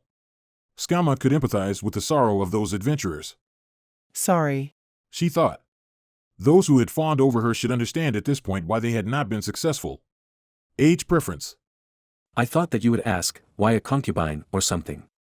Lilinet responded to Earl Nawa, who was muttering to himself. Father-in-law Sama. Even if he's your third son, he was still born of your wife. If all goes well, he should be able to gain the title of Baron and a small patch of land, correct? With that in mind, it would be asking too much for an adventurer to be his wife, even if it's a powerful one, right? Though I do have connections to the temples, that is still, you know. You were planning to say something along the lines of, if you perform outstandingly in this battle, I will consider letting you be his wife, right? But if I was to be satisfied by the offer of being his wife alone, then there would be no way I could get my hands on the Holy Sword of Pentachromata. After all, the wife of your third son inheriting the family heirloom would upheave our family's peace. She was already calling him father-in-law. I have underestimated you. If you came along earlier, I would have made you my eldest son's concubine. 15, wait no. 17 and above would be too old for me, father-in-law Sama. The Earl kept glancing at Skama as she tried her darndest to ignore him. Earl Nawi's expression looked as though he had just taken a heavy blow and wanted to call her sly, drew no sympathy from the crowd at all. Something that I've got to ask. Even if it's his third son, there will still come a day when he ages past the age of 17 though. That's true. If only he was of a race with a longer lifespan. But if that was the case, wouldn't I be the one who'd age faster? So, what you've said is acceptable to me. You thought that was worth emphasizing. You thought that, of all the things that I have said so far, that was the thing that was most worthy of emphasizing. Father-in-law Sama. Your composure, you appear to be losing it? You're the last person I wanted to hear that from. Based on Skama's personal judgment, Lilynette was an honest and caring person, so she should make for a good bride. However, none of that was on display right now. If this continued on any longer, not only would it bring shame upon her companion, but it would set the reputation of her entire team on some weird trajectory which would be troublesome. Skama did not want to be identified by her white hair for negative connotations. Now then, Earl. Though we do appreciate your efforts to alleviate our stress with some humor, we do have to get on with our preparations for the battle. Could I ask of you to return to the center of command? Even if he stayed, he, who is without any combat prowess, would not be able to do much. His job was better accomplished elsewhere. Earl Nawan nodded his head at this logical proposal, probably out of a desire to stay as far away as possible from Lilynette. Ah yes, now then. Everybody will be relying on you all. From the vantage point of the city walls, it appeared as though the enemies did not have a formation at all but were just gathering zombies into one spot. This would have been easy for a mithril-ranked adventurer like Skama to clear them out, if only those monsters were not there. No movement, So, does anyone recognize those undead? 2 undead creatures stood where Skama was pointing to. One held a huge shield in one hand and a huge sword in another, while the other one was dual-wielding swords. The magic casters around her shook their heads after she had asked her question. Skama shifted her gaze towards Lilynette. Priestesses were usually knowledgeable in matters concerning the undead, whether they're well-known or esoteric. With her response of a shrug, there could only be 2 possibilities. One was that this was an extremely rare type of undead or a new species, ignore the nomenclature for now, of undead. Either possibility was worrisome. Normally, it would not have been unusual for an adventurer to consider running away at this point. The other situations in which they would consider retreat were if it had any special abilities that could one-hit KO or could unleash fatal attacks. This was a scenario in which they had no intel to operate on at all. For example, ghouls had a claw attack that could paralyze their opponents via poison when they inflict damage with it. If one were not to know about its paralytic effect and did not prepare against it, they could get chain paralyzed or even TPK. What would happen to a party that did not know about Wraith's ability to lifesteal? Or what about a party that did not know about werewolves and other similar monsters' resistances to any attacks not made with a specific metal?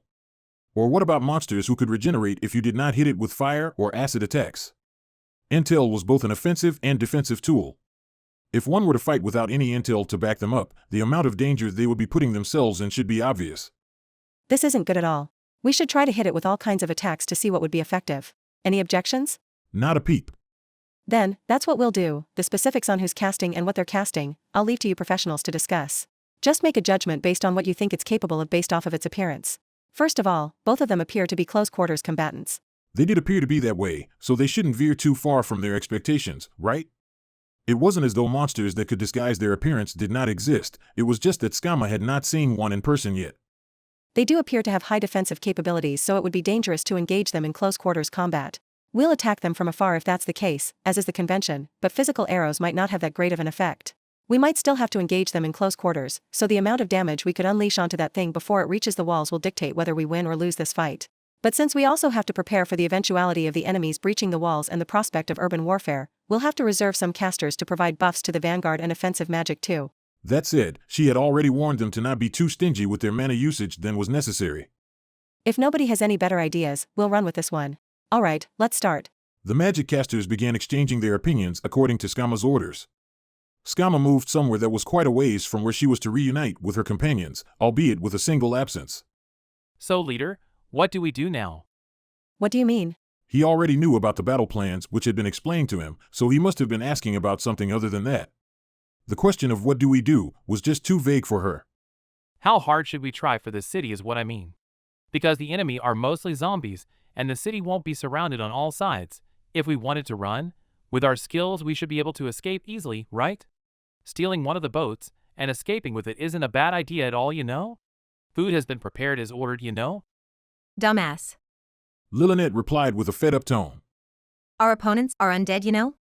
It wouldn't shock me if they were to march up from the sea.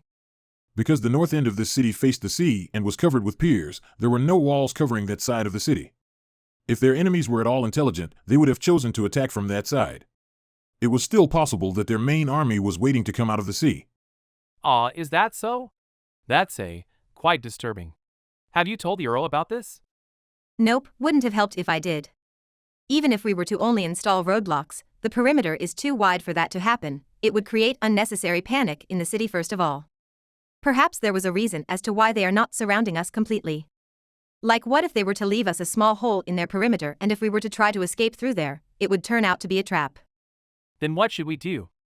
If you want to run, do it through there. Skama said as she pointed towards the cluster of enemies. It's easy to break their formations if it's zombies. Worst case scenario, we'll just have to scout ahead with fly to make sure the enemy's main forces aren't lurking further beyond. I see. You thought this through, eh? The rogue said, unaware of his two female companions' glares, as if they're trying to say, "That's because you're the only one who haven't thought about this at all." The rogue continued. So if we were to run, where do we run to? The neighboring city or somewhere near the capital? We'd just give up on this country. Are you serious? You're too loud. Skama confirmed that their surroundings were clear before continuing on to say, Yes. To stay and be ruled by the Sorceress Kingdom, the country that would turn so many people into undead, even though they were citizens of a hostile state, would surely ensure an unhappy end for them all. The question now was, where should they escape to? Though it might be easy for them as an adventuring party to escape, the leader of the party would still have to consider various scenarios. 3 countries neighbored the kingdom other than the Sorceress Kingdom, the Council State, the Holy Kingdom, and the Empire. By the process of elimination, all that was left was the Council State, since the Holy Kingdom appeared to be friendly to the Sorceress Kingdom and the Empire was its vassal. An advantage of choosing the Council State was that it was relatively close to where they were, but other than that, their options were probably the City-State Alliance or the Theocracy. The Draconic Kingdom wasn't doing so great the last she heard, and the other countries have humans in the minorities. Then again, humans were the minority in the Council State and the City-State Alliance too. If they had to take into account the percentage that humans held in a country's population, they would have to remove the Council State from their list of countries to fall back on. She had heard that humans made up less than 10% of the country's population. If distance was no issue, the City-State Alliance appeared to be their best option. Apparently half of some of the city's populations within the alliance were human. Are we really running away? Skama, you should try harder for my own pursuit of happiness. So you weren't acting when you were talking just then about that child? The desire to help and the desire to run away, those conflicting emotions grew in Skama. It was around that time when Skama noticed that the casters had concluded their debate. Leader, we're done here. Understood. Now then, shall we? Act according to the plan. If worst comes to worst, jump down and try to break through the cluster of zombies. To jump down from such a height would inflict some pain even on someone armored like Skama. This issue was solved by their magic caster, who would cast fall control on her to let her fall safely. Skama and the others moved to their post and awaited the enemy's action. Should they consider themselves lucky that the enemies chose not to wait until nighttime to make their move? There was no special signal to signify the start of the battle. No statements were made by the exchange of arrows, neither side declared their justifications, just a great amount of zombies stumbling towards the city walls. It looked nothing like how a normal battle was initiated. Corpses grumbling while rapidly approaching them must have been a terrifying sight for some, but to someone like Skama this was a laughable display. If those were zombies of races other than humans such as giants, dragons, or other giant monsters, this would be a different situation entirely. Not even fledgling adventurers would be scared of mere human zombies. After all, this city's walls weren't something zombies of this caliber could breach. Zombies, though they had more strength, durability, and stamina than the average Joe, they were still worse than an adventurer with even a modicum of experience. This was without considering the fact that zombies were not sapient. While archers readied their bows, the adventurers' gazes were affixed onto those 2 undead beings. They were not moving at all. Why? Were they not planning to move at all?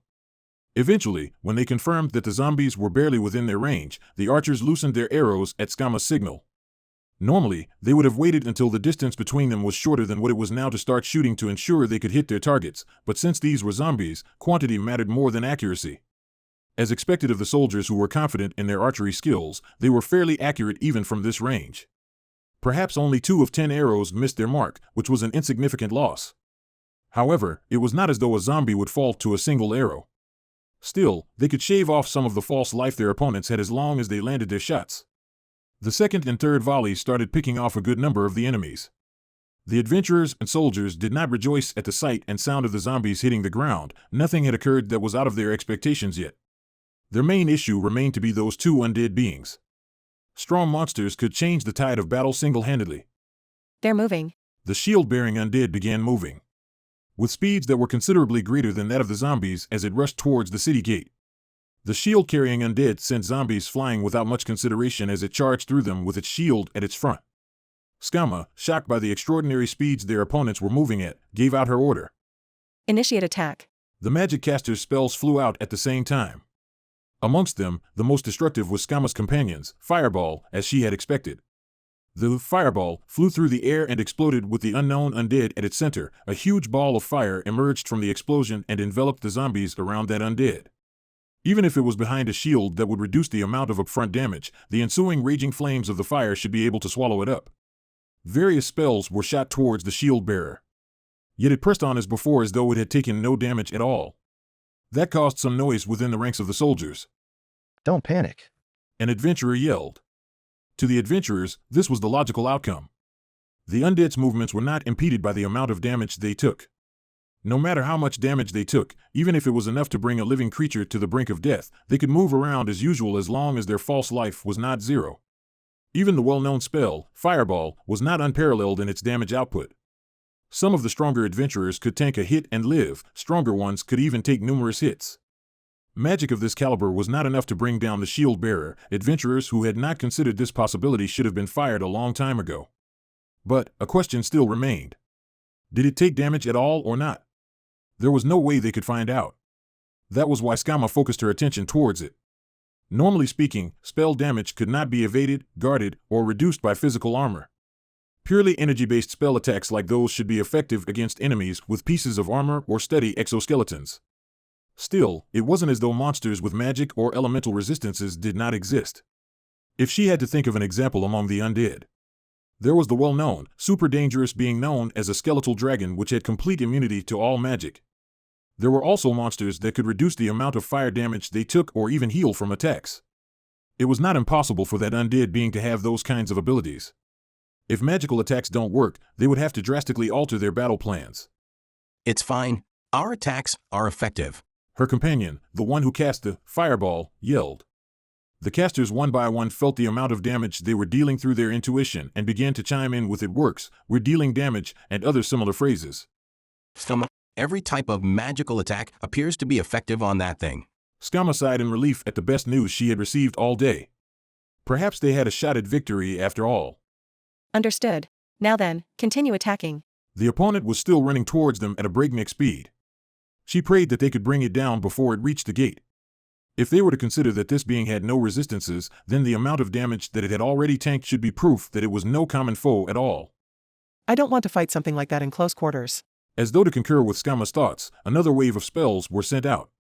Many zombies had already fallen at this point, yet the shield bearer pressed on. Most undead would have been vanquished after a few dozen spells. Skama felt a chill down her spine. It's stronger than expected. No, it's too strong. This thing, can we really defeat it? The shield bearer wasn't the only enemy they had to be wary of. There was also the other one who was still waiting in place. Why it wasn't moving, they had no idea. Is that the Sorceress Kingdom's trump card? That's why there's only two? Or was it to say that this city with us included is weak enough that only two of them were required? Another chill was sent down her spine. What if the Sorceress Kingdom had received intel on every adventurer in the city, including Skama's 4 armaments, and had sent the exact amount of troops to guarantee victory? And the troops in question were not the zombies, but rather the shield bearer? As if to disprove her worries as paranoia, Skama bit down on her lips and resisted the urge to yell, "Kill it faster." Everybody was already focused on that and were trying their best. What kind of an effect would take hold on their minds if she, the most powerful adventurer here, was to yell that? Never mind a neutral impact, it would probably drive down their morale. She had to resist her urges for now. Skama offered up a prayer to her god, the god of fire, yet it could not bring a smile to her face. The shield bearer was at the gate. It was now in the caster's blind spot, where they couldn't aim at it properly. Skama considered if she should jump off of the city walls and run. One look at the other unmoving undead killed that idea. If that other undead being was as fast as the shield bearer, it could easily catch up to her. It wasn't impossible for her to make it out alive. She had already used Fly to scout out beyond the zombie army and found nothing other than those 2 undead beings. So if they were to combine Fly with Floating Board or draw the enemies into the city and slip out in the chaos, it could work. As long as there weren't any other undead troops on standby, nothing could stop her escape. If they were to go with the latter plan and lure the enemy into the city, it would surely burden them all with a guilt that was much stronger than if they were to simply abandon the city. Perhaps a guilt that could cause a lifetime's worth of regrets. As Skama gnashed her teeth, she heard the loud boom from the city gate, as if a battering ram had just impacted with the gate. They were out of time. Skama made her choice. It's our turn. You guys keep your attention towards that unmoving undead and what's below the walls. I'll bait it into your line of sight. Once you could see it, cast your spells immediately. After a brief order to her teammates and detailed orders to the soldiers and the casters, Skama ran towards the stairs that led to the bottom of the city walls. Her companion, who still had his fly spell active, followed closely behind her. That thing has an unbelievable level of durability, but it should have taken quite a bit of damage already. But is that true? This isn't too optimistic of a deduction, is it? But Skama's expression was that of a bitter smile. An undead who had already taken so many spell attacks. I wouldn't want to buy time for a spell to finish it off by taking its attacks. But she had to do so to even have a chance at surviving this ordeal. The city gate was a simple, single giant door made out of logs. It would have been a point of pride for a fishing village, but not so given the current situation. A hit from a battering ram would have probably blown out the hinges. Because they could not replace it with something that was sturdier given the amount of time they had, they could only reinforce it with wooden planks and seal the frame. The thickness of the gate was about twice what it used to be. From the other end of such a door, the booms of repeated impacts reverberated. What kind of power is this? With a crack, a part of the wood plank reinforcements began to break down. There was a gap between the impacts. Perhaps the shield bearer was backing up to get a running start before bashing into the gate again. What should we do? Lightning could hit it through the gate. Should we do that? Doors like this were resistant to lightning-based attacks, but that did not mean that it would not take damage from such spells at all. The potential damage such a spell could do to the door had to be compared to what it could do to the undead being. The benefits of casting lightning now or to save the mana for other spells after the shield bearer had broken through the gate had to be considered too. No, consideration wasn't necessary. They shouldn't be trying to face the enemy head-on, but to deal as much damage to it right now as they could. Skama nodded her head and her companion immediately initiated his cast. Lightning. An arc of lightning shot out and went through the door, surely dealing some damage to the shield bearer. Whether it was becoming irritated or not, the undead began roaring loud enough for its sounds to pierce through the gate. The roar had enough determination behind it to make one forget to breathe. A streak of sweat flowed down Skama's face. No shout-based ability was used, but the roar could still make one's body tremble all over, so this must be from the difference in their power alone. Her subconscious had understood the difference in power between them. Not good. This is not good at all. It's no longer a question of whether we could win or not. If the Sorceress King could dominate this kind of undead, it makes sense. After all, he's a monster who could kill over 100,000 people at once. It was hard to imagine how one could control multiple undead of this level. Perhaps this undead was the Sorceress Kingdom's trump card. Was this city worth that kind of investment? Why was she in such a terrible city in the first place? Skama lamented over her poor luck. Boom! Another loud noise rang through. Multiple reinforced logs had snapped already. Lightning. Another streak of lightning shone, leaving behind a white afterimage, yet the sound of the repeated impacts failed to cease. The only thing that changed was the door. The logs had been snapped in half, the reinforcing planks were blown away, and only the twisted nails of the hinges remained on the frame. That's enough with the spell attacks. Could you buff me instead? Skama dodged the wooden splinters as best as she could while also moving backwards. She was receiving divine and arcane buffs from both of her companions. They used the first tier, anti-evil protection, spell, the second tier lesser strength and lesser dexterity spells, the third tier haste spell, and more. Compared to spells for countering special abilities, more spells were cast on her to heighten her body's capabilities. The gate finally gave way after they had finished buffing and crashed onto the ground with a loud noise. In the slowly settling dust cloud that was just kicked up, a pair of bright red eyes appeared. Unbearable fear spread through her entire body upon receiving the gaze of those ferocious eyes. Her teeth clattered and her hands quivered. To hide this fact from the others, she had to suppress it to the point of almost fainting. This level of terror could not be felt on top of the city walls. It was something you had to face this monster to experience. What am I looking at? Just a single one of them managed to knock down the reinforced wall? The Sorcerer King dominates this kind of undead? I say this from the bottom of my heart. We should avoid becoming enemies with the Sorcerer King the next time around. Skama replied to her companions after swallowing a load of saliva. Though she had already heard of how the Sorcerer King had destroyed an army of over 100,000 men, she didn't feel real, tangible fear. What happened before her eyes, however, influenced her fear of the Sorcerer King who had control over this undead being. She did not want to fight this undead at all. Honestly, she wanted to just run as far away as possible. But there was no way this life-despising undead in front of them would ever let them do that. In any case, their only hope of survival laid in doing something against this undead. The horrifying embodiment of death swept the dust away from them using its shield, stepped over the broken threshold, and moved towards them. They had finally breached the walls. Were the zombies too distracted by the people on the walls, or had their encirclement not extended to this part of the walls yet? The fact that the undead in front of them had scattered the zombies near the gate on its way here was lucky for them, but there was no doubt in their minds that their luck would run out soon. Skama held up her tomahawk. Judging from that undead's speed, she should consider herself to be within its strike range. After activating the ability of the axe, an ethereal copy of it appeared next to her. This was her weapon's ability, Doppel, which created a copy of itself to float at a distance that wasn't too close nor too far away from the wielder.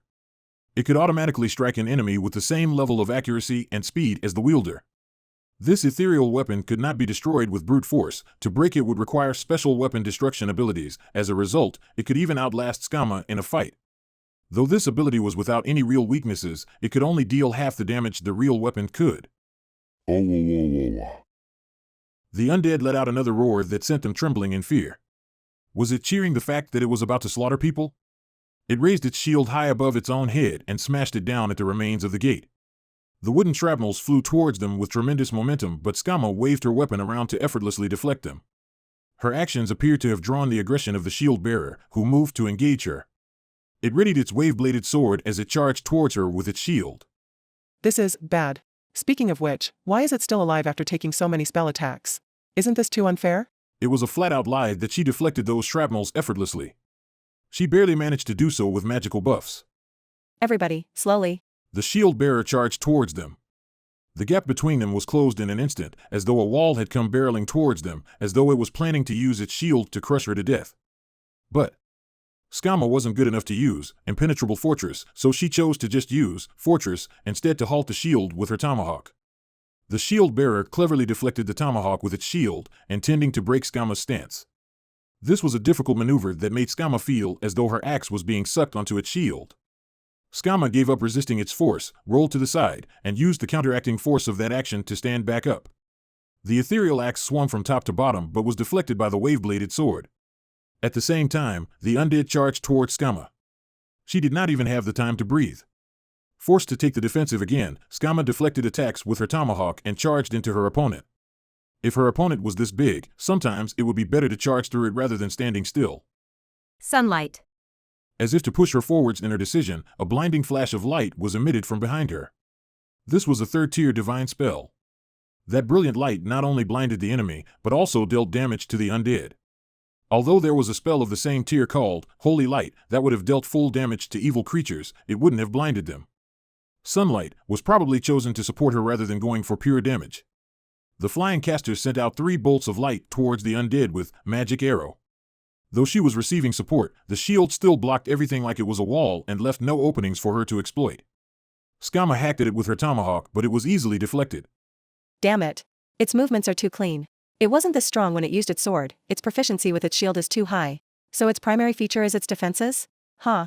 But, what about that heavy strike? No, impossible. Terrified by her own revelation, Skama slowly backed off. Needless to say, this was so that the casters on the wall could have a clear shot at it. She couldn't move too far away lest it ignores her and runs into the city. That was a scenario that must be avoided at all costs given how fast that thing ran. Neither Skama nor the others would be able to catch up to it if that happened. If that happened, the defenseless city would see an enormous amount of casualties. It was better to veer on the safe side. The rogue on Skama's team was waiting at the sideline rather than helping out with the fight specifically to catch up to the monster should it choose to run into the city. That was the plan to stop an opponent from leaving, but its physical abilities made failure quite likely. She slowly kited while paying attention to its every move. It did not appear to have noticed and followed at a distance. Just as they were about to bring it into the line of fire, wails could be heard from above them. No. The other one is coming at us. The people up there are attacking it. The implications of those words slowly sunk into her head. Checkmate. Skama thought. If the dual wielder was on the same level as the shield bearer, there would be no way Skama and the rest could handle both of them at the same time. No, perhaps they would be dead the moment they came into contact with the enemy. Skama, what do we do? Let's take care of this guy first. Skama spoke with determination after her companion's panicked voice calmed her down somewhat. If they couldn't even take this thing down, they wouldn't even have a chance at an escape. They could only hope that this thing's health had already been whittled down to a wick's length by those spell attacks. After she stopped retreating, Skama turned to face the shield bearer and darted towards it. Her tomahawk was easily blocked by the shield, and so was the ethereal copy. Skama's attacks were not enough to break down the shield bearer's defenses. She had expected her attack to be thwarted, that was all she had to do. The real attack was the magic arrow and shockwave that followed. The spell attacks were followed up by the rogue, who tossed a bottle towards the sides of the undead's leg. The liquid that oozed out of her comrade's shattered bottle was common glue that any alchemist or the like could manufacture. This was a strategy that could only work if the enemy was standing on polished stone. No matter how high of a defense the shield bearer might have, its ability to dodge didn't matter against a bottle thrown at it. The undead was bound to the ground by glue. Even if it only was for a brief moment, their opponent was immobilized. This was a common tactic they used when engaging a foe who was much more powerful than them. Skama circled around to the shield bearer's hand that did not hold the shield, the hand that held the wave-bladed sword, and began attacking. The shield bearer swung its greatsword around, expertly parrying every hit that came its way. Even though its two legs were completely stuck on the ground and she had used martial arts to chain her attacks, Skama couldn't land a single hit. This thing is like a metal wall. Skama saw from the corner of her vision the scene of the undead using brute strength to tear its foot away from the stone-tiled ground. 2 more offensive spells were cast, yet they still failed to bring it down. An undying ability? Or something that could heal it over time? There were monsters like hydras or trolls who had the ability to regenerate. For those, you couldn't just deal incremental damage, but would have to land a single fatal hit that could reduce the monster's health to 0. It was futile to continue on their panicked attacks. Skama couldn't even land a single hit on it. God damn it. Incoming. Skama couldn't help but shift her gaze upon hearing the rogue's cry. Standing at the gate was the silhouette of the other undead being. The dual wielder. Skama felt her stomach churning, the combined pressure of them all made her want to puke. Is this where I'll die? The rogue who had been executing combos with Skama couldn't handle the pressure and retreated to her side. The dual wielder responded in kind and moved to the shield bearer's side. They're not attacking. Which means, shit. These things are highly sapient. Skama felt as though she could perceive a smile on the dual wielder's rotten face. The shield bearer had shown them attacks that were not on the same level as its defense capabilities, but perhaps that was just to instill despair in them to buy time for the dual wielder to come. Both enemies were there. This was a good opportunity to use AoE spell attacks. Yet, those spells were never cast. No, it might have been better to say that they couldn't start casting. The reason why should have been obvious. Though attack spells had been proven to be effective, it would also provoke them to initiate their attacks. Their fate would have been set in stone then. Even if their side held off on attacking, their enemy would do so sooner or later. But they simply could not build up the courage to hold their fates in their own hands. After she agonized over this, Skama made her decision. You two, run away. She knocked on the rogue's waist. We'll buy you some time. Huh? For real?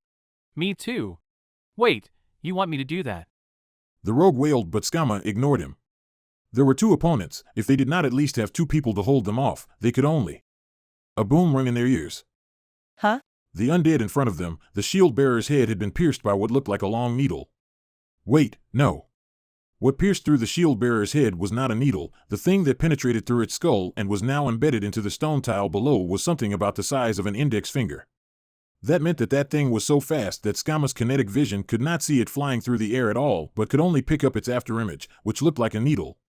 The shield bearer shook, its feet trembled as they stomped on the tiles below, barely allowing it to stand up. Perhaps it was only because it was undead that it could remain standing even after its head had been pierced. Skama and the others couldn't help but shift their vision away from the enemy in front of them and look towards where that attack originated from. The undead did not attempt to attack them during this time, as they were also looking towards the same direction. Another attack pierced the shield bearer's head again, and with that, the giant frame of the shield bearer crumbled. It only took 2 shots. No, perhaps it was because it had already taken so many spell attacks and was already weakened. But who could accomplish such a thing? The silhouette of a man could be seen in the air. What? Whose voice was that? Was it Skama herself's, or was it her companion's? She was so shocked that she could no longer tell such a simple thing. In front of them was an armored giant. An approximately 3 meters tall being clad in an odd, blood-red armor flew in the air. In his hands was a pipe-shaped object which he held like a crossbow. Perhaps that was what those index finger-sized things came out of. Because it had attacked the shield bearer, they could conclude that it was not their enemy, even if it wasn't their ally either. Skama and the others slowly moved away from the dual wielder. If they were to be caught up in their battle, she knew for sure that they would meet their ends right there. Perhaps the dual wielder had already lost interest in Skama's group, or perhaps it was because the armored giant in the air was the only threat worthy of its attention.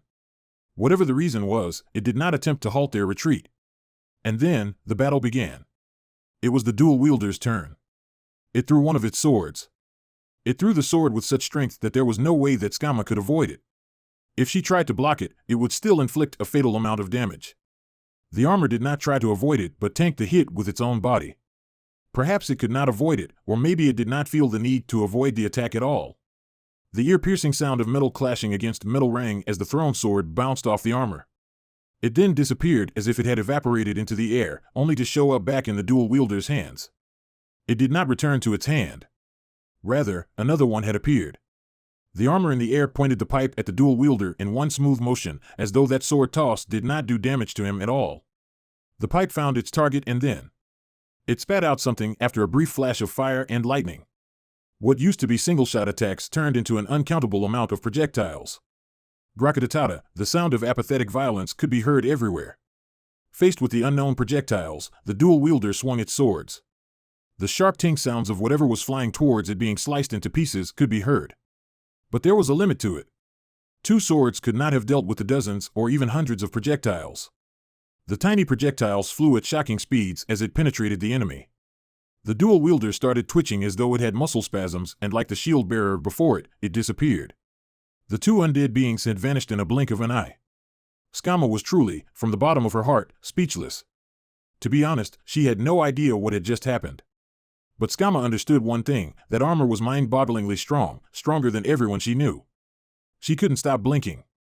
Nothing about this felt real. It was hard for her to accept that they had been saved. Their despair and readiness for self-sacrifice were shattered so easily, her mind could not keep up at all.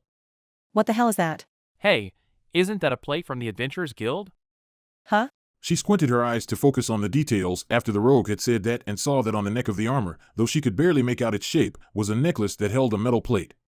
Though it was about the same size as Skama's, it looked minuscule on that giant figure. As expected of a rogue to notice something that she would have missed. The metal plate on the necklace was of a color that she did not recognize. She had seen the color of orichalcum before, so by the process of elimination this was an adamantite-ranked adventurer? There were 3 adamantite-ranked groups in the kingdom, and the color of the armor made her realize which team it was a part of. Perhaps this is someone from Red Drop? Upon hearing Lillinet's question, Skama replied. If this was someone from Blue Rose or Darkness, she would be ranting about why they would choose this hue for their armor. The floating armor turned its back to Skama. Wait. The armor responded to her voice and turned around slowly. It raised up its left hand, straightened its index and middle finger, and pointed them towards its forehead. As if it was bidding farewell, the armor gestured at them gently. Then, it just flew away. Skama stared vacantly at the empty sky and asked the rogue. What was that? Who knows? She couldn't understand it all, but someone from Red Drop came over to assist them. That was probably it. But, I understood one thing. If we have someone this strong, perhaps the Sorceress Kingdom's invasion will come to an end right here. Of course, this is under the pretext that it would still be willing to break the Adventurer's Code and will continue participating in battles from this point onwards. He felt as though he had just heard an sound. Ains thought it sort of sounded like it was from himself. A Death Knight and a Death Warrior, 2 undead beings had suddenly died. The one to defeat them was also wearing an item from Yggdrasil, the power suit. Ains had felt that he had lost 2 contacts, though the feeling wasn't too strong given how many connections he had at once, which was how he had come to learn that it wasn't an illusion. Silence filled the room. He felt the gaze of every floor guardian, perhaps the mates too, on him. Ains was the mastermind of the siege, so it would not have been wrong to view this as Ains's defeat. Though something unexpected had occurred, the puny force they had lost was sent there precisely because losing them would not have been a big deal. So Ains wished that they wouldn't act so tight and careful. However, given the current situation, if he was to tell them that it was fine to lose a battle, it would sound more like a sore loser's excuse. Hindsight is always perfect. His belief that he does not belong here would surely intensify. Ains decided to use his long-practiced acting skills, which of course, he had obtained by practicing in front of the mirror while the ordinary maids were absent. As I expected. The situation was under control. Ains displayed the same air of arrogance a mob boss quietly talking to themselves would have, as they enjoyed the fragrance of the red wine from their wine glass. The important part of this act was to not speak in a loud voice. A loud voice would be quite lame right now. The trick was to act as if he was just mumbling to himself. His acting, the result of hard research, led to a ripple of commotion that reverberated around the room. Ains swallowed his non-existent saliva. Whether he had succeeded or not depended on Demiurge's response. I see. So that was why. What? Cocytus? While Ains was panicking, Shaltir responded. Yes, yes, yes. As both of her hands shot up. Though it appeared that she was hailing him, she was simply calling attention to herself. Shaltir smiled with pride as everyone's gazes fell upon her. I understood it to Arinsu. Ain-sama predicted that something like that would appear Arinsu. That was why we sent such a weak force, am I correct, Arinsu? This felt different from usual. Was this a success or a failure? Ains stole a glance at Demiurge, but he was just smiling mysteriously while nodding his head. As expected of the both of you. The two of them held their heads high upon receiving Demiurge's praise. Perhaps Demiurge had already arrived at this conclusion but left it up to those two to answer first. Ains breathed a sigh of relief. This appeared to be a success. Albedo continued on. Intel from Sebus, Demiurge, and also our corroborators in the capital mentioned how Red Drop was operating in the northern end of the kingdom. Because of that, Ain-sama decided to deploy insufficient troops to lure them out. The amount of troops struck the sweet spot of being easily defeatable by that guy, but at the same time enough to conquer the city without their help. Sasuga Ain-sama. Like a hooked fish. That was Red Drop? Could we trust that intel? What are the possibilities that it was a player? If he was in a power suit from Yggdrasil, isn't the possibility that he was a player quite high? Could they be sure that that was Red Drop? If so, shouldn't that intel have reached him at some point or another? No, wait, it was absolutely more likely that Ains had simply missed that piece of intel while he read through the documents. For that reason, Ains pretended that all was according to plan with a burst of gentle laughter. Needless to say, he had practiced this laugh quite a few times too. I did not think that he would actually show up. I was quite shocked too. I thought that perhaps they were conserving their forces for the showdown at the capital. Ain-sama can always think of situations we couldn't, said Aura as Mare mumbled. Amazing. To himself. The unadulterated gazes of reverence from those two dealt a massive blow to Ains's now fragilized glass superego. It's not like that at all. But he could never say those words. Ains had never considered such a thing could happen. Though he was of the mindset that losing was fine and winning was good, it was for different reasons than what they were now thinking of. Ains reminisced about the meeting between him, Sebus, and the others, the meeting that made Ains take charge of this battle. What is it, Sebus? Is something wrong? Ains had just returned to Nazarick and in front of him was Sebus, who was supposed to be on standby in Erantal, so it was natural for him to ask. Ains had no recollection of the contents of his last order to him, let alone of an order for him to come forth. Perhaps he was here of his own will, Ains was fine with that too. Though Sebus was stationed at Erantal, he was still given considerable amounts of freedom. The right to return to Nazarick at any time was a given. However, if his goal was to meet with Ains, he could have done so in Erantal. This must have been about something important and urgent. I'm terribly sorry. Ain-sama, would you be so kind as to spare some of your precious time? Or rather, could I bother you for a while? Ains felt as though there was something ominous hidden in Seabass's muddled choice of words. He ordered the ordinary maid closest to him, the one assigned to Ains for the day, to leave them be. The maid, along with the other maid who was assigned to this room, gently lowered their heads and left the room. Ains looked towards the 8-edge assassins on the ceiling. All of you, leave us be. The 8-edge assassins fell from the ceiling as if they were completely weightless and silently exited the room. If Ains had ordered them to never speak of what was said in this room, they would probably follow that order to their deaths. But magic existed in this world that could lead someone to dominate their minds and extract information through those means. Needless to say, even though Ains would never allow that to happen, it was still best to stay on their toes. Ain-sama, I am eternally grateful. If Sebus was the one to order them to leave, it would be akin to him saying that he did not trust his colleagues, the ordinary maids. So, his gratitude was probably directed at Ains's consideration to not start any tensions between them. Ains gently shook his head in response to what Sebus had said.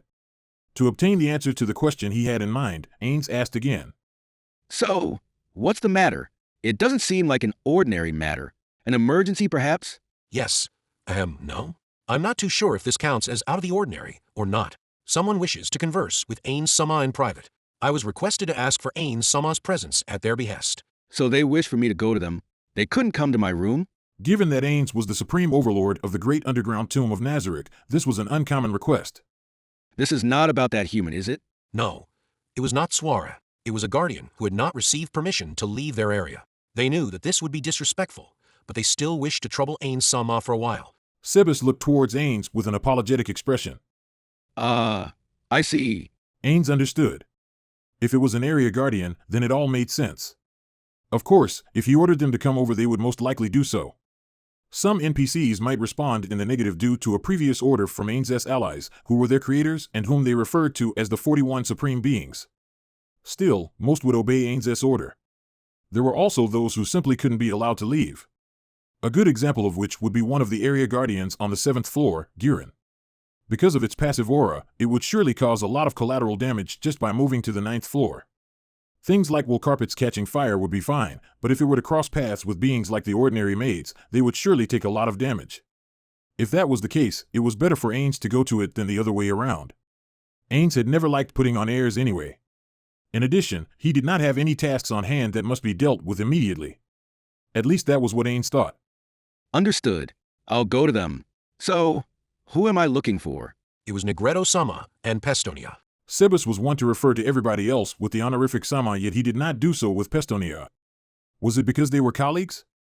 It was those two. Ains's expression became dejected, and he tried his best to hide that fact. Though Ains's skeletal face could not show any expressions, it appeared as though a select few of the Guardians could actually cold read him. Albedo was one of them. As a side note, Demiurge would apparently always interpret his expression in weird ways. Was it on purpose? Ains had thought that he had hidden his emotions well enough, but it seemed like Sebas could still pick up on a few hints that slipped out of his vocal mannerisms. Sebas's expression had become more and more apologetic as a result. Though I feel sorry for Sebas. But honestly, I don't want to go. Nothing good will come of this. He could confidently state that. Imagine if you were in an office and someone told you, the people from that other department are looking for you. They don't want to call you, but want you to go to them directly. 8 or 9 times out of 10 it would be about a hassle. That said, it wasn't as though Ains had a choice in this matter. If a larger issue rose up because he had neglected the smaller issues, the responsibility for the consequences would ultimately fall upon him. While it was true that Ains was the absolute overlord of Nazareth, for him to rest on his laurels would be moronic. Ains wanted none of the NPCs to dislike him, but rather, he desired that they would adore him just as he doted on them as if they were his children. Let's go. As for my schedule. Ains pulled out a notebook to check what he had scheduled for today. He was someone who would put off tasks that he found to be annoying, yet was also someone who would wish that said annoying affairs would be resolved as soon as possible. This time slot is fine. It's empty. Can we go there right now? Negredo and Pestonia. Though both of them were area guardians, with what Sebas had just stated, Ains knew exactly where they were going. That was why he could still convey his intentions to Sebas even with these half-questions. If we were to allow Pestonia to arrive there first, how about an hour later? That's fine. Looks like it would be inappropriate to bring Albedo and Demiurge along. Yes. Though it pains me to say this, they hoped that Ain Sama would be going there alone. Ains nodded his head. What about that doll? I will ask Pestonia to take care of that matter. There should not be any problems. Good. An hour later then. Sebas, will you be going too? Yes. I hoped that you would grant me permission to. Am I allowed to? Sebas lowered his head of white upon receiving Ains's approval. An hour later, Ains used the power of the ring to teleport to the frozen prison on the 5th floor. No one was accompanying him. He had told the ordinary maid assigned to him that he had important matters to attend to and had ordered her to keep the secret and stay behind. At first she had protested by saying, "I will pretend that I saw nothing at all. You could just ignore my presence entirely, so please take me along with you." While Ains did find her suggestion to be trustworthy, she did appear to derive some form of fulfillment from being ignored. He had talked this over with her in the past, and her response was that for him to objectify them would have meant that they had accomplished their duty as maids to the utmost. They were apparently also actively seeking that kind of interaction. Then again, he had only asked one of them, so perhaps she was the only one. No, she had to be the only one with such a fetish. Even if it was an ordinary maid like her, to guarantee that he did not leave even the 1% of a probability that this could snowball into something bigger, Ains steeled himself. I should do something that'll make her happier when I get back. Maybe assign her to some bothersome and menial task, so that she'll be happy or whatever. Yeah, I don't get it at all. There were just too many people in Nazareth who behaved like this maid. That was why none of his long-term vacation and paid leave policies ever took off. If this persisted, Ains's hopes and dreams were all doomed to fail. Ains pushed open the fairy tale-esque, chateau-styled layered frozen doors. Just as before, a chilly breeze flowed out from within, but Ains, as an undead with complete immunity to freezing temperatures, was not bothered by it anyway. Ains walked alone through the gloomy corridors. Other than checking for holes in the ceiling as he walked, he strode nonstop to a door that stood as the centerpiece of a giant mural which spanned the entirety of the wall. Just as before, the plaster on select spots of the mural had already fallen off. It looked quite miserable. The door took a single push and silently slid open. The three occupants of the room stood up to greet Ains. The owner of the room, Negretto. The dog-headed maid, Pestonia. And the last of the trio, Sebas. Welcome, Ains Sama. With the room's owner, Negretto's invitation, Ains approached the table at which they sat. The last time he had been in this room, all it had was a cradle. This time the cradle was nowhere to be seen, just a table and 4 chairs. Those were probably appropriated from other rooms within the frozen prison.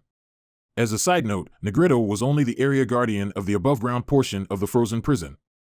Neuronist was the area guardian of the underground portion. After Ains had taken his seat, Pestonia immediately began to prepare some tea. The steam emanating from the teacup in front of him carried with it the aroma of the black tea held within.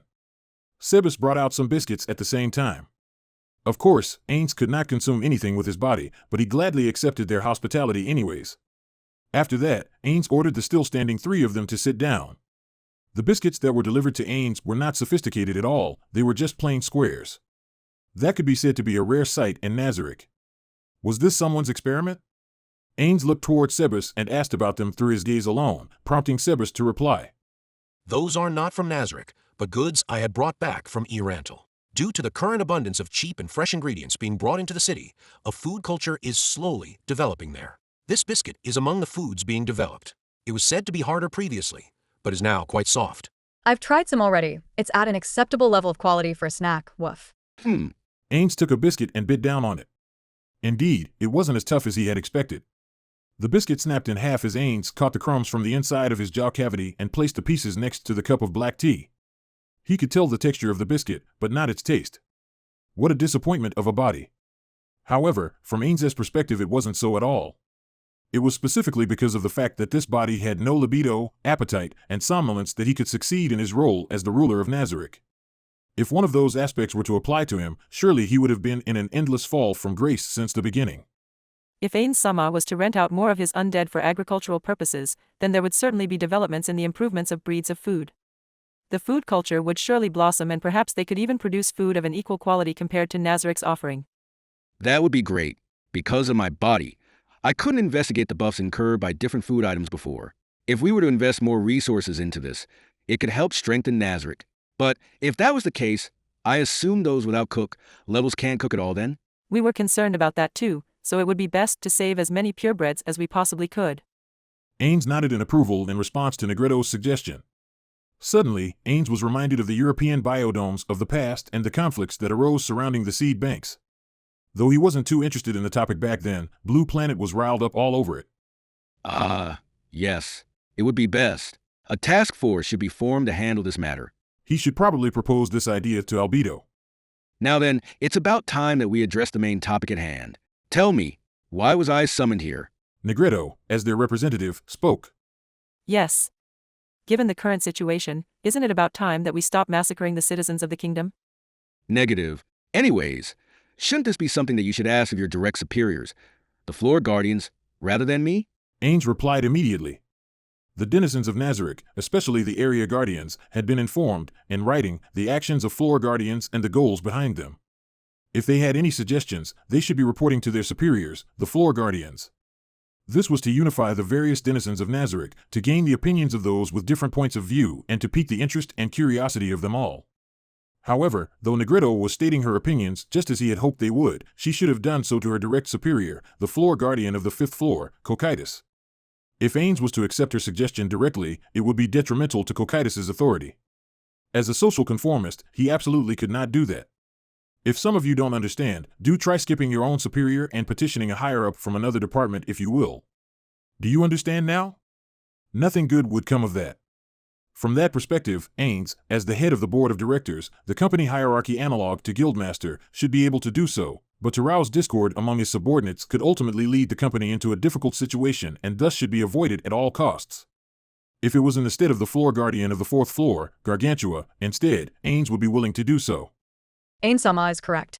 So, do permit me to raise this suggestion too. Woof. In a sense, Pestonia's direct superior would be Sebas. If a floor guardian was to be assigned to the 9th and 10th floors, Sebas would be the floor guardian of the 9th and Albedo would be the one for the 10th. Because Sebas had been the one to have invited Ains, there shouldn't be an issue with indignity at all. I see. I understand your feelings now, but I do want to ask one question. This war is a massive experiment for the greater good of strengthening the great underground tomb of Nazarick, our home. It wouldn't halt just by the grace of mercy alone. So, was your suggestion built upon this premise?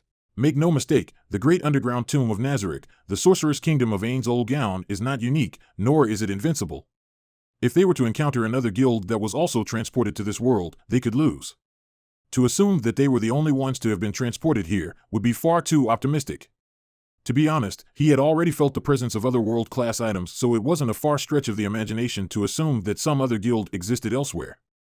This was why, to guarantee victory for an inevitable guild war, it was his duty as the guildmaster to strengthen Nazarick as much as he could. By what grace may they be spared if it is not by mercy alone? Woof. What do you mean? If there are any benefits to be reaped from your suggestion, do tell. That said, if it's something along the lines of if we spare as many people as possible, a strong being may be born in the future, I will not entertain it.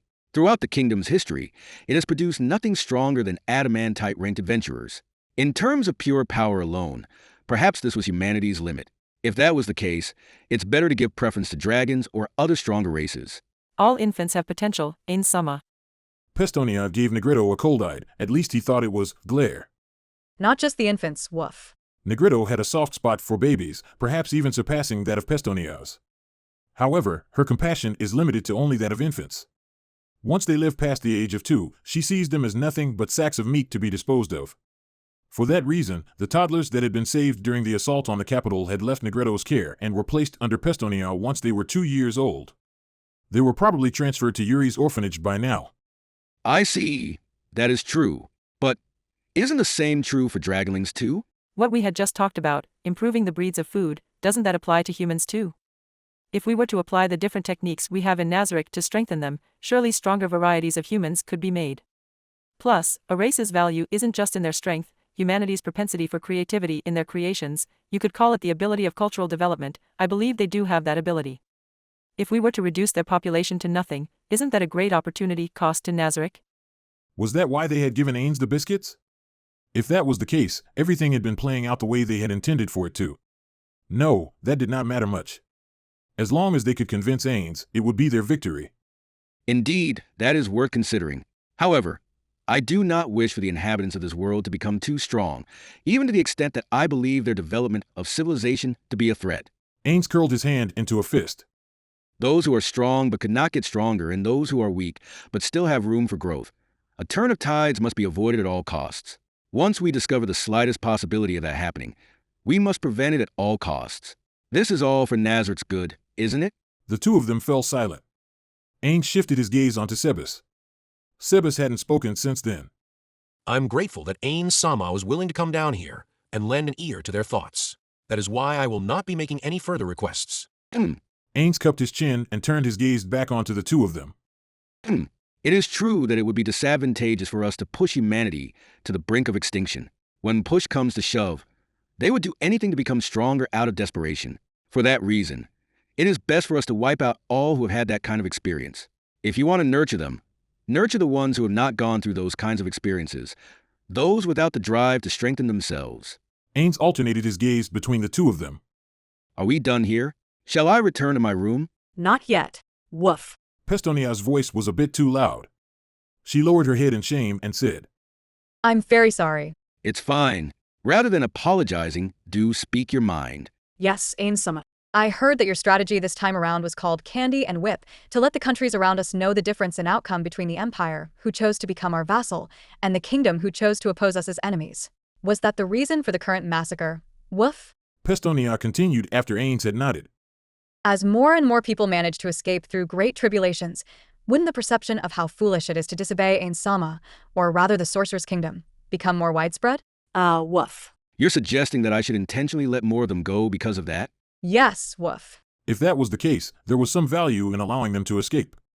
But he did not believe that Albedo and Demiurge had not given consideration to this already. Both of them were the type to not execute a plan until they had thought of even these kinds of possibilities. If Ains were to allow that, he would be executing a plan that Albedo and Demiurge had abandoned for some reason.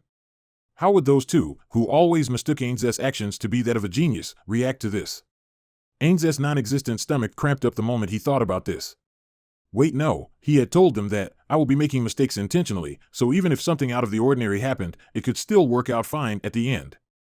However, the real issue lay in what would happen afterwards, specifically the actions of those who would call the color white as black and vice versa if he did it first.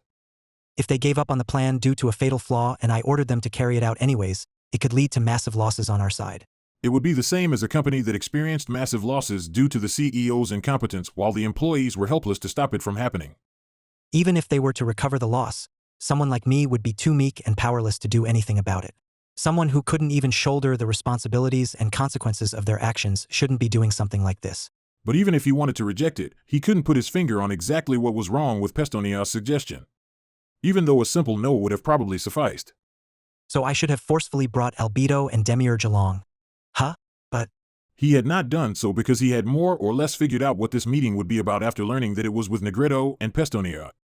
This was why it had turned into a difficult situation. Because those two had been imprisoned before. Back then, Albedo had already suggested executing them. He was afraid that if the same thing was to occur again, then Albedo would strongly request execution. He was also afraid of a future irreconcilable division. An organization that seemed formidable to outsiders could still crumble down from the inside. That was why they had to avoid anything that could pose a threat to them. So then, what should he do now? His common sense told him to reject their suggestion, but something still troubled him, the future.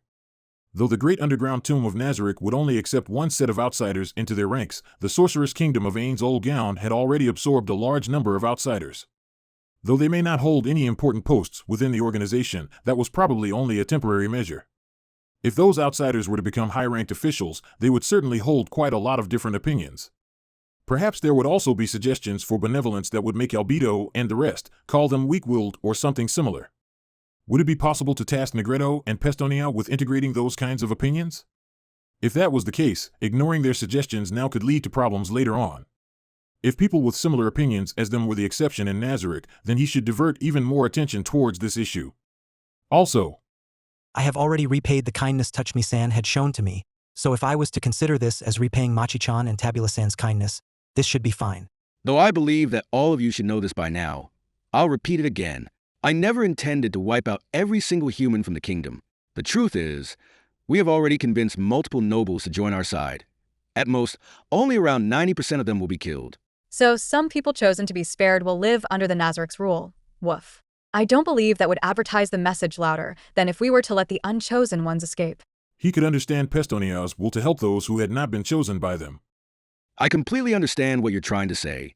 If it is not out of mercy, but rather for the greater good of Nazarick, there is room for consideration. I'll consider letting a few of them go. We're eternally grateful. We're eternally grateful, Woof. Sebas silently lowered his head as well. Still, though he had said that, he did not know exactly how he should go about this. Ains's heart grew heavy. He had to think up a solution. Perhaps he only needed to let a few hundred people go to appease them. Though this was completely unexpected, it was true that the vast majority of the city's population had survived. As long as he allowed them to escape, he would have fulfilled his promise to those two. That said, it wouldn't count as the survivors escaping through great tribulations.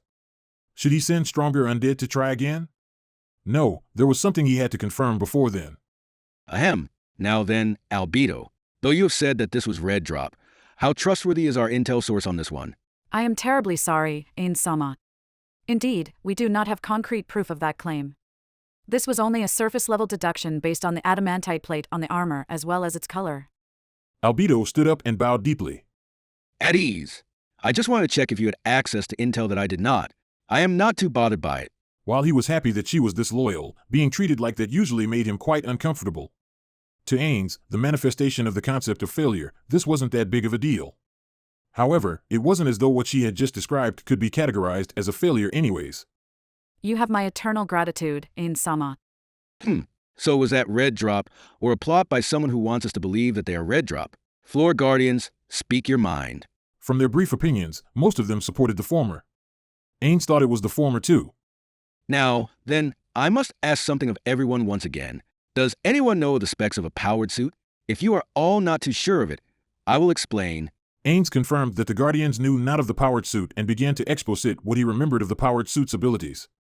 Back in the game of Yggdrasil, the powered suit did not exist initially but was added in later on as an item for newly registered players to power level with. Also, mecha fighting games were popular back then, so it must have also been an attempt to draw in players from that player base as well.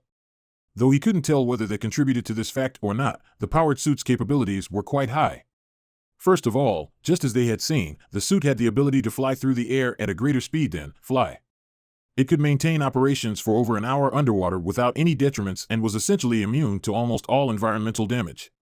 It could even apply and activate with its shoulders, torso, and depending on the type, even the wrists and feet, different kinds of offensive spells. Though this might seem obvious, it does have human finger-like appendages that could, if the hand had not been transformed into a weapon itself, hold weapons. The magical armaments could be freely customized within the powered suit settings, but half were microtransaction exclusives while the other half required grinding. Though those customizations could be performed pretty much anywhere outside of combat, there were still some restrictions on them. The highest tier of spells that could be stored on the armor was 10th tier, and the use of said spell was subjected to a limit of an hour per use. Stronger spells had even more limited uses. Though the number of times a spell could be used recovered over time, it appeared to have a restriction by which the spell stored on it could not be swapped out for a duration even if it was only expended by a little. The armor's physical and magic damage were high tier, independent of the user's abilities. The same was true for its defensive and evasive capabilities. You could call it an armor that instantly closed the gap between the weak and the strong. Speaking of weakness, it did have two minor ones. One of which was the fact that because it counted as full-body armor, it could not be combined with other pieces of armor. Still, necklaces and other decorative equipment could still be worn with it. Another was the fact that the magic stored in the armor could not have metamagic applied to it. But, since those spells could still be enhanced through equipment, this couldn't really be considered a weakness at all. However, if a weakling was to use it, it did have a major weakness: HP and MP. Though the damage output of the suit could compensate for the wearer's low stats, the HP and MP values of the wearer remained unaltered by the armor. That is to say, a weakling in the armor would have high defensive capabilities but also a frail health pool. Of course, if their opponent could not break through the armor's relatively high defenses, it's not a weakness at all. In Nazaric's terms, a floor guardian shouldn't have an issue fighting it at all. The threat it posed was to NPCs like the Pleiades, who weren't that strong. If they crossed paths with the suit, they should choose to retreat. Ains concluded his explanation and started taking questions. The first to ask a question was Albedo. So as long as we are the ones handling it, it should be fine, correct? Correct. Even the strongest powered suits could only have the offensive capabilities equivalent to level 80 characters. However, that hinges on my knowledge on the powered suits being perfect. Hypothetically, if there were rarer or artifact-grade powered suits, it would be a completely different situation. If that was the case, there could be powered suits much more powerful than the ones I have described. Can you not tell from its appearance alone? I apologize, Aura. Because I am not too familiar with powered suits in the first place, I cannot tell its capabilities just from appearances alone. Also, though one would not be allowed to alter its appearances by too much, there were still slight alterations the wearer could make to it. While the powered suit might be useful to weaker players, it was completely useless to a stronger player. Never mind divine grade gear, even legendary grade equipment matching a player's strengths could outperform the powered suit. That was why when powered suit was introduced to Yggdrasil, Ains and his friends, who were already at max level, were not interested. The greater issue to Ains back then was that he could barely cast spells with it equipped. Were there 2 or 3? There should be a few sets of powered suits in Nazareth. I will head to the treasury later for them. Maybe everyone should get a feel of what it is like to wear one. He remembered that the thing should still be there, something that Aminoma Hitotsu had procured after learning that even those with manufacturing-based job levels could enter combat with them. Apparently, he was secretly quite confident because he also played aerial combat games, but then he got easily wrecked by Perarancino in a mock battle. The thing was never seen again after that. He also remembered how Nishiki Enrai had said, just play average, instead LMAO. Ains was journeying through his memories when he realized. If Red Drop had a powered suit from Yggdrasil, the black sword of the leader of the other Adamantite-ranked team, Blue Roses, could be of a similar power level. According to the intel they had gathered from their aides in the capital, the weapon she wielded was said to be powerful enough to level an entire city. Though that aide found the intel to be preposterous, it did originate from a member of the team itself. Ains always thought that she was either lying to her teammates or just making things up. But given what he knew now, perhaps, that intel was true. He had heard that the leaders of Blue Roses and Red Drop were relatives. If they were related, then having the same level of equipment shouldn't be weird at all. Of course, Ains wasn't paranoid enough to believe that the Floor Guardians could be one-shot by anything, but he also had no proof that that was a complete impossibility. Perhaps the Guardians' defenses could be easily breached by some strong weapon from this world.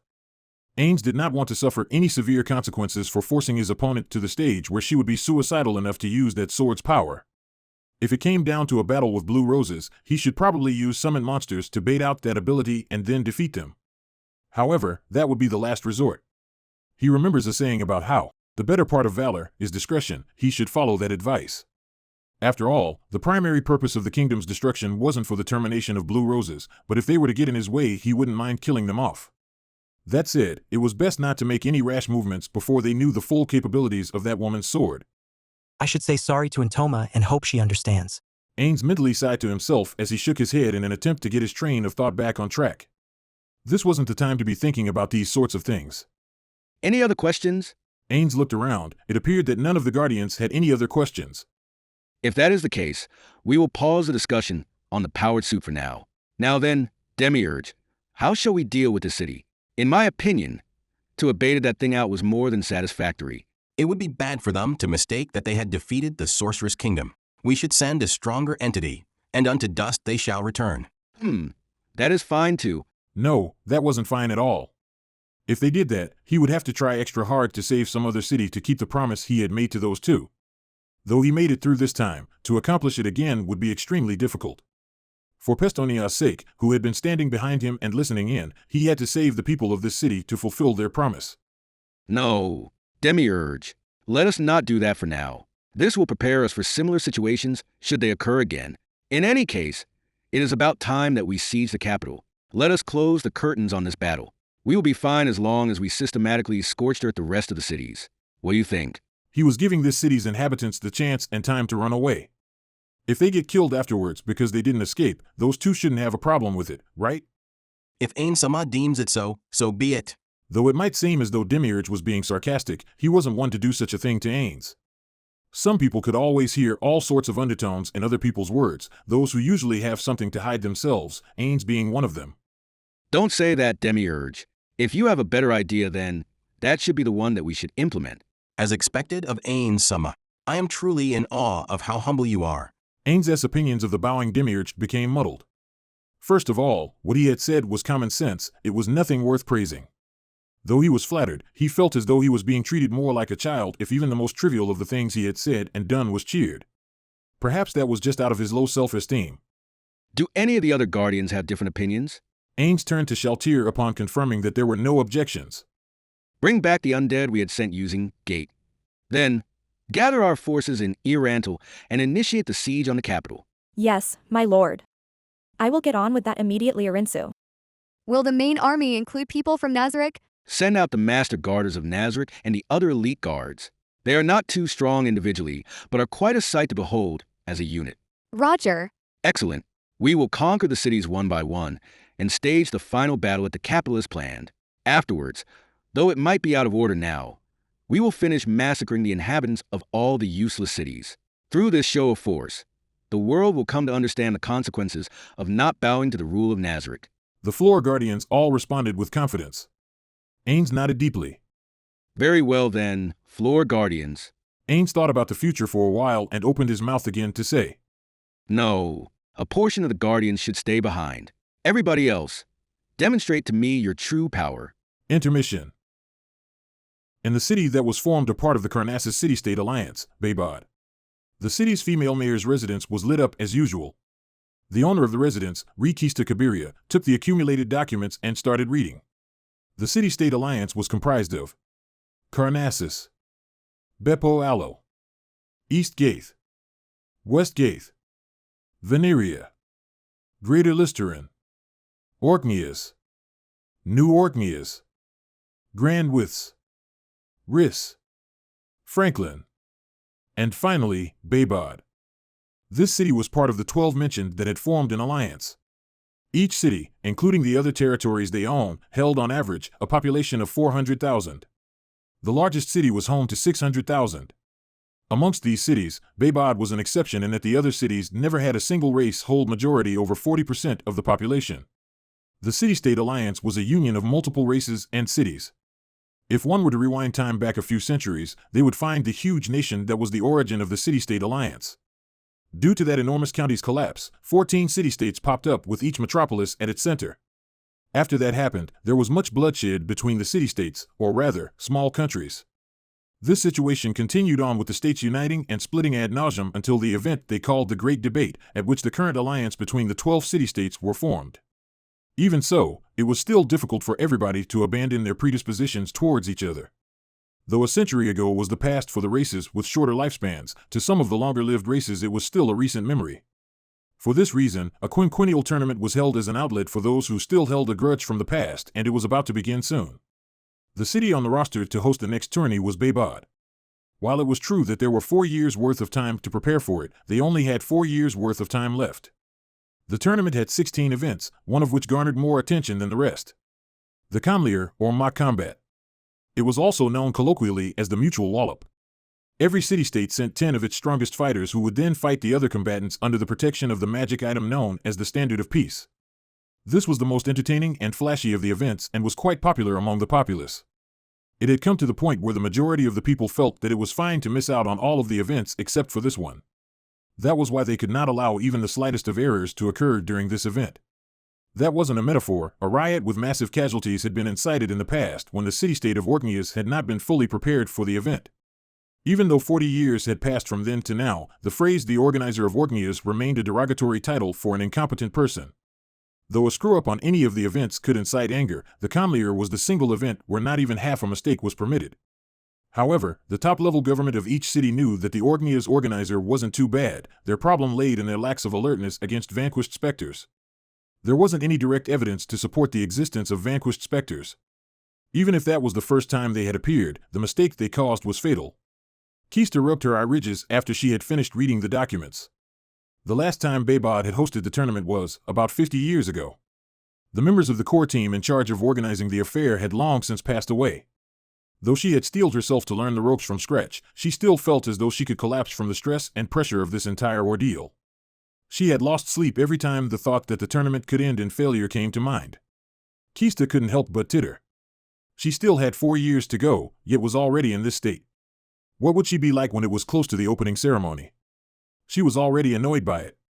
But, as she read through the documents left behind by her predecessors and wrote down all of her thoughts and ideas, there was a brief moment of solace. Just as Kista was about to grab another handful of documents, someone knocked on her door. She stood up from her chair and walked towards the door. On the other side of it was the familiar face she was expecting. It was her grandfather, the former mayor of the city, Barun Kabiria. Not only was he the great person responsible for Baybod's lasting peace, he was also the mayor when the tournament was last held in Baybod. Grandfather Sama. Kista greeted him with a smile. Did you come here on purpose or were you just around? I would have gone straight to you if you told me to. It's fine. I'm just exercising for my spine's sake. Even if my legs don't work like they used to, if I was to be cooped up in the house forever, it would atrophy even faster. That aside, Kista, sorry for interrupting your work, but are you all right? Of course I'm fine, Grandfather Sama. Please come in. Kista led her grandfather towards the sofa, where they sat opposite of each other. Barun poured hot tea into the 2 teacups Kista had prepared for them. The pale green liquid gave off a mild and refreshing aroma that permeated the entire room. So, Kista, I heard from one of the maids that you haven't been sleeping well these past few days? Though she did not want her grandfather to worry, she couldn't hide it any longer. Yes, Grandfather Sama. It's hard for me to fall asleep every time I'm reminded of what could happen in another 4 years. Most people would laugh at the notion that someone would be worried over what would happen 4 years down the line. Perhaps they would even say that she was being too anxious. Barun, however, wasn't laughing. The weight of the burden shouldered by a mayor was a feeling he naturally knew all too well from his long years serving as this city's mayor. Kista, if you're already in this state, you'll ruin yourself. This is an herbal tea that will help calm you down. Drink it and go to sleep early. An exceptional leader isn't one who could accomplish the most in the shortest amount of time, but one who understands how to properly delegate their responsibilities to the appropriate subordinates. Never mind you or me, how much can we truly achieve all by ourselves, right? Thank you so much. But I still have some work that needs to be completed soon. Is it something to do with the neighboring cities? But I don't remember hearing about the Equestrian King making any movements. The enemy of the city-state alliance would be the one who occupied the vast plains of the east, the Equestrian King. Since Baybod was nowhere near the plains, whenever the country was under attack, they just had to send their levies. The news of the Empire recently becoming a vassal state, surely you have heard of that already. The issue of exactly how much we should be on our guards against the Sorceress Kingdom is something that must be resolved as soon as possible. The Sorceress Kingdom. Beroon's expression turned apprehensive. The country that vassalized the Empire yet only had a single city of its own.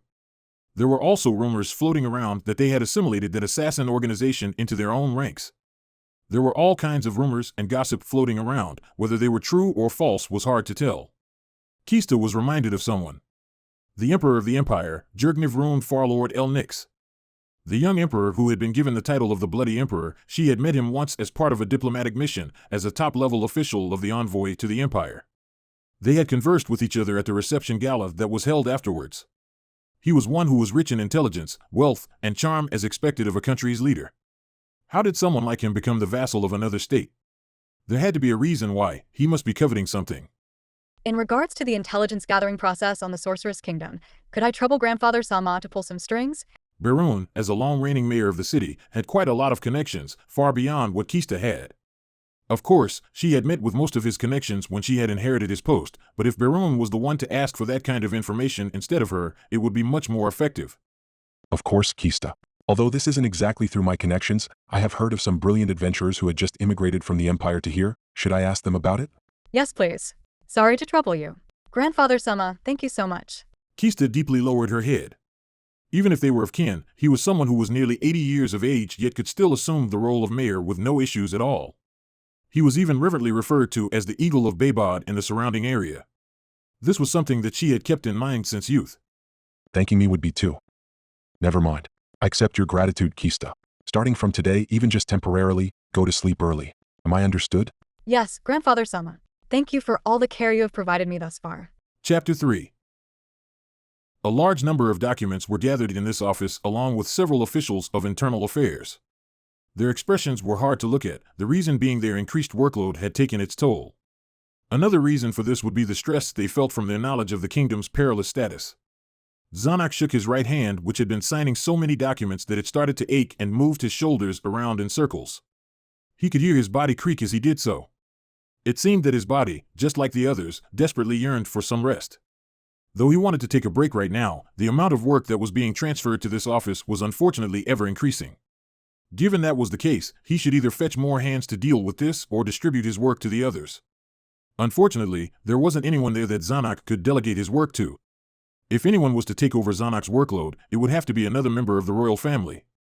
Zanak had his own reasons for not requesting help from his father or Rernir. The truth was, he had access to aid but just couldn't call upon it. Zanak lifted up his pen again, scanned through the document that was placed in front of him, and signed and stamped it. After repeating the same routine for the 8th time, a knock on the door was heard. Sighs could be heard from multiple officials. Perhaps this was another delivery of even more documents. One of the officials, whose heavy breathing sounded unnaturally like a so screeching, stood up and walked towards the door at a snail's pace. His movements were so sluggish that it was as though he believed that the slower he moved, the less he would have to work. A knight stood outside the door. I'm terribly sorry for bothering you in these busy times, but Rernir Sama wishes to speak with your highness. It wasn't what he had expected, but it was still an equally troublesome matter. I am busy, so no. Tell her to talk to me during dinner if she has something to say. Ever since his brother went missing, Zanak and his family had tried to dine together as much as possible. These past few days were the exception. Rernir had probably been dining alone for a while. She couldn't possibly be feeling lonely though. In these times when there was a shortage of maids, she would have dined with Climb and Brain instead. She was probably happier now than ever, perhaps happier than either Zanak or their father. Yes, your highness. The knight shut the doors and left, but Zanak knew that Rernir would not accept that excuse at all. Zanak stopped writing and ordered the official who was about to walk back to his post to stay in place. After about a minute had passed, the door was knocked on again and the same knight was behind it with the exact same message as before. I'm very sorry, your highness. The princess, she said. If you don't want her to spread some rumors which may or may not be true, go meet with her at once. Is she seriously resorting to threat? Zanak gave a wry smile. Though he did not believe that his sister would actually do as she claimed, if she was willing to threaten him, he should probably listen to what she had to say. If rumors were actually spread around, no doubt his workload would increase even further.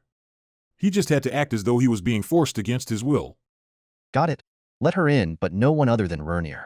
Those two, just let them wait in the adjacent room. Yes, Your Highness. From the knight's immediate response, Zanak could tell that his predictions were correct. Those two had tagged along.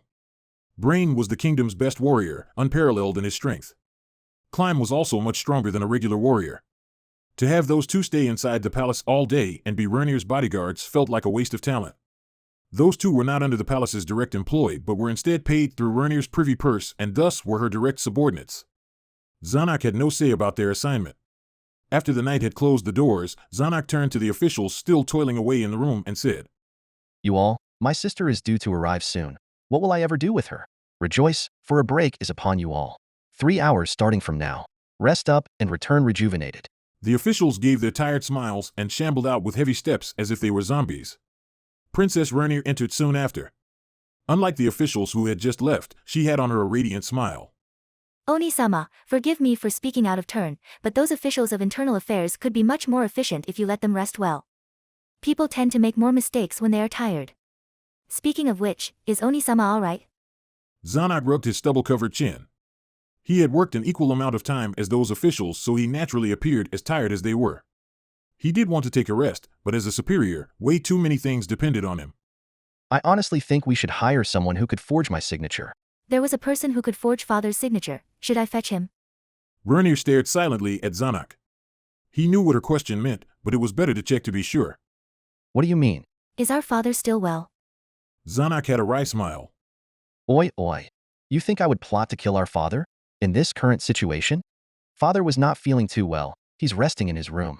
I doubt he could rest well if he was reminded of his duties as king, which is why you, as the princess, should not meet him for now. Sorry. Rernir's smile matched his. Upon seeing that, he knew she understood it all. Oni-sama, between us, there is no need to lie. Oni-sama, even without Marquis Raven's soldiers, has enough manpower to place our father under surveillance. The ministers of the Interior and Military Affairs must have already joined Oni-sama's side. What does father plan to do? He still wants to talk it out with the Sorceress Kingdom. Because of that, Zanak had to step in as the king's regent and take care of everything else the best he could. Since he had locked his father up, he had to take all of these matters into his own hands. If he still requested help from his father given these circumstances, he would truly be the most pathetic man ever. Still, I understand father's line of thought. After all, he had witnessed 200,000 men being instantly wiped out on the battlefield. Plus he had lost Gazef Stranov and his own son. Zanak did not give voice to those thoughts, but just grumbled in his heart. It is not that I cannot relate to his desire to settle this through diplomacy, to reduce the number of casualties to the lowest possible, but things have already progressed to a stage where a resolution through diplomacy is no longer possible. Zanak took out a huge sheet of paper and spread it on the table. It wasn't regular scrap paper, but a lavish piece of thin and white paper. On it was the full map of the kingdom made through copy. Look, these are the cities in the kingdom that had already fallen to the Sorcerer King's conquest. Numerous X marks dotted the northern and eastern sides of the kingdom. More than half of the cities were marked. Someone well-versed in cartography would know from the size of those cities alone, they were home to a large number of people. Those who were intelligent enough should have already realized that if this map had included villages, the number of X's would be multitudes higher. Zanak traced a path on the map with his fingers. Though the Sorceress Kingdom appeared to have not been making any moves since the war had begun, they had actually been invading the north. Rernir looked at the country Zanak's finger stopped at.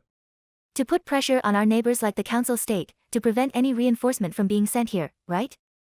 That's correct. We had thought that they had not been moving at all, and that the declaration of war was just an empty threat. While our naive father was attempting to negotiate with them, things have already developed to this stage. Cities were destroyed, and our people were massacred en masse.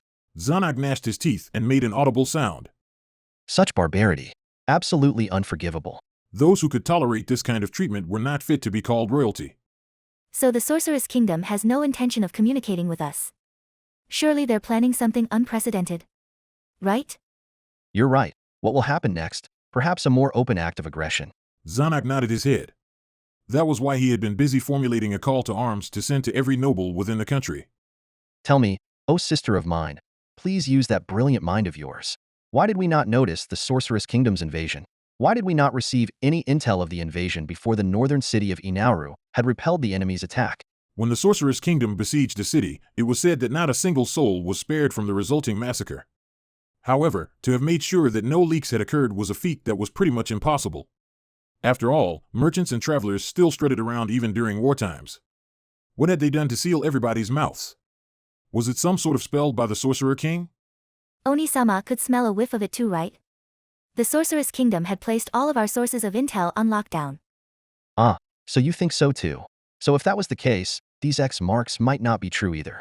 If this wasn't something the Sorceress Kingdom had done, things would be much easier to explain. We may have a traitor amongst us. The primary possibility was that some official of internal affairs had betrayed them and were reporting false intel. The other possibility was that some of the kingdom's nobles had swum over to the Sorceress Kingdom's side and were submitting false reports. Zanak's finger continued to trace lines upon the map. He pondered, which noble could be corrupted to manipulate such a massive amount of intel. Zanak's finger stopped on a city and he moved it aside to not block it. Oh, sister of mine, surely you have figured it out already. Which noble had betrayed us? Can't it be that other possibility? She could see through him completely. Though in the past he had found his sister's intelligence to be annoying, she felt more reliable now than anything else. I could count on one hand the number of people who would have this much control over the intel that flows into the capital. The Minister of Military Affairs, for example, but not even he could control the flow of merchants and travelers in and out of the capital. It is impossible for anyone within the capital to have the ability to lock down our intel like that. If you understood this much, surely Oni-sama already has the answer in mind.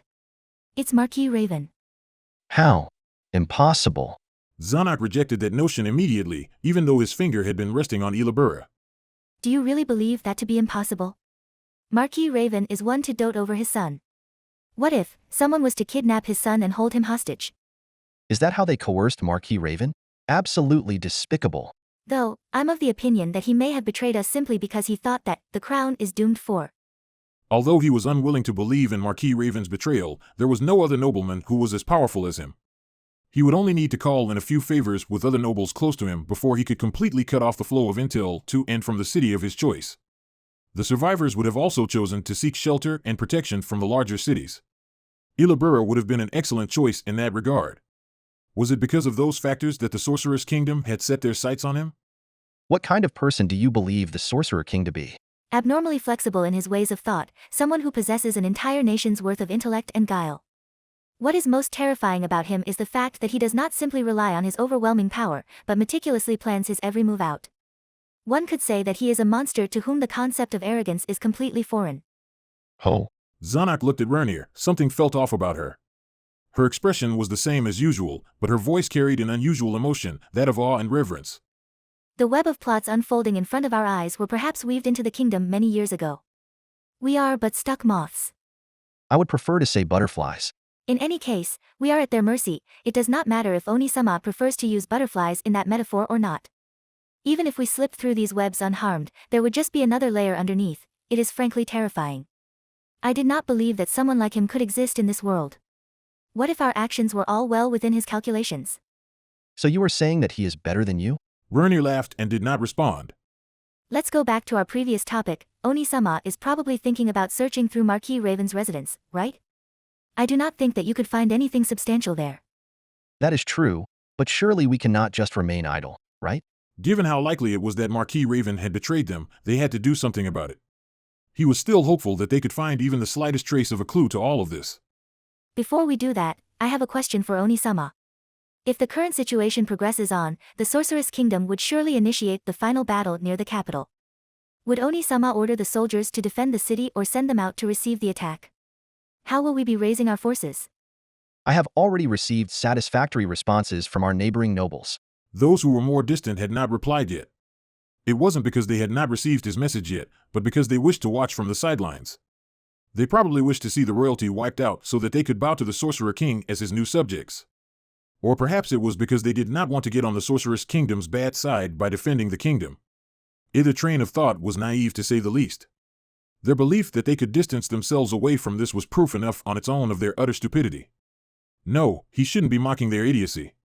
If they knew of how ruthless the Sorceress Kingdom had been, they would not have done so. They were simply all victims to the information lock that was placed on them all. Once the capital fell, there was no doubt in his mind that the sorcerer's kingdom would extend its brutality to the other cities. The nobles who wished to abstain from this battle would end up in defeat anyways. Do you believe that we could win? Zanak gave a wry smile and responded calmly to this convoluted question. It is not a matter of whether we win or lose. We simply have no option but to face them in battle.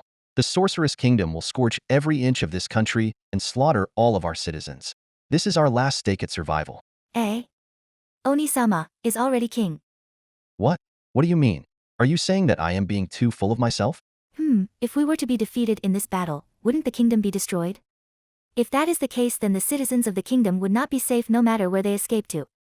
While I do not believe Oni-sama's choice to stake it all on this battle to be incorrect, Marquis Raven may have betrayed us for this reason too, to save the citizens. I see. So that his city could become a sanctuary for the refugees. But I doubt the Sorcerer King would allow that to happen. Perhaps he had also ordered Marquis Raven to kill the people seeking refuge in his city to test his loyalty. Why would Marquis Raven betray them? No, has he betrayed them at all? Perhaps this too was another ploy of the Sorcerer King, to sow the seeds of doubt amongst them to bait him and Rernir in. Zanak recalled the Marquis Raven who only wanted a better future for the kingdom. Maybe he should write him a letter and have an honest conversation with him, but that could be a dangerous move. A traitor who continues to receive their former letters. That would certainly cause the Sorcerer King to cast doubts on him. That could be a ploy that he could use against them, but it was better saved for a situation in which Marquis Raven would be marching along with the Sorcerer King's army. This wasn't the best time to do something like this. If Marquis Raven really was being coerced by threats against his family's well-being, he could not fault him. Zanak recalled the Marquis Raven who excessively doted over his son. He reminisced so hard his eyes almost squinted into a line until he was knocked back to reality by the sight of his sister. Refugees? Speaking of which, Father wanted you to, well, he wanted us to seek refuge in the City-State Alliance as the kingdom's representatives. That was way before I placed Father under surveillance. If you still want to do so, you better get away from the capital soon. Soon enough he will have to draft everybody he could and face a decisive battle against the Sorcerer's Kingdom. If he was being honest, they had no chance at all. Defeat meant that the capital and the other cities would be razed to ashes. That meant that nowhere within the kingdom was safe. Perhaps they should follow their father's suggestion and abandon the country. In normal circumstances, there were two ways a victor would have dealt with a kingdom's former royalty. One was to mix their lineage through political marriages, the other was to wipe out everyone with royal blood to leave no loose ends behind.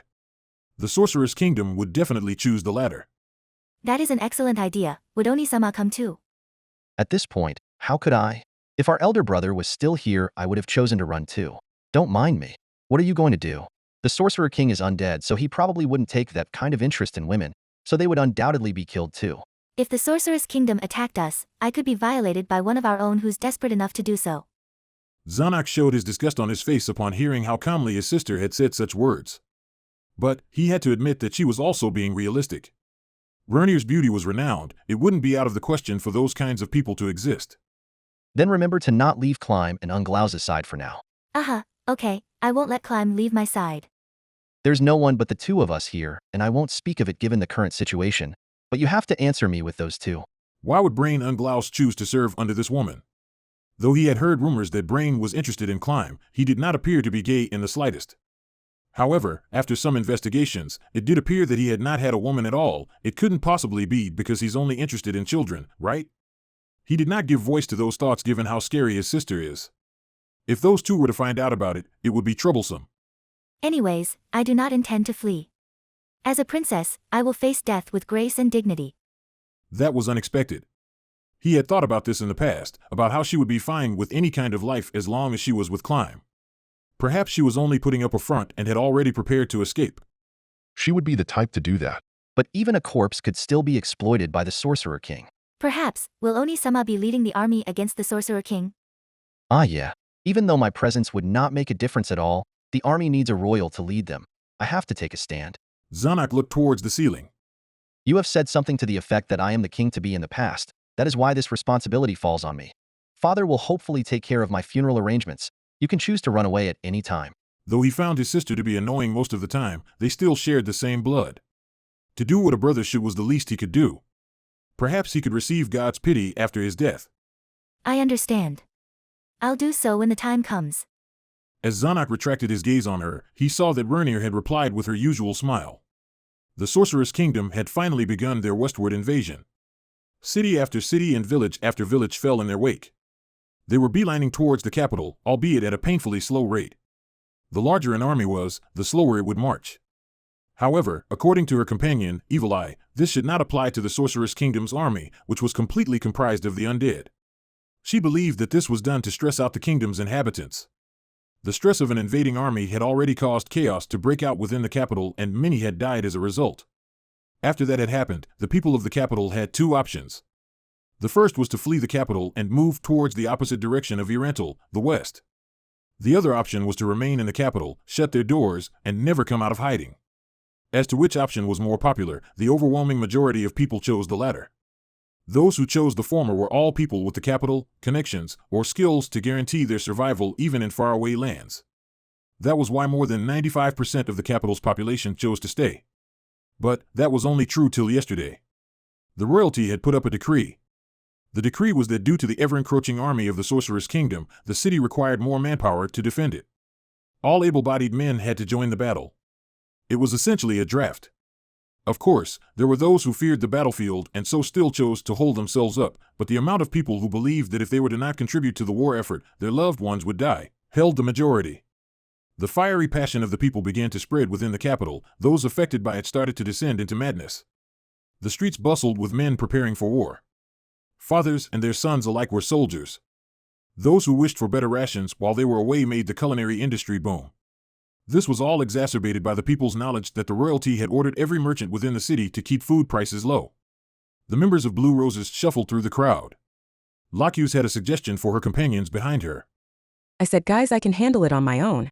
The request did not specify who should go, but that doesn't mean that all of us have to move out at once. I bet everybody is busy, right? How about we go our separate ways here? What is up with you, Locuse? Is there a reason why you don't want us to tag along? Locuse forcefully adopted a smile upon hearing what Evil Eye had said. Though in her mind she had thought, how keen of you, she did not give voice to that thought. Evil Eye was fine in that regard. Tina and Tio were much keener than she was. Thank God she wasn't facing them instead. I understand what Locuse is feeling right now. I heard that Azuth Dana was coming too, right? Locuse felt her heart drop for a moment. That was correct. Lacuse's uncle, the leader of the Adamantite-ranked adventurer group Red Drop, Azuth Angel, was invited alongside them. Oh, your family. There must be a lot you two want to discuss in private, right? We understand. Nice. Their confusion led them away from the real reason. Locuse concurred with what Gagaron had said. That's right. Could you guys just do this for me? He didn't even look for me after he came to the capital. So. How perplexing. Unbelievable. Huh. Locuse looked towards the twins. You two are related and both are leaders of Adamantite-ranked adventurer groups. Given the current situation, he still did not tell you about his return to the capital, so how did our requester find out about it? If he was related to Red Drop, he should have said so. But that requester said nothing at all. Last night, a man of insignificant stature showed up at the inn the Blue Roses were staying at, told them that they had a job request, and to head to this location. To have directly approached them rather than go through the Adventurers Guild was an act suspicious enough that it made Locuse want to reject his offer. However, upon learning that Azuth of Red Drop would be there too, she had to show up as well. That's right. This is beyond suspicious. This could be called a conspiracy even. It could be a lie to bait us in or something. Yeah. Given the possibility that this could be a trap, even though you are strong, there are still some things you can't handle alone. If this other party is trying to harm us, we should try not to get picked off one by one. Guys. Locuse was happy that everybody was so worried over her. But. We also want to meet with that hero senpai. I've only heard of his name but have never met with him in the past. If you're related to him, it should be easy for us to meet with him, right? Locuse felt her stomach collapse in on itself. While her uncle wasn't exactly a bad guy, he couldn't be called a good person either. Overall, what she was certain of was the fact that he was someone who could only be a bad influence on children. When Locuse had met with him back when she was still a child, he appeared to be normal, but that might have been him just hiding his true nature. Perhaps his screw came loose during his adventures? She only had one solution to things that she could not understand, though this wasn't exactly something God would bother with, and that was to pray. Other than that, there was nothing she could do about it. Her uncle was the type to act all honest and upstanding when meeting someone for the first time. He was also the type to spout corny lines like, if you long for a hero, then it is that hero's duty to grant your wish. She could only hope that he would do the same this time.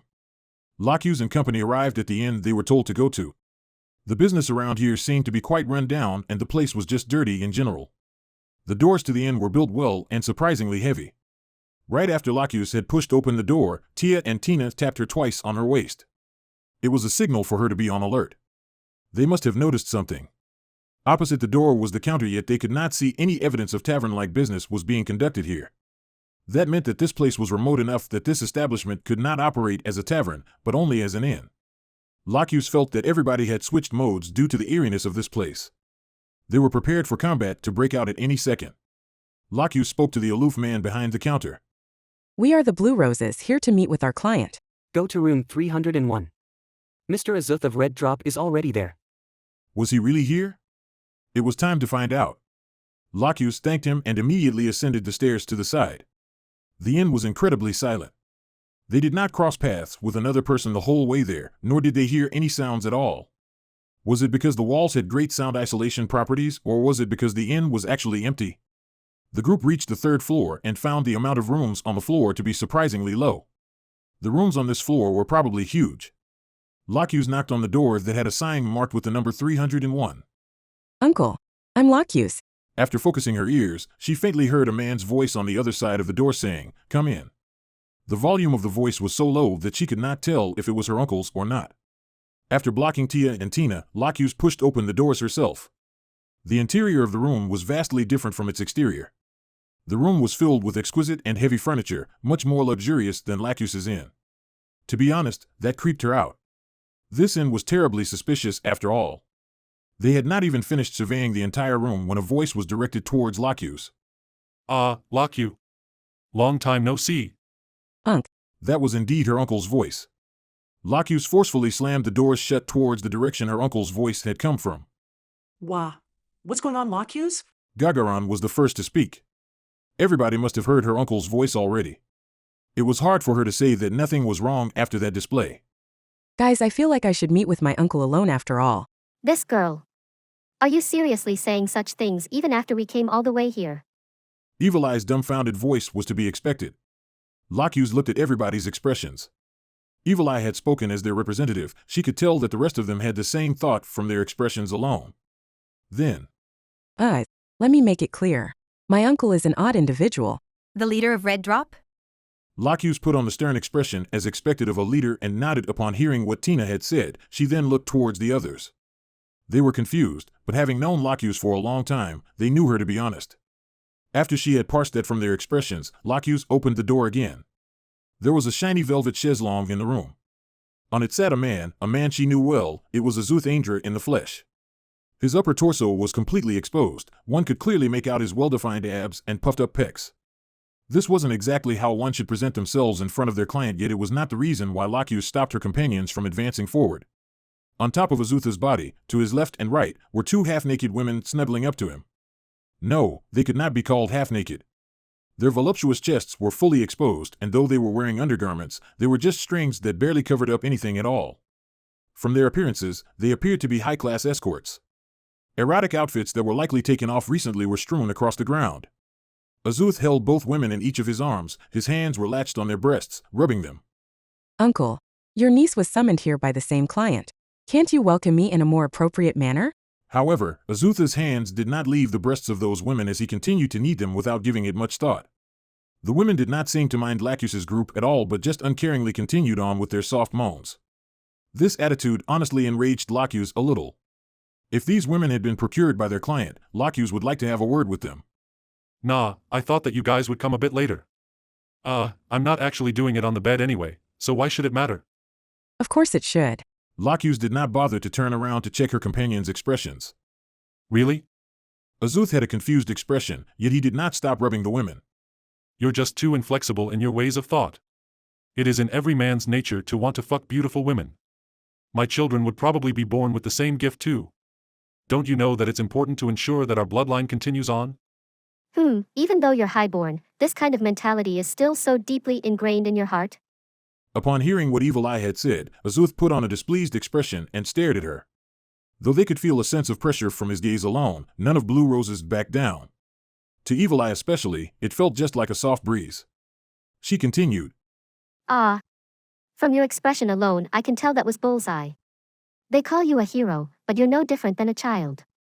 Actually, could it be that the reason why you abandoned your status as a noble and chose the life of an adventurer was precisely because of you being the type of person that you are?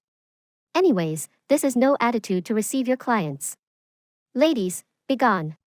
What's with this child? The woman laying on the right glared at Evil Eye. Sigh, what a bother. Hey, Aindra. Is the room on that side still vacant? Evil Eye pointed towards a door that wasn't the one to the corridor. That's a bedroom, I've checked it already. Is that so? Then send them there. What's with this child? What is she trying to do? The woman to the left glared at Evil Eye with an angry expression. Don't you act all high and mighty now, you're just a brat who won't even dare to show their face.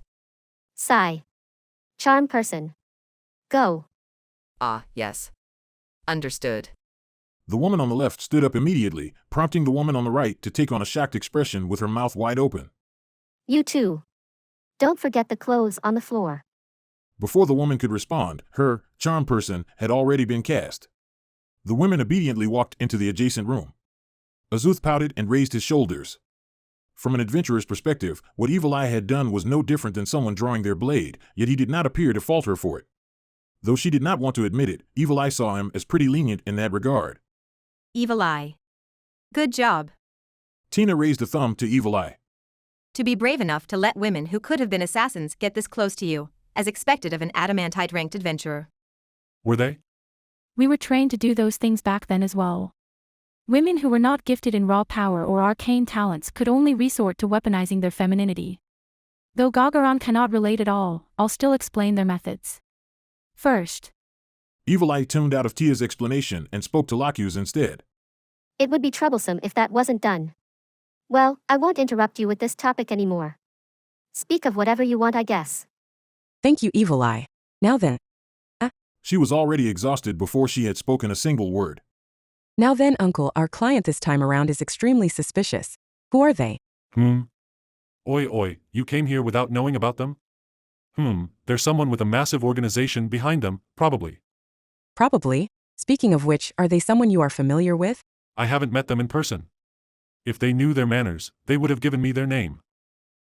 If they intend to hide their identity, then. Azuth smiled. They must be someone shady. So, what are you planning to do? What do you mean, what do I plan to do? If you guys want to flee, leave this place, you can use the path I planned out. We do not intend to leave. Lacuse felt everybody's gaze on her. Think over it. The Sorcerer King's army has killed every civilian along its way towards here and razed the cities too. To think that the capital would be any different, aren't you being a little too naive? Then, Uncle, let us fight side by side. It's impossible. Because I did not confirm his power directly, I could not say for sure. But if the rumors are all real, we can't win against that guy. Only a monster could fight that monster, it would be unwise for humans to intervene. Azuth sighed tiredly. Lacuse had never seen her uncle like this. I knew this was a waste of time, that was why I did not bring the rest of the team along. I also told my brother to run away. But none of them did, right? Ha! What a bunch of idiots. But he did put his child under my care. They were taken by my companions to the council state and are probably there already. Just as complicated emotions arose in Lacuse's heart, Tia nervously said. Boss. At the same time, a man's voice came from the corridor. You're all on time. The three who had been standing by the door, Tia, Tina, and Gagaron, appeared to be pushed along by an unseen power into the room. A man and a woman followed after them. The one who walked in front was a young man. All 10 of his fingers had rings adorning them. A gentle smile shone from his face. Behind him was a tired woman. Her clothes were loose and she walked in a way that said she did not want to walk at all. An unusually giant hat sat on her dome, covering most of her face. Lacuse raised her guard. Her companions were being suppressed on a biological level, that is to say, from raw power alone. Both of the visitors were capable of giving the world-famous adamantite-ranked adventurer Lacuse a fright she could not put into words. Yet, once the person behind them showed up, the atmosphere changed more so than ever. That man's giant body slowly inched its way into the room. His appearance was that of an axe-wielding barbarian. An intense, overwhelming pressure emanated from him that made them feel as though the space around them was being distorted. The two in front of them were indeed strong. But that man is far more powerful than them both. Locuse could not move, as if she was being suffocated. As an adamantite-ranked adventurer, she had defeated numerous powerful monsters and demi-humans, yet they all paled in comparison to this man. He might even be stronger than the skull-wearing demon that appeared during Jaldabaoth's disturbance. That man was probably the bodyguard of those two. People as strong as them, if they did not belong to any organization, would inevitably cause rumors about them to spread. If that was the case, what was behind them must be an enormous, national-level organization to be capable of hiding information about them completely. We were right to bring our equipment along. Every single one of them is stronger than us. Ha. I don't remember hearing about people like them within the kingdom. Oi oi oi, you're late already, so don't go around spreading that dangerous aura. Did management mandate that you do? Do something this boring? The woman Azuth was mocking objected. To bring whores along. How impressive, old man. This is not a love hotel though. Azuth responded in kind to her. This place was the exact reason why I called them over. I wanted you all to be as disgusted as I was. Tsk. The woman snapped her mouth shut as she adopted an expression that was hard to look at. She did not object to what Azuth had said, meaning that this end was indeed connected to them. There were only two countries that had the capability to set up national-level organizations. One was the council state, the other was the theocracy. The latter was far more likely. Well, if you all will just end this right now, I would be very happy. Kui-chan. Kui-chan is the lead this time, so I'll just listen to you. After being scolded by the gentleman, the woman forced herself to shrug and nod along. Azuth-sama is absolutely correct. You took time out of your busy schedule to meet with us, yet we were the last to arrive. I do apologize to your esteemed person. Azuth sneered a little, yet that gentleman's smile never faltered. Now then, do forgive me for my frankness. Let us get down to business. Azuth-sama and the members of Blue Rose present. Locuse squinted her eyes. Her uncle had abandoned his title as a noble, but because he still retained the title of honorary knight, proper etiquette dictated that he must be referred to by his full name.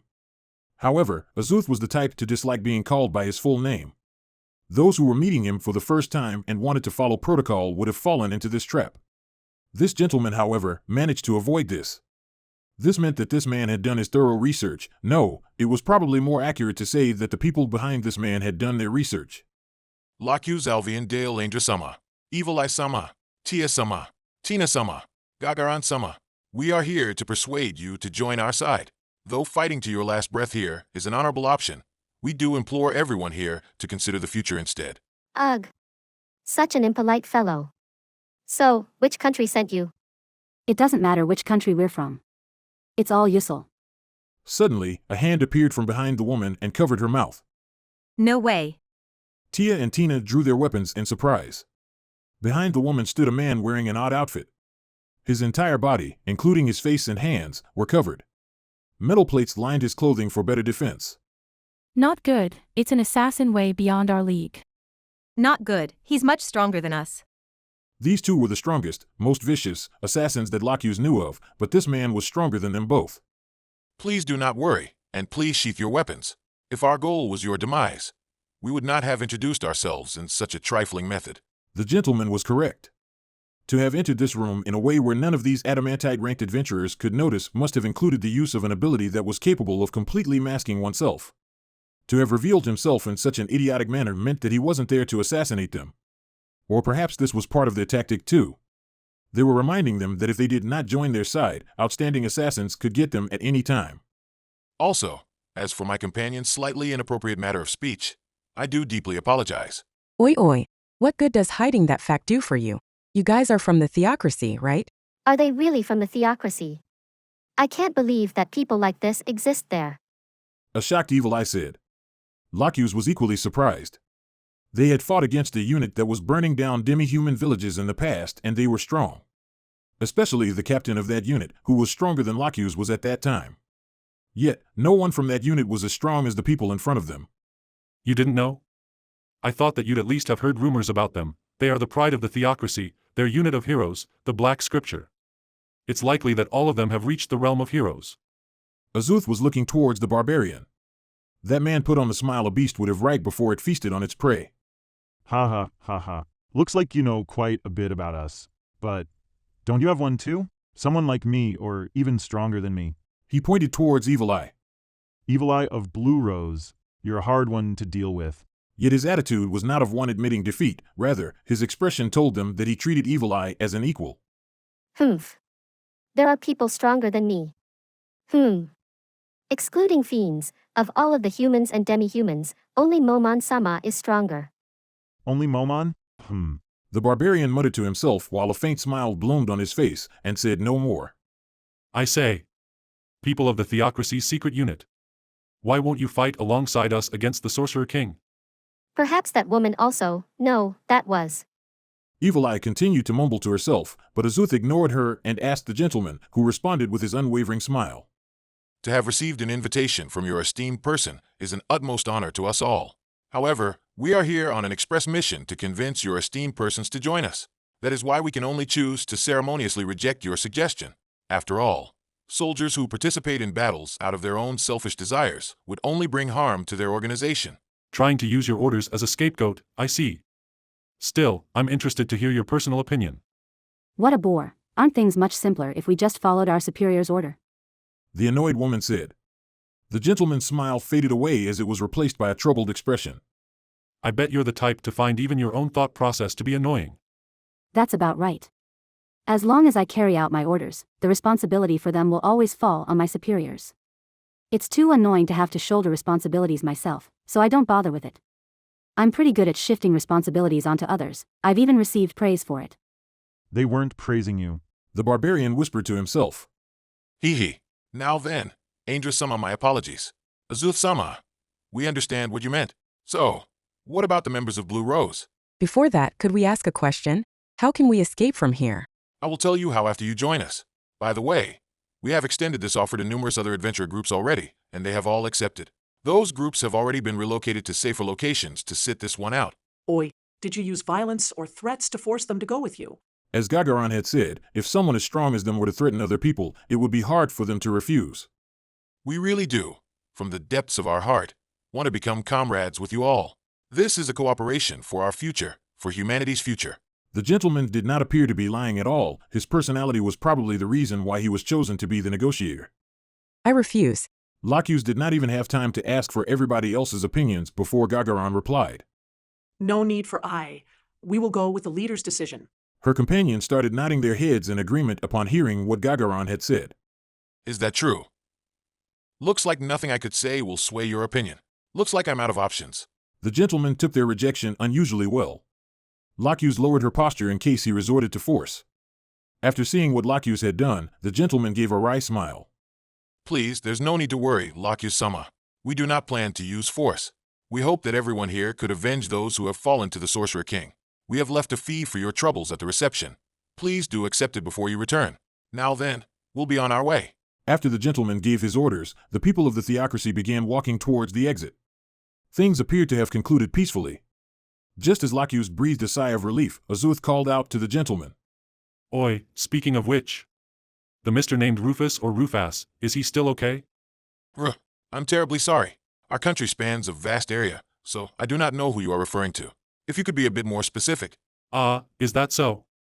I suppose it's only natural for people of your rank to not know him by name after all. So, how do you guys usually address that undead? Milord or something?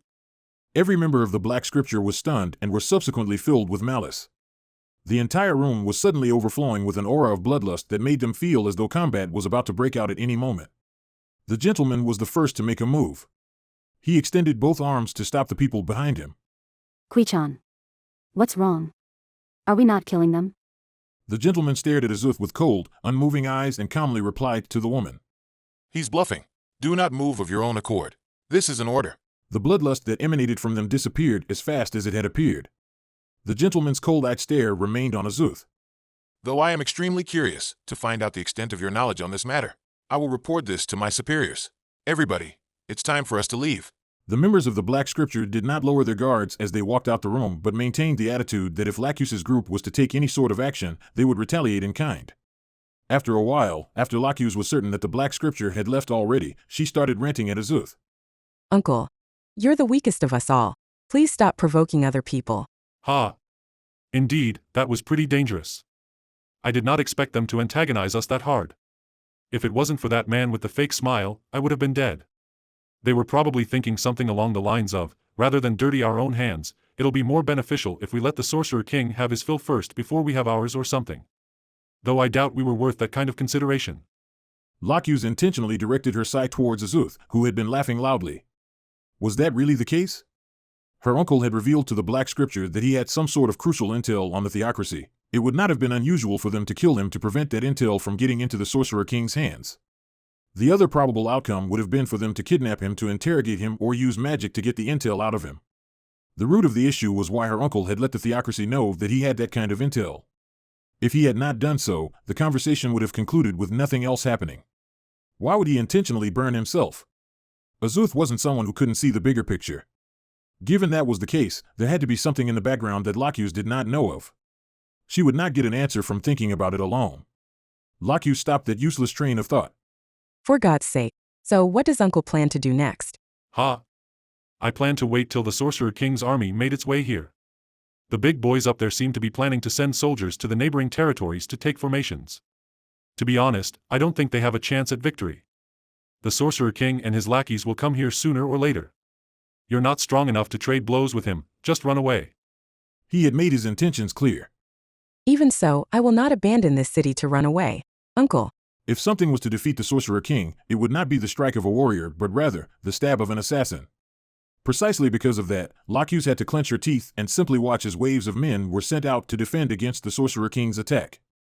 If you wish to invite me to fight alongside you, I refuse. I have my own plans. Really? Yup. I will do what I do best, and you should do what you do best.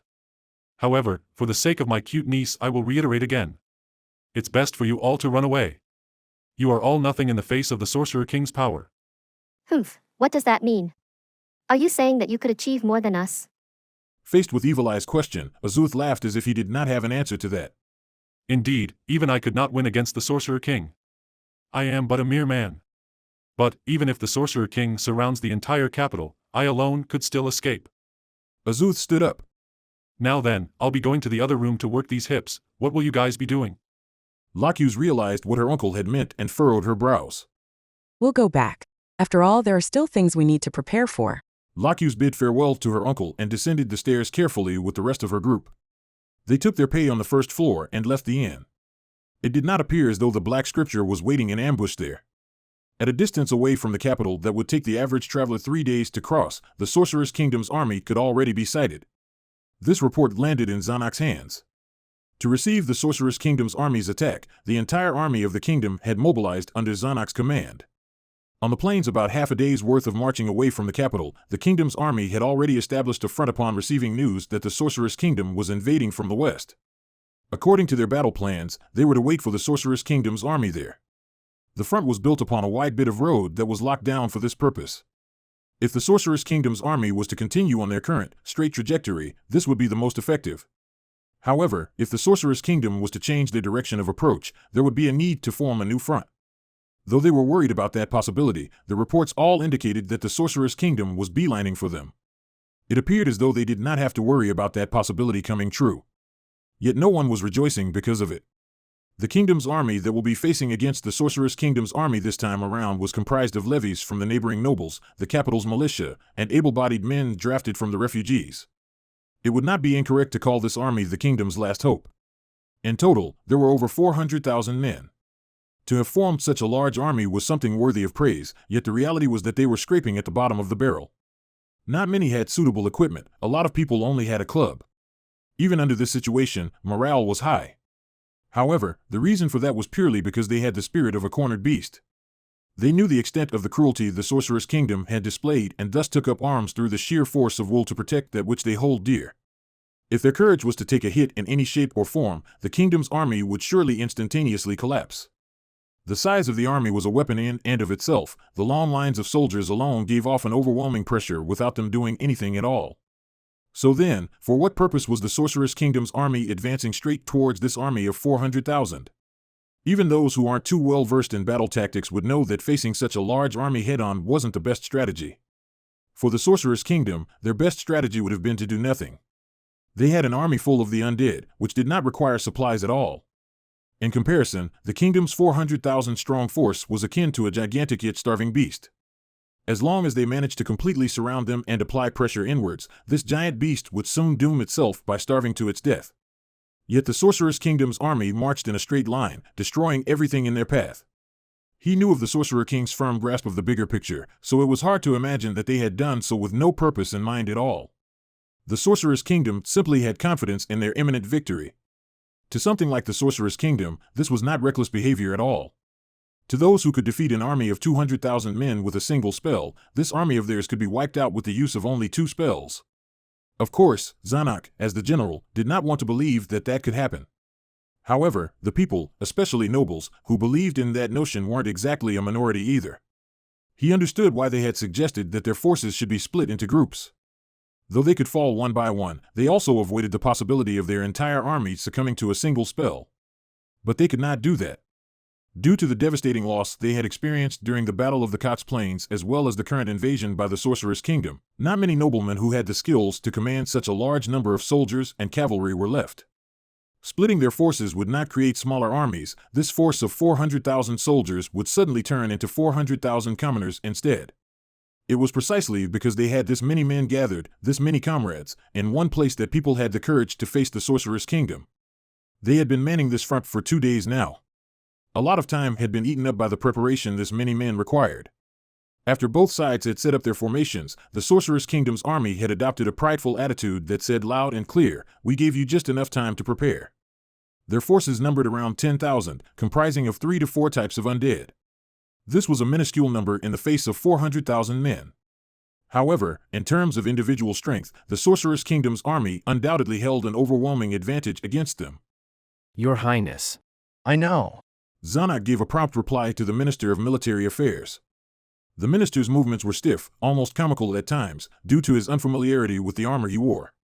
But Zanuck was not a pot to call the kettle black. He was wearing what used to be Gazef's armor, one of the treasures of the kingdom. Zanuck knew that it did not suit him at all. He was far from Gazef's league. But Zanuck was thankful for this magically enchanted armor. These past few days, Zanuck had been packing on the pounds due to his stress-eating habits. If it wasn't for the armor's enchanted nature, he would have had to request a blacksmith to add an inch to the waist area. Bring forth my horse. A steed was brought forth to Zanuck's large tent by a knight following his order. It took Zanuck quite a bit of effort to get on his favorite horse, which did not look too kindly to Zanuck. He did not take any bodyguards along with him as he rode out of the front and towards the Sorcerer's Kingdom's army. Even if he brought bodyguards along, if the Sorcerer King wanted to kill him, bodyguards would be completely useless. They could not serve as deterrents at all. That was why riding solo was effectively a demonstration to the onlookers of his courage. If he was killed while riding solo, it would serve to damage the Sorcerer King's public image. The hero of Riestes has a nice ring to it. Zanuck reached the midpoint between the two armies with no obstacles at all. He activated a magic item to amplify his voice. I am the Prince of the Kingdom of Riestes, Zanuck Valionagana Ryle Vyself. I wish to seek an audience with His Majesty the Sorcerer King. Zanuck did not plan to fight a battle of wits against the Sorcerer King. Things had already come to a point where that was completely meaningless. He just wanted to find out what kind of a thought process would have led the Sorcerer King to do what he had done. Ain surveyed the front his army had formed from a 3-sided tarpaulin tent. Due to the fact that the Sorcerer's Kingdom's army was comprised of undead beings that did not require food resupplies, the front they had formed was much smaller than what a conventional army would have. From an objective perspective, there was no need to establish a front at all, and some had even suggested this to him. However, Ains believed that front building was a valuable experience to gain too. Actually, from the several fronts they had formed already, the one in front of him looked to be a lot sturdier than what they had at the start. At first, these fronts were formed with the aid of Mares magic, but due to a specific reason, Mare had been relegated to simply watching the soldiers build the front at Ains's side. Aura was also watching the soldiers on the side, but it appeared that she was only observing her own servants. No matter if it was front building or tents, magic could always produce an outcome of higher quality. However, due to the same reason as above, Ains had ordered this tent that was currently being used as their mobile headquarters to be transported to this location through physical means. It might be a good idea to leave all civil engineering tasks in the future to Mare. Amongst the populace of the Sorcerer's Kingdom, there were many races of demi-humans and heteromorphs that were adept at digging tunnels. It would be a good idea to make them subordinate to Mare. That said, Albedo or someone else might have also had this idea and put it into action already. If someone had done so already, then the relevant documentation for this should have already been perused by Ains. There was a need for him to ask Albedo about this in a roundabout way later. Was she being tacit? Albedo, who should have been working hard to establish the front, had returned with Cocytus. Ain-sama. It appears as though the humans have sent an envoy. How shall we proceed? Not a messenger to declare the start of the battle.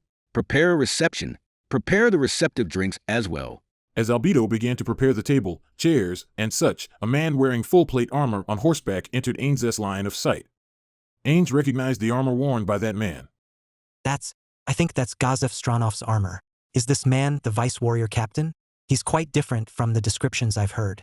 The envoy stopped between the two armies and started yelling his introduction. I am the Prince of the Kingdom of Riestes, Zanak Valion Agana Ryle Vyself. I wish to seek an audience with His Majesty the Sorcerer King. He could hear him clearly even from this distance. He must have used some kind of magic item. What should we do, Ain-sama?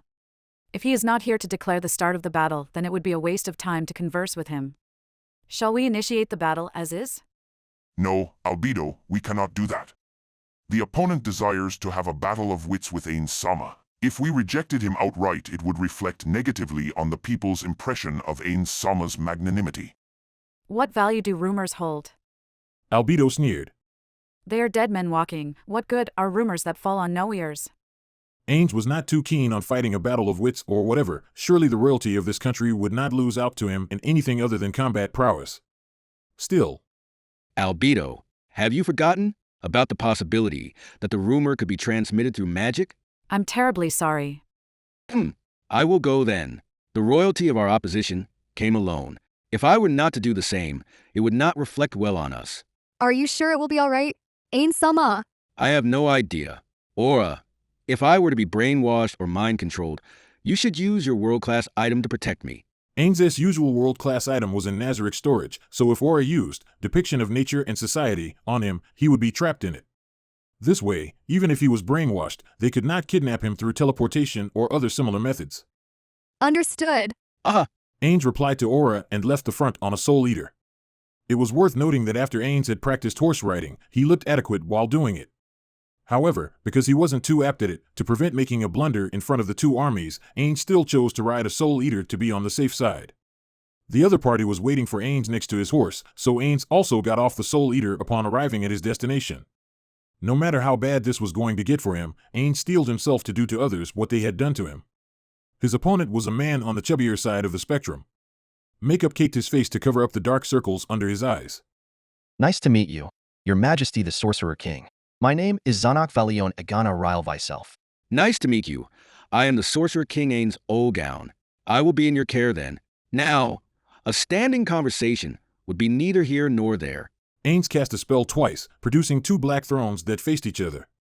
Because it was created with magic, the two thrones were naturally identical. Though it is hard and metallic, we should still sit down first. How do you feel about that? I would be glad to, Your Majesty. As they both sat down on the thrones, Ains cast another spell to create a reflective black table between them. While Ains had started casting magic the moment they had met, Zanak did not seem to be on guard at all.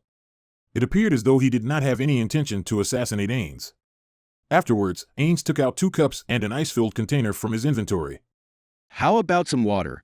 Alcohol would be inappropriate given our current situation, so what about orange juice instead? Thank you very much, Your Majesty. Just water would be fine. Now then, we are all set for the talk. What should we discuss then? Perhaps about the justification of our invasion? That would not be necessary, Your Majesty. I am more interested in the reason why you were insistent on carrying out such heinous acts. Why did you refuse our offer to surrender? That was a natural question for him to ask. Although to Ains, his reasons were clear and justified, to them it must have appeared to be senseless slaughter. Ains nodded his head.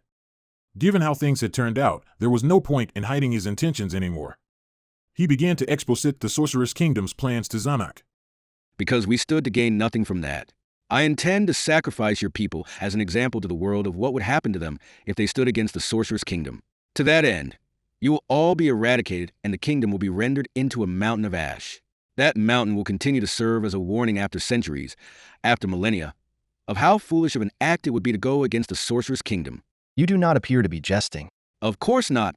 I am just stating what is to come. Why? What do you mean? Ains could not read between Zanak's lines and thus replied with a question. Your Majesty the Sorcerer King is in possession of immense amounts of power. Even if you did not do what you said you would, the people of the world would still come to know your awesome power. Zanuck wetted his lips, swallowed a mouthful of saliva, and asked, Why are you this petty? Petty am I? Zanuck tensed up at the possibility that he had angered Ains, but Ains was not angry at all. What is your goal? Ains grumbled to himself. What is your goal? In the past, to Ains. No, to Satoru, to have met the buddies he had in the game of Yggdrasil was the epitome of his entire life. It was such a wonderful memory that all he wished for was to be reunited with his friends again. When the plug was about to be pulled from the game, when all of this was meant to be for naught, he was transported to this world instead. The end turned out not to be the end at all, but instead, it was a new beginning. The NPCs created by his friends began to exhibit free will. From their every move, he could feel the remnants of his former companions. No, to be honest, the shock he had experienced at the beginning confused him so much that he was constantly worried about their betrayal. Looking back, that was moronic of him. Nowadays, he just did not question their loyalty at all. Yet, it did not seem like Ains was the only one who was transported to this world. He could see the footprints left behind by other players. Perhaps it was only natural then for him to think that his companions, the people who shared those good times with him, could have come to this world as well. It was only natural for him to wish for this. Of course, Ains knew that he was transported here during the final moments of the game's operation, which made his friend's appearance in this world unlikely. Actually, through the use of multiple spells and intel sources, he could faintly feel the lack of their presence. However, since he did not have concrete proof of that belief, the possibility of it happening still remained.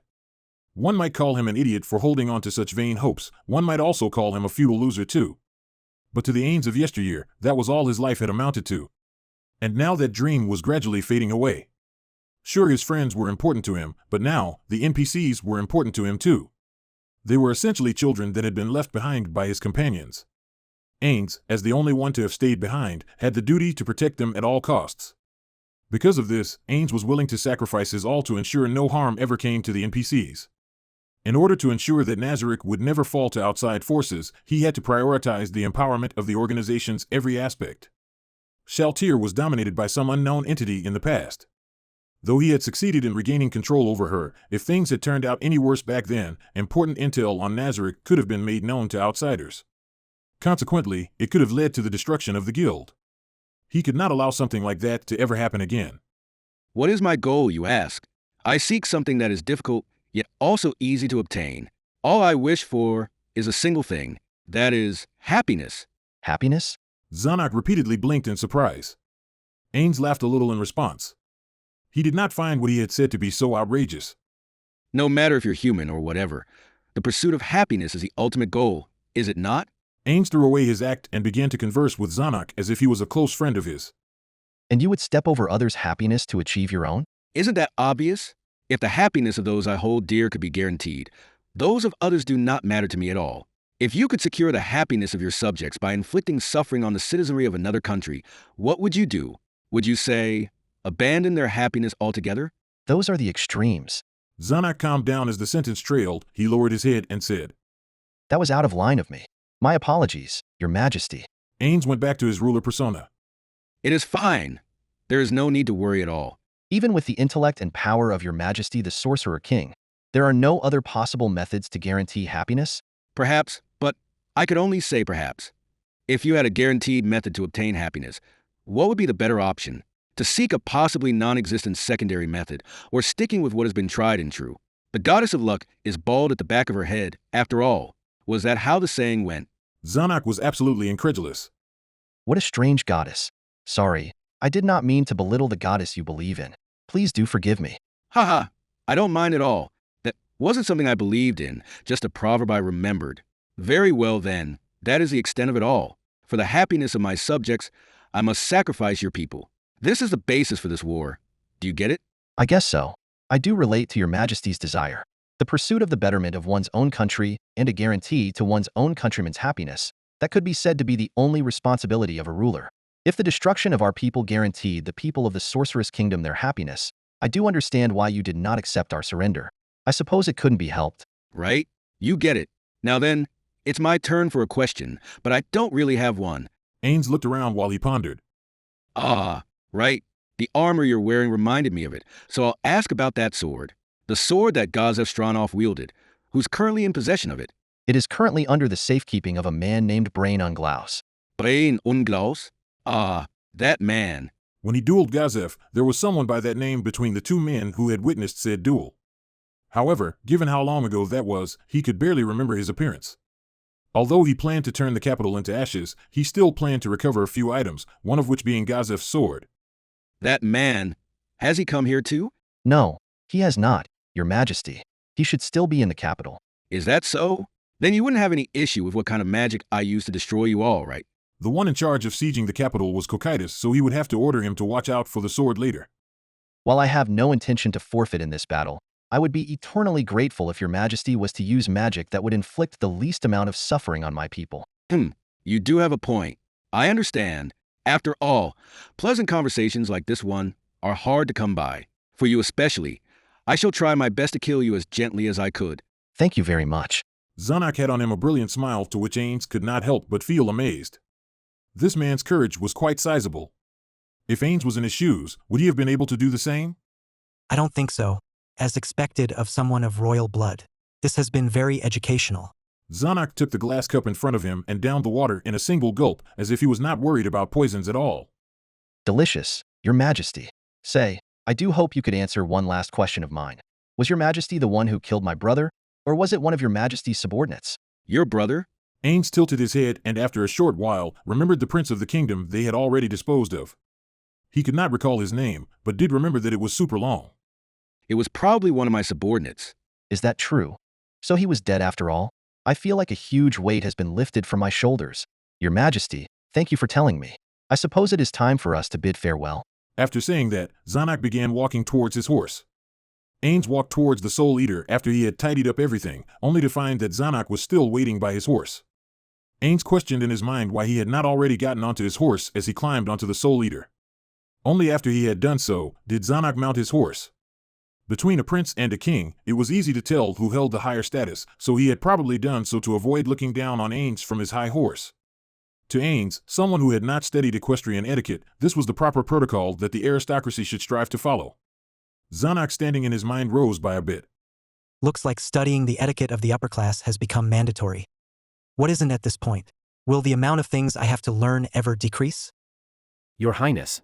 The noblemen all came out to welcome Zanak back. Almost every noble that had answered his call was there.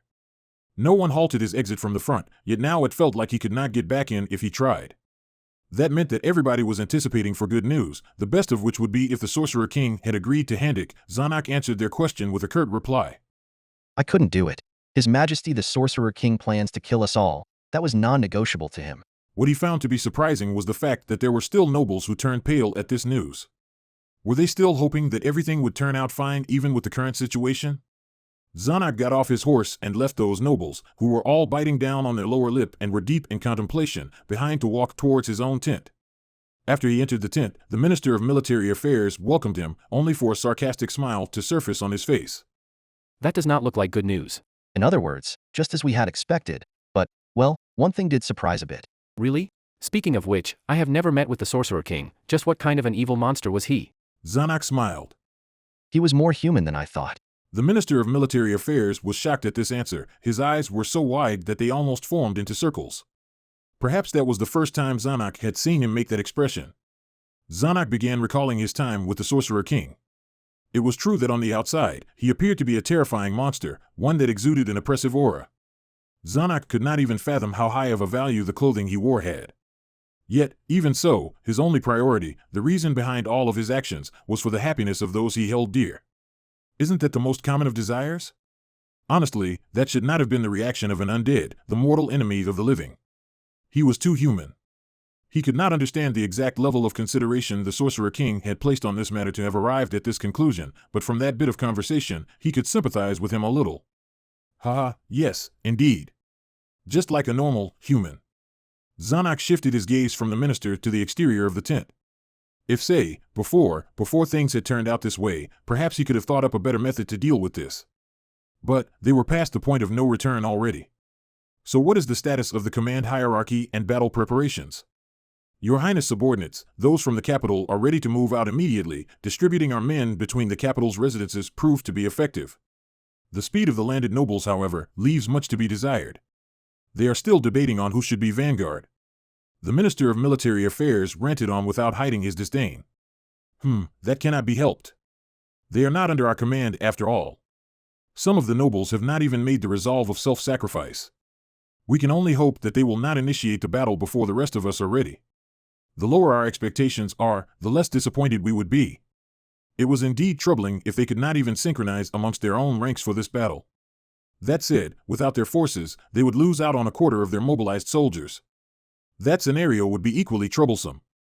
Even if the Sorcerer King's magic was to only kill 200,000 like last time, assuming that half of their army and their corresponding nobles survive, just how much responsibility would fall onto a quarter of their current forces? So what is our current strategy? None whatsoever, Your Highness. The Minister of Military Affairs laughed in a tired and apathetic way. We do not have a formation in mind, we will just be blindly charging into them. Because of that, if we were to do nothing to prevent the soldiers from losing their morale, that would not be good. Shall I form an anti-retreat force? You shouldn't. Rather than that, the Royal Knights should be stationed at the front, and… Your Highness, do forgive me for speaking out of line, but let us be the vanguard. Zanak looked towards him with a gaze that said, "Are you sure?" Putting his own condition aside, it was hard for him to imagine this skinny, jaundiced man swinging a sword around. If someone has to stand at the front, please do allow me to be that man. Your Highness should command from the rear. Zanak and the minister looked at each other for a while and he nodded his head. I am very glad that you could understand. The minister's gaze trailed towards the ceiling of the tent. There was neither anything of note there nor could he see the sky, yet he stared at it for a moment while he mumbled to himself. To be honest, I never liked that man Stronov, yet not a day passes where I did not wish that he could be here. I can sympathize with you. It's just that, I was quite fond of him. Just as the minister meekly smiled, a commotion could be heard outside. What's going on? Did the Sorceress Kingdom make their move? No. Zanak raised his ear and laughed. Not at all. A group of impassioned people stormed the tent. Landed nobles whose fiefdoms were around, though a certain distance away from, the capital. Among them were the nobles who had turned pale a while ago and what appeared to be mercenaries wielding blood-stained swords. What do you intend to do with your drawn swords in His Highness' tent? Fall back. None of the nobles answered the Minister of Military Affairs' roar. They all looked towards Zanak like cornered rats. Zanak wanted to hold his belly in a hearty laugh. He more or less felt it when he entered the camp. He completely understood what thoughts their stupidity had wrought. He had appointed the knights under him to commanding positions, so for them to have been swayed away from his side was a failure all on its own. This was a mutiny spurred on by his loss of agency, yet he did not expect them to have plotted against him, especially under these circumstances. He could not have expected the rationality of humans to have stooped so low. No, that was inaccurate. Their actions, in a sense, were correct. They were simply trying their darndest for a chance at survival. Zanak could only have himself to blame. He was not able to empathize with them, he was not able to quench their qualms, he was not able to unite them under the same banner. What would his father have done? Zanak almost ruined the serious face he had put on with his best efforts by laughing out loud. Fall back. You imbeciles. Please stop. Minister. But, Your Highness. I said stop. You should fall back. I cannot take that order. Minister. End of the line, Your Highness. There's no use buying time now. I was planning no such thing. Although he was wearing the armor that was a national treasure, Zanak was not well trained for combat. If it were his brother instead, this would have been a different story, but it was impossible for Zanak alone to slay every hostile here. If their treachery was not the spur of the moment, but instead had been well planned from the start, he would have no chance at salvation at all. He focused his gaze on them and saw that they were terrified. How disgraceful. If they truly believed in themselves, they would have held their heads up high. That was why Zanak held his head up high, to convey his grit. So, what was so important that you must come to my tent to talk to me about? Do you not understand what it means to draw your swords here in my presence? Of course, Your Highness. This war. Please forfeit it. Zanak smiled. It is a waste of time to surrender to His Majesty the Sorcerer King. I have received his message loud and clear. He will never accept our subservience. Although you might not believe me, our only hope lies in His Majesty the Sorcerer King's defeat. There's no way we can win. One of the nobles mumbled and Zanak concurred. Even so, we have no option other than to fight. I suggested vassalage, but it was useless. I will reiterate, our only hope of survival is through battle. Perhaps that is the case for Your Highness. But maybe if we were to contribute enough merit, they will let us live. Please sacrifice yourself, so that we may live. The noblemen began joining in agreement. This whole thing began because of the people who stood in the way of the Sorceress Kingdom's grain transport. We should not be held accountable for them. We will pledge our loyalty to the Sorcerer King. To Zanak, what they were saying was no different than what the noblewomen would say about their ideal night during tea parties. Still, he understood where they were coming from. Let me say one thing, it is useless for you to take me to him. I, as a member of the royalty, have made up my mind to battle to the end. Those of you who wish to die here, do try. Yare does it. Blue on blue, what an absolute joke. No, he should count himself fortunate that these fools would meet their ends right here. Surely they cannot burden his sister or father after this, right? Well, his sister would be safe from these idiots by virtue of that warrior by her side alone. Those who wish to claim my head, come if you dare. Zanak pulled his sword out and stood shoulder to shoulder with the minister. While he had no confidence in his swordsmanship, his armor will more than make up for it. Zanak stared at the noblemen, frozen in their tracks. What? Weren't you all out for blood? Shouldn't you have at least prepared to dirty your own hands, even if you were to force poison down my throat? Aren't you supposed to have made your resolve? The nobles looked at each other. They had not even considered that. Fucking pathetic. Was his life really about to be terminated by incompetent bastards like them? At the end of the day, after having witnessed the military might of the Sorcerer King, it must have been fears that rendered them so short-sighted to be unable to see reason. He was not fit to rule after all. He did not have his father's virtue, his brother's charisma, or his sister's intellect. He had nothing at all, but that was fine. He did not want to be king anyways, he merely wanted this kingdom to be functional. That's right. To give unto this country, its people, and his family. To give unto them happiness. Then, one of the nobles called to people outside of the tent and multiple tough-looking mercenaries entered. Zanak swirled his tongue around and recalled the silhouette of his brother swinging a sword. He mimicked his brother's movements and charged at the noblemen. In their camp, Cocytus, Aura, and Mare were just discussing the upcoming siege of the capital when Albedo, who was supposed to be conducting the final inspection of the formations, came in with a troubled expression. What happened? Albedo responded to his questioning gaze. Ain Sama, it seems like there was some commotion in the enemy's camp. What? Commotion? What happened? Ain stood up and walked out of the tent. It did appear as though there was some sort of trouble there, or it was more accurate to say that a fight had broken out amongst themselves. In the end, a group of cavalry emerged from the enemy camp. It did not appear as though they were eager vanguards. As Ains watched them silently, the group swiftly reached the Sorcerer's Kingdom's front. They were mercenaries equipped with all sorts of equipment, as well as a few noblemen. A man in his prime, who had the air of a noble around him, stepped forth from the group. That man began shouting almost hysterically. His voice was carried towards Ains by the wind. I have matters to discuss with His Majesty the Sorcerer King. Please. Zanak was not among them. The commotion in their camp plus the small amount of nobles in this group told Ains all he needed to know. Albedo, bring them over. He did not look towards the bowing Albedo, but instead returned to his tent where his body fell heavily upon the temporary throne. The three guardians stood silently beside Ains. After a short while, 10 noblemen were brought over by Albedo. The mercenaries who were serving as bodyguards had appeared to have been left behind. They were shocked by the sight of Ains upon his throne, more shocked by the sight of Cocytus by his side, and confused by Aura and Mare's presence. Do as you should in front of the one above all. The nobles of the kingdom took a knee near the entrance of the tent and lowered their heads towards Ains. Raise your heads. Albedo, who was now standing beside Ains, said, A pleasure to make your acquaintance, Your Majesty. The eldest of the nobles began to speak. From the others' expressions, he appeared to be the leader of this posse. We are in awe of Your Majesty's greatness, and wish to serve under your reign. First of all, we have an offering for Your Majesty. One of the nobles took out a sack-like object from his back. Albedo was about to respond before Ains stopped her. He stood up slowly, as he had practiced numerous times, from his throne and moved to the noble's side. He was handed the sack. Does not appear to be a trap, huh? A disappointed Ains looked at the sack. The smell of blood gushed from within the sack. He could already guess what was inside. Ains opened it to take a look inside. His eyes met Zanak's. Ains observed it in detail. They had just met, so it was hard for him to tell if this was a body double or not. However, given how they were acting, it was unlikely for this to be the head of a body double. Ains closed the bag, walked back to his throne to hand the sack over to Albedo, and said, Give him a proper burial. He had many other corpses he could use for the creation of the undead. Letting go of Zanak's was fine. So, what happened to the armor he was wearing? The nobles looked towards Ains with baffled expressions upon hearing Ains's question. They probably thought that the head of their general was more than enough for their prize. What? Do you not have an answer to Ain Sama's question? No.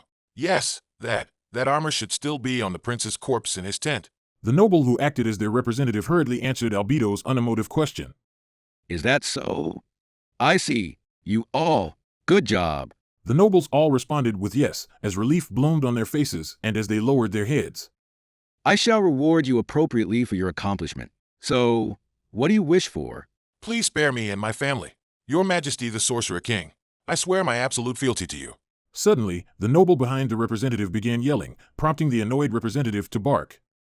This guy. Me too. Your Majesty. Please extend the same mercy to me too. More and more Me Too's piled on. Ains waved his hands magnanimously to silence their pleas. I understand. I completely understand you all. Everybody here wishes for the same thing, correct? The noble began nodding their heads furiously. Is that so? Well, I will not kill you then. Albedo, send them to Neuronist. Understood. Your Majesty, what about our family? Ains did not overlook one of the nobles attempting to whisper to him. Your family too? Ains smiled. Of course, they had no way of perceiving that. What will I do about you all? Albedo, inquire where their families are, and send them over too. Yes, Ain-sama. You all, come over here. The nobles were led away from the tent by Albedo. After they were gone, Ains motioned for Aura to come forth and gave the following order.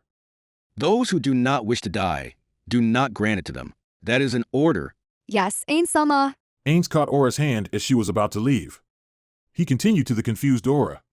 Even if they desire death, do not grant it to them for now. Understood. After he had let go of her hand and after she had confirmed that he had no other orders, Aura ran after Albedo. Ains's gaze remained fixated on her back as he gave his orders to the two remaining guardians. I've lost interest. With Kokaitis as commander and Mare as second in command, I permit the two of you to use the full extent of your abilities. Do not leave a single citizen of the kingdom unscathed. The two responded affirmative. An hour later, the army that was the kingdom of Riestiz's last hope disappeared completely from the face of this world. Chapter 4. The sound of footsteps rang as Hilma led three of her associates from the Eight Fingers along the corridor of a mansion. They were making their way towards the giant room one of the Sorcerer King's subordinates had chosen. The rest of them were there already, awaiting the arrival of the Sorcerer King's envoy. They did so because although the subordinate of the Sorcerer King had specified the day they had to gather at this mansion, they had not specified the specific time they had to do so. For that reason, Hilma and the rest of the Eight Fingers were on rotation in the hall to prevent a scenario in which the envoy would arrive to find it empty. If they made the envoy wait, that would be incredibly disrespectful. There was a possibility that they would get another whiff of hell for it too. No matter how minuscule that probability was, they had to avoid it at all costs. The four had been walking in silence for a minute now. Although that was partially due to the sheer size of the mansion, it was also because they had furnished a room far away from the main hall to be their lounge. While it might have been better to have furnished a room closer to the hall to be a lounge, after they had deliberated on this matter, they ultimately decided to use the rooms close to the hall as luggage storage. The silence wasn't exactly unbearable, but one of them, Perianne Porson, began speaking. Isn't it a little noisy? Hilma concentrated. She could indeed hear the sound of children frolicking. That said, it sounded like something that was far too distant from the mansion. It was quiet enough that you couldn't really hear it unless you tried. This was because the hall was far removed from the hustle and bustle of life. That was also the reason why they had chosen to use the rooms close to the hall for storage. Still, even if Hilma and company had not found it to be annoying, if the Sorcerer King's envoy were to be annoyed by this, they could not even imagine the consequences that would arise. Maybe a little. Should we tell them to keep quiet? But will he truly come to rescue us? He probably did not mean to blurt that out, but the stress from having to wait for the envoy from the Sorcerer's Kingdom had probably gotten to him. It had been 7 days since the 400,000 men-strong army of the kingdom had begun their march. Not long after that had happened, they heard rumors that the Sorcerer's Kingdom's army had begun encamping close to the capital.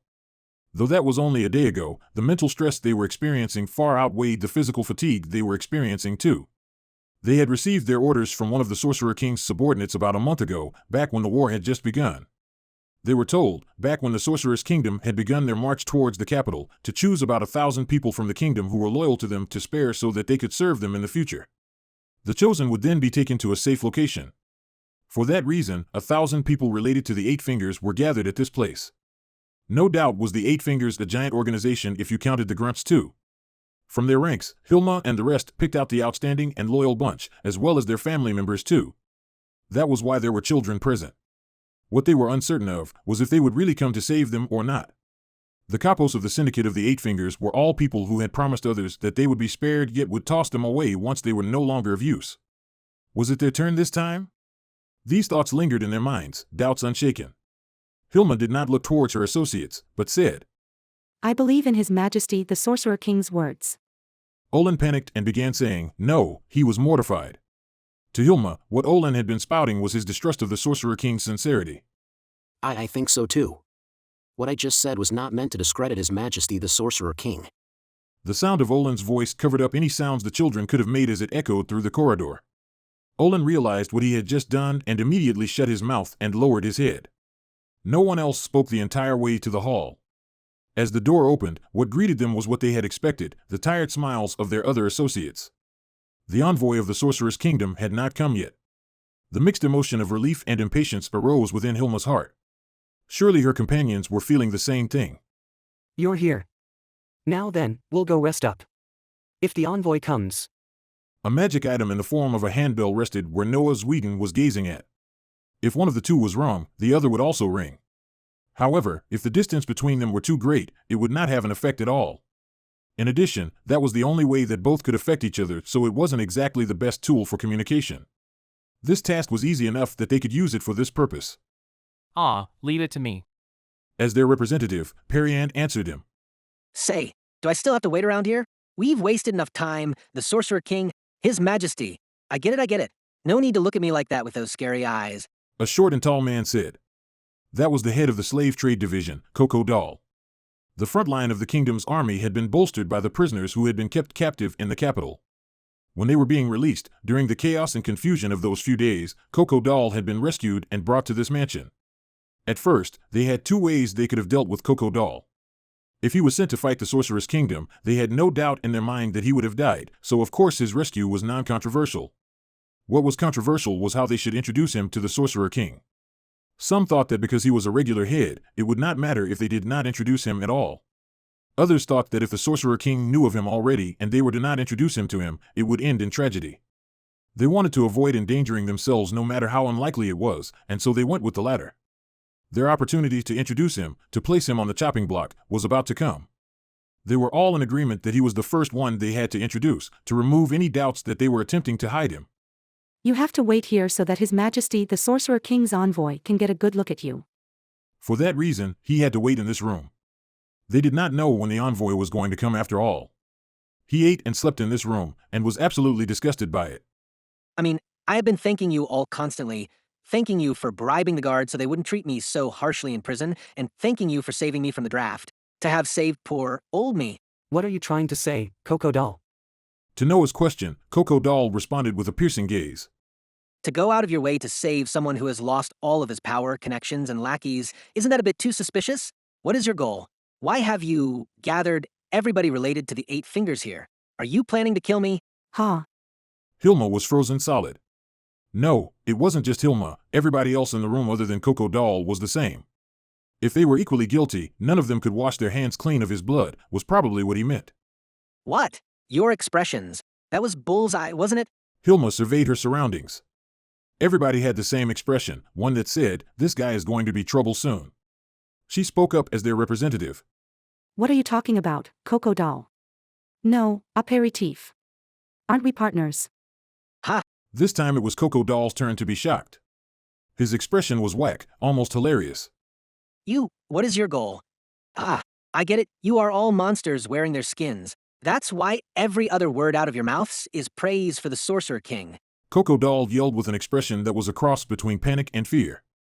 The monster he spoke of was a folk's tale that mothers usually used to scare their children when they were being restless at night. Most adventurers agreed that no such monster actually existed. I thought that something was off from the start. The fact that you guys went on a diet at the same time was suspicious enough. Even if I concede that point, Hilma's figure is so inelegant. She's too skinny to be healthy. This could all be explained if you guys were just monsters wearing their skins. Hilma looked towards Coco Doll with warmth in her eyes. Such bliss, to have not experienced that hell. What? Your expression. No, don't mind me, aperitif. Indeed. I am flattered by your observation. Huh? What? No, nothing at all. I'm being serious. I am unsarcastically asking you. Are you really Hilma? Hilma Signius? Not a twin sister or something like that. Were you brainwashed?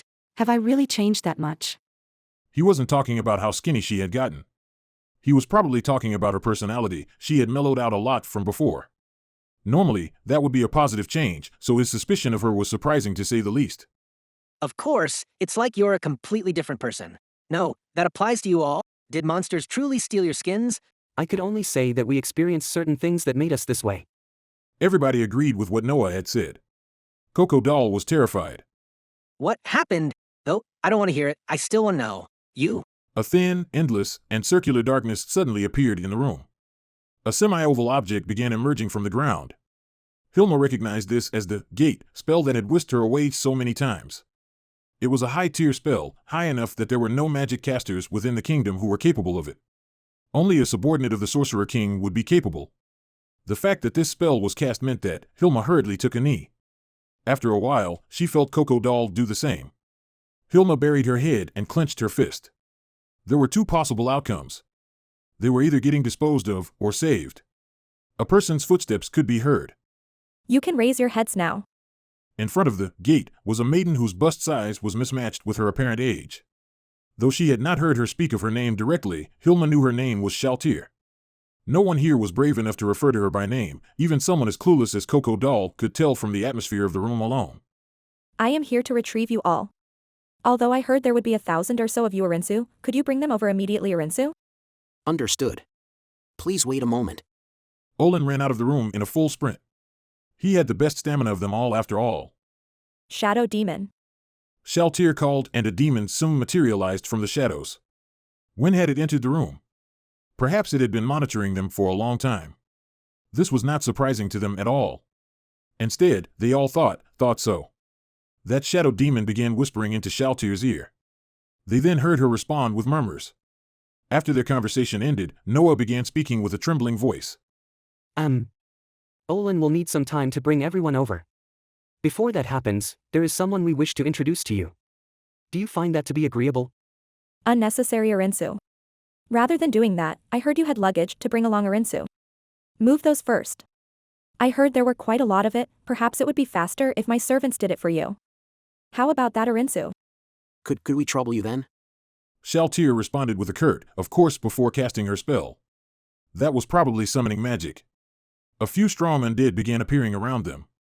Following their orders, they exited the room and returned with a sizable quantity of luggage, which they moved through the gate. The luggage was moved at an unbelievable speed. Just as they were done moving, they could hear the sound of many footsteps. While this might be the largest room in the mansion, it could not contain 1,000 people. Now then, enter that door in your predetermined orders. Inside is a village within a forest Arinsu. You will exit what looks like a town square. Wait there. They followed her orders and entered the door in order. Though it was unlikely that none of them were hesitant to enter the portal, everyone there had already been warned to follow their exact orders. As a result, there was less confusion than they had expected. In comparison, the boys around, stalling and blushing were a bigger problem. The girls becoming frustrated at the boys' reactions were an issue too. Shaltir was a world-class beauty. So, them falling in love at first sight wasn't such an unusual phenomenon, so was the women's jealousy. However, Hilma had engraved a fact in her heart. If those kids were to do something stupid, she would be the one responsible. To prevent that from happening, she had to keep a close watch on them. Her attention was especially focused on the girl whose hands were on her flat chest, attempting to compare sizes with Shaltir. Those children's hands were taken by their guardians and led through the gate. Fortunately, nothing had gone awry. Hilma and her associates were the last to enter the gate. Just as she had described, in front of them were wooden houses and their surroundings felt like a forest. In the plaza where the undead had piled up their luggage, there was some commotion. Or was it excitement instead? Given the amount of youths there, the latter was more likely. Was this their reaction to their first time passing through a gate? Attention! Noah yelled. Gradually, faster than she had expected, the noise died down. Was it to let them all see Shaltir? She slowly ascended into the sky and said, Currently the village is still under development.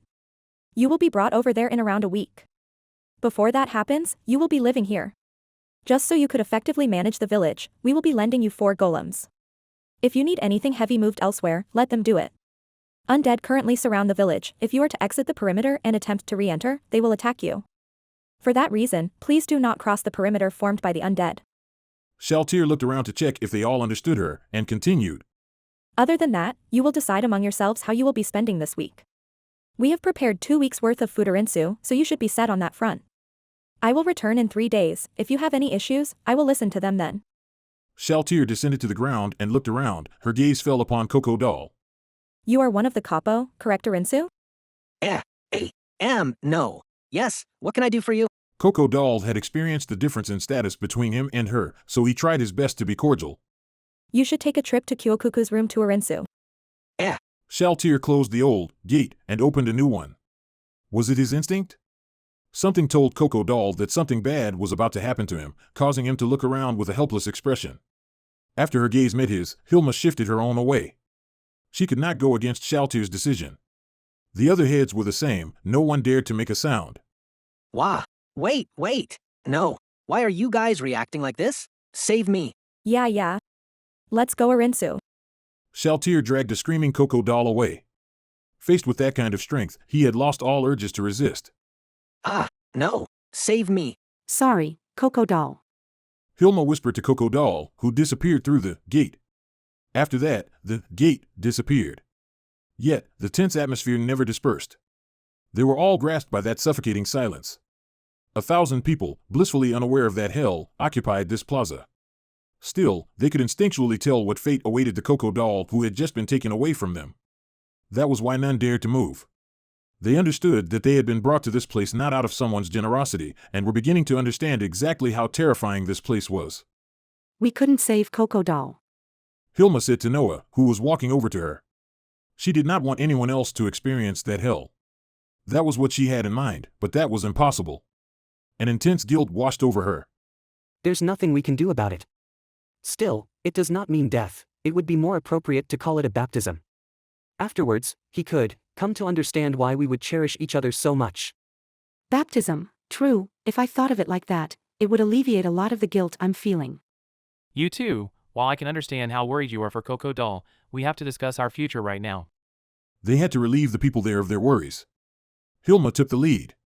If their goal was to kill them all, they would have done so already and not bring them all the way over here, or take Coco Doll away. That meant that the Sorcerer King was holding up his side of the deal, given Shaltir's actions. Thank you so much, Your Majesty the Sorcerer King. Hilma lowered her head. Of course, she had no idea where she was or where the Sorcerer King was, but this was the only thing she could think of that could properly express her gratitude given her situation. Something along the lines of a prayer. 3 floor guardians set off from the front they had established in front of the capital. The one in charge of the capital's siege, Cocytus. The one in charge of crucial facilities, Aura. And finally, the one in charge of casting offensive AoE spells to render the entire capital into a mountain of ash, Mare. The 3 each had their subordinates. Mare had Hanzos under him, Cocytus had Frost Virgins, and Aura had her magic beasts. The place they were looking towards, the capital, was awfully silent. Were they mourning? Or perhaps were they cowering in fear from the sight of the Sorceress Kingdom's forces? Only a few days had passed since their previous battle, yet the capital's forces were already cracking at the seams. From the vantage point of the encampment Ains had set up near the capital, not many soldiers could be seen manning the outer walls of the city, nor did they appear to intend to put up a fight. While it was true that they were few in numbers, Ains's camp was equally unmanned. High-tier mercenaries were nowhere to be found, not even Nazaric's master guarders could be seen. The camp was occupied by Ains, Albedo, and around 10 of Ains's Death Knights. Albedo wore her full-body armor and held a halberd in her hands. Her world-class item should also be on her person just as a precaution. Is it about time? Ains asked Albedo after the Guardians had left the camp. They were spread out to surround the capital. It should be. The Guardians have moved quite a bit of distance away. If they really wanted to take action, this would be their last chance to. Given the lack of movement from their side, while it is unfortunate, it appears that there were none here this time too. Is that so? Ains replied and shifted his gaze towards the capital. He saw a silhouette flying towards them from the capital. After he took a look around, it appeared that this was the only entity coming towards them. Someone who had the courage to challenge the Sorcerer King, the one who dismantled an army of 200,000 with a single spell. From the intel they had collected, only one person matched that description. The powered suit, probably Red Drop. Ains squinted his eyes to focus on the rapidly approaching entity and muttered, "Now then." If that was the case, they could move on to the second stage of the plan. However, Ains was a bit uneasy. This was an important plan after all. It had to be handled carefully, like a thin sheet of ice. Was he truly capable of pulling off such a plan? Sigh, he could not have handed something this important to someone else either. The silhouette got ever so closer. Honestly, has he not considered the possibility that they had an Air Force too? Or did he think that the floor guardians would not notice him if he was high enough? Or was it some equally stupid line of thought? Ains was stunned by his opponent's faulty strategy. No, perhaps he knew that was the case, but had no other choice. So did he know that this was a trap, but had the balls and resolve to break through it? Or maybe. Is he clueless or prideful? Or perhaps, whatever, that does not matter. We will find out once he reaches here. Indeed. Albedo replied. I will leave it all to you then. Yes, please leave it all to me. Her replies were short and straight to the point. Ains could not tell what her current mental state was. However, he knew enough to tell that she was not too happy about this. Ains looked back towards the silhouette. It would take him quite a while to reach where they were. They could afford to let him get closer before setting off the ambush. The moment that thought crossed Ains's mind, he realized that he had made a mistake. It was highly likely that he was a disposable pawn. Does he know what he is? Or does he have no clue at all? Who knows? It does not matter if he does, the plan has entered its third stage. Are we good to go? We are all set. I will accomplish my duties to the best of my abilities. You should do the same. Yes, no. Please leave it all to me, Ain-sama. Albedo replied just as that silhouette reached the Sorceress Kingdom's front, hovering 100 meters up in the air and about 100 meters away from them. He could clearly make out his opponent's appearance now. That said, it was unnecessary at this point to confirm his appearance. The bright red powered suit came to a sudden halt midair and remained there.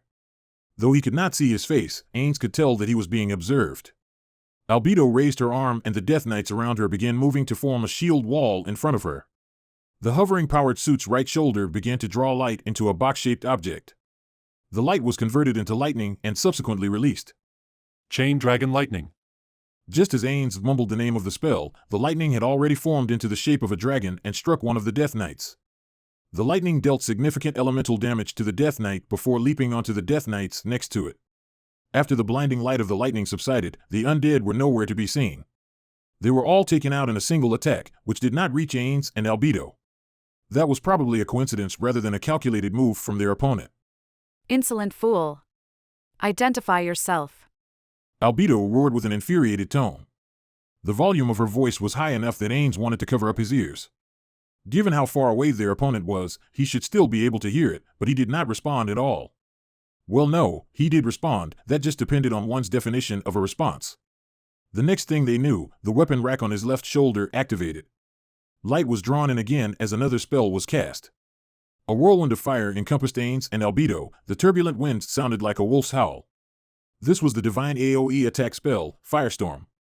Fire was a weakness of Ains's, but because the spell had not been enhanced through any special abilities, nor was the caster on the same level as Ains, it did not do too much damage. Still, he could not just tank hits like that all day long. Ains gave out his order. Go, Albedo. Do not let him escape. Yes. Albedo took flight as she gripped tightly onto her halberd. Her wings of pure black flapped once and it was more than enough for her to close the gap between them. She was not sure if it was because the gap between them had been closed so fast, but the powered suit turned around in a stiff motion. Albedo almost sunk her halberd into his unprotected back before the powered suit flew away. He did not fly towards the capital, but moved northwards instead. Albedo recalled the geography of their surroundings. She could not remember anything special about the direction he was heading towards. There weren't any features that could facilitate an ambush. Under her helmet, Albedo was fuming. Seriously, do you think that we're blind? You really thought that we couldn't see through what you're trying to do? Or perhaps, if he's this confident knowing that his plans have been revealed, I have to be on alert for this. Albedo turned her head around, shifting her gaze over her shoulder towards the Sorceress Kingdom's encampment, where she had just been at. She could see a lone silhouette. It was Ains by himself. Even if she was following her orders, she should have been the one to guard him, especially given that he was her last remaining master. Yet she had left her protectee behind. That deeply unsettled her. What was more displeasing was the fact that she was not allowed to make their enemy pay for his insolence with his life. Talk. Albedo clicked her tongue and stared at the retreating powered suit. There was an object that resembled a backpack on the back of the powered suit. It had 6 nozzles, each ejecting white light that formed into a trail, like a shooting star. Those who are not familiar with powered suits would probably assume that if those nozzles were destroyed, their opponent would lose their ability to fly and thus fall to the ground. However, Albedo's master had already told her that's just a cosmetic effect. That was because a powered suit's flight capabilities worked in a similar fashion to the spell, fly. According to her master, though it was correct to say that it would not lose its ability to fly once its nozzles have been destroyed, that was not a given. Her master had added, at least that was the case back then, implying that he had not tested out this theory himself. Still, how long will he be flying for? We're already so far away from the encampment? Was I his true target then? Gradually, the gap between them was being drawn out. If this continued on, her opponent would escape successfully. Albedo did not have any abilities that could boost her own flight speed. Normally, when she was engaged in a chase, she would be riding her war bicorn, but that was no longer an option. That was why she was flying with her own wings, which were only capable of these speeds. Still, Albedo had prepared for this. She had borrowed items from her master that could boost her flight speed. As long as she equipped those, she could easily close the gap between them. So why hasn't she done so already? The answer was because she was waiting to see what her opponent's next move would be. If he was just trying to escape, Albedo could deal with that easily. Just as she was calmly analyzing his silhouette, her opponent turned around. He began to set up a weapon that was similar to Shizu's arcane rifle. Albedo prepared herself for an attack while mocking her opponent. Compared to Shizu's assault rifle type arcane rifle, this enemy's arcane rifle was more of a heavy machine gun type according to Kokaitis. Its destructive capabilities were a tier above Shizu's weapon. A low rumbling sound accompanied the large amount of bullets being fired from the weapon. Those bullets were larger than an acorn and were shot out at blazing speeds. It was difficult for her to dodge them all. However, Albedo could at the very least redirect a few of the bullets back at him. Not only would this damage the opponent's weapon, the damage of Albedo's halberd was added onto it as well. Combined with the damage she could deal with her skills, this should deal a considerable amount of damage to the enemy. Yet, Albedo did not activate any special abilities. She tightened her grip on her halberd and closed the distance between her and the enemy, nothing more. She intended to take the full brunt of the attack with her own body. The bullets fired by the enemy was about to connect with Albedo's armor. Oops, that was a big miscalculation. She had thought that her armor would mitigate most of the damage, but there wasn't even a need for that. None of the bullets landed on her, they all curved away. It seemed likely that none of the bullets were enchanted. At the Floor Guardian's level, one would have complete immunity to unenchanted projectiles. If his weapon had not been enchanted, he should not have equipped it at all. I wanted to test the destructive capabilities of his weapon, but ended up exposing one of my abilities. Given that, he would surely use an enchanted attack next. From his body language, Albedo's keen sight could tell that he was quite shaken. Still, things progressed the way she had expected it to. Her opponent let go of his arcane rifle and extended something forwards. His next attack appeared to be magic-based. Good. Now what? As she pondered, Albedo did not use any special ability of hers as she shortened the distance between them. If she had, even given the current distance between them, he would still be in her strike range. However, Albedo did not wish to expose her hand yet. From the enemy's right hand, a brilliant green light shot out, flew towards Albedo, and struck her. Suddenly, Albedo's body and armor began glowing with the same light. However, the light did not have any effects and soon disappeared. She was not hurt. In fact, she did not feel anything at all. This was not because she was actively defending against that spell, but because that spell could not even get through Albedo's passive magic resistance. It was likely that this was one of her master's specialties, necromancy, specifically an instant death spell.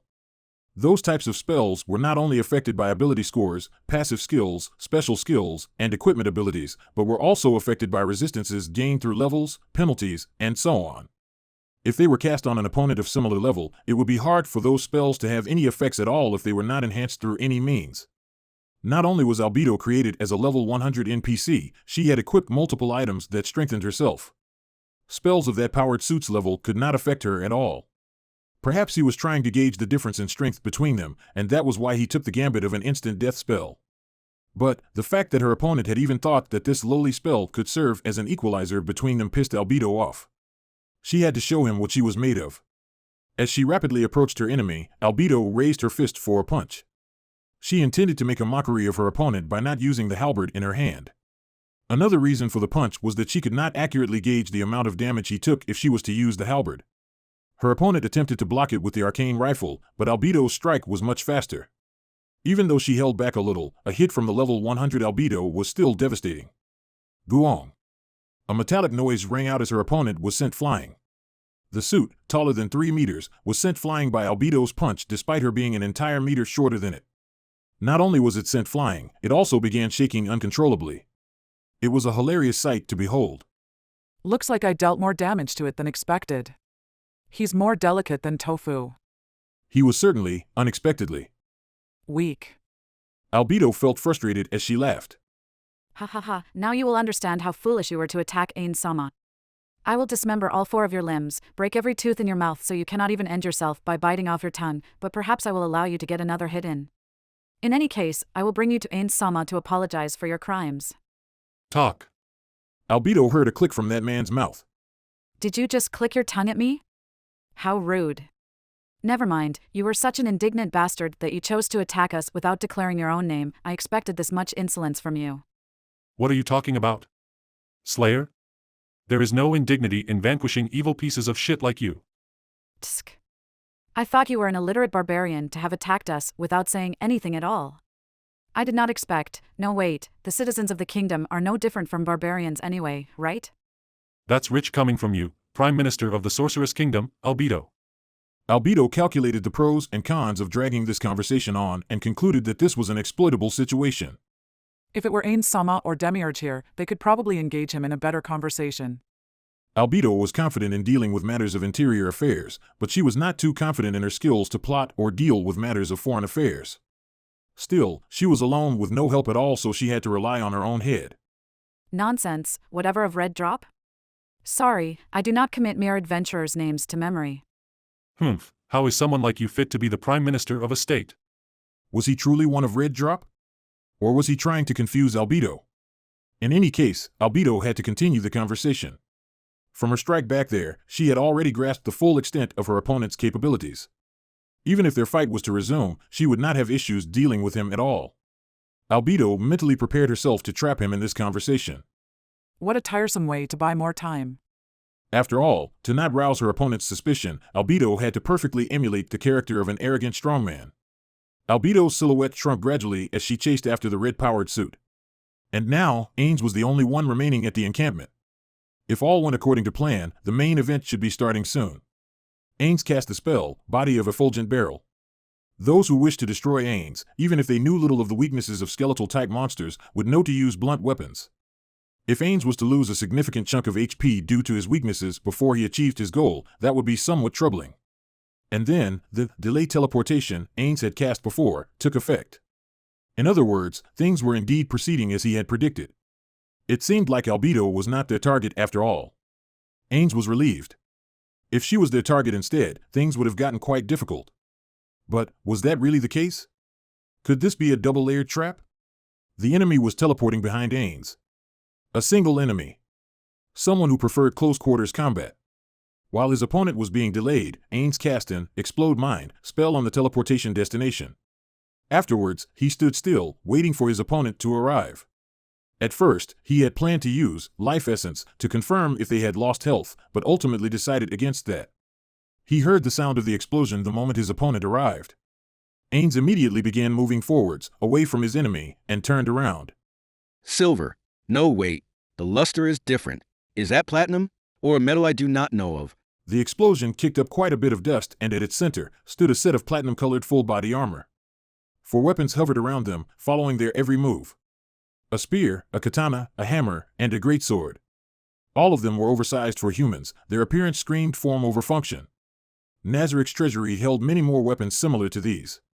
The weapons had a similar luster as the armor. It was then highly likely that they were not silver, but platinum instead. Given that was the case, however, it created more questions than it answered. Ignoring the monetary value of the precious metal, platinum had no special magical properties at all. He could not fathom what advantages could be granted by creating weapons and armor out of it. The most likely explanation was that it was only platinum-coated, to hide the true metal the equipment were made out of. An example he could think of was the golem he had just learned was in Kyovuko's room. There were other examples of the same technique being used in Nazarick as well. The next most likely explanation was that it was a metal that was identical to platinum in appearance, but Ains was not well versed in the types of metal in this world. Ains's undivided attention was on his opponent's every move. After all, even trivial intel could tip the balance of a fight. What was unsettling to him was the fact that his opponent, since their debut, had not shown any emotional response at all. Since their appearance, they had stood still in one spot with a daunting pose. Was it because they had not taken any damage, they had not bled at all, that they had resorted to such showmanship? It was impossible for them to have not taken any damage at all. It was hard for Ains to believe that it had taken the full brunt of his explode mine, but all it did was sully that eye-catching armor with dust. Even with Ains's necromancy job classes, it was still impossible for him to gain complete immunity to the damage of a high-tier spell. It was impossible without underhanded tricks, especially because Explode Mine's damage type was non-elemental. It could not have been nullified so simply. In that case, did their carefree attitude stem from them toughing it out, or was it from their do-or-die resolve? Or perhaps, they really had an ability to nullify the damage. Did you think that I would just stand here without taking any precautions? There are more around you. He tried to gauge his opponent's reaction through conversation, or at least that was what he had intended anyways. His opponent, however, did not give him much chance to speak, as the armored fellow unabashedly took an offensive stance. The hammer in their arsenal floated to where they could easily grab it. That revealed a piece of intel to Ains, causing him to gently laugh deep down in his heart. This meant that their target was not Albedo, but Ains himself. Since they had not bothered to converse with Ains at all, they were not trying to buy time. They were probably planning to end this fight before any backup could arrive. If they had appeared from the sky and began talking to him, that would have meant that their target was Albedo or that they were both their targets. Everything up till this point had occurred well within the margins of Ains's plan. However, not even Ains could predict his opponent's next move. Since their weapons moved with them, he had thought that they were the fighter type and would want to close the distance between them. Instead, his opponent moved his hand in a somatic gesture, causing the giant hammer to suddenly shoot forward. So fast. It was like a high-level warrior had lobbed it at him. Ains could not dodge it at all. If this weapon was not enchanted, it would be nullified by his immunity to non-enchanted projectiles, but no matter which way Ains sliced it, it had to be enchanted. If that was the case, Ains stood still, mimicking the stance his opponent had adopted as he took the hit. Of course, the spell activated the moment the hammer connected with Ains's body. The bludgeoning damage was completely nullified by the body of effulgent barrel spell. His gaze had remained on his opponent this entire time, observing his every move.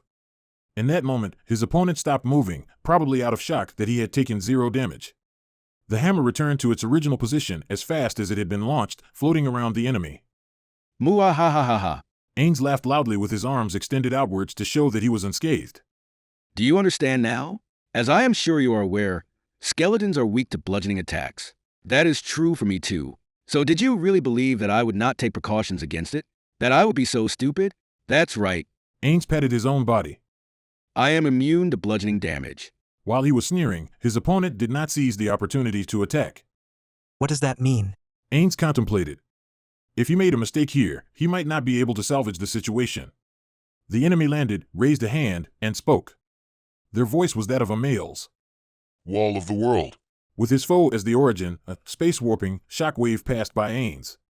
If it continued to expand in its initial form, this place would be encompassed in a dome. Its size was immense, at least a kilometer wide. Albedo and the other guardians should all be outside of its range. Ains's mind spooled up as he deliberated. This was one of the oldest tricks in the book, to cut off an enemy's connection to the outside world. Then, how hard would it be to break in? Would it be able to prevent someone from running in? Would teleportation still work? Its effect and area of effect also had to be considered. Since it was a dome, could someone enter it through the ground? And most important of all, could he destroy it through any means? He was severely lacking in intel and thus could not be certain of anything, but he could at the very least make some rudimentary inferences. First of all, his opponent knew that Ains was a magic caster for sure, so this should at the very least be able to block teleportation spells. Unless he had a reason to not use the world-class item that could dominate minds, this person wasn't the one who brainwashed Shaltir. What if there was a specific reason why he did not use it?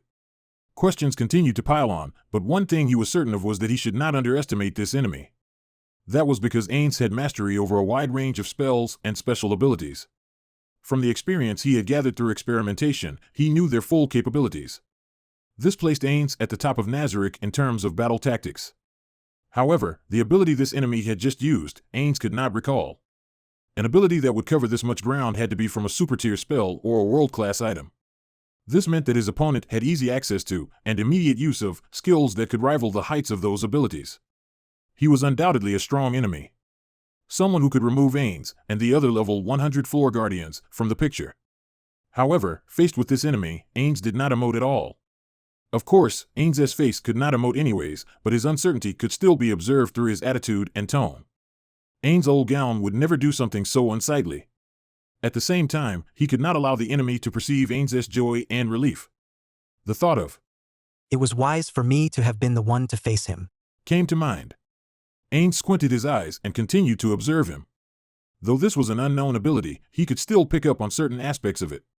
First, this was an ability that expended HP and quite a lot of it. Given that, this barrier could not be cosmetic only. If he could not figure out its exact effects, he would be in deep trouble. Ains had seen his opponent's immediate loss of HP when he had activated that ability through his Life Essence spell. Mana Essence picked up nothing in contrast, meaning that his foe was of a pure warrior build with no mana at all. If the mysterious enclosure was an inescapable prison, it would not be odd for his opponent, who had effectively imprisoned Ains in this dome, to relax a little. Ains began to calmly ask a question with that in mind. He used an uncharacteristically gentle tone given he had just been smacked with a hammer. I will pardon your prior ambush. I do believe that you already know my name, but do allow me to reintroduce myself. I am the Sorcerer King Ains Olgown. Now then, it is your turn. Could you tell me your name? After a few seconds of silence, he received a reply. Rikuaganea. Ains immediately began to analyze the information he had just gained. The likelihood that this barrier not only prevented his escape, but also prevented reinforcements from making their way in just increased drastically. The fact that he would risk exposing intel meant that he was trying to tell him, you can't escape, and also, your reinforcements won't make it in. In the documents compiled by Sebas and Demiurge, there were no mentions of the name Riku. Someone this strong would not have slipped through their information-gathering network. Even if he was Hermit, there were still things that could not be explained. In any case, someone this strong would have surely ended up in the kingdom's history books. For there to be no records of him at all was absurd. The most likely explanation was that he had been given an alias. But why would he give him an alias? If he was from the kingdom, he should have proudly declared his name and his intention to destroy the root of all evil that had started this war. Was it because he was someone who wished to remain anonymous of his own volition? Another possibility was that he was trying to draw Ains's aggression towards the real Rikuaganea, or perhaps the knowledge of his true name gave Ains power over him or something. Although it was essentially pure wilderness when those lands came under his rule, they had still gathered quite a bit of intel from the demi-human residents of that land. Of the intel they gained, one was about the connection some had between their true name and soul, and how one could become more susceptible to curses should their true name become known. However, after much investigation by Nazarick, they could not find conclusive proof of such a phenomenon. They had relegated this intel as plain folk legend. So was it possible that Riku was of a tribe that held similar beliefs? He had little to no intel. This was not the most ideal situation for him to make deductions here and there. As far as he could remember, there were only two powerful beings with connections to Platinum. One of which was not a humanoid, the other was. I have heard through the bard songs the heroic tale of the 13 heroes. Quite a few of their names have been lost, though I do recall one of them wearing an armor forged in platinum. If I remember correctly, his name was Rikuaganea. Will those bards not be elated to find out that their tales were true? Would they? I did not know that I was renowned enough for bards to sing of my name. His foe did not shrug, nor did he make any movements as he answered calmly. Was he truly one of the 13 heroes, or was he an imposter? There might be details that he was missing. Good grief. Ains thought. What was true and what was false, it was hard for him to tell. But, given how his opponent was confident enough in himself to face off against the Ains Olgown who could handily defeat an army of 200,000 with a single spell, the full extent of his capabilities must be explored in this battle. Riku, do you mind me addressing you by this name? Denied. An immediate answer, one filled with palatable disgust in tone. That was rude of me. Perhaps it was too familiar of an address. Shall I refer to you as Aganea then? Would you still mind? That is fine. Oh, well then, I have a proposal for you. Become my subordinate. How about it? The air around Riku froze a bit. He did not take a stance, nor did he move at all. Riku just stood there completely unfazed. Ains could not figure him out. If Riku viewed him as an inferior, it would make sense why he did not take a stance at all. After all, Cocytus was the same during his battle with the lizard men. So, was Riku looking down on him or not? He felt different compared to Cocytus back then. So, perhaps that already was the stance he intended to take for this battle. He might have planned to stand in one place and have his floating weapons do all of the work for him, which was why he had adopted such a battle stance. Looks like I've been rejected. How regretful. Could I implore you once more? I am currently trying to recruit powerful individuals into my services.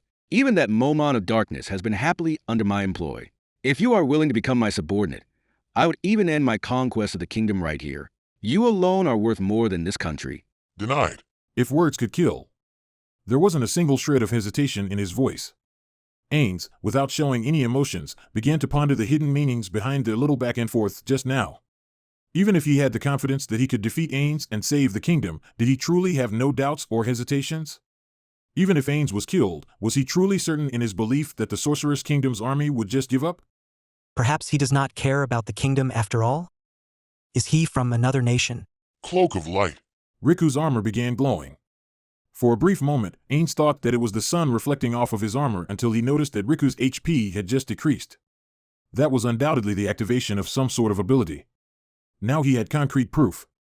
Riku's abilities were powered by his own health pool. However, because lost HP could just be recovered through restoration spells or potions, abilities that were powered by HP were usually weaker by comparison. All in all, the higher the ability's HP cost, the stronger it would be. The same logic should apply even in this world. Riku had activated his special ability, that meant their parley had broken down. Ains immediately cast his spell. Greater teleportation. Ains teleported all the way to the edge of the translucent dome. After his sight had adjusted, he found the translucent barrier blocking his way. Teleportation failed. He took a look around. It appeared as though Riku did not have the ability to follow him through his teleport. He was nowhere to be found. In front of Ains, not too far away, was his intended destination, the great underground tomb of Nazarick. He could at least confirm one thing of this barrier: it cut off teleportation completely. That said, since he was now in front of the barrier, that meant that teleportation to destinations within it was still possible. Only teleportation in and out of the dome was disabled.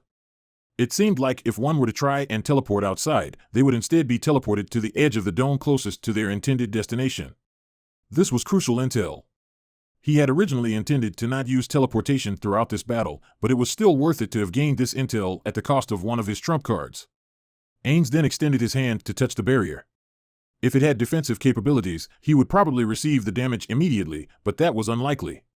He thought so because the interrupted teleportation did not do damage to him either. The bones in his finger made contact with the barrier. Contrary to its soft appearance, it was extremely hard. When he tried to exert force on it, never mind breaking, it did not phase at all. It was like a wall that separated worlds apart. Ains pulled out a common gold coin and tossed it. The coin hit the barrier and bounced off. Next, he cast a lightning spell at a pre-calculated angle. It cannot get through, Just as he became satisfied with the results of his experiments, the delayed teleportation spell activated once again. No doubt it was Riku. Ains cast Body of Effulgent Barrel and stood there, with his back towards Riku. After Riku showed up, he used some unknown object to slam into Ains's body at high speeds. Because it was bludgeoning damage, it was completely nullified by Body of Effulgent Barrel. But for whatever reason, his body was sent flying and pressed against the barrier. That was highly unusual. Normally when an attack's damage had been nullified, its secondary effects would not apply. However, Riku's attack did not follow this rule. So what did that mean? He had no idea as of yet. Ain slowly and regally turned around. The hammer returned to Riku's side. The four weapons that surrounded Riku were different from before, they were all glowing white.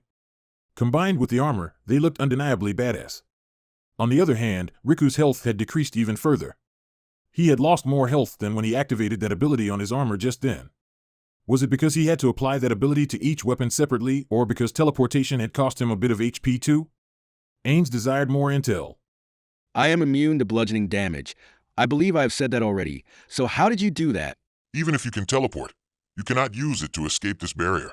Your fate is to perish here. Answer the question, dumbass. Ains thought, but did not say it out loud. After all, if he wanted his opponent to talk, he had to avoid pissing him off too much. I see.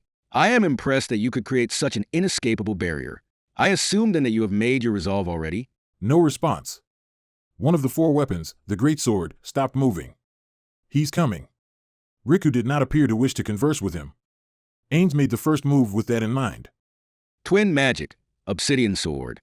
Ains summoned 2 obsidian swords and rushed at Riku. If his opponent was using floating weaponry, he would do the same. One of the swords was deflected by Riku's greatsword and the other's strike was dodged in an unnatural manner. Ains couldn't help but vocalize his thoughts. What was shocking wasn't the fact that Riku could dodge the attack, but rather how he had dodged it. Not even Cocytus would be able to pull off what Riku just did. Riku had performed a sideways somersault at head's height to dodge the attack. Although there were other oddities apart from what he had just done, Ains should not be focusing on those details right now. The questions laid in the fact that those movements were inhuman. Normally when a humanoid jumped, they would bend their knees and apply force on them. There should be reflexive movements before the actual jump. However, Riku skipped all of that, applied no force at all, yet still performed a sideways somersault in the same stance he had this entire time. While it was not impossible, especially with spells like Fly, not even Ains could pull it off. One's body would always reflexively move in a certain manner when performing such actions. Perhaps those who were adept at using Fly would be able to do those moves, but Ains still felt weirded out by those movements. The explanation for it was just on the tip of his tongue, but his brain could not express it properly. While Ains was getting increasingly annoyed, Riku counterattacked with his greatsword. Ains's 2 swords were deflected by the other weapons floating around Riku. The greatsword, as if it had a mind of its own, flew towards Ains, prompting him to think of his guild weapon. Ains cast defensive magic in response. Wall of skeleton. The greatsword clashed with the newly created wall. The wall of skeleton was destroyed in a single hit. Impressive. In place of where the wall of skeleton stood, the honed edge of the greatsword pointed towards Ains as it hovered. He had thought that it would return to Riku's side after that, but instead it flew towards Ains as if someone was wielding it. On the contrary, Riku was standing still in his original position, in his original pose. From his observation of that pose, what had been at the tip of Ains's tongue finally came out. Indeed, he was just like a puppet. Riku was moving around like a puppet whose strings were still intact. It was as though giant hands were behind him, one controlling the body and the other controlling the weapons. This isn't something like psychokinesis controlling the weapons but the armor too, unless the insides are empty, or was a living person within it too. Faced with the greatsword's cleave from top to bottom, Ains pulled out a blasting staff to intercept it. The amount of pressure exerted on him made him feel as though he was sinking into the ground. If he had weapon destruction skills, it would be worth his time to target this greatsword specifically, but Ains had not bothered to learn such skills. Even anti-material acid spells would take quite a bit of time to chew through this sword, so he was better off attacking Riku instead. That was Ains's favorite necromancy spell, yet it had no effect on Riku at all. Did he have immunity against necromancy? Or was it resistance against negative status effects? While Ains was still considering those things, the greatsword was swung at him at even greater speeds. Gah! He could neither tank nor dodge it in time, so his body took the full brunt of that attack. After receiving the blow, Ains backed off a little only to bump against the barrier behind him. This position was disadvantageous for him. Greater teleportation. Ains teleported upwards. Because they were summoned through non-conventional summoning magic, the 2 swords soon returned to Ains's sides. As he was right above his opponent, he would have been easy to spot. Ains did not teleport a long distance away, nor did he intend to buy time until Albedo arrived. This battle was what he had been craving. Just as a precaution, he cast Body of Effulgent Barrel again while observing Riku, who appeared to be a dot from his perspective. He began to ascend as soon as he spotted Ains. He did not try to attack Ains with his weapons, that was probably due to a range restriction. Ains responded by descending. The moment they passed by each other, he threw out the twin obsidian swords. The obsidian sword constructs could only be used as an offensive tool and could not be used to defend oneself. That was because the obsidian swords suffered from a mass loss of durability if used to receive an opponent's attack. If used defensively, the sword's durability would rapidly diminish until they shatter. Riku used the weapons around him to deflect the 2 swords that were soaring through the skies. Did he put his all into defense? Riku did not choose to counterattack. After brushing past Riku, Ains landed on the ground only to find the spear falling towards him at ludicrous speed. Ains leapt forward, barely dodging the attack. Because he had Fly activated already, he did not have any issues getting back on his feet. Ains stood up to distance himself away from that spot as Riku casually descended to the ground. His 3 weapons floated around him and the spears that had been implanted into the ground soon joined their ranks again. Ains also had his 2 obsidian swords float by his side. His movements made it all the less believable to Ains that a living being was in that armor. His knees did not bend at all when he landed. It was at this time when Riku, who had been standing with the same pose this entire time, suddenly took the greatsword into his own hands. This distance between them was closed in an instant. This was the fastest speed he had moved at yet. He was like a shooting star. Ains sent out the two obsidian swords to intercept Riku's attack, but they were deflected by Riku's katana, subsequently falling onto the ground. Call greater thunder. Multiple streaks of lightning converged on Riku, yet he did not slow down at all. It was not as though he hadn't taken damage. Ains could see his HP pool falling. It was more likely that he had suppressed all forms of pain. The greatsword was raised high above Ains's head as it was cleaved downwards.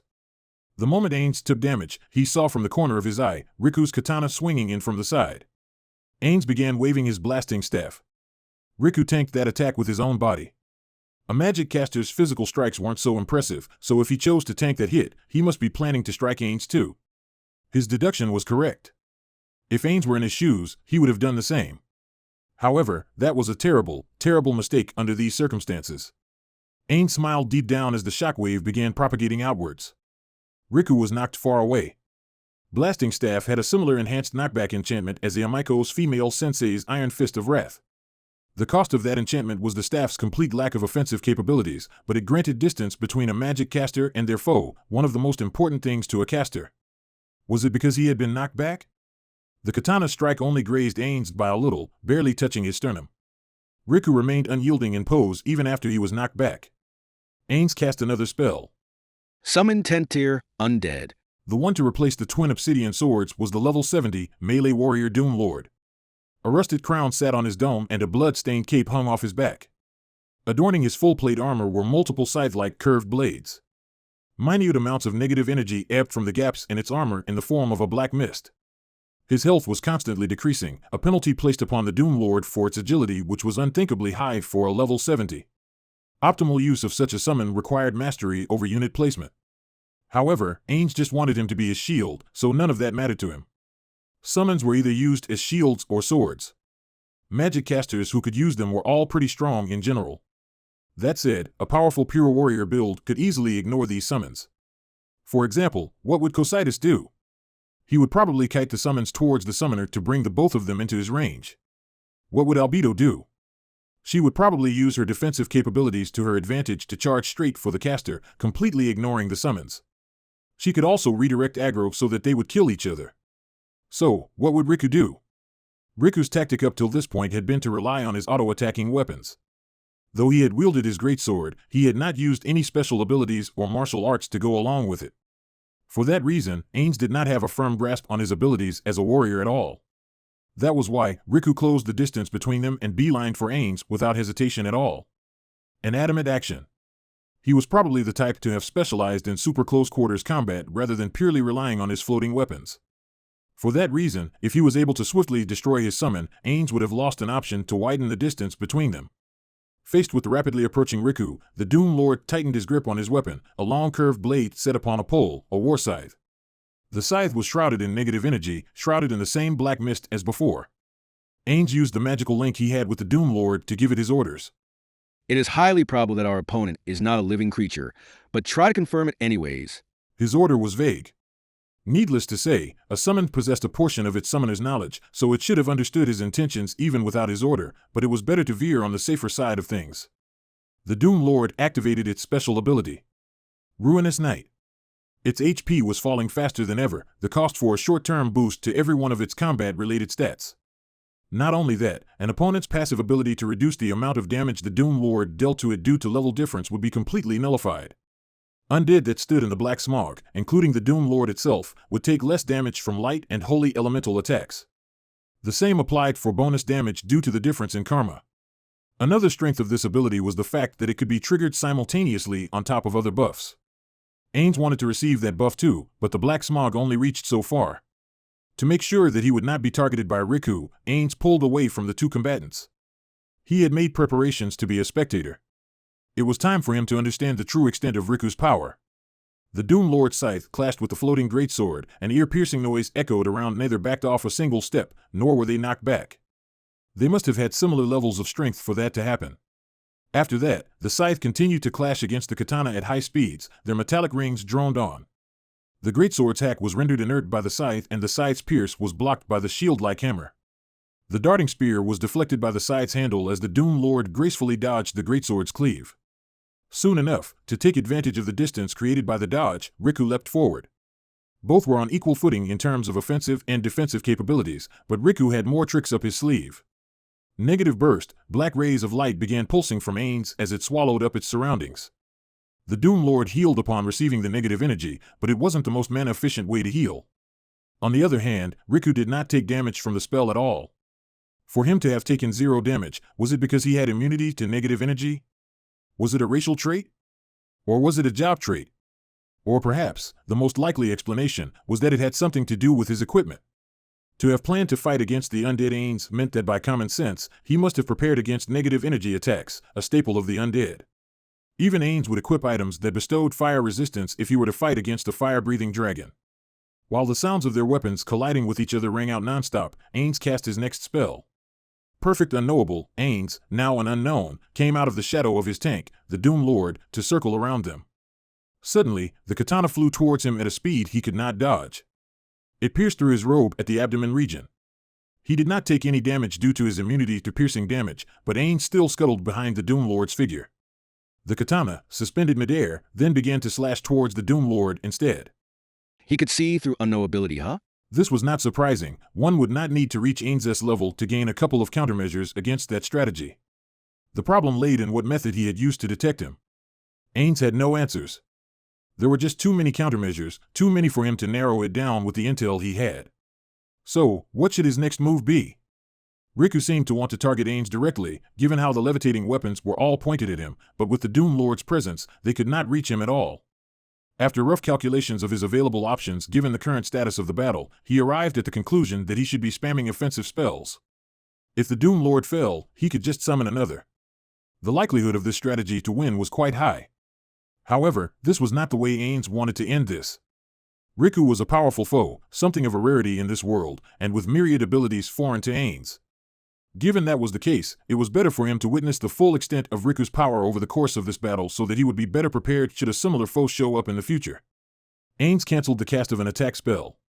While he knew that his priority right now should be on his own defense, he had a specific reason to not do so. It was dangerous, sure, but he had to resist the urge. Ainz observed the two's attacks and defenses.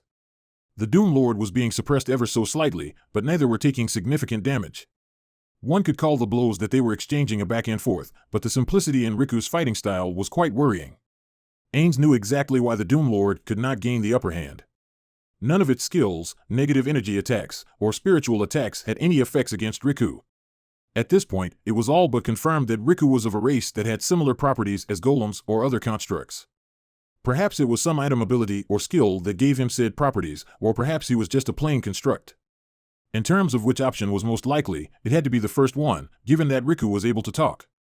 Half-golems or similar races had the same resistances as other constructs, so he might be of one of those races. Although, why would someone of those races be helping out the kingdom? What mattered the most in the moment were Riku's abilities and not his motivations. Why was he using such simple attacks? He appeared to have neither used skills nor martial arts the entire time. One of the supreme beings was a golem user. Riku's movements were nearly identical to the golems controlled by that person. Riku would be easy to deal with if he was a half-golem, but if he was a pure golem with speakers attached or made through secret techniques, things would be much more difficult. As far as Ainz knew, a golem's strength scaled with the value of metal used to construct them, the creator's abilities, and the data crystals added. High-tier golems were relatively costly to manufacture. If Riku was a golem, one constructed out of a metal as cheap as platinum, yet was this strong, there might be more than a few or even dozens of him laying around. He had to collect more intel. Ainz gave the Doom Lord an order.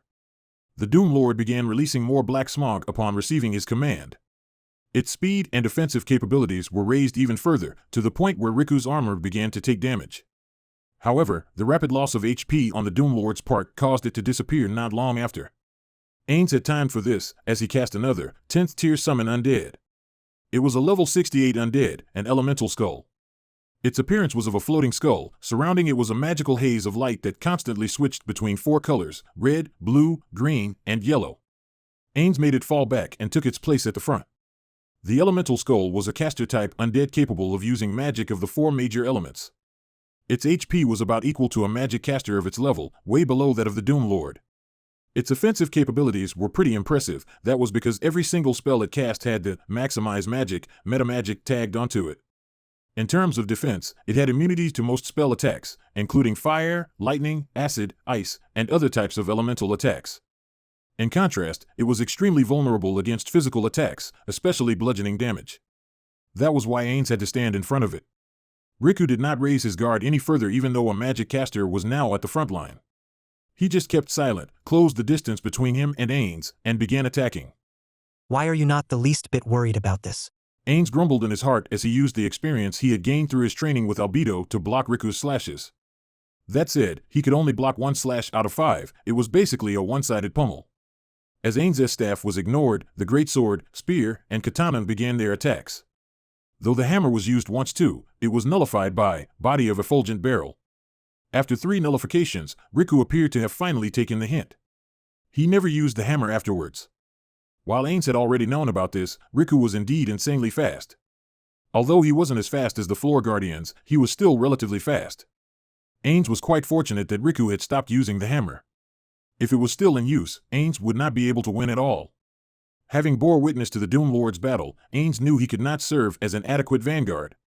Of course, Ains had the option of using Perfect Warrior, but the lack of equipment on his person would guarantee him a loss if he did so.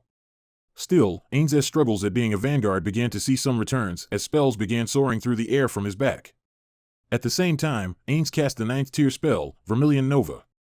The strongest single target, fire-based spell attack began to scorch Riku, yet his opponent showed no signs of slowing down as the greatsword cleaved towards Ains again. Even though his body was bathed in fire, his swordsmanship remained calm and steady. If he had made his resolve as a warrior, this would not be too surprising, but the complete lack of response from him was suspicious to say the least. The elemental skull cast a 9th tier spell, Polar Claw. A claw that emitted air as chilled as the poles clawed at Riku. This was a spell that Ains had not learned. It had no secondary effects, but dealt a lot of damage, the highest DPS of any ice-based spell in fact. Ains memorized the amount of damage Riku took from the 2 spells. This was while he was receiving a simultaneous strike from the spear and the katana. He cast another 9th tier spell, called Greater Thunder. The elemental skull, on the other hand, cast a 10th tier spell, Mist of Super Acid. This was also a spell that Ains had not learnt. That was the reason why he had summoned the elemental skull. Riku was instantly surrounded by a mist of strong acid, and so were his weapons. Mist of Super Acid not only damaged an opponent, but also their equipment and weapons, albeit only a small amount of damage to those. Surely the floating armaments around Riku counted as his equipment, right? Even the weapons around Riku were damaged, yet Ains, who was well within the AoE, was unscathed. This was because of a special condition applied to the spell. Riku's HP loss from the acid was notable. Of the 4 elements, he took the most amount of damage from acid. That said, the actual percentage of HP loss was still low. Through the analysis of every bit of intel he had, Riku must have had defense-focused job classes. He was probably around level 90. In any case, the best strategy is to use acid attack. It hurts so much. Nuisance. His anger flared up as his thoughts were interrupted, but then a miracle occurred. He managed to perfectly bat the katana flying towards him away with his staff, causing Ains's non-existent eyes to widen. The spear was blown away as if the knockback effect had activated. Why? This staff's knockback effect had all kinds of activation conditions placed upon it. First of all, blocking a warrior's strike with the staff would not trigger the effect. The effect would not trigger at all if the staff was not used defensively. If an opponent blocked the attacker's blow with a sword or shield, its effect would not trigger. It would only trigger if one were to land a blow on their opponent's body with it. A sword or shield would obviously not count as an opponent's body. That was why the effect would still trigger if one were to strike an opponent's gauntlet. So what happened to Riku's katana? Given the conditions mentioned, that meant that the floating weapons counted as a part of the wielder's body. But that wouldn't make sense. Sebas had brought back weapons from the capital in the past. Floating weapons used by a dancer. The weapons were analyzed in detail when they were sent to the treasury and judged to be simple floating weaponry that obeyed commands to attack in a semi-autonomous way. It should only count as equipment, which meant that if this staff were to strike the dancer's weapon, the knockback effect should not trigger. If the knockback were to be applied on equipment, only weapons like female sensei's Iron Fist of Wrath would be able to pull it off. That was a weapon that had the sole purpose of creating shockwaves when the wielder punched the air. As a weapon that applied knockback to everything, it could also apply knockback on equipment. But this staff was nowhere near as powerful as that weapon, so why was it able to do such a thing? From these series of tautologies, he deduced the answer: Riku's weapons counted as a part of his body. I see. By the way, Murray. Ains had two hypotheses around the mechanics behind this. First was that Riku's weapons were creatures like Entoma's blade bugs. If he was like that sword Saint Golem, it would make sense why the knockback effect was triggered.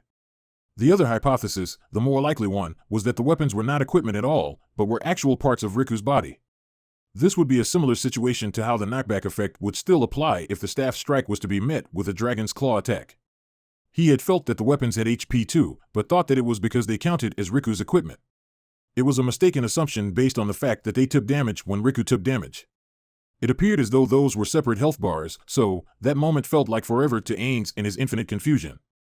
What if he used those methods, but would that be the correct decision? No, wrong, that would be a mistake. Ains felt the elemental skull cast the 10th tier divine spell, 7 Trumpeter, and immediately cancelled the cast. He had to reaffirm his role in all of this. Ains silently cast a message as Riku retreated as if he was chasing after the knockback katana. The katana then returned to its original position. So if the weapons were to be separated from Riku by a certain distance, they could no longer move? Or was his opponent trying to make him think that? Or was he just shocked that it was knocked back? We more or less understand each other's powers.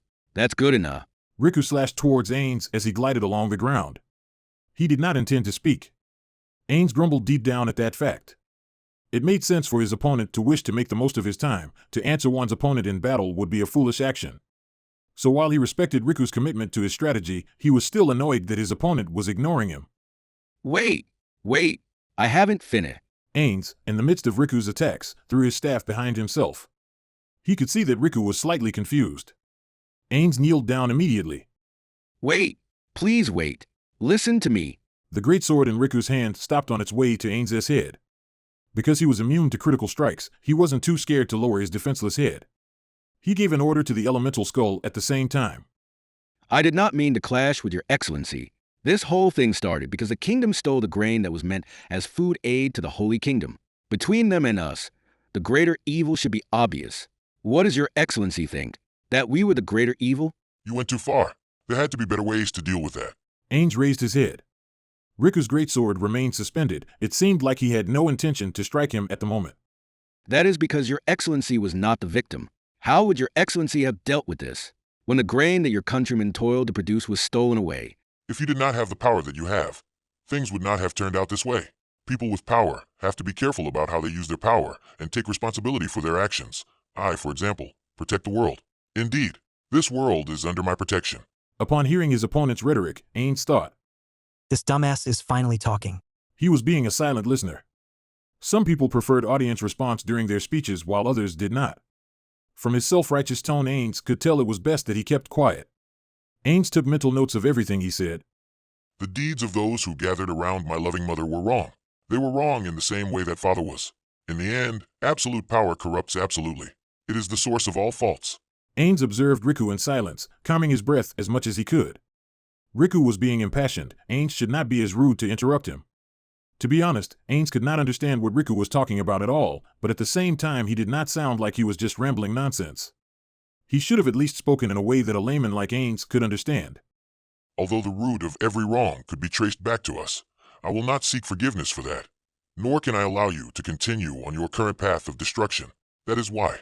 Perish! Whoosh! The greatsword swung down. Perhaps he felt guilty for executing the defenseless Ains. The sword was swung at a much slower speed than before. Hold up. Please reveal some more intel while you're in a good mood. Ains almost said out loud. His opponent did not intend to speak anymore, so there was no need to keep up the act. The battle continued. The elemental skull, which he had commanded to be on standby, rushed into the greatsword's trajectory and took the hit. This was an effective use of a summon, because the elemental skull was no longer of use to him. That was why this was the right choice. If, say, this was against Shaltir's Spewed Lance, he would not have done that. However, since Riku's weapon did not have lifesteal abilities, he could freely use summons as sacrifices. Hi, so this was all your fault. Are you not in the wrong then? Ains let out a pitiful cry. Who was them? What did they do wrong? Ains could not understand it all, but if he phrased his response this way, perhaps Riku would expose some more intel. It was worth a try. Perhaps he really was feeling guilty, his movements were much tardier than before. Ains capitalized on this opportunity to roll backwards. The elemental skull rushed in between them. Block him. The elemental skull cast its spell while Ains yelled. Riku ignored the skull and charged for Ains. The elemental skull attempted to stop him, but due to its size and a lack of skills to do so, it failed. Wall of skeleton. Ains cast his spell to erect a wall to keep both Riku and the elemental skull on the other side. How pathetic. Sorcerer King. Riku bellowed with anger. Perhaps his fury was because Ains had left his summon on the other side of the wall so he could escape, but it did not matter to Ains. If a magic caster was not behind someone but stood alone, it would be no different from suicide. It would be worse then. He could have easily flown over the wall, but Ains felt that Riku was attacking both the elemental skull and the wall. Compared to the elemental skull, the wall of skeleton wasn't too durable. It crumbled immediately at Riku's strike. The elemental skull had cast multiple, vermilion novas, to reduce Riku's HP, but to defeat him would be a tall order. It could be because of his job classes, but his magic resistance was abnormally high. Given that was the case, Ains cast a spell on Riku.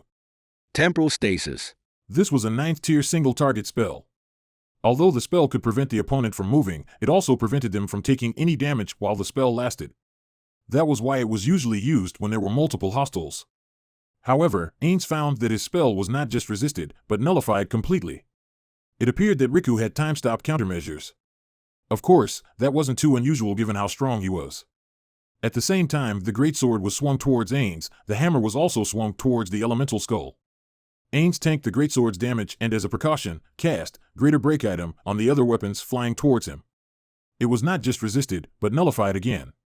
So it was true that the weapons counted as Riku's body. As the elemental skull took a massive amount of damage, Riku looked into the air in panic. A figure was rapidly descending. It was Albedo. Huh. Ains heard Riku let out a sound that couldn't even be defined as a sound. He was absolutely stunned. As Riku shook, Albedo approached him, her speed was on par with one of Aura's arrows. And then... You bastard! Ah! While that terrifying roar was heard, the halberd named 3F was swung down with the intention to split Riku's head open. Riku raised his greatsword and spear in a cross to block her attack. The impact created by 3F was sizable, as both of Riku's feet were sunk into the ground. In the next moment, Riku was blown away to the side. Albedo had stomped her foot onto Riku's chest. The armor let out a pitiful clang. You insect! How dare you disrespect Ain-sama! Unforgivable! Albedo's declaration caused the air around them to quake. She began attacking afterwards. The distance between the two was closed in an instant as Riku received an attack with enough force to send him into orbit. The sound of metal clashing together rang out at an ear-piercing volume. Riku used two of the floating weapons to block this attack. He flew backwards with all of his strength. Not with a jump, he flew back without his feet touching the ground. Albedo, stop. That is enough. Ains halted Albedo, who was about to follow up on her attack. That was enough, he should not allow Albedo to fight any longer. Understood. While her glance told him that she was unhappy, Albedo still stopped moving. It was probably correct to assume that he no longer wished to fight. Riku began ascending to pull some distance between them. Albedo stood silently by Ains's side, using her own body as a shield against Riku. She was probably on alert for long-range attacks by the enemy. Aganea Donna, I will say it again. Become my subordinate. How about it? I will give you everything you have ever wanted for. His proposal received no reply, yet Ains continued on. How unfortunate. Still, the Sorcerer's Kingdom's doors are always open to you. You may come to visit any time you want.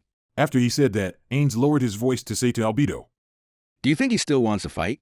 No, I do not think he wants to anymore. But, if he is not retreating, it might be best for us to defeat him right here. If we'd both attacked at the same time, it should not be too difficult, right? While he should not have heard their conversation, Riku disappeared nonetheless. The barrier he had erected also melted away. Ains was not sure if he had teleported before taking down the barrier or vice versa, nor could he tell where he ran off to. Although there were still things that had to be investigated, Ains felt as though they had successfully completed their mission. Good grief, that takes care of that. Good work. I am not worthy of such praise. There still might be people surveilling us. It is best for us to return to Nazareth first. Let us do that then. After recalling the elemental skull, Ains cast Greater Teleportation to retreat with Albedo. The armored man who went by the name of Riku Aganea used World Teleportation to get to their predetermined meeting spot. He showed up in front of his collaborator, who had already been waiting for him there. Sorry I'm late. Nah, don't sweat it. I just arrived too. The respondent was none other than the leader of the Adamantite-ranked adventurer group Red Drop, Azuth. Because he was wearing his familiar powered suit, Riku had to look upwards when speaking to him. He wasn't being honest, however. Azuth had been waiting there for 5 minutes already. And as to the reason why Riku knew this, he had been observing this place from afar for a while now. The reason for which should be obvious: he was worried that Azuth was serving as bait. If the Sorcerer King's subordinates were indeed surveilling Azuth, Riku would abandon him immediately to return to his own country. That was why before he had even started checking if they were being watched, he had been keeping an eye out for his surroundings. That said, therein laid a different kind of danger, one that would require conversing with Azuth to confirm. Which was why Riku had appeared before Azuth. Sorry, Tsa. She got away. I think she was headed towards where you were. Did you finish the Sorcerer King off? Unfortunately, no. Even though you lent me your power, I truly am sorry. The one who had called himself Riku Aganea in front of the Sorcerer King, saying Dorcas Vision, lowered his head. Perhaps the other Dragon Lords would say that this was beneath the dignity expected of a long-lived Dragon Lord, one who stood at the top of the world, but Tsa did not care much for that. If him bowing allowed him to curry favor with another party, he would bow any number of times. There's no need to apologize. It was my fault that woman was not delayed for longer. You couldn't defeat him because you didn't have enough time, right? Tsa thought long and hard about what kind of response would paint him in the best light and ended up just gently saying to Azuth. Not at all. No, Azuth. While it was unfortunate that the Prime Minister of the Sorceress Kingdom, Albedo, wasn't someone that you could handle, you were still able to hold her up for such a long time. That was honestly a great help. I couldn't vanquish the Sorcerer King simply because he was much stronger than I had anticipated. In truth, that was indeed the case. During their previous meetings, Azuth had been assigned the mission to draw Albedo away from the barrier. If he was being honest, he thought that it wouldn't be too surprising if Azuth was slain by Albedo, but had he said this out loud, it was easy for him to imagine that Azuth would no longer offer his help. For that reason, he had not explained the full details of the plan to him. Given the above, it was truly impressive how Azuth managed to survive a scuffle with Albedo. To Tsa, his most important duty was to stay vigilant of players who held malicious intent towards this world, which was why he did not want to just blindly expend his strength. Still, he had a question in mind, or rather something he couldn't figure out. That was, of course, why Azuth had survived. The powered suit he wore could indeed raise the wearer's offensive and defensive capabilities while also providing the user with a variety of abilities. It did not, however, raise the wearer's HP or MP at all. It was like a sturdy chitin exoskeleton covering an insect's soft innards. While his combat interactions with Albedo were short, he still understood one thing: she was much stronger than the Sorcerer King.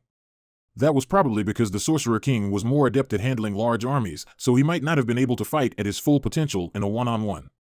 In any case, Azuth was definitely not strong enough to survive a fight with Albedo with any ease. So, how exactly did Azuth survive? That demon Albedo. Is there any way we could take her out? No, it's near impossible. I had to use the full arsenal of the suit and created as much distance between us as possible to barely even hang on to dear life. So that was how it was. Indeed, Albedo did not use any ranged attacks, nor did she appear to have any ranged weapons. Everything made sense then. His previous speculations seemed a bit malicious in hindsight. Tsa felt ashamed for his own thoughts. He had suspected that Azuth had made a deal with Albedo, or perhaps with the Sorcerer King himself, to betray him. With that said, all was fair play in terms of hypotheticals. At the end of the day, Azuth was just a collaborator and not a companion. Moreover, he had no concrete evidence to support the notion that Azuth had not betrayed him. Ah, right. I told the Sorcerer King that my name was Riku Aganea. Do keep a note of that, if the Sorcerer King were to ask. Tell him that it was a fake name. Riku Aganea? Does that name signify anything? None at all. Just a random name I came up with. But if someone in the world did have that name, it would probably cause them a lot of trouble. That was only a half-truth. Indeed, he had not heard of Aganea being used as a surname before, but the name Riku was a real one. It would rouse the Sorcerer King's anger towards them, which wouldn't be a minor issue. Indeed. Don't forget about the anger of the Prime Minister of the Sorceress Kingdom, Albedo too. The two laughed softly. Of course, if someone named Riku Aganea really existed in this world, this wouldn't be something to scoff at, for that guy at least. Tsa laughed as he recalled. The demon named Albedo. The Sorcerer King was not able to break through the barrier, so he wasn't that much of a threat. That demon, however, was able to pass through the wild magic spell, World Isolating Barrier. This mid-tier wild magic spell could create a space that was separate from reality. It prevented entry through all conventional means as well as any attempts to teleport out of it. To be able to enter the barrier meant that Albedo was either a wild magic user or possessed a world item. While he had not confirmed if that demon was a player or NPC, from the master-servant relation between the two, it was most likely the latter.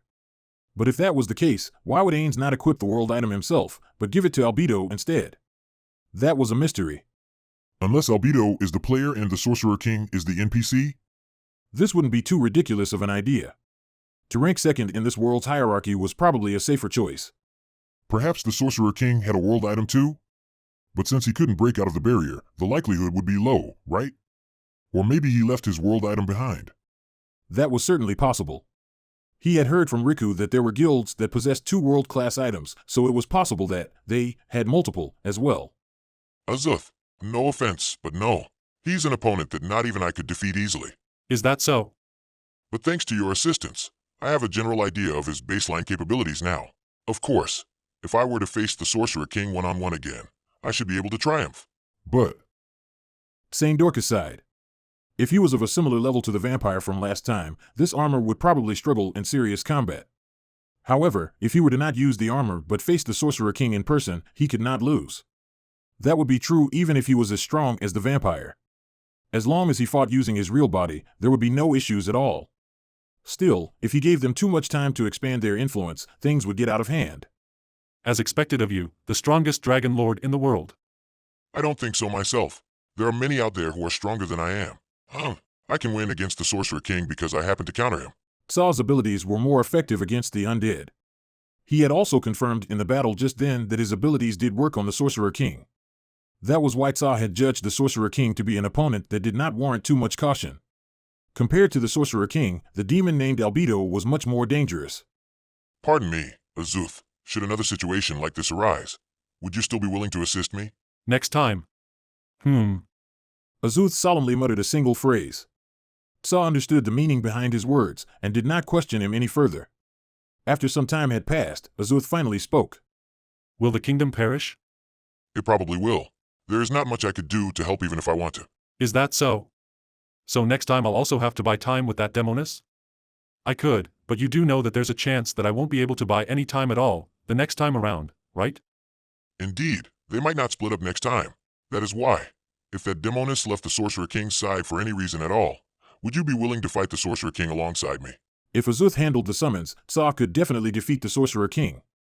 He had not been assaulted by the Sorcerer King's subordinates during their little conversation here. There was nothing left for him to do here. Saw shifted his gaze towards the capital far, far away. Saw had already witnessed the fall of many nations. This one will soon be facing its own destruction. Saw felt somewhat lonesome, but compared to that, he was more anxious of the fact that these lands will soon fall under the Sorceress Kingdom's rule. Although he had not received any grace from this kingdom, he will still miss it dearly. While he had already notified his companions, perhaps there was also a need to call upon the other Dragon Lords too.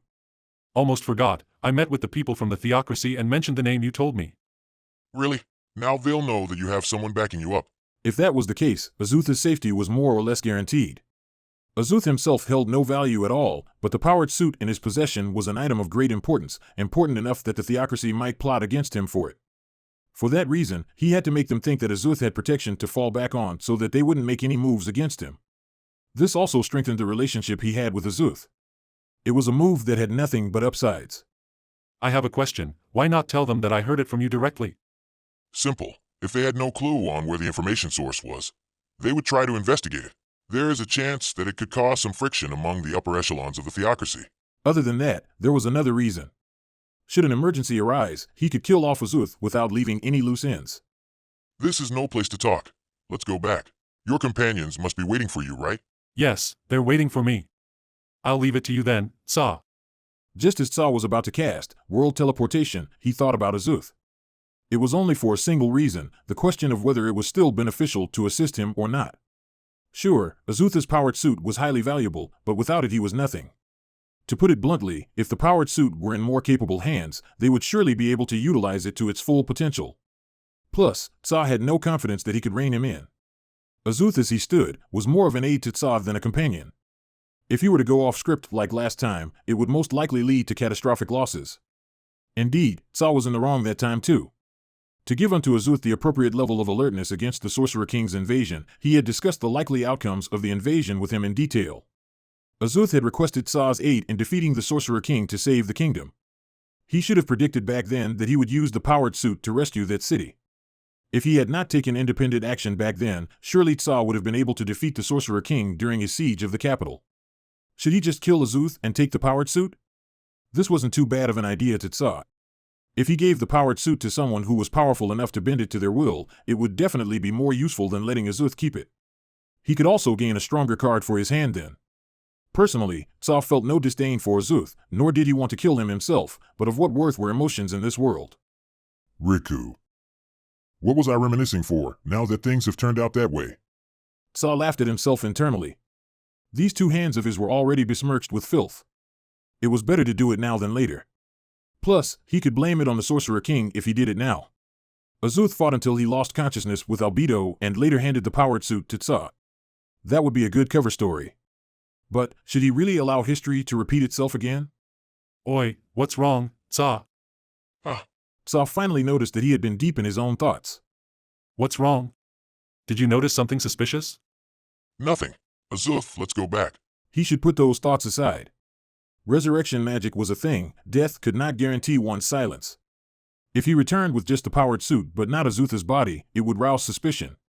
If one were to act purely on utilitarian principles, it would lead to negative consequences more often than not.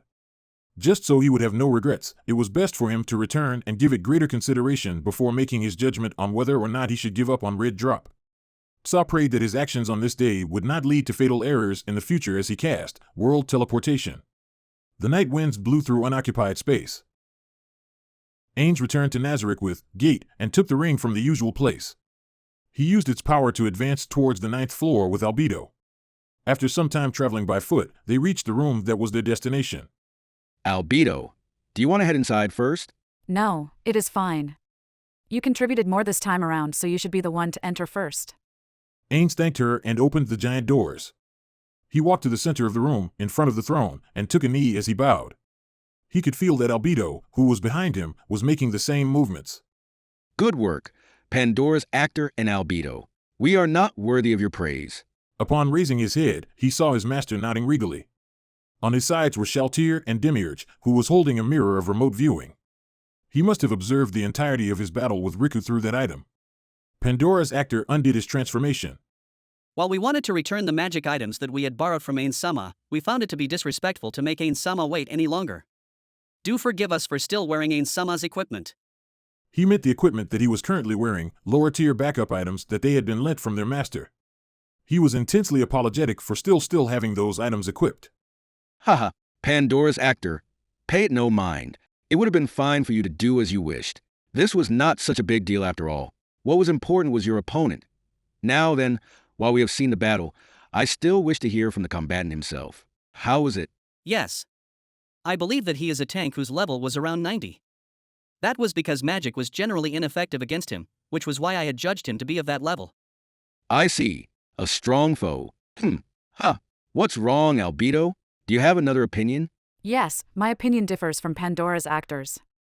I do not believe him to be that strong. Of course, I only landed 2 strikes on him, so I could not make as accurate of a judgment, but he felt like a tank of around level 80 or so. Given that they were sure that he was a tank, then Albedo's opinion as a tank should be much more accurate than his own. I see. Although I was of the opinion that Pandora's actor, who was locked in combat with him for longer, would be able to make the more accurate judgment. Shaltir, who had been observing the battle alongside me, had estimated a similar range to Albedo's, around level 85 or so. Given that, it appears that there's a need to call Cocytus and Sebus over. While Shaltir's combat prowess was high, her build was not focused on pure physical damage output. It was unfortunate that Sebus was on standby in Irantal and Cocytus was overseeing the siege of the capital, so they could not be summoned over at the current moment. If the two... No! If we combined all 3 of your estimates. So, are the 3 of you in agreement that the opponent was a tank that specialized in magic resistance? The 3 fell into deep contemplation. Shaltir, why do you seem troubled? If something is wrong, do speak your mind. I may have just gotten the wrong impression, Arinsu. That is fine too. After all, this entire operation was to expose this foe's abilities, and thus have been meticulously planned from the outset. As long as we could gain some sort of insight on our opponent, do feel free to speak your mind. If that is the case. Ain Sama, because I can also summon Doom Lords, perhaps Ain Sama had already noticed Urinsu. It felt like its combat abilities were weakened significantly. Was it because Pandora's actor was the summoner Urinsu? That would not be the case. While Pandora's actor's transformations are weaker than the original, his summons would not be any weaker. In addition, he had been instructed to not use any special abilities of mine to strengthen the summons. In any case, shall we both summon Doom Lords for you all to observe after this? Perhaps you could figure out what had been bothering you. Understood. Now then, Pandora's actor, you spoke with him, correct? What did you talk about? What attitude did he adopt? And what emotions could you feel from him? Do tell us in detail. After all, this mirror cannot transmit sound. Understood. Pandora's actor began reenacting his conversations with Riku. Their conversations weren't long, so it was pretty easy to act out. He even injected some of his own interpretations mid-dialogue, the emotions he felt through Riku's tone and the respective explanations. Midway through, Pandora's actor sensed from behind him an unpleasant aura emitted by Albedo. She spoke with an annoyed tone. Even if you wanted our opponent to lower his guard, to kneel as the Sorcerer King, and by extension as the absolute overlord of the great underground tomb of Nazarick Ain Sama, is just out of line. Indeed, he had felt that he had gone overboard. If his master was there instead, he would have never done that. I have to pay for my transgression. He thought as he raised his head to see that his master was nodding along in a gratified manner. He must be agreeing with Albedo's opinion. But just as Pandora's actor was about to lower his head, his master's voice reached his ears. No, that was executed beautifully. While he sounded somewhat sarcastic, his master did appear to be in a good mood. Pandora's actor could not tell which side he was on and thus missed his opportunity to bow. That kneel was great. If merely kneeling could cause an opponent to falter, I would kneel any number of times. We lost nothing through that kneel, yet it made the opponent think that we were nothing to be on guard for. Ha ha! He should not have noticed that he had been duped yet. How awe-inspiring. Though he already had an idea of the extent of his creator's drive for victory, chills were still sent down Pandora's actor's back. Even against an opponent that could be easily defeated should he be serious, he would still not deign himself too mighty to do such a thing in order to invoke a false sense of security in them. Could any king, nay, could any overlord really care not for their own reputation to scheme at this level? Could any being who was only served upon, but had never served, resolutely kneel in front of their enemy? No such being existed, other than his master, the one seated in front of him. They must have had the same thought. The other guardians in the chamber had expressions that told of the awe invoked within them. Among them, Demiurge was the one to ask. Would it not rouse more suspicion in our opponent if one as great as Ain Sama knelt down in those circumstances? He must have judged that Ain Sama was someone who was capable of deducing the best move for every situation. No. Surely no one's thought process would lead them to that conclusion normally, correct? He's not so impressive after all. Or, so that's what you were really like, was probably what was going through his mind, correct? If the situation were flipped, if I were in his shoes, I would probably be as careless as he was, right? No, I would probably kill him right away. What would you do, Albedo? If they were just a regular civilian, I would kill them immediately, but if they were a king, I might capture them for intel. Would I get careless? Maybe. Is that so? Shouter, what about you? I would mull it over Urinsu. Perhaps it would not have an effect at all. It would be best if kneeling was not necessary. It would not be the best situation if you could not dodge the enemy's attacks. Now then, let's change the topic. About that barrier. Pandora's actor could not figure out what that barrier was at all. He had thought that it blocked physical and magical access in and out of it, but Albedo could enter unhindered. So, was the mystery solved? The two of you might have figured it out already, but I do believe that it was because of world items. Pandora's actor. From what you have said, you were not too sure, were you? Pandora's actor's eyes widened. Indeed, if that was the case, everything made sense. Albedo had a world-class item on her person back then, and he did not. But how did Ain Sama figure it out? A logical line of questioning. I was using the mirror to observe Pandora's actor and Riku's battle. Even after that barrier was erected, the mirror was not affected at all. At first I thought that it was just something cosmetic to scare us. Ain's gaze fell on Pandora's actor. But it did have effects. I switched my train of thought and began investigating the differences between us. More accurately, the differences between me, the user of the mirror, and Pandora's actor. Ains touched the world-class item in his abdomen. After I took this off, I could no longer see anything through the mirror. Equipping it allowed me to see the scene again. It is highly likely that Riku has an ability that is similar to Aura's world item. Please wait, Ain-sama. Riku did mutter the phrase, world isolating barrier, and it did expend his HP. So was it not a special skill that only higher level beings like Ain-sama could obtain? Like Ain-sama's trump card? It would be impossible to accomplish what he did through the same system our powers came from. Rather, is it not more likely that he used that term as a bluff? The expenditure of HP could be an activation condition for a world item.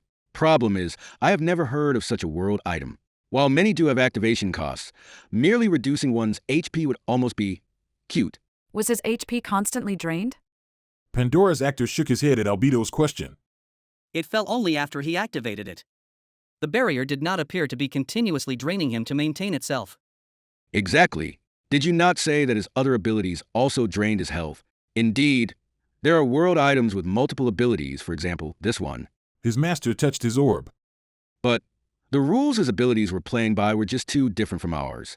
The abilities he used were probably weapon enhancement, armor enhancement, teleportation, and barrier.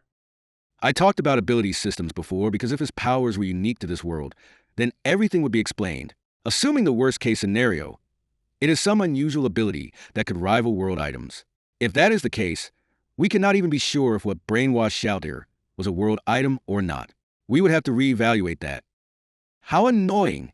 Ain-sama. As it stands, we do not have enough information. Exactly, Demiurge. Perhaps there is a need to lose to Riku again. The two guardians next to the throne had displeased expressions on their faces. It was easy to imagine that the albedo behind him must have been the same even if it was intentional. Nobody present would feel happy that their master was to lose. Wipe those expressions off of your faces. I am not losing because I desire to lose, but because it is a necessity to understand our opponent's deck. That is how we guarantee victory. It cannot be helped. If this was a simple training exercise, losing would not mean death, neither would we have to put up such an act. However, this is actual combat. Everybody, including Pandora's actor, were quietly listening to their master's every word. We have already confirmed that you all and the inhabitants of this world could be resurrected. But what about me? While we do not have solid proof of this, the 6 great gods and 8 greed kings of yore were probably being similar to what I am. Their legends concluded with their deaths, so it's likely that they could not be resurrected.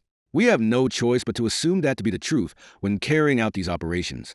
To put it simply, in order to avoid my death, the worst form of defeat, we have no option but to accept other forms of defeat.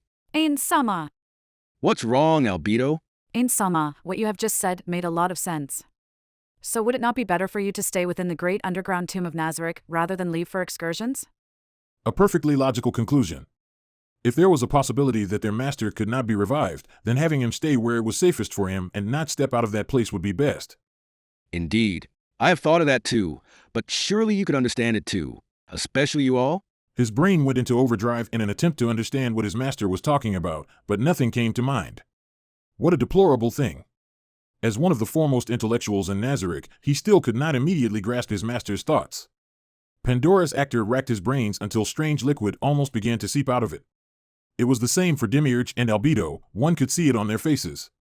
Shouter, on the other hand, looked like she wasn't thinking at all. Don't think about the others. Pandora's actor forced his attention away from them. Silence fell upon the group for quite a while, only to be broken by their master's disappointed sigh. Pandora's actor felt unbearable shame, and so did Demiurge. While he could not see Albedo, who was behind him, she was surely the same. What's wrong? Raise your heads.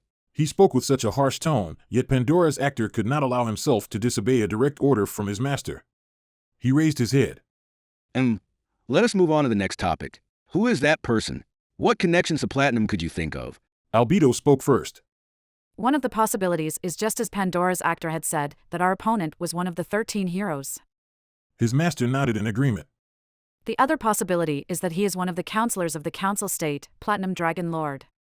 Those are the only beings I could think of with a connection to Platinum. Given that, let me ask a question. Was he trying to fool us into believing that he was the Platinum Dragon Lord, or one of the 13 heroes, so that we would go against them or not? The answer might also lie in between those two extremes. So, what do you believe is the correct answer? I am terribly sorry, Ain-sama. As we do not have enough information to work off of, it is difficult to conclusively judge which is the correct answer. Demiurge answered so. Pandora's actor concurred, but since his master had asked, "What do you believe was the correct answer?" the correct response should have been one of the options. That was probably why he had prefaced his answer with an apology. Are there any other opinions? There appears to be none. I, too, agree with Demiurge's opinion that we do not have enough intel.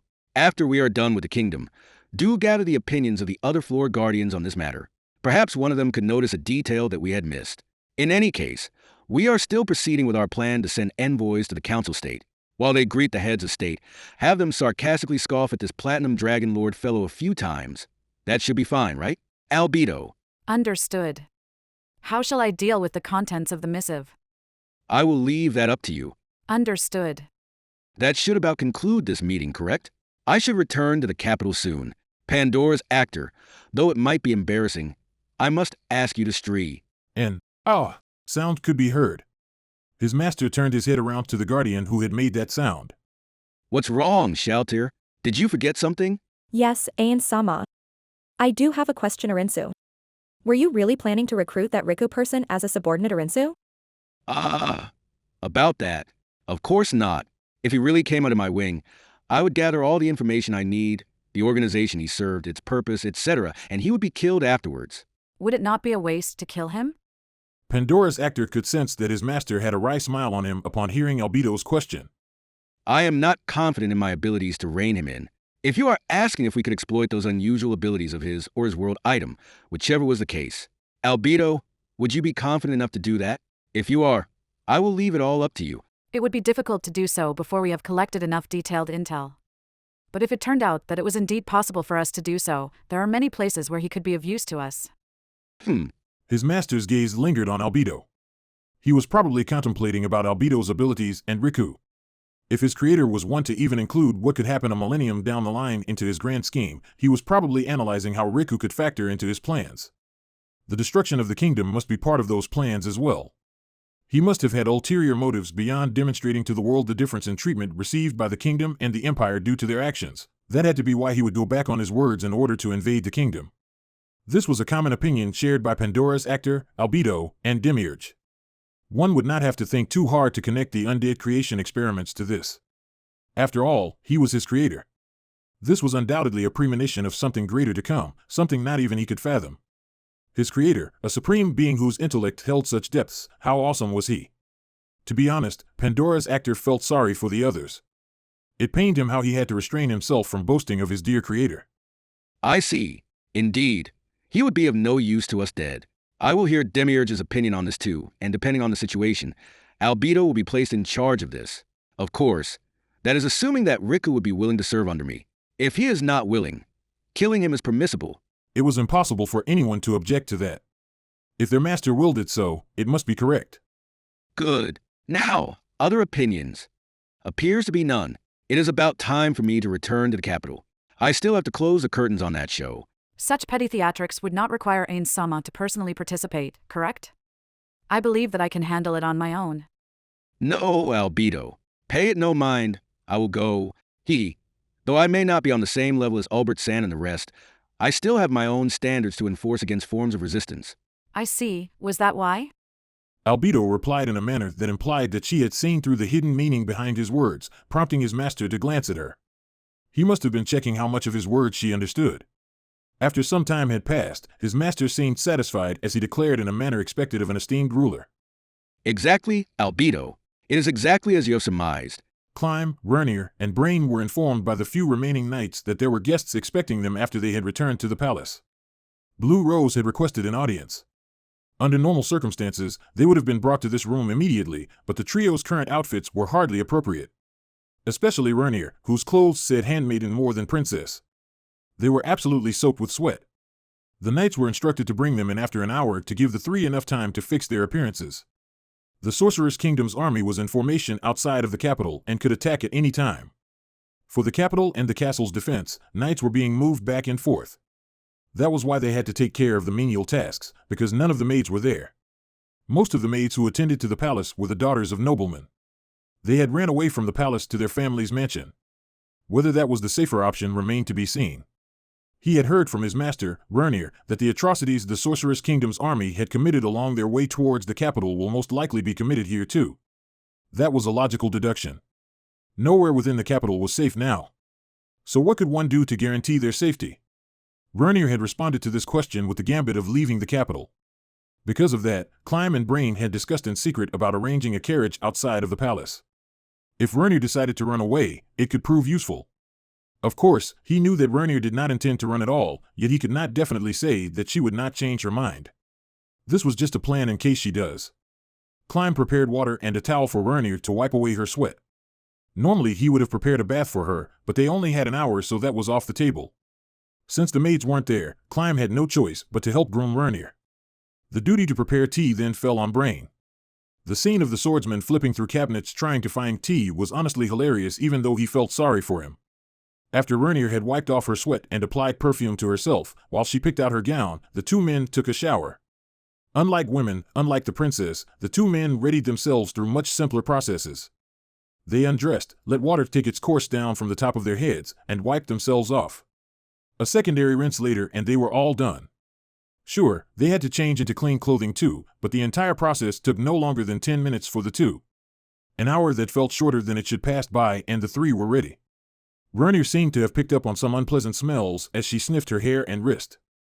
Climb could not smell the scent of sweat, but he could faintly smell the scent of the oil and smoke that had been infused into her hair when she cooked. It should not have been as noticeable after it mixed with the scent of her perfume. The knights not only led Locuse in. The entirety of Blue Rose was present. Locuse was the only one in a gown, the rest of them were in combat gear. It looked like they were the bodyguards of a noblewoman. Climb was a little shocked. Indeed, Locuse did not come over by herself normally, but it was rare to see all of them together. This might have been the first time they came all together. You have taken time out of what little you had, yet I still made you wait. I am terribly sorry for that. No, it is fine. I did not inform you of my arrival earlier, so this was an impromptu visit. I should be the one to thank you for taking the time to meet us. There is no need for tea. We do not have that much time after all. Just as Vernier was about to steep the tea that Brain had procured, Locuse stopped her. Oi, Locuse. I feel like we should have enough time to drink a cup of tea, right? The one who spoke was Evil Eye. The rest of Blue Rose nodded along in agreement, causing a shocked expression to surface on Locuse's face. Everybody wants to drink tea? Evil Eye sighed heavily on purpose. The princess has been so gracious to welcome guests who had barged in without warning with tea. Would our leader be so cruel as to refuse her offer? What an indifferent fellow. Oi, Musclehead. She received no response from Gagaron. Although the gazes of everybody in the room were fixed on Gagaron, she pretended that she had heard and seen nothing at all. Oi, you there with the coy expression, woman who'd sink straight to the bottom if she fell into the sea. She was indeed being completely ignored. Evil Eye sighed loudly in response to her behavior. Oi, Gagaron. Oh, what? What do you need me for? What's going on, Evil Eye? You want to drink something too, right? Yes. I feel like gulping down a large amount of liquid. I could probably drink 10 liters if I had to. What even? Do you know how much time you've wasted just to hear me say that? Whatever. Regardless of how much there is, boss, can we get some too? Of course it's fine. Are you drinking too, Evil Eye? Locuse's eyes widened as she spoke. Indeed, if Evil Eye were to drink too, Climb would be as surprised as she was.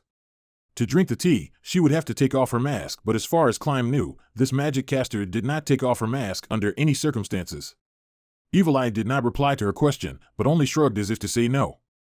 Well then, we shall steep the tea while the boss and princess talk. I guarantee the tea will be richer than you could dream of.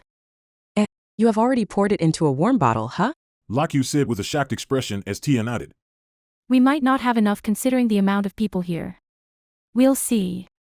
Tia began pouring the tea, but her movements were so unrefined that most of the tea split onto the saucer. This country's tea culture did not dictate that tea should be drunk from the saucer, which was why Locuse was furrowing her brows. Just as she had said, the warm bottle did not hold nearly enough liquid for the 8 occupants of this room. No need for me, right? Same here. Climb refused a cup after Brain did so too. That did not mean that they had enough tea for the rest of them. Even when those two were factored out, the amount of tea they had was still inadequate for 6 people. We rarely get to drink this. You guys are seriously being ungrateful. Could you really consider the offering of tea to be an act of good grace? Something just didn't sit right with that definition. After pouring 5 servings of tea, Tia swung the warm bottle around as if to emphasize the fact that it was empty. Ah, it's empty. What a shame. We don't have nearly enough, especially with this 10-liter drinking gal around. Tia flashed a glance at Tina.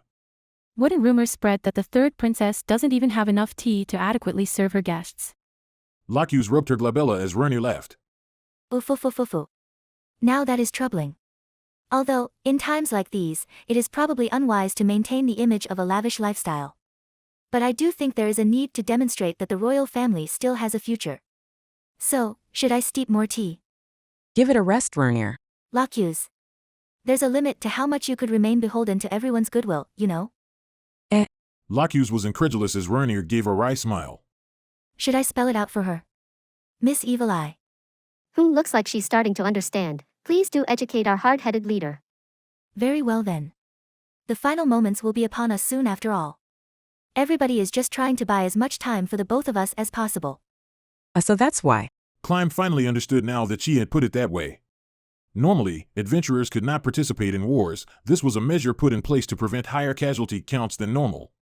However, since the enemy this time around was the undead and had committed massacres on a massive scale, the Adventurers Guild of the Kingdom had accepted the royal request to classify this war as an acceptable quest. Just as the case was during Jaldabaoth's demonic disturbance, the guild had approved the mobilization of its members. The exact details of how they would operate was entirely left up to the adventurers' discretion.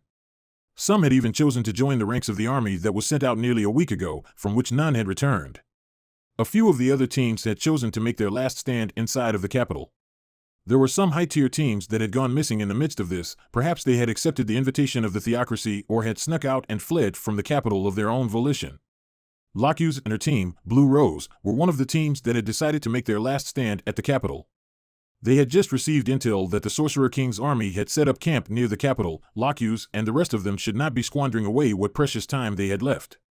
Yet still, Locuse consciously found time to meet with her friend, Vernier.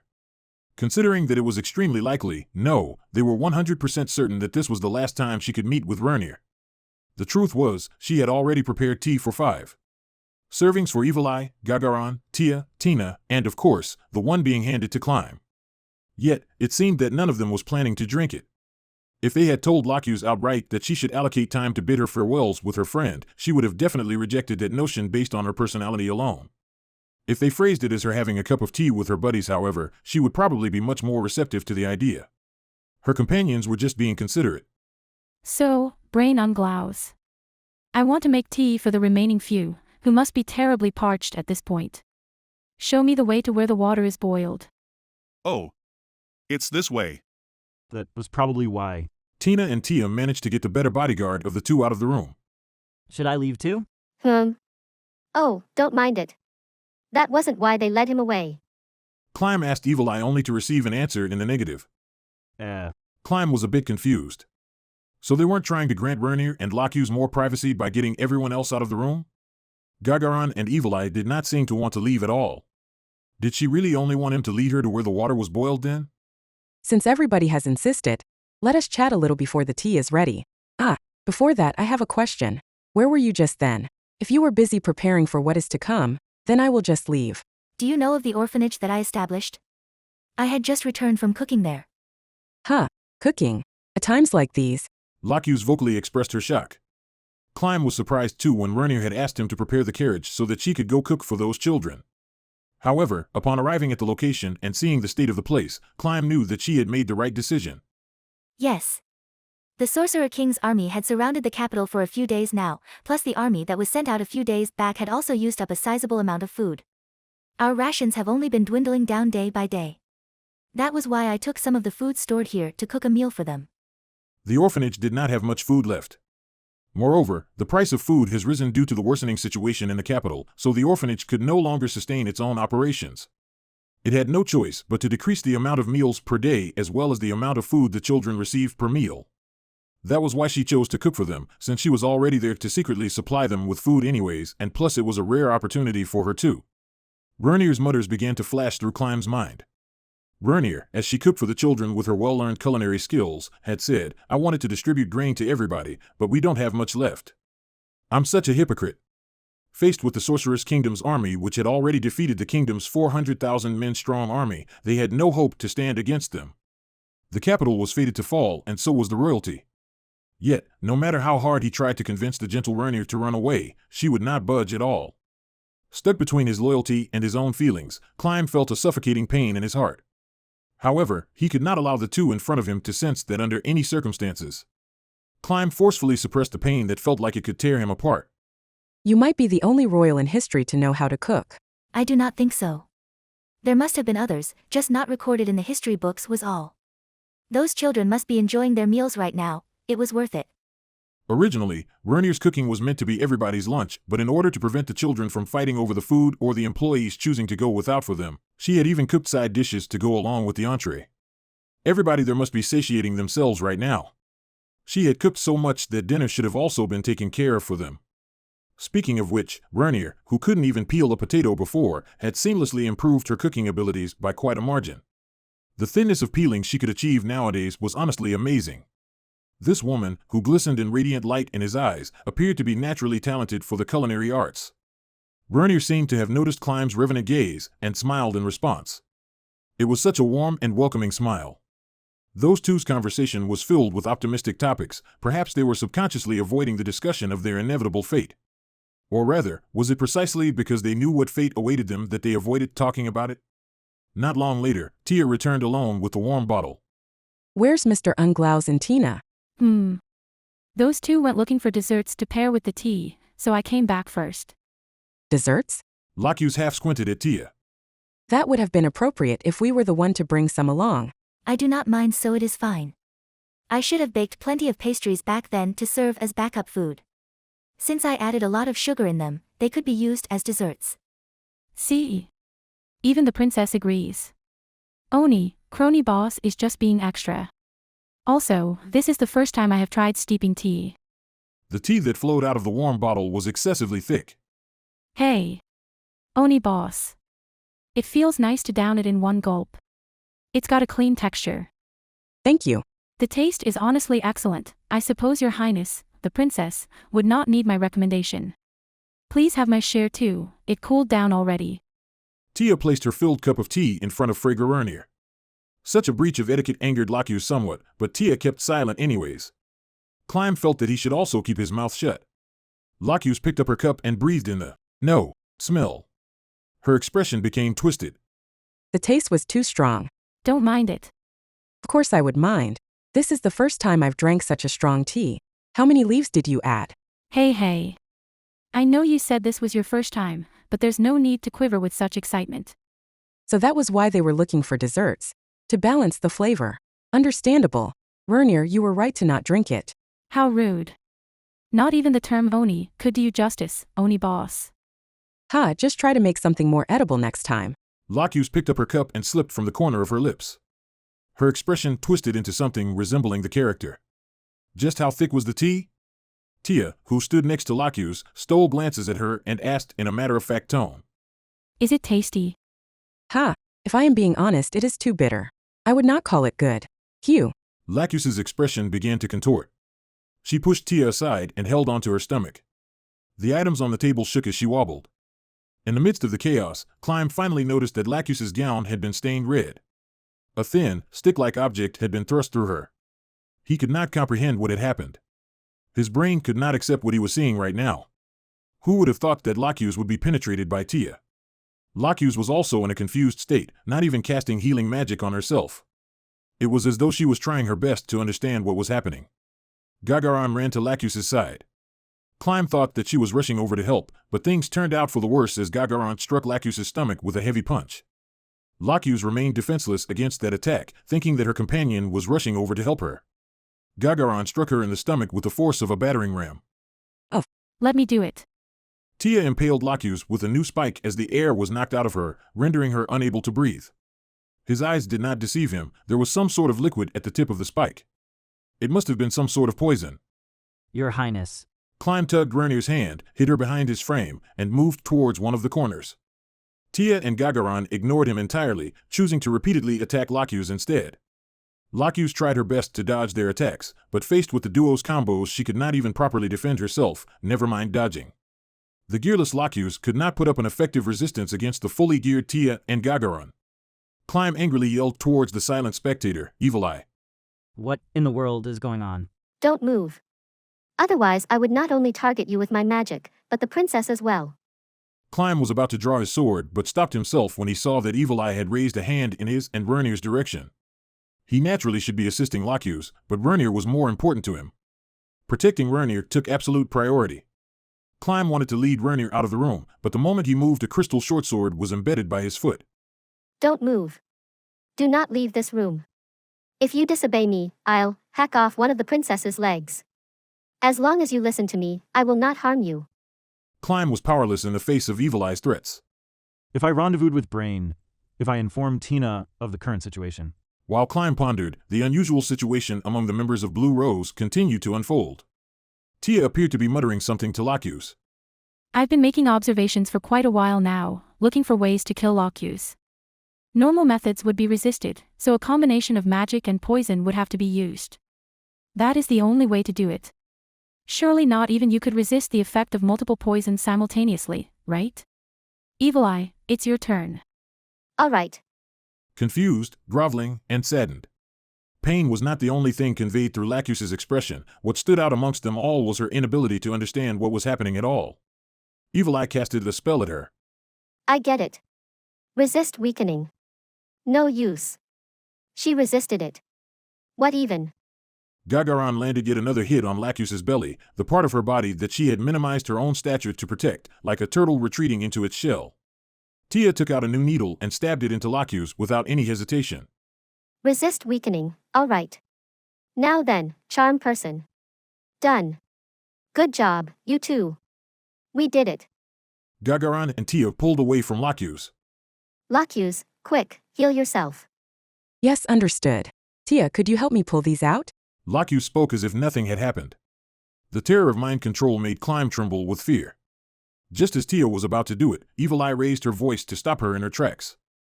Don't. If you inflict pain on her now, you'll be treated as a hostile and the magic may be dispelled.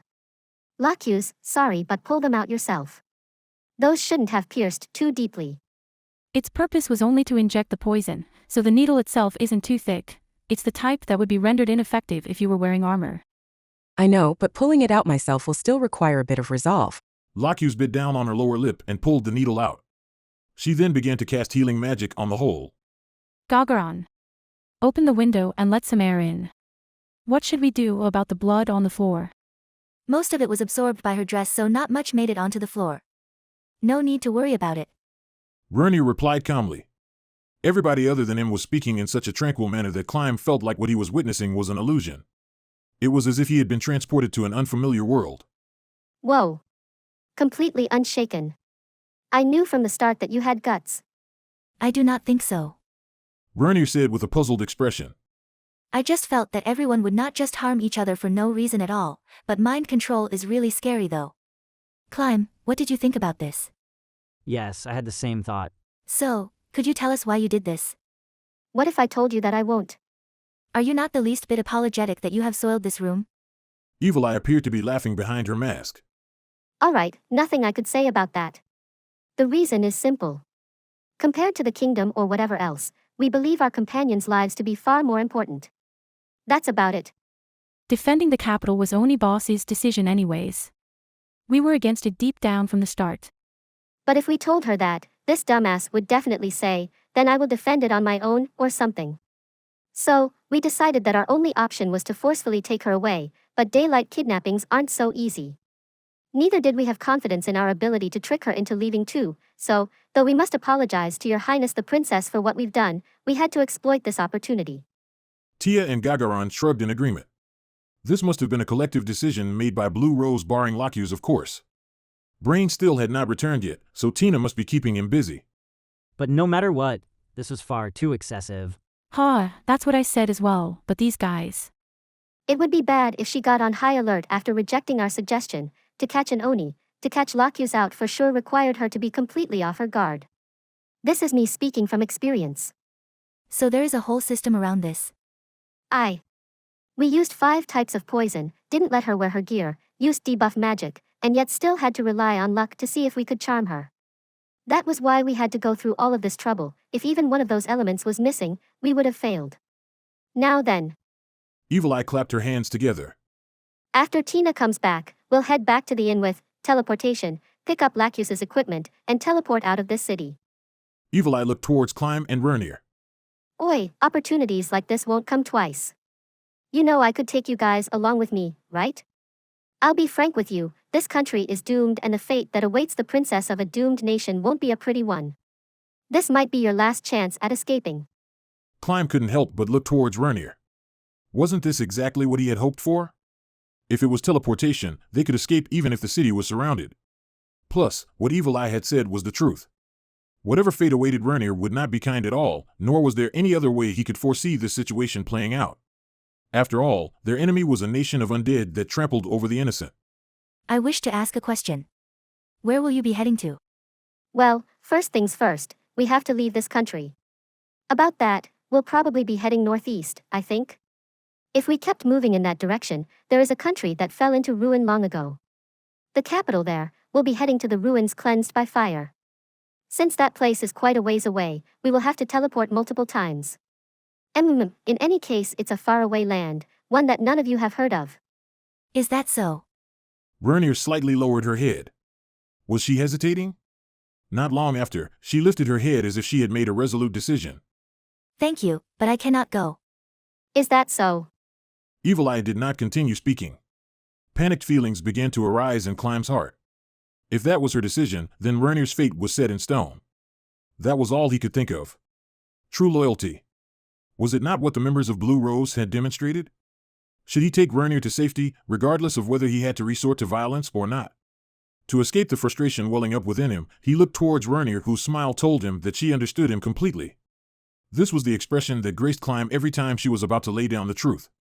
Climb. As royalty, I must fulfill my duties even if it costs me my life. He felt as though he had just been punched. While Vernier's existence as a person was important to him, of equal value was her status as his royal liege. In these situations, having to attend to one's royal duties wasn't a good thing at all. Yet, Vernier, as royalty, as one who cared for her own people, was still willing to stay true to her royal status till the end. Compared to him, someone whose thoughts were solely on survival, how magnanimous was she? Climb made his resolve. His responsibility in the end will be to let Vernier live for as long as possible, even if only for a second more. He will die at the hands of the Sorcerer's Kingdom's army, serving as Vernier's shield till the very end. At the same time Climb steeled himself, he heard Evil Eye quietly say, "How rowdy." Knocks came ringing from the door as it opened. Stood outside were Brain and Tina, holding filled trays. We found and brought some desserts over. Because the guy next to us had a bone to pick with me, it took a while. Were we able to make it? What? What the hell happened here? Although the windows were open, Brain was still able to pick up on the faint smell of blood that lingered. He shifted his center of mass downwards as he carefully looked around the room. Lady over there. There's blood on your clothes. Did someone suspicious show up? No. Don't mind it. Just ask Her Highness about it after we leave. Gagaron interrupted Lacus to say. Perhaps he still felt uneasy. Brain shot a glance at Vernier. One could sense the question, "Is everything all right?" from his eyes alone. If Vernier had responded in the negative, he would have probably unsheathed his sword. Everything is fine. There is nothing to be on guard for. Brain's gaze turned to Climb. Climb replied in the same manner as Vernier. Is that so? That's good to hear then. Ah, right. Brain unglows, I have a question for you. Want to get away from this place? What? Upon hearing Evil Eye's question, Brain began to survey the room once more. What are those two planning to do? Brain answered with his own question as his gaze swung towards Climb and Vernier. His lips curved into a smile after Evil Eye shook her head. Is that so? If that's the case, no matter what, I would not have chosen to run away. There is no point in it anyway. Honestly. I said back then that I choose the path of least resistance. Now it looks like that was right on the spot. Really? I thought you'd respond this way. Guess I was right. The members of Blue Rose gathered around Evil Eye and suddenly vanished as if they had already bid farewell. All that was left behind of them was the smell of blood and black tea. This was supposed to be their final farewell, yet it ended so abruptly. But, considering the pain those two must feel when they have no choice but to separate, perhaps there was no better alternative to this farewell. However, those were Climb's thoughts, not Vernier's. She must have been dealt a mental blow, so how should he comfort her? Climb stole a glance at Vernier and saw that she was listless. The gentle smile that usually hung on her face was nowhere to be seen. It was like she had put on a mask. It must have had an extreme impact on her. Climb stood beside Vernier. Princess, I can imagine the shock you must be going through right now, but... He could not finish his sentence. It was more accurate to say that he did not want to finish that sentence. While he wanted to say that he would stay with her till the end, how could he ever compare to that adamantite-ranked adventurer, who was both a noblewoman and Vernier's friend?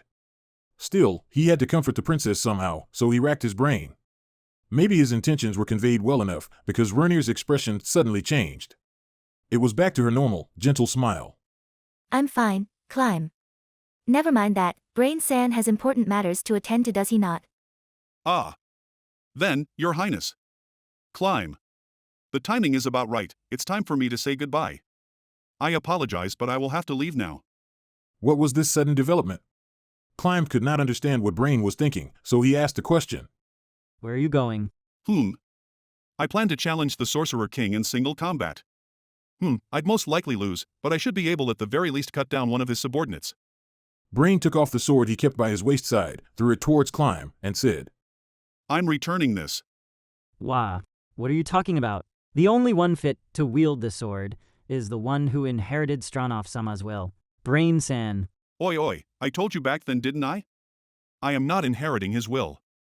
First of all, this is one of the national treasures, right? It's not befitting someone as lowly as me. Princess San, sorry, but please do return this to His Majesty. I understand. Princess Sama. Climb, Brain San has already made his decision. As expected of Princess San, you're a good woman. That said, I don't really understand women anyway. How do I put this? Brain stood upright. This is probably my last farewell. Princess, I have thoroughly enjoyed my time here. Climb. Back then, I was lucky to have met you in Seba-san. It resuscitated me, and I am grateful for that. Brain turned his back on them and began to march forward.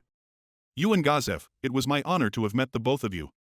As those words fell, Brain's silhouette disappeared behind the other side of the door. How did it end up this way? Sorcerer King, if only you didn't exist. Everything around Climb was being destroyed. Everything other than what was most important to him had been taken away, and even that might not be long for this world. Her time was running out. Climb, I want to hand this sword off to Father Sama first. The depressive mood had gotten a hold on him, and those words managed to pull him back. Indeed, until that moment came, he had sworn to give his all to her, to save the woman who had saved him, to serve the person most important to him. Say, that, this, The sounds coming out of Vernier's mouth did not match the atmosphere of the room just then at all. Can I hold the sword for a moment? Okay, yes. After he handed over the sword, Vernier drew it out. It is quite heavy. Vernier handed the sheath to Climb. The blade of the razor edge was honed and could cut through armor like paper. Before Climb could say it's dangerous, Vernier began to wave the sword around in the air. Climb was a little shocked. Indeed, because of the weight, her movements were wobbly, causing the tip of the blade to nick the floorboard. That was purely because she did not have enough strength to wield it, because her training still shone through her stance and movements. He could feel the sharpness of the blade from afar. If a man without experience were to swing this sword around, he would not have been able to make the sword gleam the way it did in her hands. I'm not too suited for this. And no, not at all. I believe that if you train more, you should be able to win against me in a duel. You jest. Plus, it is unlikely that I will ever hold a sword again. Vernier sheathed the sword after Climb passed it to her and handed it back to Climb. Now then, let us head to Father Sama's side, but before then. Vernier looked at herself. I need to make some preparations. Brain unbloused walked through the empty streets of the capital. Usually these streets would be bustling with life, yet today not another soul could be seen. Everyone was hiding in their homes out of fear for the Sorcerer King, but Brain knew that would not bring them salvation. Brain was around Vernier for long enough to know that the Sorcerer King had no reason to not destroy the capital. However, if someone were to ask him how can we be saved, he would not know how to respond. If everybody coordinated and ran from the capital in all directions, surely some of them would make it out alive. That was the only answer he had. Brain looked towards the buildings along the street. Every door and window was shut tight. They must have been nailed shut from the inside, so there was no easy way in. Now, behind those doors there must be a few suicides or even entire families dead. It was impossible for that to not be the case. Rumors had already conveyed the terror inflicted by the Sorcerer King's army. He thought about how this situation could be turned around if God was willing. If every citizen in the capital could rise up for vengeance, though it would be useless, it would probably give the enemy a good scare. But for that to happen, someone had to unite the people under one banner. If it were the princess, she could probably achieve it, but she did not seem like she wanted to make such a move. If it was not me here, but him instead, would things have turned out differently? Perhaps. He knew very well that they did not have any chance at victory in a battle. Brain saw it in his eyes when he led the army of 400,000 away. Yet he could not look past the 0.01%, no, the 0.0000001% or even 0.000000001% chance that they could win. Zanog may have led them on a suicidal mission, but it wasn't for a pipe dream. He had just acted according to their best bet in that scenario. Just like what Brain was about to do. Brain laughed in his lonesome and felt something. Has the air changed? Nothing had changed in actuality. The capital still smelled the way it always did, but there was a noticeable difference. This was something a warrior could come to understand after experiencing multiple near-death battles. It was somewhat different from a pungent smell. It was a sort of psychological smell. It was the same smell he smelled back when he and Climb looked towards Oriental's night sky. The smell of loss and defeat. Has the Sorcerer King's army finally made their move? That was the only reason he could think of for such a sudden change. An opportunity had come. If Brain were to not use any tricks when approaching the Sorcerer King, the probability that he could make it to his side was really low. No, that was an understatement. It would be correct to say that he did not have a chance at all. However, there was a chance that he could accomplish his goal in the midst of the chaos of battle. Of course, that depended on the security situation of the enemy's camp. Still, to trample over a city as big as the capital would require breaks in formation and subsequently lowered guards. Brain stopped walking to mull over his next moves and saw the buttresses turn white. It was as though white paint had been poured over it. Wails could be heard from afar. This was the start of the siege. The wails had come from the temporary shelters built for refugees from other cities near the buttresses. The enemy's target had to be the castle, so there probably won't be any refugees running towards Brain, towards the castle. What should I do? Would it be better to abandon the initial plan once the siege began? His initial plan was to get out of the capital first and wait for the moment the enemy's army entered the capital. He was planning to slip past the army in the chaos of the siege to get closer to the Sorcerer King. However, if the enemy had already made their way into the capital, it would be better for him to hide himself for now, wait for the army to pass over, and then go out of the city walls. But if he did that, there was a high chance that the Sorcerer King might choose to leave his encampment. He had to first figure out where he was so he wouldn't waste time running towards nothing. Perhaps he could hide near the castle and wait till the Sorcerer King led his army inward to strike. Well, in any case. All of these plans rely on me hiding myself. That said, he would not have to perfectly mask his presence like a rogue or assassin. He should be fine as long as he hid out of the enemy's sight. While he considered where to best hide himself, the city gates began to crumble. The white shrapnel being splintered off the gates reflected light in such a brilliant and beautiful way that Brain could not help but stop and admire this sight, even in this situation. Was that some kind of skill? But if he thought about it, he was about to make an enemy out of the Sorcerer King, one who could summon all sorts of deplorable beings. Nothing should be out of the ordinary for him at this point. A tiny dot stepped over the collapsed gates. It only appeared tiny because it was so far away. Adjusted for perspective, it must be a giant compared to the average human. Even though it had stepped over the threshold, no soldiers were rushing over to stop it. There could only be one reason why. They were already dead. Brain's entire body began to shudder. That had to be a super monster or something. The being's figure slowly began to increase in size, its stride slow and steady. Brain's expression became contorted. This was a being with overwhelming physical strength, so its speed should be on par. To advance through an empty street shouldn't take it too much time, so why was it wasting so much time? Ah, indeed. They had already breached the capital's defenses, so the ensuing massacre should be easy for them. They could take as much time as they want. It was then not strange for the enemy to be at ease?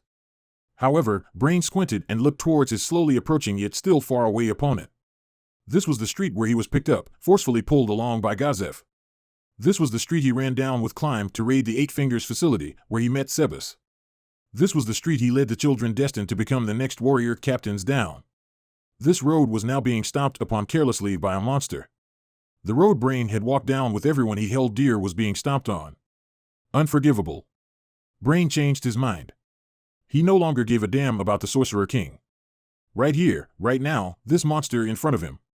He swore to make it pay. The children under Brain's protection had already left this place. Have they made it out safely, I wonder? They were like seeds he had sown for the future, the source of his calm. Perhaps there was a 0.01% chance, no, a 0.0000001% chance that one of them would grow up to become powerful enough to rival the Sorcerer King. These pipe dreams of his further improved his mood. Brain stood at the middle of the road, waiting for his opponent to get closer. It must seem terribly foolish. What he should have done was hide and wait for an opportunity to take revenge on the Sorcerer King, and not oppose the monster that served as their vanguard. An onlooker might say something along the lines of, "Look at the bigger picture, don't do something so stupid," to him. However, Brain's goal in life was to live by his sword, so he would rather blindly allow himself to battle with his all. After a considerable amount of time had passed, it was finally at a distance where he could make out most of its features. His opponent was not human. Yet he could innately understand that this light cyan giant was of a race far superior to his own. Not long after. So cold. From this opponent's direction was a gale whipped up and sent towards him, its temperature as cold as a frosty winter's day. Brain's entire body trembled, not because he had felt any bloodlust or an oppressive aura, but from the chill breeze alone. The white puffs of breath coming out of Brain's mouth proved that this was no illusion. What? He couldn't help but mutter to himself. Was his opponent a being that radiated cold air? Now that he thought about it, the gates just then, was it not shrouded in ice and then rammed into pieces? Just how cold is he? The gate wasn't small at all, so whatever domain this monster belonged to was seriously terrifying to him. That said, he knew this already. Brain tightened his grip on his katana and waited for his opponent. His hands trembled, not out of excitement nor from the cold, but out of a certain emotion. The emotion known as fear. Time after another he lamented in his heart, the heart that told him to move aside and cower in the corner. That thing, although it is a monster, the way it pulled its halberd along the ground as it walked radiated a warrior's aura. If he curled up at the sides, perhaps he would be ignored like a pebble. The houses that lined the sides of the street had signs of life, but none seemed like they wanted anything to do with this. And because of that, Brain should perhaps do the same. If he did that, his life would probably be spared. But his legs refused to move. He was not running away from this one. He focused his strength onto the one hand that gripped the hilt and slapped himself with the other. All right. He no longer trembled. He had made his resolve, in body and soul. While it had already visually identified Brain's presence, the light cyan giant continued forward without changing its pace. The being that held a halberd in one hand emanated an ever-increasing sense of pressure as the distance between them gradually shrunk. Brain gulped down a mouthful of saliva. Brain waited, like a roadblock for the light cyan giant. Because of its overwhelming presence, Brain failed to notice that there were women behind the being until now. They were dressed in white, their skins a similar hue to its, their long hair were black, and from them were chill winds rushing towards him too. He was made acutely aware of their gazes on him. The enemy had not taken any action against Brain, who stood in their path, yet. He pulled out a bottle from the belt by his waist and downed it in one go. He drank another bottle after that, and another after that. In total, Brain had applied 3 types of magical buffs on his body. Even though he had drunk the potions, an act of aggression in and of itself, his enemies did not seem to plan to attack right away. Still, he felt something akin to fighting spirit from them. The distance between them had been close to around 5 meters or so. Oi, oi, oi, another sheer cliff to overcome, eh? At this distance, it was made all the clearer to Brain that his opponent was a being that held absolute superiority over him. It had reached heights that Brain could never even hope to reach. To Brain, one who had raised his abilities by a mere finger's length in comparison, this was a being he had absolutely no chance of winning against. Even so, even though he knew that, Brain still refused to move aside. His opponent stopped its movement. The distance between them was 3 meters. Considering the length of its arm and the halberd in its hand, Brain was already well within its strike range. Brain unlouse. He declared his name, raised his sword, and focused his mind. One who serves under the camp of the Supreme Being, His Majesty Ain's Olgaun, Cocytus. In a moment, Brain's eyes widened in shock. That was probably his opponent's name. He had not expected to receive a reply at all. While he was shocked, he also felt déjà vu. What was it? He felt like he had heard this name before, but he could not remember from where. Perhaps he was just overthinking it. And then, Brain felt unbearable shame at how rude he had been. The opponent in front of him was willing to respond to him, yet he was so rude to be lost in his own muddy memories. The reason why his thoughts went in that direction was because his opponent was a monster he could never hope to match. It was probably on the same level as Cerberus or Shaltir Bloodfallen. That meant that to his opponent, he was nothing more than an ant in his way. Despite all of that, his opponent did not treat him like an inferior being. If their roles had been reversed, what would Brain do? He would have probably just cut him down without much consideration and continued on his way. Brain was so insignificant in comparison to his opponent, he probably couldn't even leave an impression of himself in his mind. Brain straightened his back and gently lowered his head, like what a student would do for his instructor. Thank you very much. No need. Brain gripped onto the hilt of his katana tightly. Stronger, stronger. To raise his weapons against a being who possessed overwhelming power without a plan felt like he was betraying the goodwill of those who had saved him. What he was doing right now was no different than suicide. Also, if he thought about it, of what use would stopping the enemy here have? None at all. Yet still. I'm such an idiot. This Cocytus Donna couldn't be the only one attacking this city. I have failed those two. No, I'm no longer a child. My future is what I make it out to be. That's right, it's in my hands and my hands only. Cocytus, who was looking at Brain, stuck his halberd into the ground. God-slaying Emperor Blade. An odachi of gigantic proportions, much longer than Brain's height, was pulled out of thin air, with which Cocytus assumed the Joden stance. This was such an honor. Words need not be exchanged. Cocytus had already conveyed his wish to resolve this by the blade. Brain breathed out heavily and rapidly drew in air again. It was like he was trying to expel all of the air remaining in his lungs. He was completely defenseless while doing so, yet Cocytus did not move a single inch. From his posture, Brain could tell that he held massive respect for him. Not only was his strength top tier, but so was his character. If he was of a similar level to the monster known as Sheltir, then he could probably make use of his weapon at speeds far greater than anything Brain could achieve, even in such an upright position. Even so, Cocytus still held his stance. This wasn't because he viewed Brain as a formidable opponent. But under the pretext that Brain had made his resolve, Cocytus was treating him with the honor of a fellow warrior. Such an action overwhelmed Brain with joy. He's not the same as Sheltir. No, it would be rude of him to compare the two. Sheltir? Cocytus? I swear I heard his name somewhere. I think. No, don't. How are you still wasting time on these unnecessary thoughts in times like these? What an idiot. Brain concentrated his brain power solely onto the matter of victory. To parry the Joden strike of this giant's odachi would undoubtedly be difficult. If his opponent had similar physical attributes as Sheltir, receiving the blow with his katana on its own would not be able to stop it in its tracks. Brain's head would probably be cleaved in half, his katana would probably break too. So, should he try to dodge Cocytus' first strike? No, even if he got lucky and dodged the first attack, it's not like his opponent would just stop there. The second and third strikes were sure to be continuous after that point. The common strategy would be to deflect your opponent's first strike and counterattack while they're correcting their stance. However, against this extraordinary foe, to even disrupt his balance and stance would require Brain's full strength.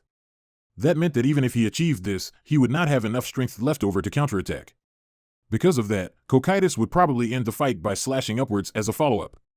Which meant that this is a do-or-die situation, isn't it? He remembered something Vesture had said to him. If he wanted to win against Cocytus, he had no options other than to strike a few milliseconds faster than him. That said, even if he managed to pierce Cocytus' body or head, it would not change the path of his blade. The battle would end with both of them striking each other. So he had to aim for Cocytus' wrist, the one holding onto his blade. To wish to move faster than a monster on Sheltir's level and cut down his wrist was an absolute joke. But this is my only option. I have no choice but to use that move. Brain lowered his waist. He adopted the posture for the technique capable of cutting down Sheltir Bloodfallen's nail, hidden blade nail clipper. No. This was no longer merely hidden blade nail clipper.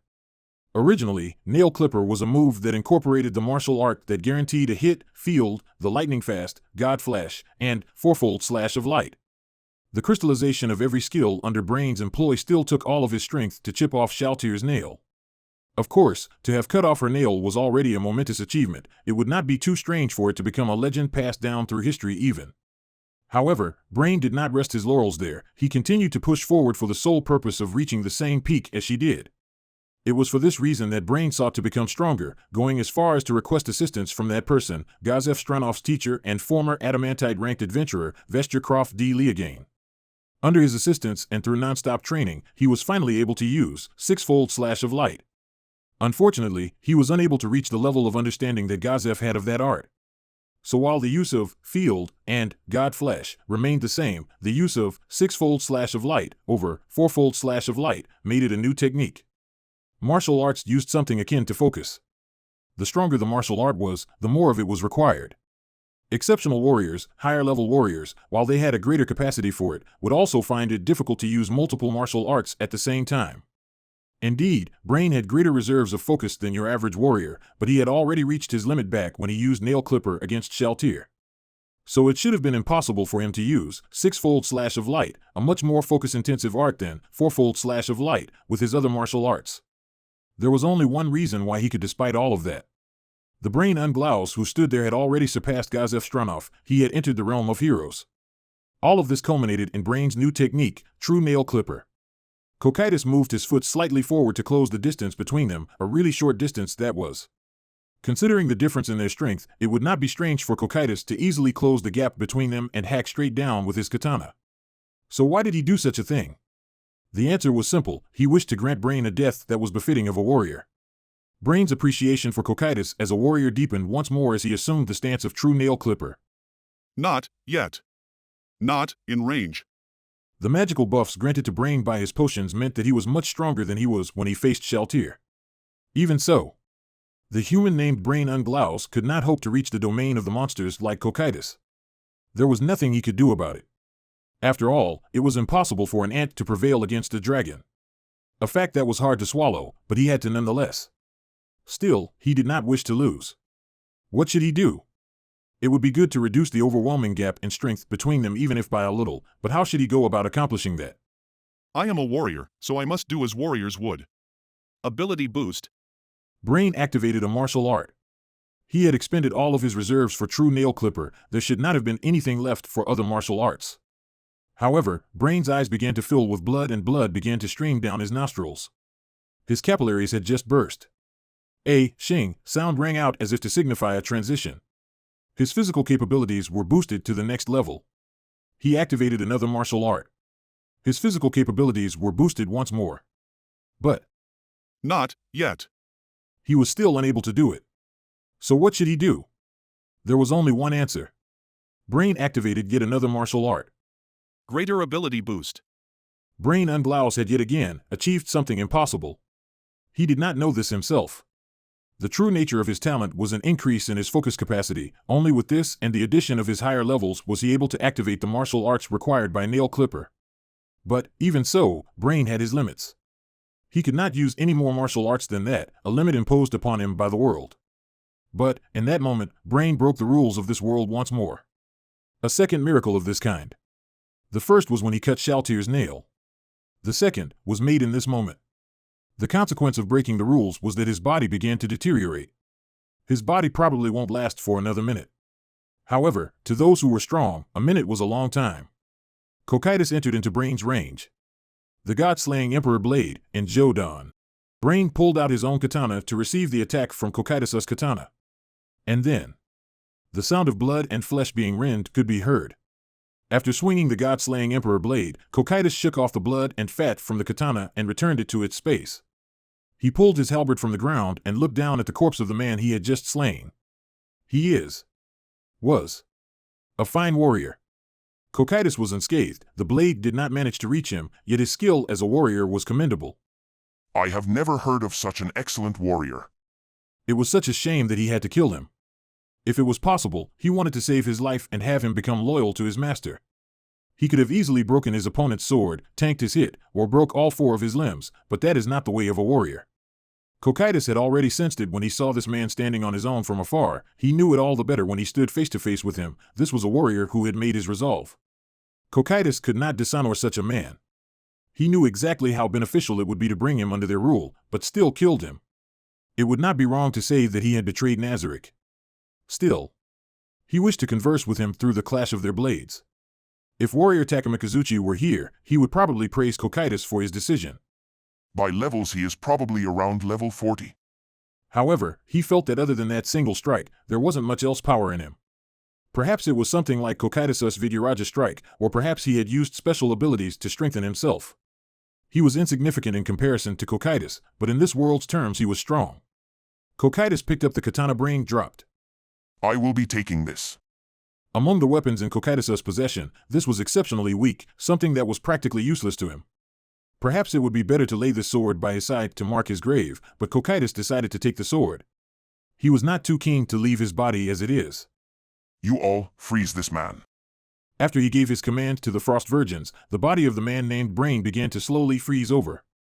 Just as Cocytus was about to step over Brain, he stopped himself again. He looked towards the castle behind Brain. Cocytus turned his head around while deep in thought. He turned right and walked into a path that was narrower than the one before. He walked down the path until he emerged onto the main street again, after which he took another right turn. He walked along while confirming the castle's position, taking every right turn detour that he saw. This brought him back to the main street. Cocytus looked towards his right. Brain's remains were now quite a distance away.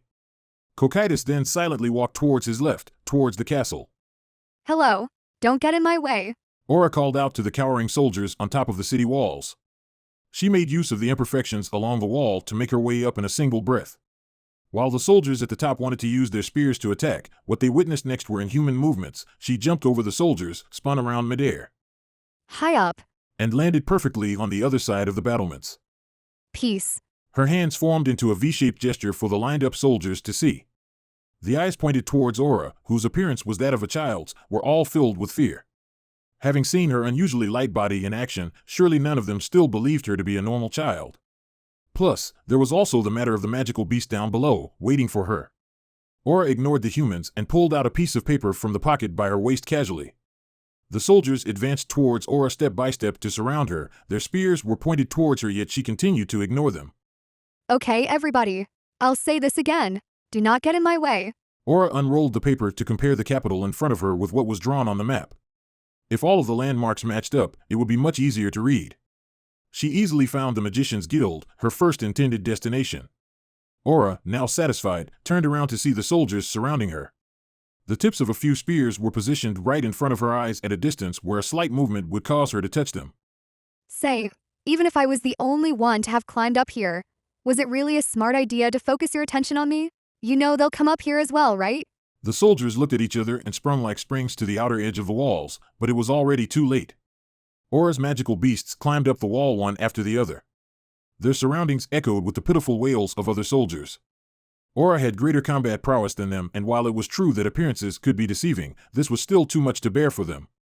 The soldiers who had completely lost their will to fight began to stampede over each other to get out of her vicinity first. There still were soldiers who held the idea that this position had to be defended, but with so many of their compatriots scurrying away, it was hard for them to maintain their morale. The city walls were thick, so the battlements were quite wide, but the fear-driven soldiers still pushed and shoved each other in their attempts to run away.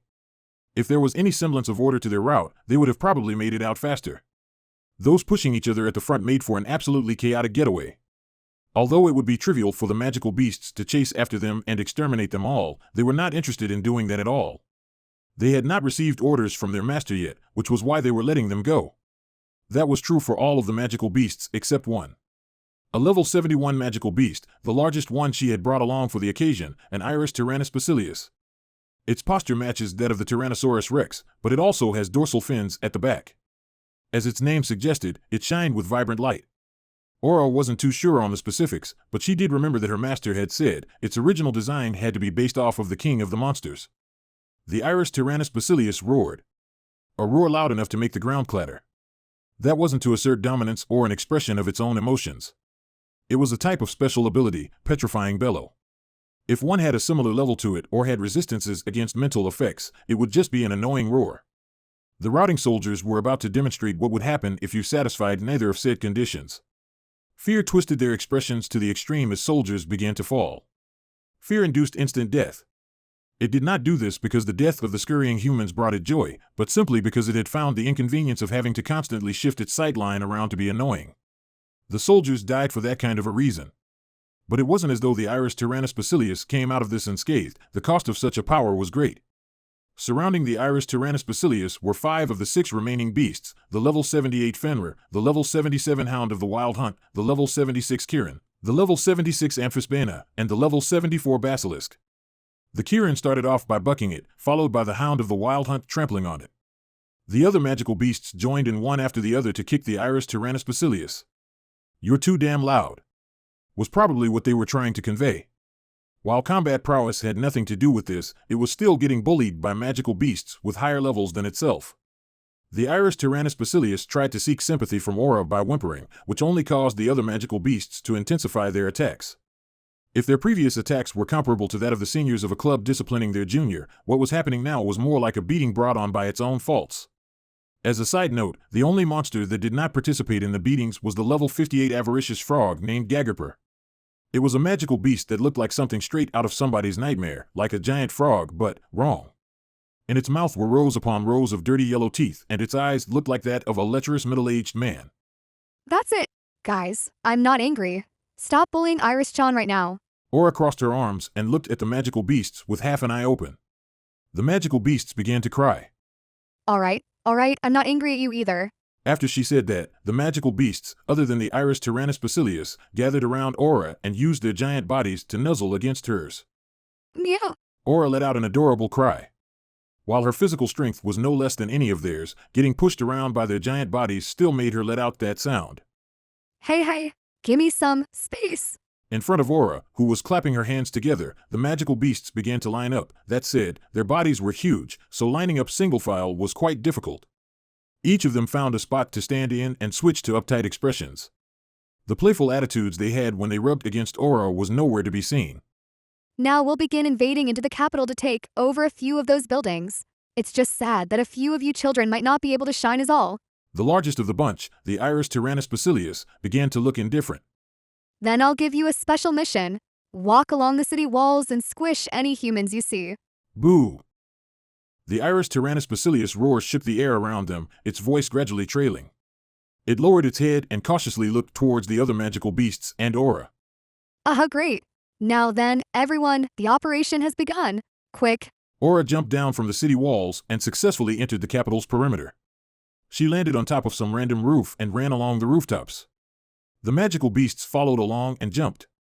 Each of them moved in a weightless manner as they trailed behind Aura. While turning around to check on the magical beasts, Aura noticed that the Iris Tyrannus Basilius was swinging its thick and girthy tail around. Aura waved to it, causing it to wave its tail around with even more fervor, incidentally destroying a part of the battlements. You need to get moving too.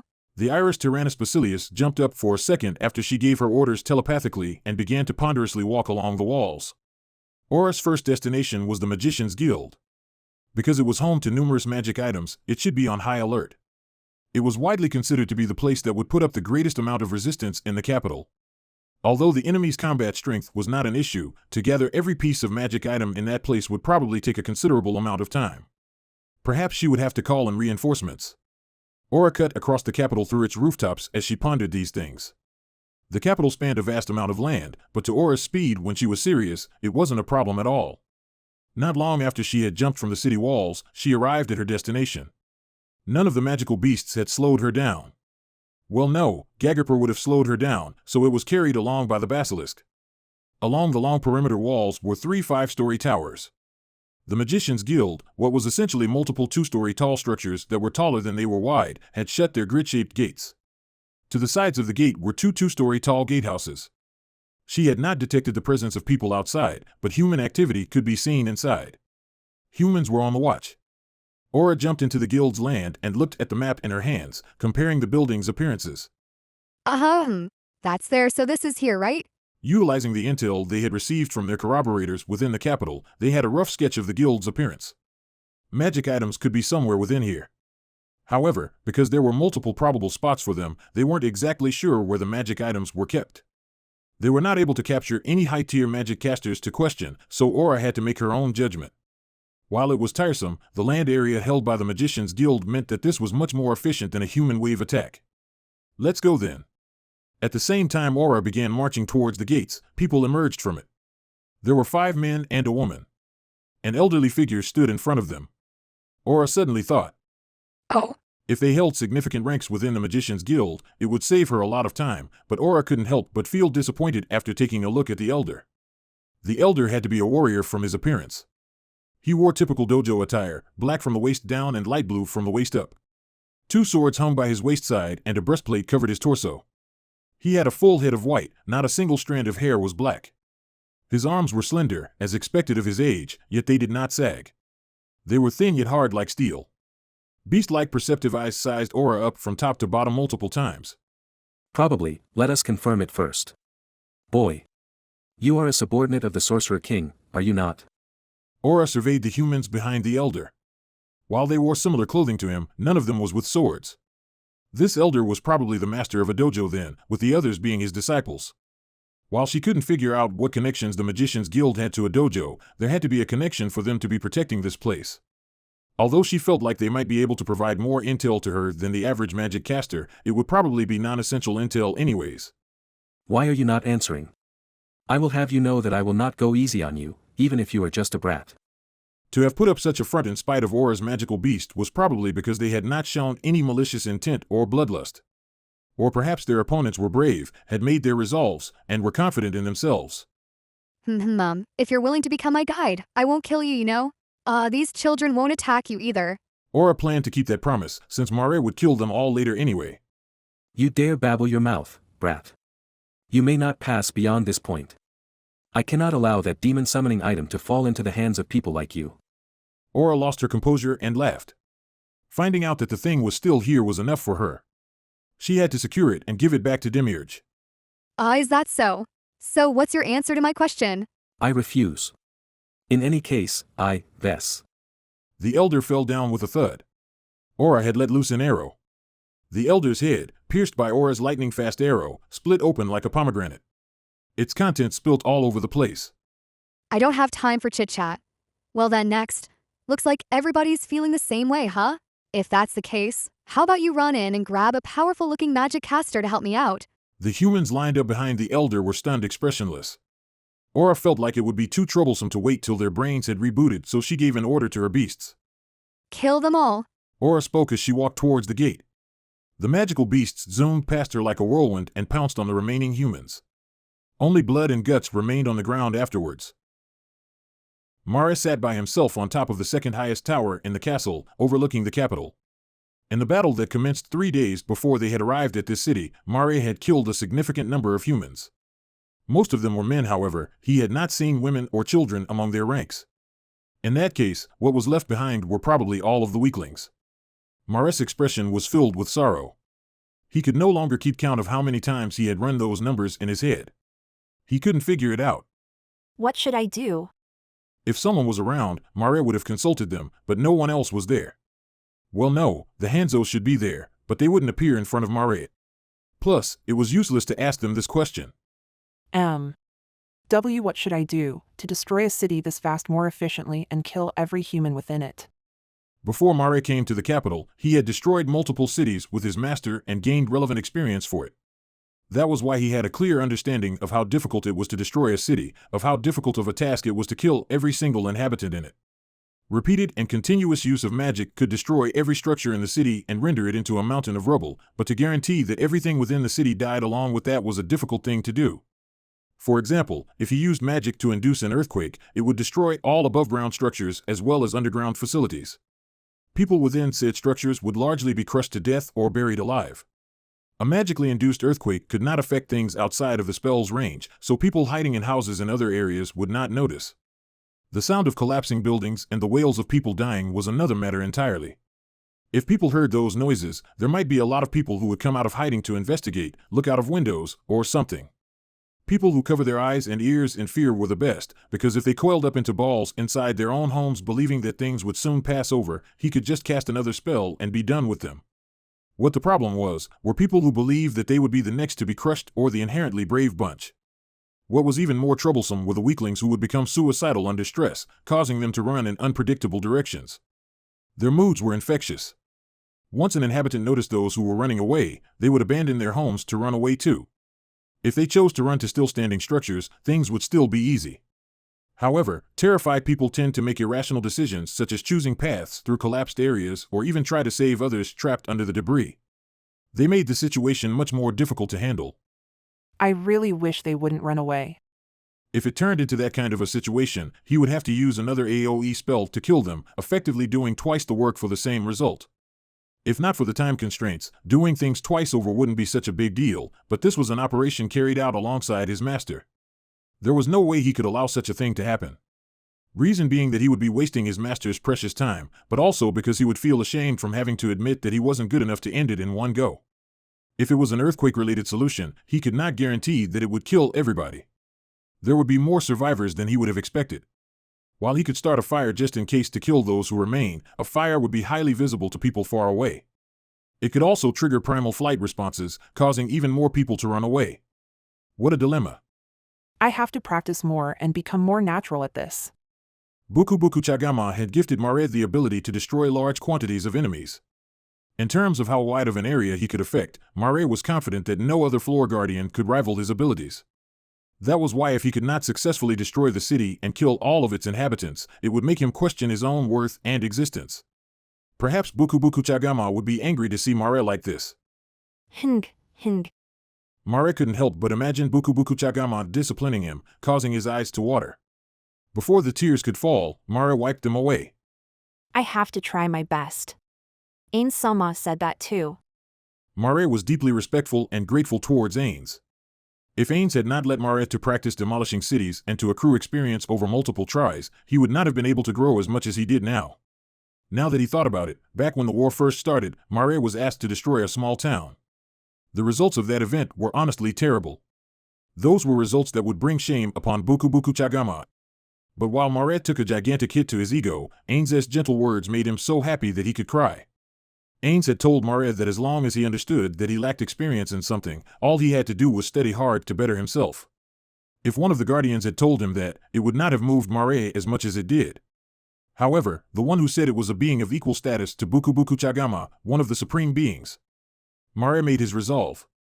He will destroy more towns and cities and kill more people to become the person Buku Buku Chagama wanted him to be. Okay. While his voice was still that of a cute child's, his tone was filled with an unusually strong spirit, not expected of Mare. If the other guardians were to see him now and compare him to the Mare they knew, they would probably be shocked speechless. I'll do it right. Mare's hands clenched into fists as he held them in front of himself. In any case, he had to make practical use of what he had learned so far. To destroy the capital and kill all of its inhabitants. Hey, ho. Mare threw his tightly clenched fists upward. The Hanzos hiding behind him raised their fists as well. Because of the houses blocking his line of sight, he could not confirm where the smoke was coming from, but he was certain that it was from more than a couple of sources. So that girl was not part of the vanguard, but a sizable contingent of the Sorceress Kingdom's army had already made their way in and were pillaging the city. So why could he not hear any screams? Climb ignored the questions that arose in him. He did not have time to waste on these questions. He had to return to Rernir's side and report that he had completed his mission. After that, he could remain by her side until the end. Climb ran through the passageway and returned to the palace. Inside the palace, it was quiet and calm. He could not understand why. Previously, the castle appeared to have frozen over. That was undeniably the result of some form of attack by the Sorceress Kingdom. If that was the case, while there might not be many left, there should still be a few knights remaining to defend the place. Even though this place was far away from the knights' defensive lines, he should still be able to hear some sort of noise, even if it was just the sound of a sword clashing against something. Speaking of which, it's even quieter than before. Compared to before, the silence became even more uncomfortable. Never mind the palace, the loneliness he felt right now was like if he was the last man in this world. Climb intentionally ran with heavier steps to make more noise as he made his way to the king's room. Perhaps he should have followed protocol in how he opened the door, but Climb did not care anymore. He opened the door with all his might. No one was there. He looked around. He could neither find Rernir nor Rampasa III. The king's room was connected to another room, perhaps they were there. Just as Climb was about to cross the threshold, he noticed that there was a piece of paper on the table. It was the same type of paper Rernir had used to draw the map. He picked it up and looked at it.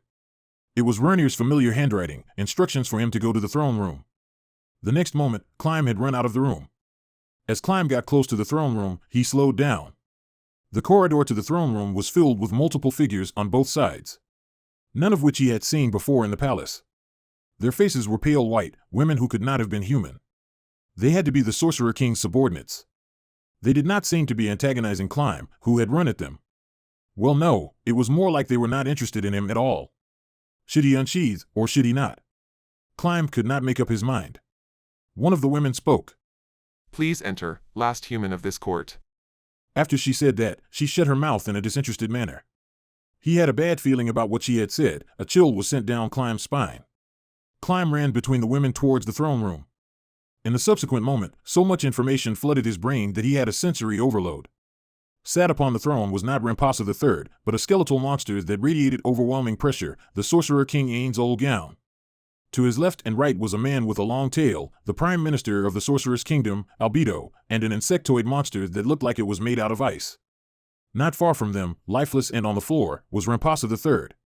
His clothes were stained dark red, and next to him sat Rernir, her clothes soaked in blood. On the ground, close by, was Razor Edge. The blade of the sword was coated with blood. There was no mistaking it, this was the weapon used to kill Rampasa III. Princess. Climb. Han. Someone else laughed. A mocking laugh, probably. Climb stood between Rernir and them and readied his sword. Both of them will probably die right here. To protect Rernir till the end in spite of that fact was Climb's ultimate demonstration of loyalty. In front of Ain Sama, your head is raised too high up. Kneel. Climb immediately kneeled. He could not resist at all. It was more accurate to say that before he had noticed, his body had already adopted this posture. He noticed the one behind him had done the same. Rernir. The image of Rernir being mind-controlled flashed through his mind and everything began to click together. You controlled Rernir Sama like this? The tragedy in front of the throne, Rernir was controlled and forced to kill her own father. His anger boiled over, yet he still could not move. It was as though this body was no longer his. I remember. I have met with him during my duel with Gazev Stronov. Undo the command mantra. Yes, you are free. With the mental restraints removed, Climb jumped sideways to pick up Razor Edge, which was on the ground. He stood up rapidly, adjusted his breath, and adopted a stance. His opponent was the Sorcerer King. Of course, this was meaningless against the opponent who was able to kill the warrior captain at such a speed that he could not follow his movements with his eyes at all. Still, he was Rernir's meat shield. What good would he be if he did not stand between them? The Sorcerer King got up from the throne and walked leisurely towards Climb. You should be grateful that a king, such as I, would be willing to personally duel with you. Ah yes, if I win, I shall be taking that sword. The Sorcerer King walked towards him without a care. He was not on guard for him at all. Anger occupied Climb's body and mind. This was all his fault. If he did not exist, peace would be the status quo, no one would have died. The princess would not have had to experience this sorrow. The Sorcerer King looked like he was sneering at him. A slash would not be able to reach him. He thought about how the warrior captain was slain. What was his best move? He held on tight to Razor Edge. The Sorcerer King took a step and at that moment, climbed through Razor Edge with all of his strength. It looked like not even the Sorcerer King had expected this. As he threw the sword, he lost his balance. Climb closed the distance between them, clenched his fist, and punched him. His fist was aimed at the Sorcerer King's face. Climb. He heard Rernir mournfully call out his name. Skeleton-type monsters being weak to bludgeoning damage was a well-known fact, yet he felt intense pain once his fist connected. The Sorcerer King, on the other hand, did not appear to be affected by it at all. If this was a fairy tale... The Sorcerer King extended his hand at an unbelievable speed to grab onto Climb's breastplate. He tried to escape, but he couldn't even pry his hand open. Passion would awake dormant power, to grant you the ability to defeat me. The Sorcerer King picked Climb up. His resistance did not have any effect, as if he was struggling against a sturdy wall. But this is reality. Nothing so perfect would happen. He was thrown. Climb's body flew through the air for quite a while before falling to the ground. The impact of his back hitting the floor knocked the air out of him. Climb stood up in panic and looked at the Sorcerer King. After tossing Climb, he did not take another step. He did not seem to have considered making the follow-up attack. This was exuberance afforded to him by his overwhelming strength. You will die here. You are not worth saving. You, who are without talent nor ability, do not deserve salvation. However, do not despair. The Sorcerer King appeared to be looking at Climb, but also not, at the same time. His eyes appeared to be looking somewhere far away. This world is unequal. The inequality you experienced started the moment you were born. The birth of those with talent meant that, of course, there are those born without talent. Furthermore, the environment one was born into differs. A rich family versus a poor family. Even the personality of your fellow brothers and sisters matter. Those who were lucky will go on to have fulfilling lives, but those who were not do not. However, I must reiterate, do not despair at such inequalities. The reason for this is because death is the equalizer gifted to all, that is to say, me. Only the mercy bestowed by the ruler of death to all could be regarded as absolute equality in a world riddled with inequalities. Climb could not understand what he was talking about at all. He was probably telling him to rest in peace the long way round. He could not help but be overwhelmed by his presence. He is death, a being no living thing could oppose. It was as though Climb was about to be swallowed up by the Sorcerer King's pride alone. The difference between them, on a biological level, was too great. Of course, the Sorcerer King, head of a state and one who wielded magic that could easily destroy an army, was entirely different compared to the talentless warrior that was Climb. However, the difference between them was not just so. It was like that of an ant, yearning for the skies. That was the difference between their domains. Even so, even though he knew full well that he could not win, he had made his resolve to give his all, to be Vernir's meat shield till the end of the very end. Courage surged through him. His languished heart burned once more. Yes, all of this was for Vernir. For the woman who had saved him on that rainy day. For her, who saw him as human. I see. Those eyes. The Sorcerer King said something strange. He must have sensed Climb's intent to battle. The Sorcerer King exposed his defenseless back towards Climb, picked up Razor Edge which laid on the ground, and tossed it towards him. Rise up. The Sorcerer King extended one hand and in an instant, a black sword appeared. The length of the blade was around that of a long sword. Climb stared at the Sorcerer King without raising his guard while he picked up Razor Edge. To have left openings in this moment could not have been helped. He thought about Gazef's duel. Right before the fight began, the Sorcerer King had said himself that weapons without adequate enchantments could not damage him, but also that this sword could kill him. Even this set of armor granted to him by Vernir, which had multiple enchantments imbued on it, could not break his defense. This was a depressing fact, one he had confirmed in that strike. Climb. To Vernir, who leaned towards him with worry in her eyes, Climb smiled and whispered. Princess, I will buy you some time. If you wish, please do it sooner than later. His thoughts were conveyed as Vernir nodded her head. Climb created some distance between him and Vernir before he raised Razor Edge. Have you bid your farewell? I wish to ask, after you kill me, will you kill the princess too? The Sorcerer King remained silent. Climb couldn't help but find that odd. This wasn't an occasion to be silent. What answered his question was a hee-hee from the Sorcerer King, a soft laughter. How shall I torment you? The best way would be to not answer your question. Sorcerer King. He swung Razor Edge, which was easily caught by the Sorcerer King's sword. After multiple strikes, the Sorcerer King remained standing where he stood. The Sorcerer King did not attack him, he was playing with him instead, like someone would do to entertain a child. However, this was fine by him. He raised Razor Edge up high and bet everything in this single strike. As before, the Sorcerer King parried his attack with that sword of pure black. Now was the time. To bet everything he had. Climb activated his martial arts. Not only that, but he had also activated the ring's ability too. At that moment, Climb's combat prowess surged significantly. In that case, because the Sorcerer King had gotten used to his usual moments, this strike was more like an ambush. He pretended to use all of his strength to swing the sword down, relaxed his muscles, and pulled the sword back with all his might the moment it was blocked. In a single stroke, he thrust it towards the red orb in the Sorcerer King's stomach. He had been thinking since a long time back. That was probably the Sorcerer King's weak spot. Even if it was not, if he managed to break it, would that not also count as a form of revenge? Woof. I see. An impressive attack. The attack he had put all of his strength into was caught dead in its tracks by the Sorcerer King with a single hand. Climb felt his shoulder burn, a moist sensation began expanding from it, and in the next moment, the heat turned into intense pain. He jumped back immediately, knowing that his shoulder had been slashed. The armor given to him by Vernir was cleaved through this easily by the Sorcerer King's blade. That said, it did not appear to have weapon destruction abilities, because the armor itself did not break. He could still move his arm, but the problem was that he could no longer do the same attack he just did. The thought that he could avenge those who had fallen was but a mere dream. Could Razor Edge break, a world-class item? I am very interested in the result of such an experiment. If it could damage one, that sword's value would skyrocket. That said, the Sorcerer King threw his sword and it disappeared midair. I can afford to wait till after I kill you to run those experiments. It looked like the Sorcerer King was about to cast magic.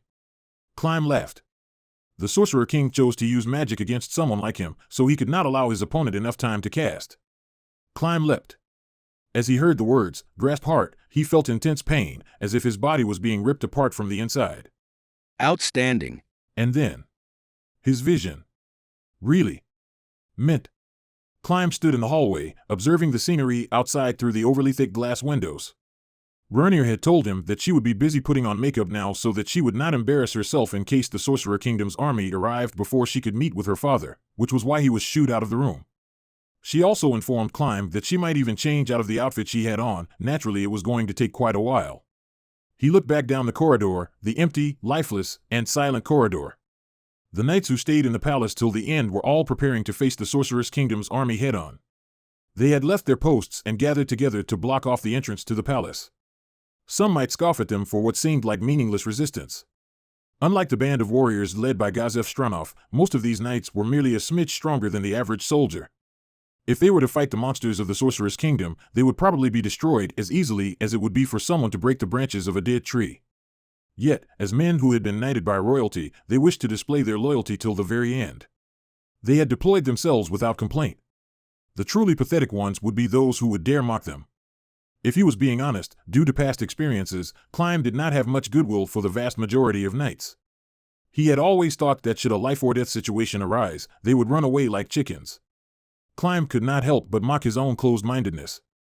It was precisely because their loyalty to the royalty was true and without fault that they could not accept a street rat serving this close to a royal. Climb had made a severe misjudgment of their loyalty to the throne. He looked towards the direction of the entrance. Should he not be fighting side by side with the knights? Climb mulled it over and concluded that he should not. Back then, he was not saved by the royalty. The one who saved him was Rernir herself. If Rernir ordered him to do so, he would join the knights without hesitation. However, since she had given no such order, he should stay by her side. If he could buy even a single second to die before Rernir, it would be his duty, his all. His life and soul have long been Rernir's, ever since she had saved him. In this silent, empty hallway, Climb pondered about all sorts of things.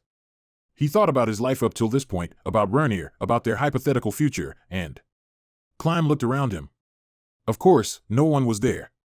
The one who had served next to him, Brain Unglaus, had long since left the palace. He did not know where Brain had gone. If the Sorcerer's Kingdom's army had made its way to the castle, he was probably already dead. Climb mourned deep down. Brain was like a mentor, a friend, and a brother to him. He had taught Climb a lot of things and had guided him for quite a while. Compared to Gazef, Climb had gotten much closer to Brain. To Climb, who held Rernir as the most important person in his heart, Brain was someone who came a close second. Why did things end up this way? Climb's whisper dissipated in this lifeless corridor. But how did things actually turn out this way? Climb had thought that their peace would have lasted, that things would be the same tomorrow as it would the day after tomorrow. However, looking at it now, suddenly, the doors to the room were slammed open. A loud bang rang out. Because the sound was more brutal than he would have ever imagined, Climb hurriedly looked towards the door to see Rernir by the door side. She did not change her outfit, only a slight hint of red was on her face, light enough that he could not tell if she put on makeup at all.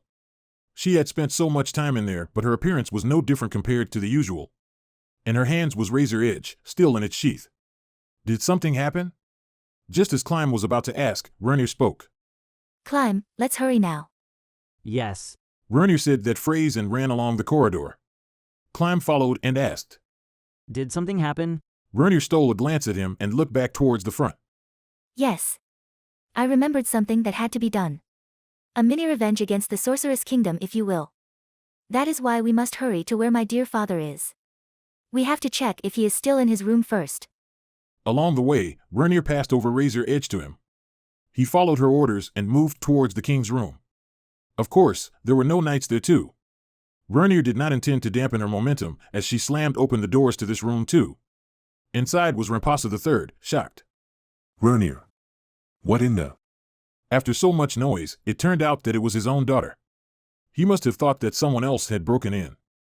Rampasa III stopped talking halfway through his sentence. Climb felt that the king's gaze had shifted from Rernir to him, so he took a massive bow as an apology. Ah, father, you are still here. I just remembered something really important. Rernir immediately spoke.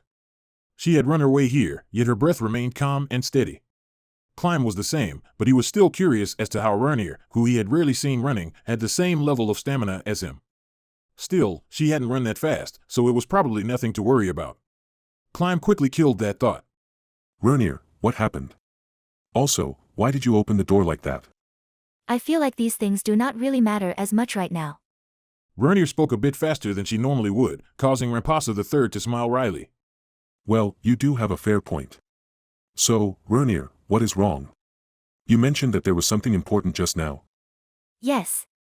So basically, Rernir tilted her head in an adorable manner before she continued. Father, why are you here? I was locked in here by that child, did you not know about this? Yes, it was Oni-sama. Zanuck was an idiot to say that the two of you will go before I do. That child. Rampasa III's expression was full of sorrow. Everyone knew at this point that of the army they sent from the capital a week ago, none had returned. Though none of them knew of their fate, it was not too difficult to imagine the reason why they had not returned. And then yesterday, when I was finally released, I thought that we must make preparations before the Sorcerer King arrived. That is why I am still preparing here in my lonesome. The knights offered to help, but I sent them all away. I wonder where they have escaped to. Climb could not bring himself to tell him that the knights were at the entrance, preparing for a last stand. Rernir appeared to be the same. Speaking of preparations, you meant those. Indeed, those. In the direction those two looked towards were treasures such as the crown and many books. So, why Rernir? Why are you still here? Did that child not let you escape? That. Is it not the same for father? I will not run. That child was just a prince. I was meant to be the one to shoulder that responsibility. Yet, that child, Is that sword not? Rampasa III noticed the sword by Climb's waist. He looked towards Climb's back and then back towards Rernir. The one who served you, the warrior who could rival Gazef, what happened to him? Brain-san had left this place to do battle with His Majesty the Sorcerer King. While I do not believe that he could defeat the Sorcerer King, he should have brought it along even more so than ever. Why did he not take that sword with him? Perhaps, with that sword, he could.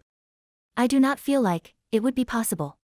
After all, that is an opponent not even the warrior captain could defeat. Things have evolved into the way they are already, so even if the Sorcerer King was to be defeated, nothing would fundamentally change. Is that so, indeed? That is true. If we could not push the Sorceress Kingdom's army back, everything else would just be meaningless. Rampasa III suddenly looked out the window and continued. As to why I am still here. I believe that I have the duty to pass on the history of our royal lineage to our conqueror. I must, as the last king, demonstrate to them our dignity. Rampasa III laughed as if he was tired. Well, no, he was probably tired in actuality. Climb. Such is the duty of a king. Take Rernir and run. Although it might already be too late, the palace does have hidden passageways out of the capital. The moment the Sorceress Kingdom's army makes its way into the palace, make use of those passageways. There is no need for that, Climb. Until now, the king's order and Rernir's had never conflicted with one another. This time was different. Climb thought about it for a moment and did nothing. He just clenched his fists tightly together. Indeed, Climb did not wish to leave Rernir to die, but following Rernir's orders was more important to him. In any case, if he really wanted to obey this order, he would have let Evil Eye take her back then. Climb. Climb. After seeing that Climb had not moved, both of them called out his name. The emotions imbued within their voices, however, were completely different. Father, Climb is mine. He will not listen to your orders. Indeed, it appears to be so, but, Climb, if you truly are loyal, I believe that you should escape with this child. Do it, even if it only allows for the Viself bloodline to be passed on for longer. If you escape with this child, as your reward, you may have her hand in marriage. Climb's eyes widened. This suggestion was really alluring to him, causing his heart to falter. To say that he had not fantasized about doing this would be a lie. He had even frequently thought about Rernir to comfort himself. But he decided that his fate would be to die as Rernir's shield. While the reward is certainly tantalizing, but it is far too valuable for me to accept, so do allow me to refuse your offer. As Climb spoke, he felt like he was throwing up blood. He stole a glance at Rernir to see an incredible smile on her face. Surely it was out of praise for his loyalty. Now then, it is my turn to say why I had rushed here. Father, please leave the crown to me. Why? I believe that we should not just hand over the crown, a treasure that carries with it our family's history, to His Majesty the Sorcerer King directly. He is the man who destroyed this country, so the symbolic gesture of passing on the crown must be done.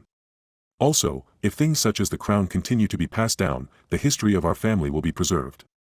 That was my line of thought, which was why I had retrieved these from the treasury. I think these items should all be hidden in the city.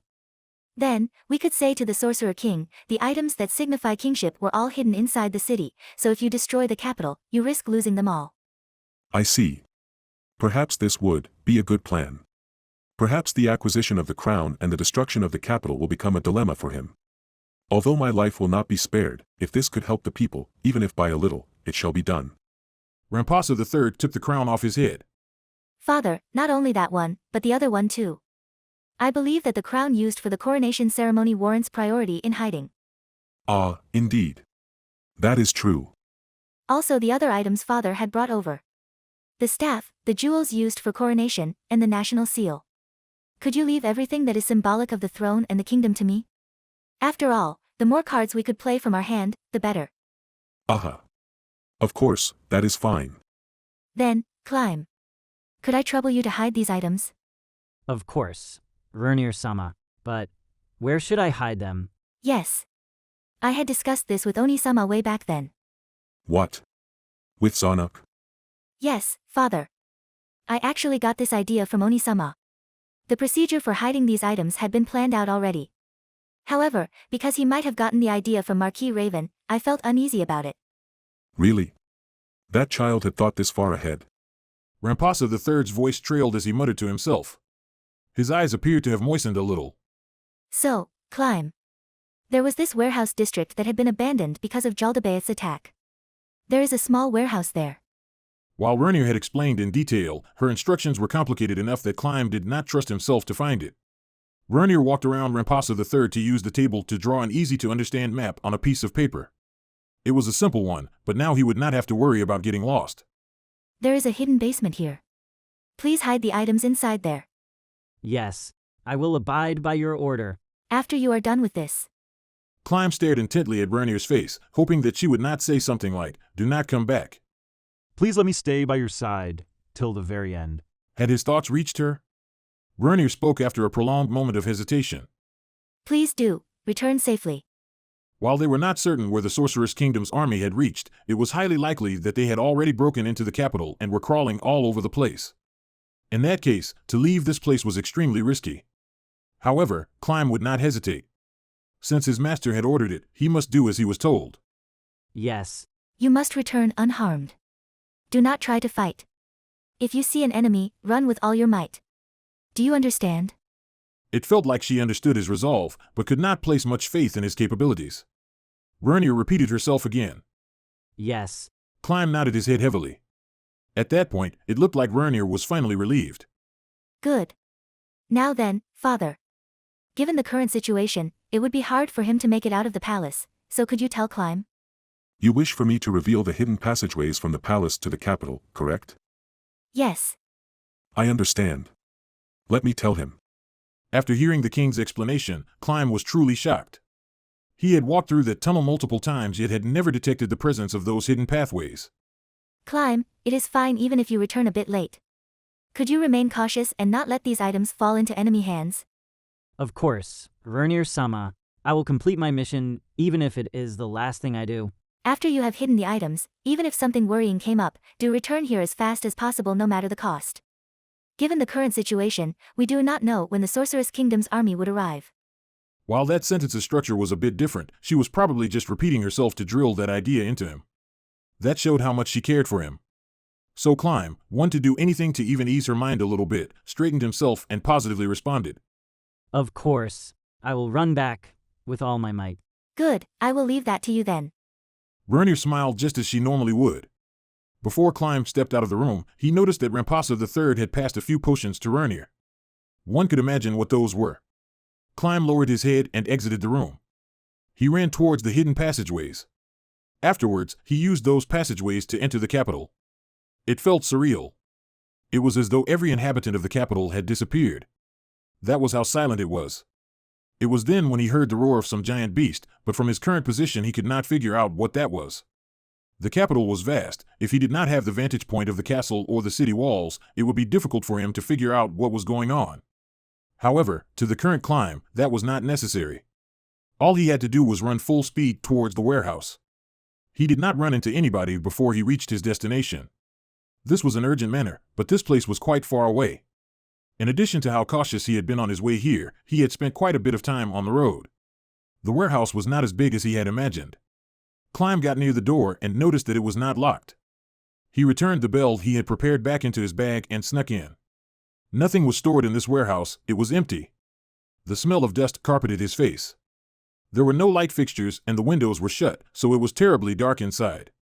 There were, however, rays of light that fell through some cracks, so it was not entirely dark. Climb walked through the entrance and held his breath. He concentrated on the sounds that came from the outside. He confirmed that there weren't any sounds coming towards the warehouse and walked towards the wall opposite to him as he had been instructed to. There were many empty shelves there. He found the third shelf from the right and forcefully pushed it. At first, nothing happened, but after he applied more force gradually, a click could be heard. The shelf no longer resisted his push and swung open like a door. It was totally dark inside, a room without windows. Climb put on his helmet. With its power, he could make out his surroundings. In the empty room, on the floor, was a handle-like protrusion.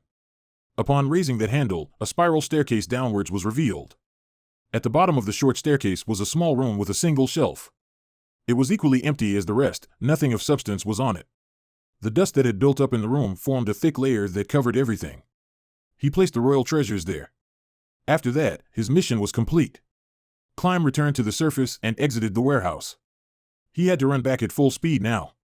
He looked back towards the castle and could not help but mutter, "Hey!" The castle was snow white. Thick walls surrounded the castle, but they were painted white too. Light shone on it reflected off brilliantly. To a third party, it must have been a beautiful sight, but as one of its residents, this was an urgent situation. Ah. Great, you weren't squished. It would be dangerous for you to stay here, you know? He heard a child's voice next to him. He looked towards where the voice came from. Atop the warehouse was a girl who was looking down at him. In her hands was a black staff. Her skin tone was dark, she was probably of the race known as dark elves. You are... This place is scheduled for demolition, so, because you might get caught up in it, it would be better for you to leave here quickly, okay? Now that she had said that, he understood. This girl was undoubtedly from the Sorcerer's Kingdom. His hands, reaching to unsheath his sword, stopped itself. While she did not appear to be strong, it would not be possible for her to have made her way here alone. It would be dangerous to treat her as a simple girl. Although he might win this fight, if he was to cause a disturbance here and cause the Sorcerer's Kingdom's undead to gather around, he would not be able to return to Rernir's side. His duty was not to defeat the enemy, but to serve by her side. Plus, had Rernir not repeatedly warned him about this? He wanted to look back at the warehouse, but managed to quell that urge. Since he could not kill her to silence her, he should try his best not to rouse her suspicion. Climb turned his back on the girl and ran. Compared to his fear of receiving an attack from the rear, his desire to return to Rernir as soon as possible was much stronger. Climb began to run. The moment he turned a corner, he heard the sound of buildings collapsing. He had to kill the urge to check what was going on. The attack he was watching out for never happened. Climb arrived safely at the entrance to the passageways.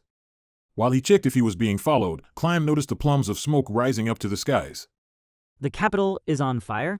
I shall excuse myself then, woof. He heard an unfamiliar voice by his side followed by the sound of doors being shut. It woke him right up, like a trigger being activated.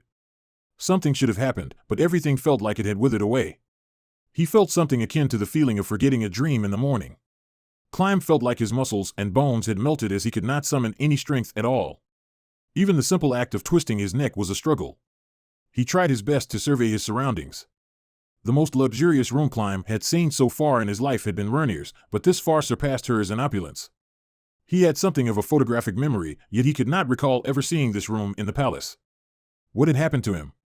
Why, was he still alive? Also, what happened to his master? Although he could not move his body well, he could feel the presence of someone else in the room. He tried to call out to them, but the sounds that came out of him could not constitute speech. Still, the person in the room had understood him as they hurriedly rushed over. Climb. You woke up. He still could not vocalize, but that was to be expected. His entire body was without strength, so not even his vocal cords could move. Yet that was not the reason why he did not speak, it was because of the flurry of emotions that occupied his mind. His eyes were filled with tears. That's right, this was all a nightmare. The kingdom being attacked by the Sorcerer's Kingdom and how Rernir had been forced to make her resolve to die had all just been a nightmare. Yes. I am Rernir. Climb. The same smile as usual. No, she was at the edge of his sightline, yet he could still tell clearly this was different from her usual smile. Did something happen?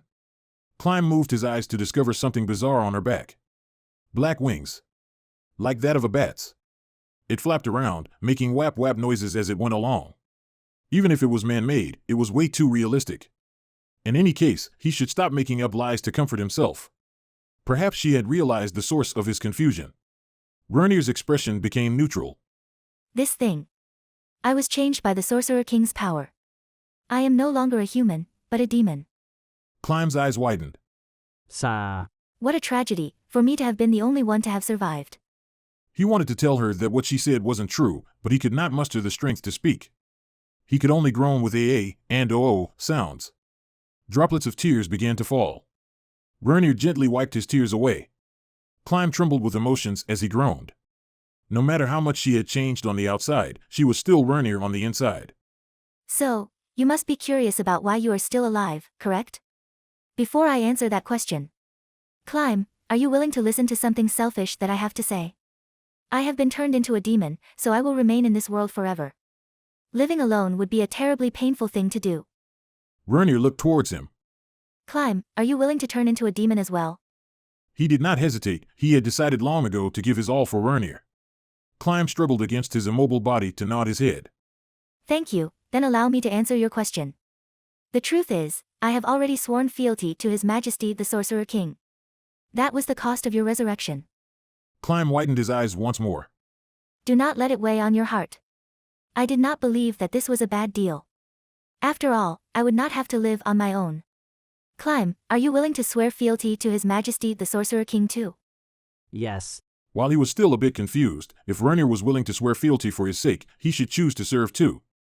No, it was more accurate to say that this was the only option he had. Thank you, Climb. After you swear fealty to His Majesty the Sorcerer King, he would most definitely force some tasks onto you to test your loyalty.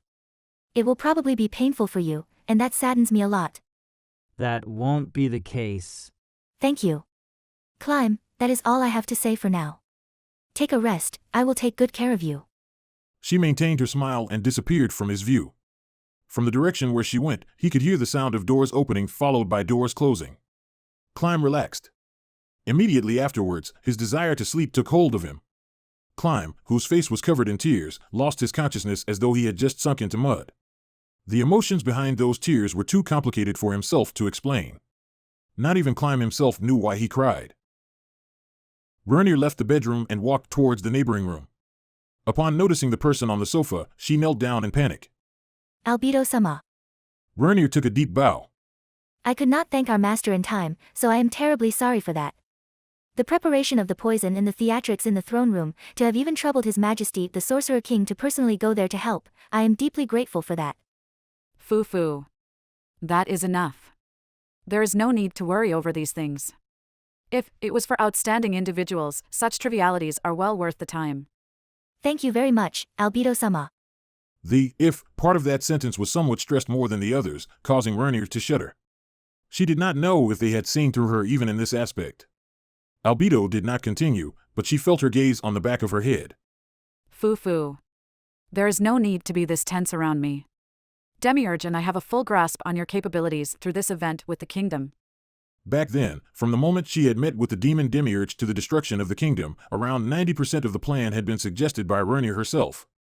She had expertly manipulated all sides through their conceit. The only thing she was wary of was when the plan had changed to the slaughter of almost all citizens of the kingdom. She was worried about whether or not she would be thrown away afterwards. Other than that, things had gone mostly according to her plans. Such exceptional abilities must be put to their full use in Nazarick under my command. Naturally, Albedo-sama. Ain-sama had high praise for you. I will not allow you to disappoint him. Minor, she could only detect a minor difference, but Albedo's tone had changed somewhat. Vernier continued to act subserviently. In this situation, this was probably the smartest choice she could make. The reward for your service from now on, for the next millennia, will be given to you in advance. The sound of something being placed on the table could be heard. The fallen seed I gave you before, this is another one of them. The next step would be to prepare the sacrifice. You may start after he recovers. While magic could speed up the recovery, based on your specifications, we will not do such a thing. Thank you very much, Albedo-sama. Please do convey my thanks to His Majesty the Sorcerer King as well. Vernir. I will reiterate, do not disappoint me. This was not given to you because you have inherent value as a hostage, but something you had earned through your actions and the trust that had been built up between us. Do you understand? Upon hearing her gentle yet frigid voice, Vernir bowed her head even lower than before. Yes, Albedo-sama. To repay your generosity, your servant I will maintain, no, I will strive to serve you better than I have. Her superior left behind a soft laugh as she stood up and left. Vernir kept her head down until she heard the sound of the door being closed. She breathed a huge sigh of relief. Mixed in her breath were lingering sensations of fear. She had overcome the final hurdle. The other party was a ruthless demon after all. It would not have been strange for her to have said that all of this was to raise her hopes up only to dash it at the last moment. Yet nothing of that sort happened. The weight on her shoulders was finally lifted, but she could not allow herself to believe for a single moment that her position was absolutely safe and secure. For her to have gained their trust was impossible. The best-case scenario was that they believed her to be valuable as a pawn, one worthy of their favor. That was why Vernir had to contribute as much as she could.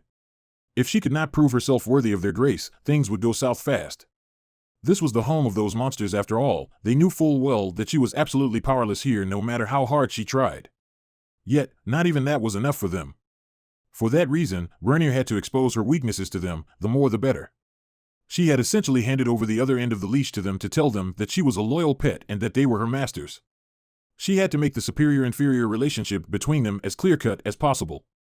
If she had not done so, they would probably not even bother to feign trust in her. That was why they had put on such a show in the throne room. Climb was Vernir's biggest weakness. To show how important he was to her, she had spoken of him in the first conversation she had with Albedo. Only when this truth was presented in front of these monsters would she have truly put on the collar. Climb's value as their hostage had to be realized, but she had a separate reason for it too.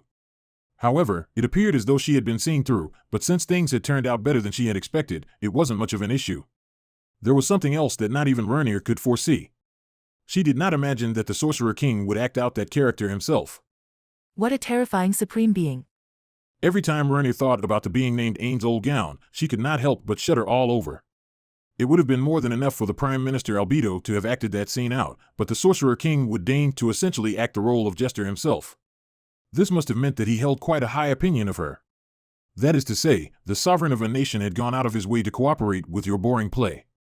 Surely you understand what that means, was probably what Albedo was implying through her statements.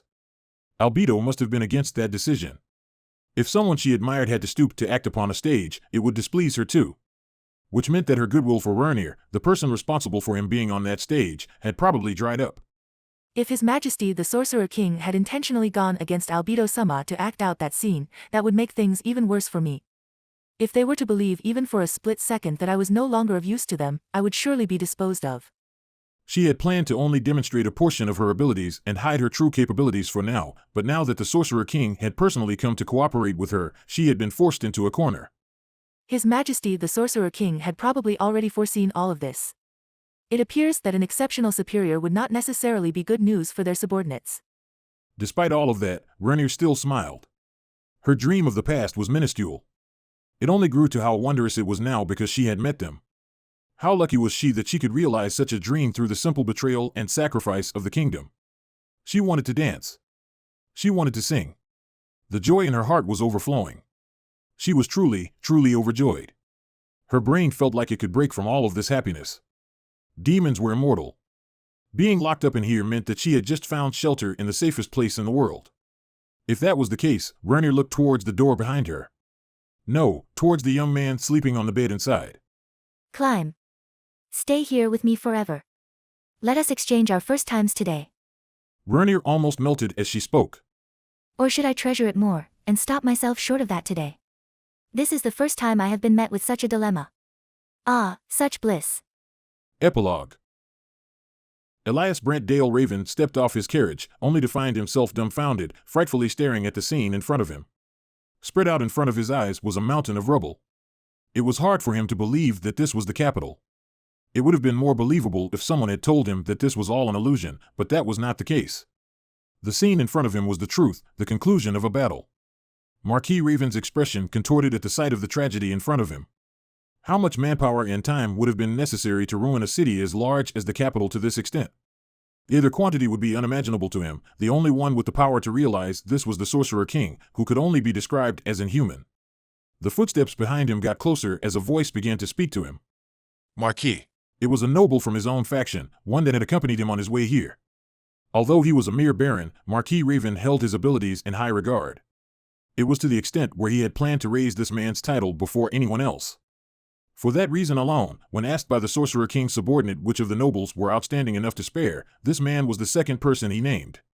Not even such a distinguished man could bring himself to speak, because he too could not hide his fear, and so they quivered. He must be experiencing the same emotions as Raven himself upon witnessing the scene in front of them. Marquis Raven looked back and confirmed that all 12 nobles had descended from the 10 carriages. Our audience awaits. No one objected, and that was to be expected. They had been summoned to this place by the Sorcerer King, so there was no way they would still be able to say things along the lines of "let's not." They could not even muster that much courage in the first place. No, it was more accurate to say that none of them were so foolhardy. The problem now was, they had been told to come to the capital without a specified location. Marquis Raven took a look around to discover a still-standing structure far away, the palace. The castle grounds, meant to serve as the palace's defense, had been rendered to rubble too. The reason why Marquis Raven could spot it from where they were was probably because they had cleared out the rubble around it on purpose. A sole structure amid a mountain of rubble. Raven had not given this proper thought beforehand, but this was no salvation. On the contrary, it had become an item that inspired an unspeakable and violent disgust in those who saw it. Let us proceed. Marquis Raven's entourage was currently at the ruins of what used to be the capital's walls, so the palace was quite a distance away from them. While it might be faster for them to ride over, they had to avoid being seen in their carriages for fear of disrespect.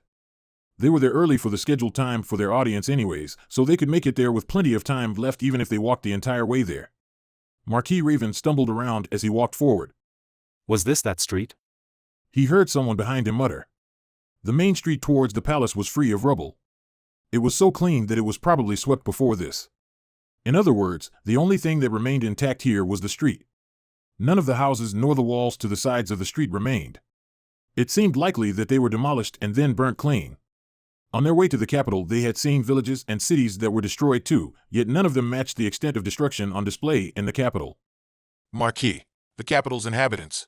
Speak of this no more. They must have been worried about the safety of this city's residents. However, Raven had not heard of them being relocated, nor had he seen refugees outside of the capital. Given that was the case, there could be only one fate for them. Marquis Raven looked to the ruins to his sides. How many people were buried underneath? He even felt as though he was walking through a giant graveyard. Raven no longer used his nose to breath because he did not want to smell the pungent smell of corpses. But, miraculously, there was no such scent at all. The only smells that lingered in the air were the unbearable scent of burnt items and ashes. They had walked for some time now, but were still far away from the palace. Were their hearts weakened by the sight of such tragedy? Raven heard someone mumble. Mad King. Marquis Raven immediately turned around and yelled. You bastard! His sharp gaze circled around the nobles, of which there was one whose complexion was pale and whose face was constantly twitching. Those who had lived long enough as nobility would have learned to subdue their emotions just to hide their expressions, yet the sight in front of him still made him yield internally. He could empathize with them, but even if he concurred with that thought, they were here. It would not be advised to make an enemy out of them. So he had to vocally rebuke them. You all are phenomenal talents, that was why I chose to save you, so try to avoid squandering my efforts through such gaffes. There is no need to apologize to or thank me. Just please try to understand where I am coming from. No responses, but he had faith that his intentions were well conveyed. Marquis Summa, if we just walk without talking, our minds would naturally become occupied by depressing thoughts. How about we speak of some positive topics as we walk along? That is a good suggestion. Then, shall we talk about the birth of my second child? The nobles congratulated him in unison. In these past few miserable months, to Marquis Raven, this was the only good news that triumphed over all. That was why he had spoken to them of this topic multiple times already. He would praise his child for hours on end, but what he talked about was mostly without substance. However, considering the fact that it could alleviate the mood a little, he still spoke of his child. When he snapped back to reality, they had already walked halfway on the long road to the palace. Perhaps he might have said a bit, indeed, only a bit, too much. Though he still had so much more to say, he knew it was time for him to stop. Raven purposefully faked a cough. Everyone who had tuned him out already tensed up at this. Well then, we shall speak more of my child when we return.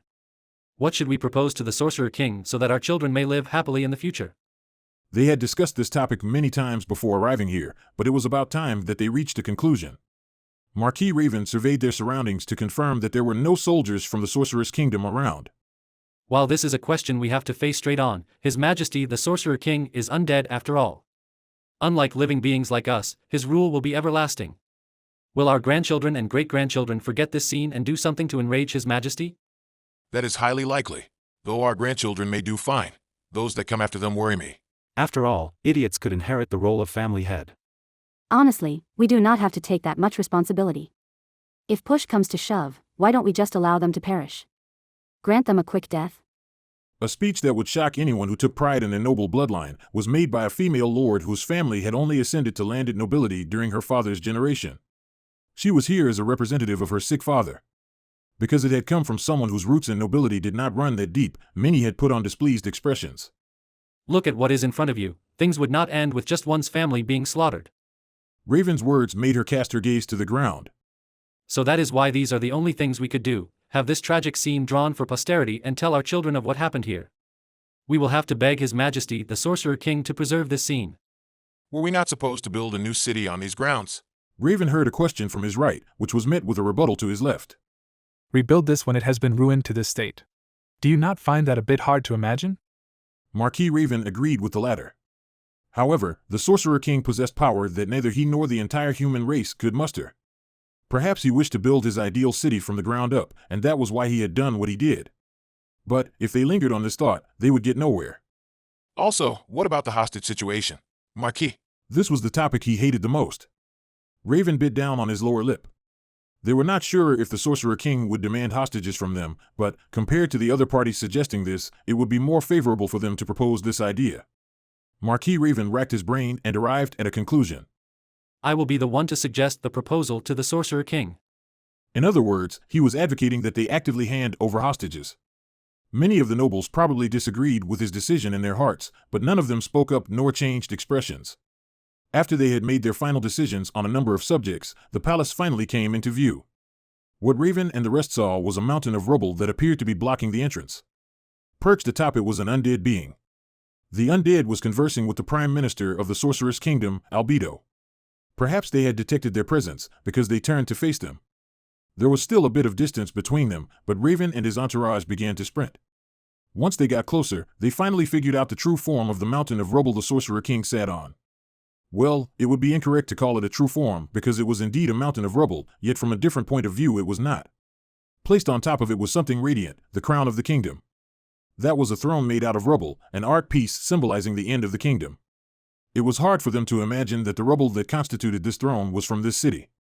Perhaps it had been transported over from some enviable place. Terrifying. A monster who was capable of conceiving such an idea and could also execute it as is, was terrifying. They ran with all of their might and took a knee in front of him almost as if they had tripped over. Who they heaved, terribly out of breath. We are here to pay our respects to Your Majesty the Sorcerer King. Marquis Raven bowed and felt the Sorcerer King glance at the back of his head. Raven, correct? You made it here just in time.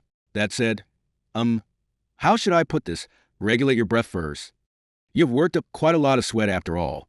To have shown such a disgraceful sight to you, I must profusely apologize.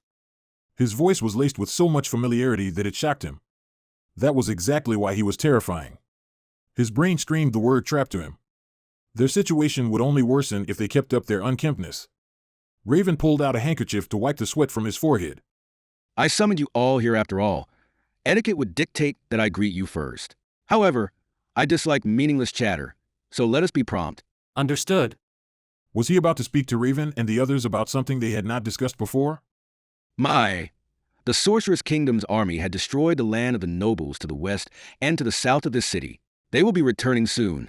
You all should administer to your lands as usual. Although we might alter territorial designations in the future, we have not planned to do so yet. Am I correct, Albedo? Yes, it is just as Ain Sama had surmised. That is about it. From now on, Albedo will notify you of any important changes we might make to your domains. You should follow the same laws you have been up to this point. Not just Raven, but the other nobles piped up to respond too.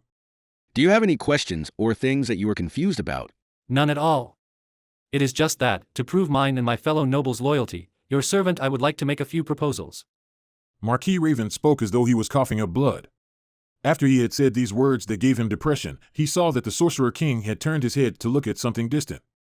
He might be thinking something along the lines of, "Mere humans dare to speak to me other than to answer my questions?" Such arrogance. Had he displeased him?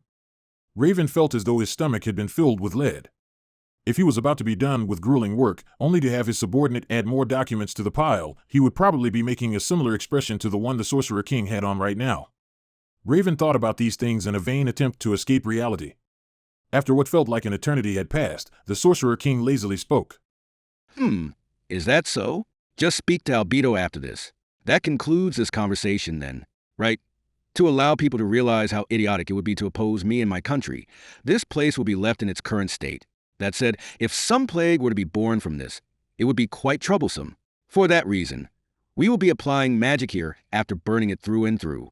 To avoid getting caught up in that, remember not to allow anyone near here. Understood. Albedo, summon Giran here and burn it all to the ground. However, the palace's beautiful exterior must be preserved. Move the furniture and whatnot inside to Erantal. Understood.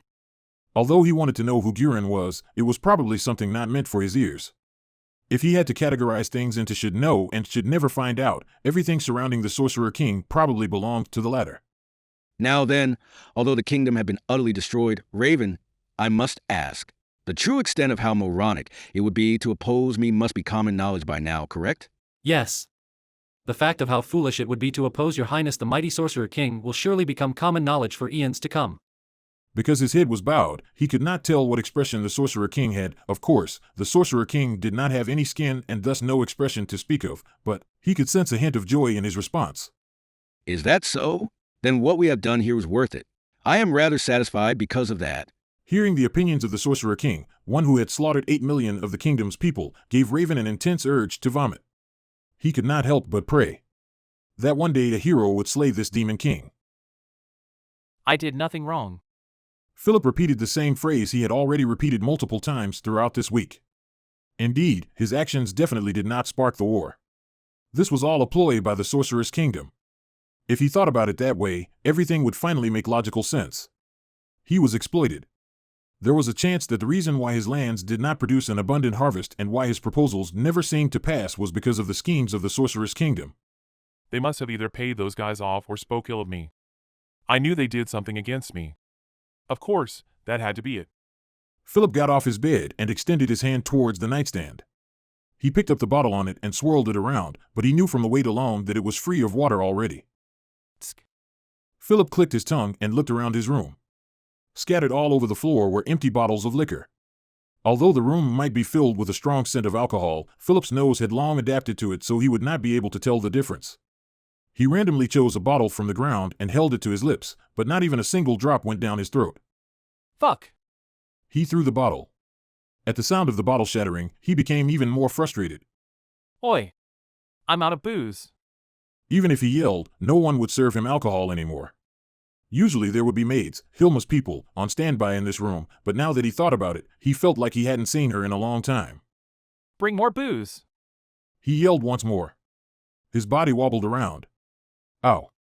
He winced as he supported himself on his bed. Rather than his drunkenness, his body was probably more sluggish due to the fact that he had not left this room for many days now. Philip walked slowly to the door. Oi! Where the hell is everybody? He yelled while kicking the door with all of his might. He did not use his fist out of fear that it could hurt. No response. He clicked his tongue, opened the door, and yelled at the top of his lungs once more. Are you all deaf? I said I'm out of booze. Bring more. Still no response. Philip angrily left the room. The house was quiet. His father and his older brother's family had all moved elsewhere because Philip wanted to make use of the main house. Only servants remained here other than him. While it was a noble's mansion, it was only one befitting a mere baron. He could easily reach the dining room from his own room. As he opened the door to the dining room, Philip's eyes widened. That was because he had noticed a woman in white, sitting upon one of the chairs. Who, are you awake now? You took so long that I was almost about to head over to get you myself. That was the Prime Minister of the Sorcerer's Kingdom, Albedo. Her smile remained unchanged from the first time he had met her. She did not appear to be mad at Philip for what he had done. Suddenly, the thought that the Sorcerer's Kingdom probably did not even give a damn about what he had done surfaced in Philip's mind. Indeed, if they were truly mad with him, they would have begun their invasion with Philip's domain first. They had not done so, however, so in other words, they were not mad at him. On the contrary, they should be grateful to him for giving them a reason to start a war with the kingdom. Perhaps she was there to express their gratitude. No. Maybe she had not found out yet. Maybe they did not know that it was Philip who did all of that. Albedo's smile was infectious, causing Philip to smile at her too. Thank you for coming over to such a wretched place, Albedo-sama. I cannot believe that you had to wait here. I will definitely scold those servants later. Albedo was stunned for a moment, before smiling wryly. To have reached this extent is honestly impressive. I am somewhat in awe. Fufu, I am here to finish what must be done, but before that, I have brought you a present. Do you wish to open it? Placed on top of the table was a white box at least 50 centimeters wide. Philip regretted that he had stayed in bed for so long as he lifted the top of the box. A wonderful floral scent made his nose itch. With bated breath of what valuable item could be in this box, Philip opened it up and took a look inside. It was Baron Delvin and Baron Rokerson's heads. Had they experienced unbearable pain before they died? Their contorted expressions made him feel intense revulsion. Eek! Albedo calmly spoke to Philip, whose body stiffened. To have the galls to besmirch me? We had planned to prepare an idiot, but never in my mind would I believe that someone as stupid as you could exist. Whoosh, that was the sound of Albedo standing up. Her face was all smiles, but now that things had progressed to this point, even Philip knew. She was absolutely furious. If he did not escape this place, things would not end well for him. Philip turned around to run, but in his panic his leg tripped over the other, causing him to fall to the ground with a loud bang. Clop, clop, the sound of footsteps got closer. She had already made her way to him. Now then, let's go. No! I don't want to go. Putting up the minimal amount of resistance, he curled up into a ball. Do you seriously believe that acting like a spoiled child could get you out of this situation? He was pulled along by his ear, which sent pain to his brain so intense that he began to question if his ear was about to be torn off. It hurts. Stop. Then walk. Here, stand up. Philip wanted to push Albedo's hand, which still held onto his ear, away. However, even though her hands were thin and delicate as expected of a woman, her grip strength was far stronger than his. It hurts. He was pulled into a standing position by his ear. His vision was blurred by his tears, yet Philip still punched towards Albedo's face. However, his fists were easily caught midair, and then... Here. A force strong enough to crush bones was applied to his fist, which began to make crunching sounds. If you just walk, I will not crush your hands. How about that? I got it. I will walk. Please don't do that again. The force on his hand was lifted. Why? What have I done? Philip's sorrowful tears streamed down like a waterfall. He had tried his best at everything, but not only was he not met with success, he had never been treated like this before. Why was he victim to such violence? Why had nobody come to help him? Had he been sold out to the Sorcerer's Kingdom for others' safety? They were all cowards. The whole lot of them, cowards. Albedo did not react to Philip crying for his fist and ear's sake. She just walked forward as if he did not exist at all. Philip followed along without resistance, since his ear was still in her hand. They walked outdoors from the main entrance. Eek! Philip shrieked at the sight in front of him. A forest had popped up in front of the mansion. But unlike a normal forest, this one was not made of grass and trees. A large amount of strangely shaped trees were there. They were like stakes with hands and feet. Impalement. The villagers had all been impaled. Men, women, old, or young were all impaled on stakes. Not a single one of them was spared. All of them were impaled from the rectum to the mouth. All of them told of their sufferings through their expressions, no exceptions. Blood spilt out from every orifice and puddles of blood formed at the base of the stakes. When had they done something like this? It was impossible for Philip to not have noticed this going on. This is not a dream. I used magic to soundproof your room. It must have been really silent, was it not? If you were even a smidge smarter, you might have noticed something wrong, but from what I have seen, you were completely clueless up till now. Philip tried to put all of his strength in his hands to release his ear from Albedo's grip again. Albedo reacted by punching his face as she said to him, I had considered letting the villagers execute you themselves, but that would be boring. That which I admire, in Sama, had placed heavy emphasis on practical experience and training. That is why I wanted to test out some intel-gathering torture methods on you. You should be of some use to me. Upon seeing Albedo's expression, which was a smile that looked like it could tear her own face off, Philip lost consciousness. Ha, this man, really. Ha, fine. After all, your father had requested me to let that idiot taste everybody's pain. I shall keep my promise to him. Philip could no longer hear what she had said. Since Albedo said she had to put an end to some matters, he was separated from her halfway back to this place. Ains returned to his room alone and said in a solemn tone to the maid in charge of taking care of him today, I will be reviewing the strategies the Sorcerer's Kingdom should employ in the future. Stay here and do not allow anyone else past this point. Ains saw that the maid in charge of accompanying him had turned her gaze towards the side of the door to his room, towards the maid in charge of his room today. She was probably about to tell her, I will leave everything here to you then, I shall be the one to wait on the venerable Ains Sama. This was how they usually operated after all. Ains knew of this in advance, so he made a move before they could. I will have to consider things on the scale of years into the future. Any form of movement could disrupt my train of thought. Do you understand? Yes. I will try my best to completely erase my presence from now on. While Ains wanted to say that he did not mean it in that way, was this not fine too? In all honesty, the more he thought about this, the less he wanted to think about it. Good. Well then, seeing as you could not erase your presence for now, you should just stay here. Yes, Ains Sama. The maid in charge of attending to him stayed behind in the office. Ains himself made his way straight to his bedroom. His body was fine, but his mind was absolutely tapped out. Ains leapt into his bed as if he was diving into a pool. The soft bed gently accepted his body. A magnificent dive. If one was to consider the hang time, the distance he had leapt, the location he landed on, the pose he was in when he landed, etc., his diving motion would garner him praise that was objectively well-deserved. This was a skill he had gained through practice and experience, because he had dived into his bed every time he was mentally exhausted. Huh. Ains breathed a sigh of relief the same way a middle-aged man would. That sigh was beautiful too. A perfect 1,000 out of 1,000 people surveyed would say that it was truly how a middle-aged man would sigh. The reason for this was the same as before. Ains had practiced his sighs multiple times before too. Ains rolled around in his bed after that. Sometimes to the left, sometimes to the right. He had been at the ruined capital until now, so his body was covered in dust and dirt. While he knew that it would be best for him to take a slime bath first, he did not have the mental capacity for that anymore. So tiring. Was he successful in acting as a villain? Had he dealt with that fellow in the platinum armor correctly? Although there were multiple points that warranted consideration and review, they had finally sorted out a big issue. No. This was just the first successful step in their grand scheme. One could say that things were only going to get more difficult for them from now on. With that said, however, they had gotten the mindless destruction out of the way, one of the simpler parts of the plan. What was to come were destructions on a smaller scale, in other words, precision work. What was truly troublesome was the rebuilding efforts that would come after that. Up till this point, the Sorcerer's Kingdom's territory had been tiny, excluding the Kotz Plains, yet it had giant nations as its vassals. However, things were different now. They had just gained a large amount of territory. The problems that could arise from this was obvious.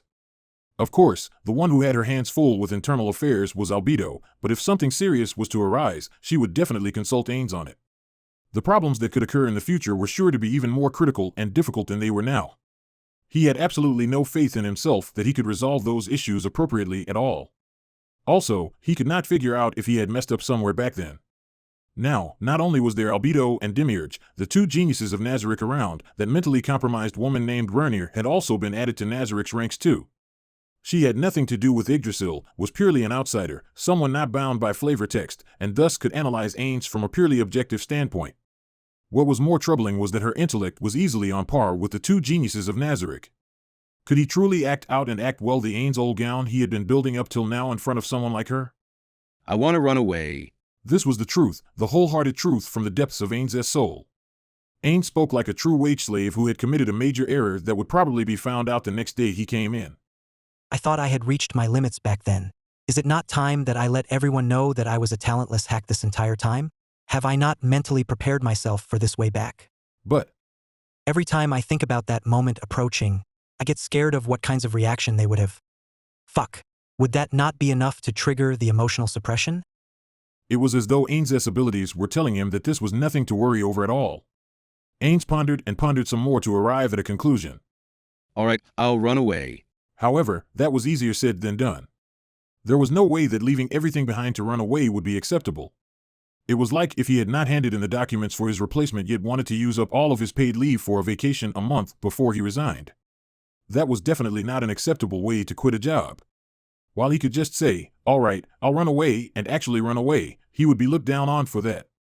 He would need an appropriate reason for his absence. Did he not have anything at all? Ains racked his non-existent brain. Right. An idea flashed in his mind. He had considered multiple paid leave plans in the past, but they all went to waste. If that was the case, how about he set an example for them by taking a vacation first? To be free from the shackles of Nazarick for even a little while, to hand over the work required to Albedo, would definitely be a safer bet than leaving the work to him. But there was a chance that she would say that Ains, as the supreme leader of Nazarick, had to be included in the planning process. If she said that, I already used the excuse that they should train to be self-sufficient should I pass away, so this could just be a variant of that. I'll tell them that should I become uncontactable, Albedo would be in charge of everything. That's the plan I'll run with. Ains clenched his fist. It was just that. Where should I go? He could improve their relationship with the Empire and his with Jurgniv by touring the Empire. Or he could investigate the mountain chain that contained the Dwarven nation. The Holy Kingdom. That's a no from me since there's nothing of value there anyways. All sorts of dreams manifested in his mind as they grew more and more elaborate. And then, Ains was suddenly reminded of something. How about I send those children away to make some elf friends? Aura and Marit. He had thought about this before, about whether or not he was pushing too much work onto them. Although this was well within the norm back in that world, Yamaiko had repeatedly ranted to him that their way of doing things was wrong. If that was the case, he should probably be more lenient to those children. So, what should he do? Should he take those two on a tour? That sounds nice. No, wouldn't that be an excellent plan? If I did that, it could both set an example to the floor guardians about paid leave, but it would also be an experiment to see how well Nazarick would fare without them. He had noticed the problem of the increasing workload on the floor guardians long ago. Perhaps he could figure out a solution to that problem through this. All right. After he completes a certain amount of work, he should take those children to the Elven nation to make some friends. Ains stood up and walked out of the room with that plan firmly set in his heart.